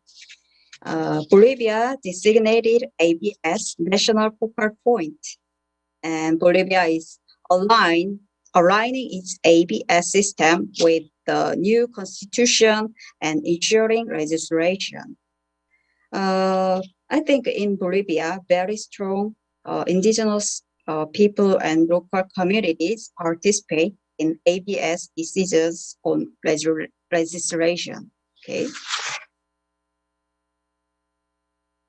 And next, okay.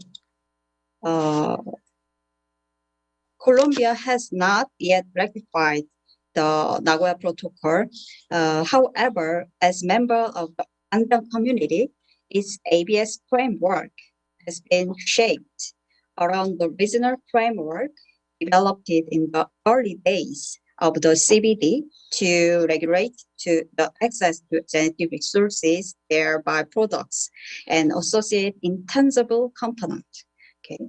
In this respect, Decision 391 related to the common regime on the access to genetic resources. At the domestic level, there are key measures of ABS. Okay, Colombia designated ABS national focal point and competent national authority. There is also a national policy for the integrated management of biodiversity and its ecosystem services. Okay. And then Ecuador was one of the first countries to implement ABS regime through the common ABS systems of the Andean community. Therefore, the country, Ecuador, has a comprehensive legal framework and instruments on ABS, including the National Constitution and Decision 391. Okay. There are drafts of benefit sharing and PIC regulation, a national anti-biovirus strategy, and a proposal for the establishment of a sui generis system for the protection of traditional knowledge associated with genetic resources. Okay. Ecuador also designated ABS national focal point, competent national authority, and checkpoint. Okay.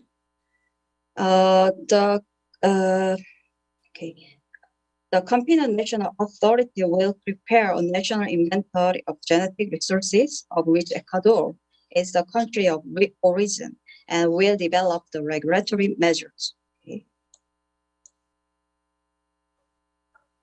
Finally, in Peru, for implementing the ABS regime was adopted Decision 391.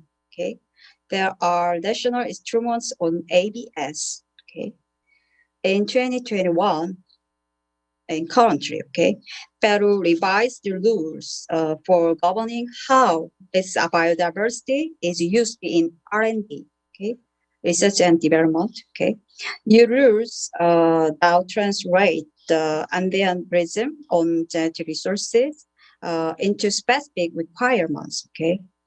Main changes include a clarification of the scope of ABS requirements, distinct, simpler procedure for access for non-commercial purposes, and pre-established parameter for monetary and non-monetary benefit sharing. In general way, ABS implementation focuses on indigenous people rights and scientific research, okay, and on minimizing the risk of biopiracy. Peru also designated ABS national focal point, competent national authority, and checkpoint. Okay. To sum up with key challenges of ABS implementation, so I will explain. the key challenges. First, Bolivia is working to take the step for the effective ratification of the Nagoya Protocol. Okay, but the information related to genetic resources and traditional analysis is limited. Okay, to me, it's hard to find the information released. Okay, Bolivia needs to update current regulations on matters of ABS. And then Colombia is currently working on related to reducing the time needed for getting approval for access and advancing the regulation of access to genetic resources and promoting more detailed benefit sharing mechanisms. Okay. Colombia is a mega diverse country, and as such, collecting information to develop the inventory of genetic resources is challenging. Okay, Colombia is making efforts to being made to raise awareness and increase knowledge about ABS, the Nagoya Protocol, and to strengthen compliance with existing laws and policies. Okay. Okay. In Ecuador, the knowledge of national biodiversity at the genetic level continues to be limited, and there is no appropriate information regarding its current status. Okay. Although political support for ABS implementation in Ecuador, okay, is strong, but there are misunderstandings about the concept among stakeholders, particularly among the indigenous peoples and local communities. Okay. And finally, implementation of the ABS system in Peru is at an initial stage, with a gap being observed between access that takes place within the system and the one taking place outside of it. Okay. In particular, there is a need to develop legal and technical capacities regarding the negotiation of access contracts within the context of the current legislation. The need for this to adequately reflect MTA is identified. For example, benefit sharing and change of intent. Okay. To date, the designated checkpoints have competencies in granting patents and monitoring patents. Okay. However, no checkpoints to monitor the process through R&D and commercialization exist. Okay. I will briefly summarize the main issues in the Andean community. The Andean community country are an area of high biological and cultural diversity and high activity on ABS. Therefore, it is important to ensure compliance in user countries of legislation and national requirements, including PIC and MAT of the provider country and of the party. It is essential to guarantee the sovereign right of countries of their genetic resources, and that governments have the authority to regulate access to these resources in accordance with their national legislations. It is necessary to respect the rights of the indigenous and local communities over their traditional knowledge associated to genetic resources and ensure their participation in the benefit resulting from its uses. Okay, thank you for joining with us today, and thank you for your attention.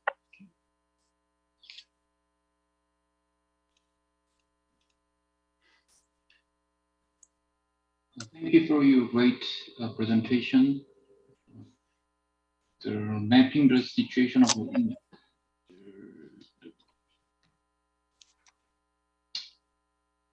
implementation of the sharing benefit of the resources. And the next presentation is on the indigenous cosmovision, rights of the nature, and environmental conversation by Dr. Giacomini. Thank you. Good morning, good evening, depending on where you are connected. My name is Giada Giacomini, and I'm a scholar, an Italian scholar, and I'm actually connected from Rome, Italy. So today I would like to introduce you a bit to my recent research on indigenous cosmovision and indigenous-led conservation of the environment initiatives. I've got a presentation that I would like to share. Here it goes. I'm putting it full screen.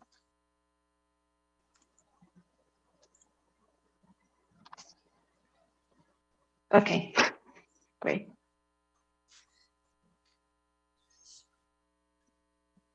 Okay, so we can start with understanding what is indigenous knowledge for biodiversity conservation in contrast to climate change. Indigenous knowledge refers to the understanding, skills, and philosophy developed by societies with long histories of interaction with their ancestral and natural surroundings. For rural and indigenous communities, local knowledge informs the decision-making about fundamental aspects of the day-to-day life. But not only this, indigenous knowledge is integral to aspects connected to the conservation of the natural environment and also connected to the use, practices, and social interactions with the environment.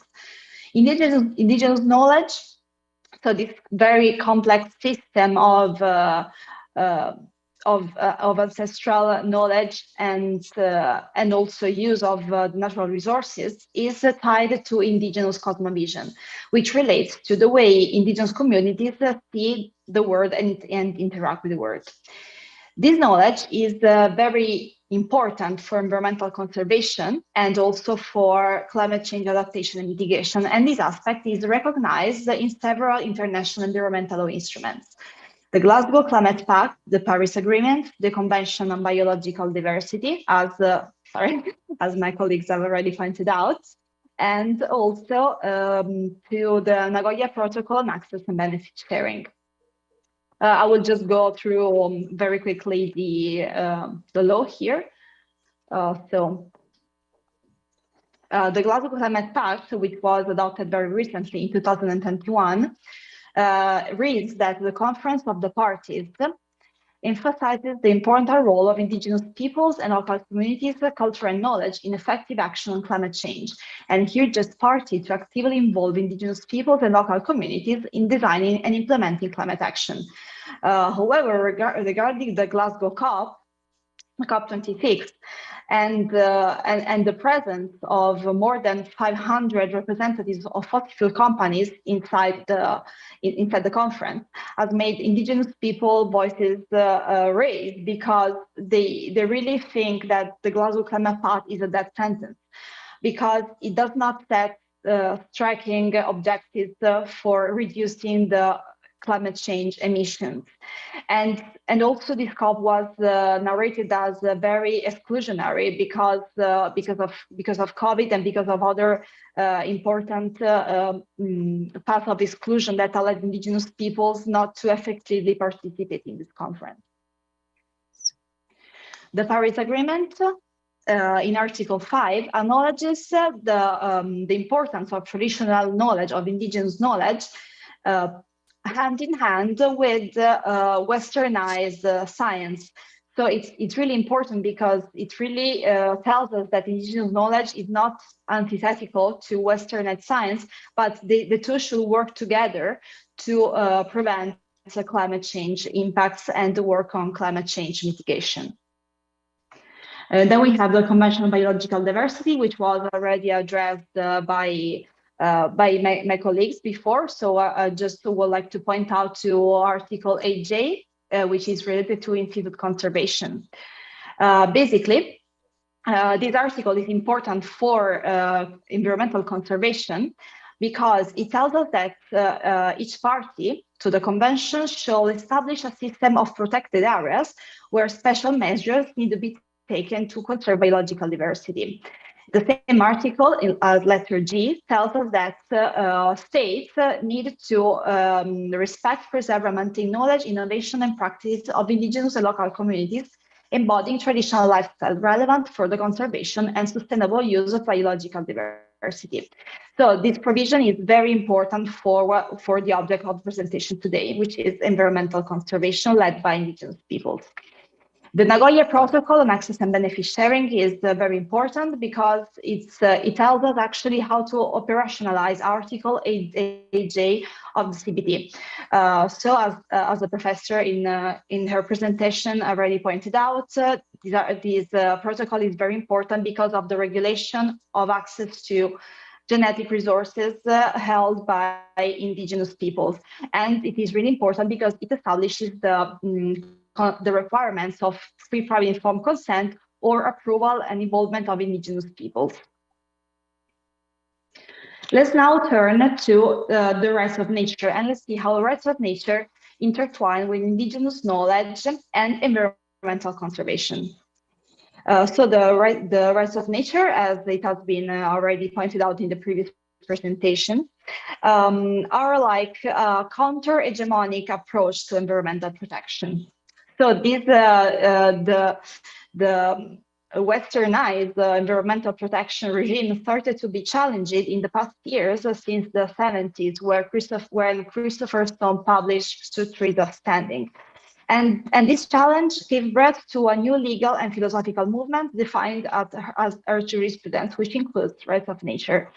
So basically, rights of nature seek to rebalance the focus of law from a hierarchical anthropocentric conception to an ecocentric conception, where humans are functional for the earth's well-being. This can be done by replacing the utopian dream that humanity has that is not dependent from nature with another view that sees the human beings in an ontological continuum with nature. Basically, this paradigmatic shift in global environmental law is already taking place in many countries. And this movement actually started in Latin America with the Ecuador Constitution, then with the Bolivia's Universal Declaration of the Rights of Mother Earth, by the Framework Law, which is always in Bolivia, in New Zealand as well, and also in Australia. Then we have examples from the decision of national courts, such as the River Chura case in Bangladesh. In Colombia, we have the Atrato River, which holds legal rights, and the Andean Bear, and also the whole Amazon River ecosystem. And also, I would like to point out that at the international level, we have the advisory opinion to Colombia of the Inter-American Court of Human Rights that also point out to the importance of rights of nature, and the initiative of the International Rights of Nature Tribunal, which last session was held at the same time of the COP26. Here we have the Constitution of Ecuador, but has been already addressed by the professor, so I'm not focusing very much on this. I just would like to point out, as the professor already did, on the question of the exploitation of non-renewable natural resources, because here I really see a conflict that has also been addressed in critical legal theory. And this contrast is about how to balance the rights of nature with economies that are largely based on mining. So now let's look at the interrelation between rights of nature, indigenous knowledge, and indigenous cosmovision.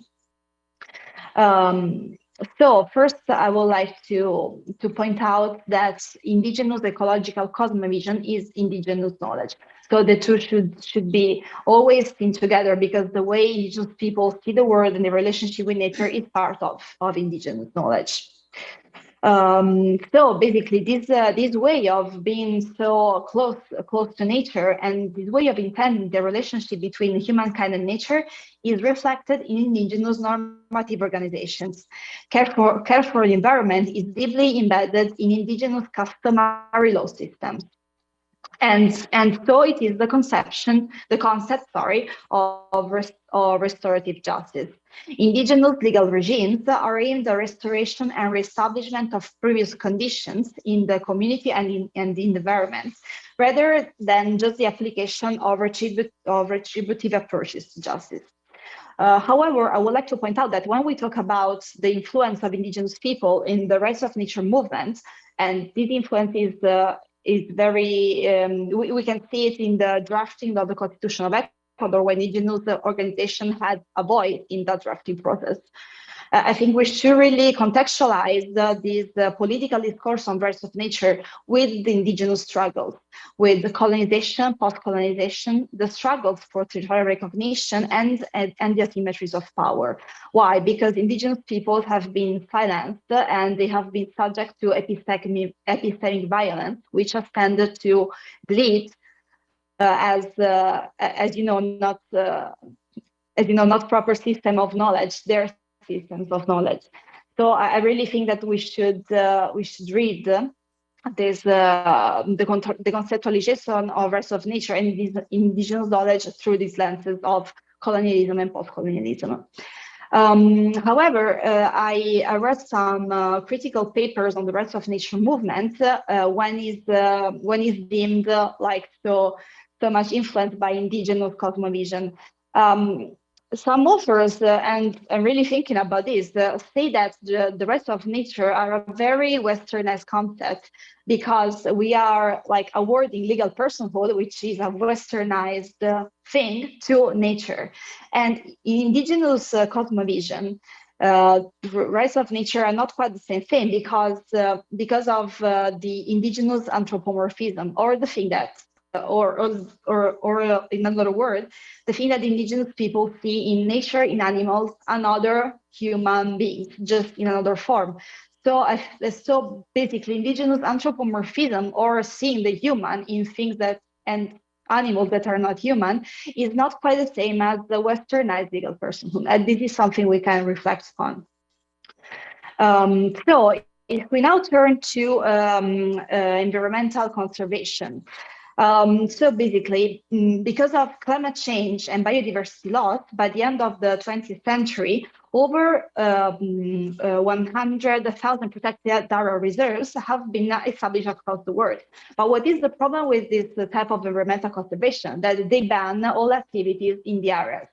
So indigenous peoples have been arrested for using their ancestral land because they were protected areas. And the worst part of this is that many protected areas are created in order to obtain carbon credits and to reach the so-called net zero emission for 2050. And the other thing that I noticed is that all companies are great supporters of nature-based solutions, which also include green grabbing and establishment of environmental conservation area that basically exclude indigenous people and evict indigenous peoples. So we need to wonder, is this a real solution to climate change, the carbon credits and the protected areas and everything that comes with them? The protected areas, when they are established, should respect the free, prior, and informed consent of indigenous peoples and other environmental and social standards. So in contrast to all of this, and also to the problem of conservation refugees, which are indigenous and local communities that are being evicted to create conservation areas, we have indigenous-led environmental protection initiatives that they are also known as indigenous and community conserved areas, or territories of life, or territorios de vida. This type of conservation is really a stark contrast to the further conservation and the green grabbing that has been going on for the creation of carbon credits and for creating biodiversity. So according to the UCN, the ICAs are natural or modified ecosystems containing significant biodiversity values, ecological services, and cultural values, voluntarily conserved by indigenous peoples and local communities, both sedentary and mobile, through customary laws or other effective means.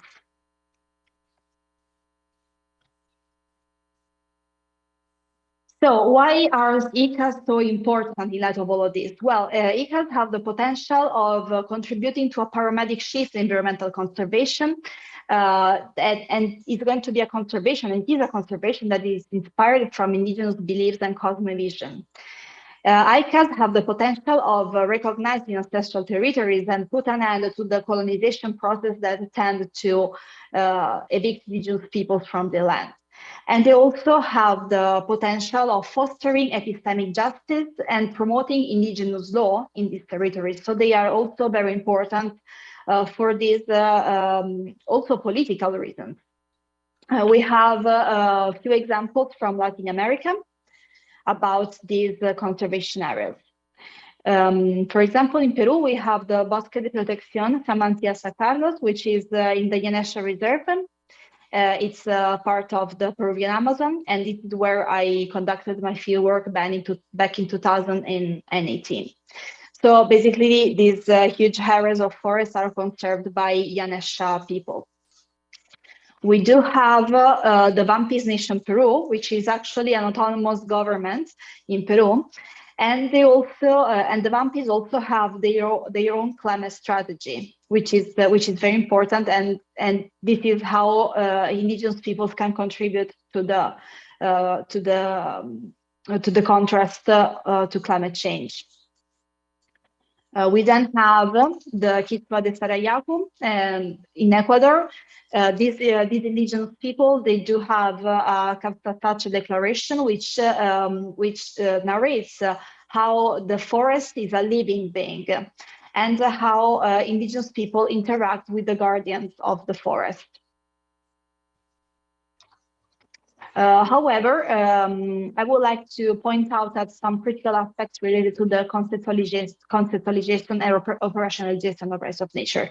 The first critical point that I already addressed before is the problem of legal personhood, because the indigenous human personhood or indigenous anthropomorphism is not equivalent to Western legal personhood. And this is something that has been pointed out by critical legal scholars. And it's something that we should reflect upon when we tend to identify rights of nature with indigenous cosmovision.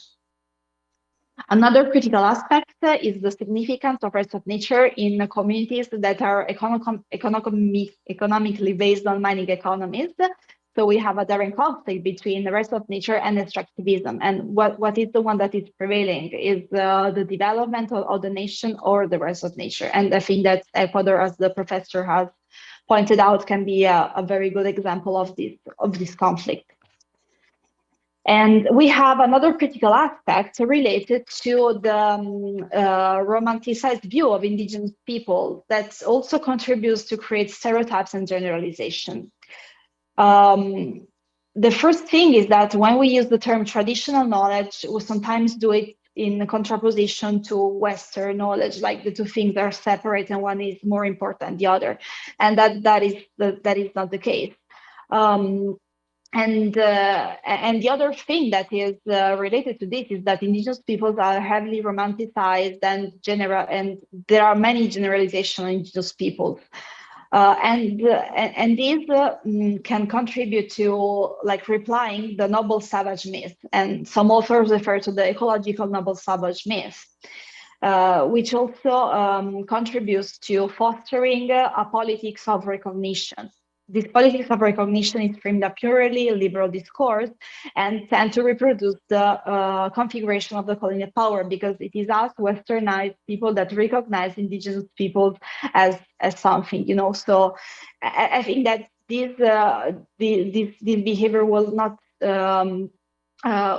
necessarily lead to something positive, because it's like you're replying the very structure that separates indigenous peoples from you know, other types of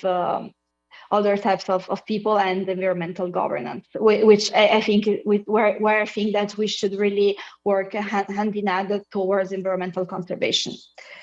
So yeah, this is an important aspect that has been pointed out in critical legal literature. And finally, I would like just to give you a brief overview of the research project I am involved in, which is on the interconnection between eco-social work and eco-welfare. This project is sponsored by the Department of Philosophy and Cultural Heritage of the Ca' Foscari University of Venice. And the research objective of this project is to analyze the interconnection between social work and eco-welfare through the analysis of fieldwork case studies. And something very important that we like to do is to analyze these case studies through the lenses of establishing what type of relationship we have in Italy between people and nature, and how these are mutually supportive, or how this is conceptualized in Italy. So we are going to base our research on a theoretical environmental justice framework, and then we are going to do some fieldwork with semi-structured interviews.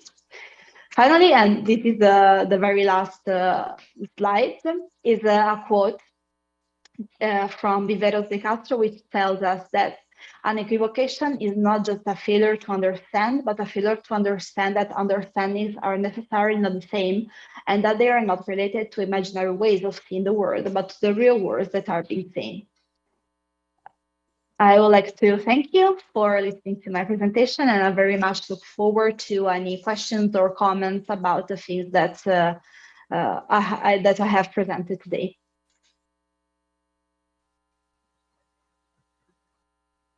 Thank you, Dr. Giacomini, for your wonderful presentation. It was very helpful to understand the alternative initiative for environmental conservation based on indigenous cosmovision.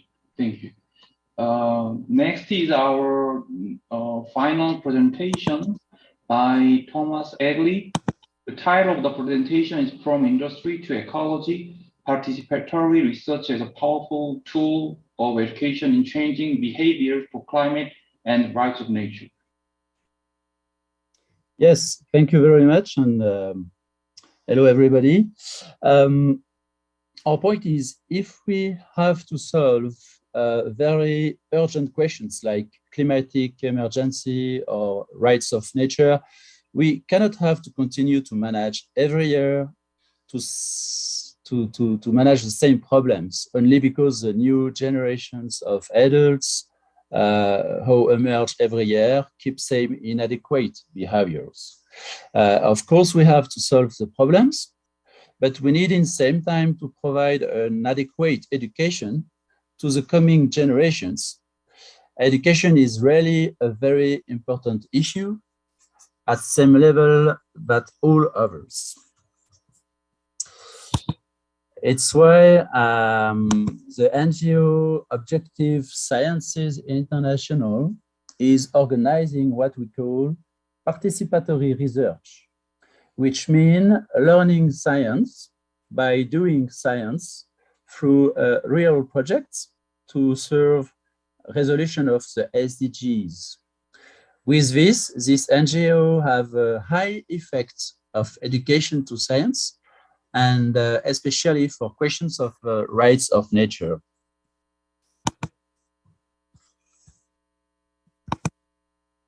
We can see we are on all continents of the planet. The volunteers are coming from everywhere: Russia, Canada, Europe, South America, Asia, Middle East, etc. And if a government or a UN program asks us, we can organize a project in absolutely all countries. We lead projects for absolutely all types of publics. We do all topics of science, including human sciences, and we have a lot of partners through the world. Our trainers are professionally trained, and are in same time scientists and facilitators. The most important thing to understand for today is that in absolutely all our projects, science camp or animation inside schools or school trip, etc., we find education to rights of nature in partnership with the UN program Harmony with Nature, education to changing behaviors for climate, and these two learning goals are present in the pedagogic project document of all our science camps.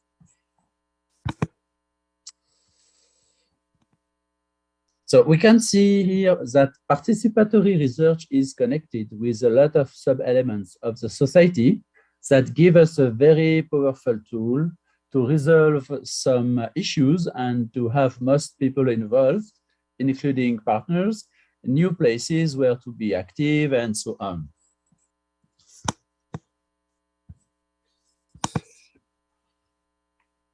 So our first practical case is about the environmental education. The advantage to do education to nature is to change the paradigm of anthropocentric point of view.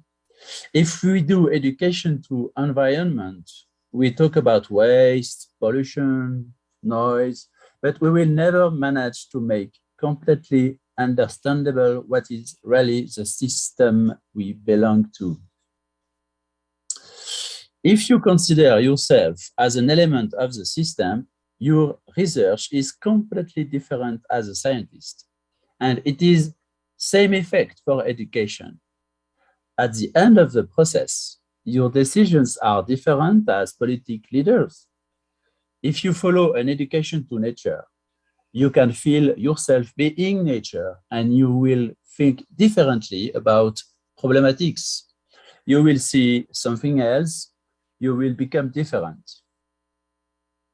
This is a very powerful tool for governments which wishes to solve faster their problems, as citizens can act more accurately and cost less.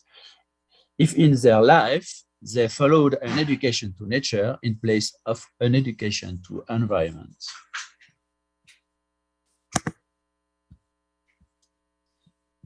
A second very practical case is the difference between, on one hand, to make education without nature in a conventional school, and on the other hand, to make it happen with nature.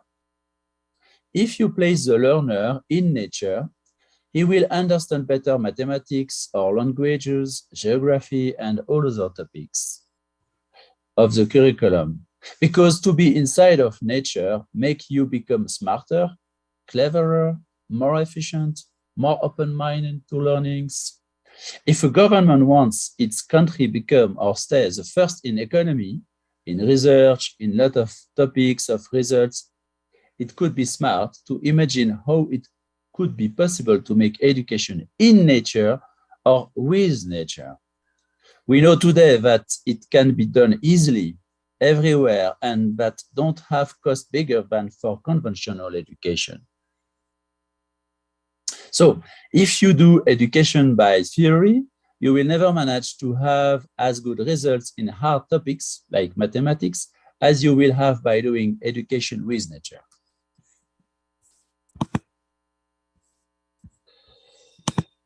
But also, when you organize education by doing real projects, you have very good effects on changing of behaviors about climate questions or new directions in relation to nature, especially about the question of rights of nature, because you will involve the learners at the maximum level as possible. You create what we call community-based learning, and it is ultra efficient in empowerment of publics in their own learnings. And with the hard topics as mathematics, you made understood better if it was with nature. Here we find very good results also in soft topics as leadership, innovation capacities, collaboration. So for making projects continue and taking more and more importance, we organize several meetings to share winning practices between the operators and between the deciders, or to train the next generation of leaders. Every December, the Geneva Forum hosts at the United Nations Geneva the International Annual Conference on Rights of Nature in partnership with the UN program Harmony with Nature. And in April at UNESCO in Paris, we organize the annual conference about how participatory science helps us to meet SDGs. The meeting of excellence are science camps organized in the middle of nowhere in nature, like Swiss Alps, or inside towns, like in London City, and we train the teenagers to techniques of excellence and the learning by doing projects we give them to live this project-based learning week is a question of rights of nature to solve. Last but not least, we cooperate with the World Federation of United Nations Association to provide students participating at their UN model events in order to have a rights of nature room of debates into this annual training of United Nations system. Thank you very much.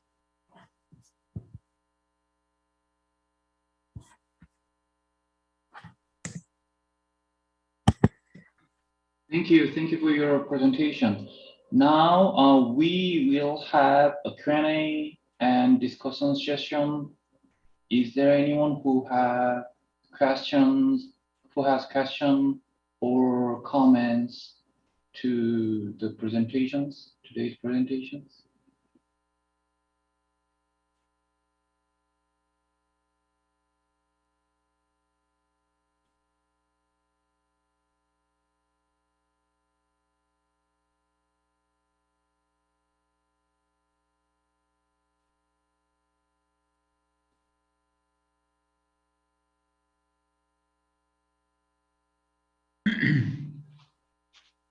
Professor, it is possible to not just about the contents, you know.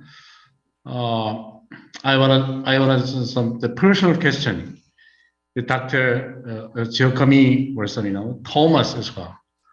So, you know, this is I think is a great opportunity anyway to see, you know, through this international conference. You know, it's not just about a lucky one. It's a kind of some.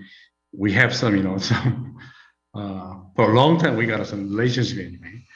If we believe some, you know, kind of some cosmovision from the Indigenous community, probably, yeah. It's possible to make the personal question. Sorry about because, you know, we have time, you know. I'm quite interested about your research project, you know, from Italia. The personally thinking is you did make this kind of project from your university or if you receive the research fund from the international community or something. I don't know exactly because, you know, Dr. Giacomi, you got some, you know, the future project. Where is it? In Peru or some? I'm not sure. Which country is involved in your project? Thank you, Professor, for your question. So basically, I just started this postdoctoral research project, and this funding is from the University of Venice. So it's like basically their project, and I have been hired within that project. But before, during my PhD, I worked in Peru. I've done some field work in the Peruvian Amazon with Yamasha people. You see, my PhD project was about climate justice, and I wanted to study how climate change is impacting indigenous peoples. So I went to Peru, and I've done field work there, and I've done semi-structured interviews to indigenous peoples in order to understand how climate change is impacting them and how climate change is impacting their human rights, and also what is the government doing to help them. And it was interesting, and actually I've just submitted my book, which is also on this case study. So I will let you know once it is published and everything, because like there I analyzed also the problem of colonization and how the Peruvian forest is considered by the government as something to exploit, and by indigenous people as something that is sacred. So I have also analyzed this contrast between indigenous cosmovision and state extractivism. So yeah, I think it was quite, you know, interest in the presentation of today. Well, this project is about eco-social work in Italy. So it's a bit different because we want to analyze how social work is engaging with environmental problems, you know, so and how people, like vulnerable people, are employed in this project to work for sustainable agriculture, for instance. Because you don't know why I made question for you. Just, you know, we got some, you know, the same project in Korea here. You know, so for the first time, around the Latin America studies. Our research fund from our government. At the moment, our government, not just about government, from the Korean civil society. As you know, so we need some change anyway, not just about some economic growth or some, or IT technology, just like that, at the moment, the huge sum, social change towards some, kind of some new ecological civilization concept is talking from some academy. That's why through this international conference, we are looking for just this, the international network. For example, young scholars, just like you, just like it. That's why it gives us some great chance to, make more network with you, not just about the personal concern also, your project. Also, we need some help from, the international community. Also, education, I think, is just important. I learned a lot of some, through the Geneva, what kind of some, education is operated, around this kind of right of nature, The Korean society, now we must learn a lot of this kind of, the brilliant wisdom, from the starting point, we started to read some, right of nature, even until now, nobody did not recognize this new brilliant idea in Korean society. That's why, I think this international conference is quite important anyway to even academic level, but soon when we spread over, this kind of idea or something, and then suggest to the policymaker in Korean government, probably they must recognize, and then probably, because not just about I think it's not just about Italia or some, Ecuador or Bolivia, even the, Geneva, in Korean society also we need some, this kind of some new idea, I don't know, someday, I hope, this kind of some, how can I say, that is just some we must ready anyway, prepare some, to advise some those brilliant idea anyway, yeah. So after conference, probably I can, we can, we can send some email to, to your brilliant scholars or some, the manager for the education for right of nature, and then continues to, some contact to, sharing the brilliant idea, some value or some this great experience anyway, yeah.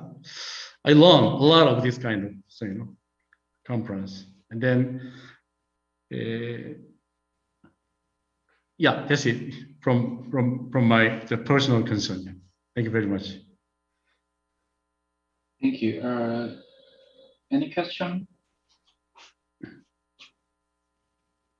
Yes. Okay. I'd like to ask you a few questions. What is needed for indigenous rights in the age of digital transformation? What can be improved? I think it should change with the times. Okay. And for example, solving language problems using science and technology, and etc. What do you think? What is the needed ways and ways to improve? So, okay.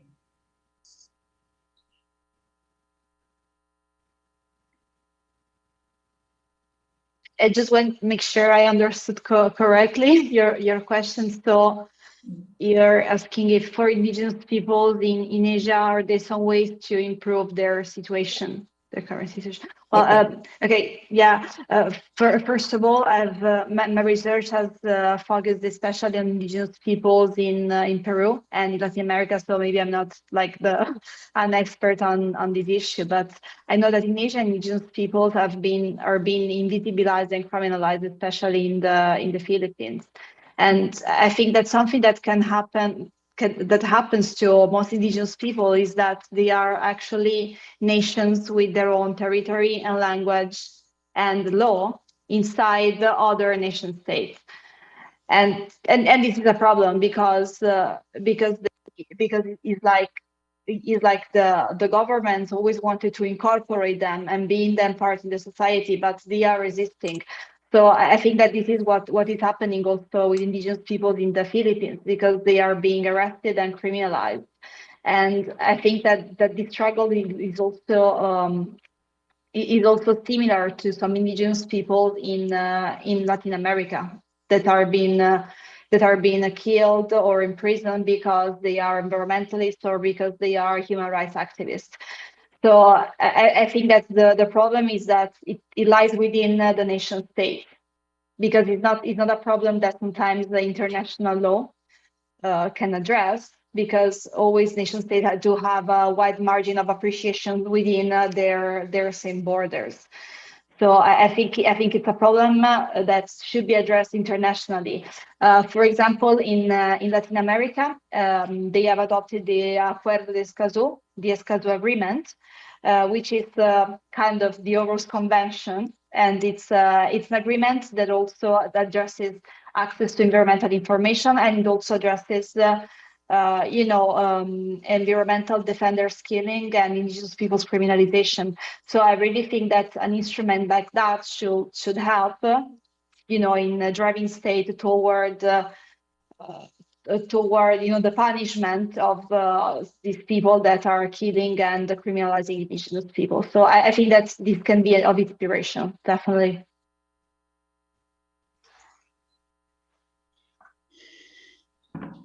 Thank you. Is there anyone who have more questions? I have a general comment for everybody. I don't know if maybe we can address it. And one of the things I'm trying to understand is what gives the more, let's say, environmental protection, like human rights, environmental rights, or rights of nature. Because you see, the dilemma here is that rights of nature is something that is marvelous and everything, but when it comes to the actual protection of the environment, I can see that maybe it always passes through human rights. For example, if we consider climate litigation, okay, it's always human rights that then they have consequences on the environmental protection. So one of the questions I would like to address in my future research is what does foster environmental protection, like human rights or rights of nature? What is the thing that in the practical aspect does foster environmental protection? It's a tough one, I know.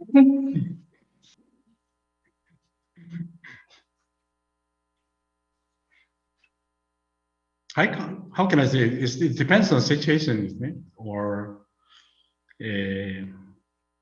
I already argued through some presentation. This is hard actually. For example, Korean society, we don't recognize as a new concept of the right of nature.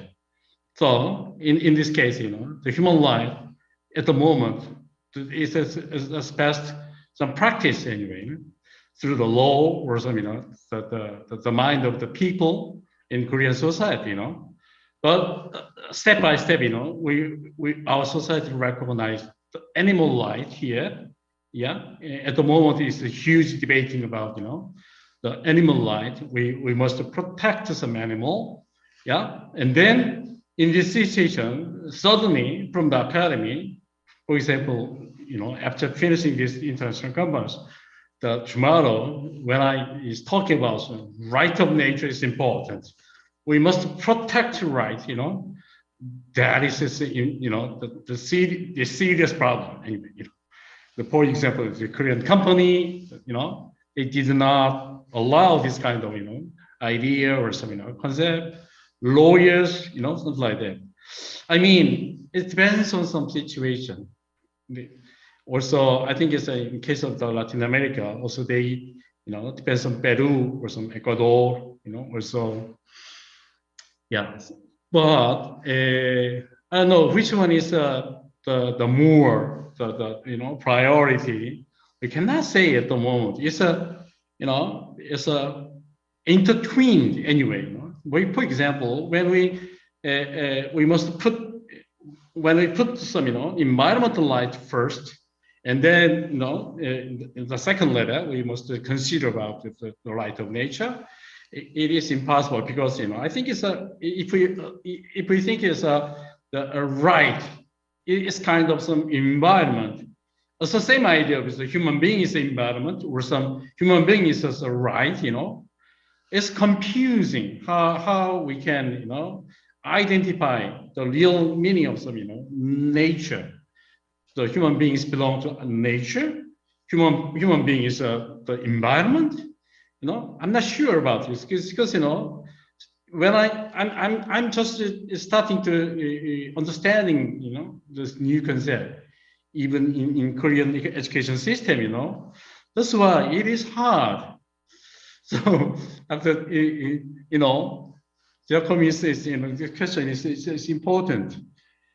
So I'm not sure because I need more the study. Anyway. Thank you very much.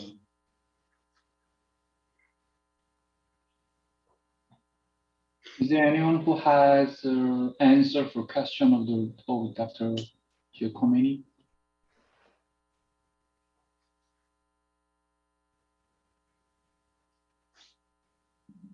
Or is there anyone who has new question for any presentation?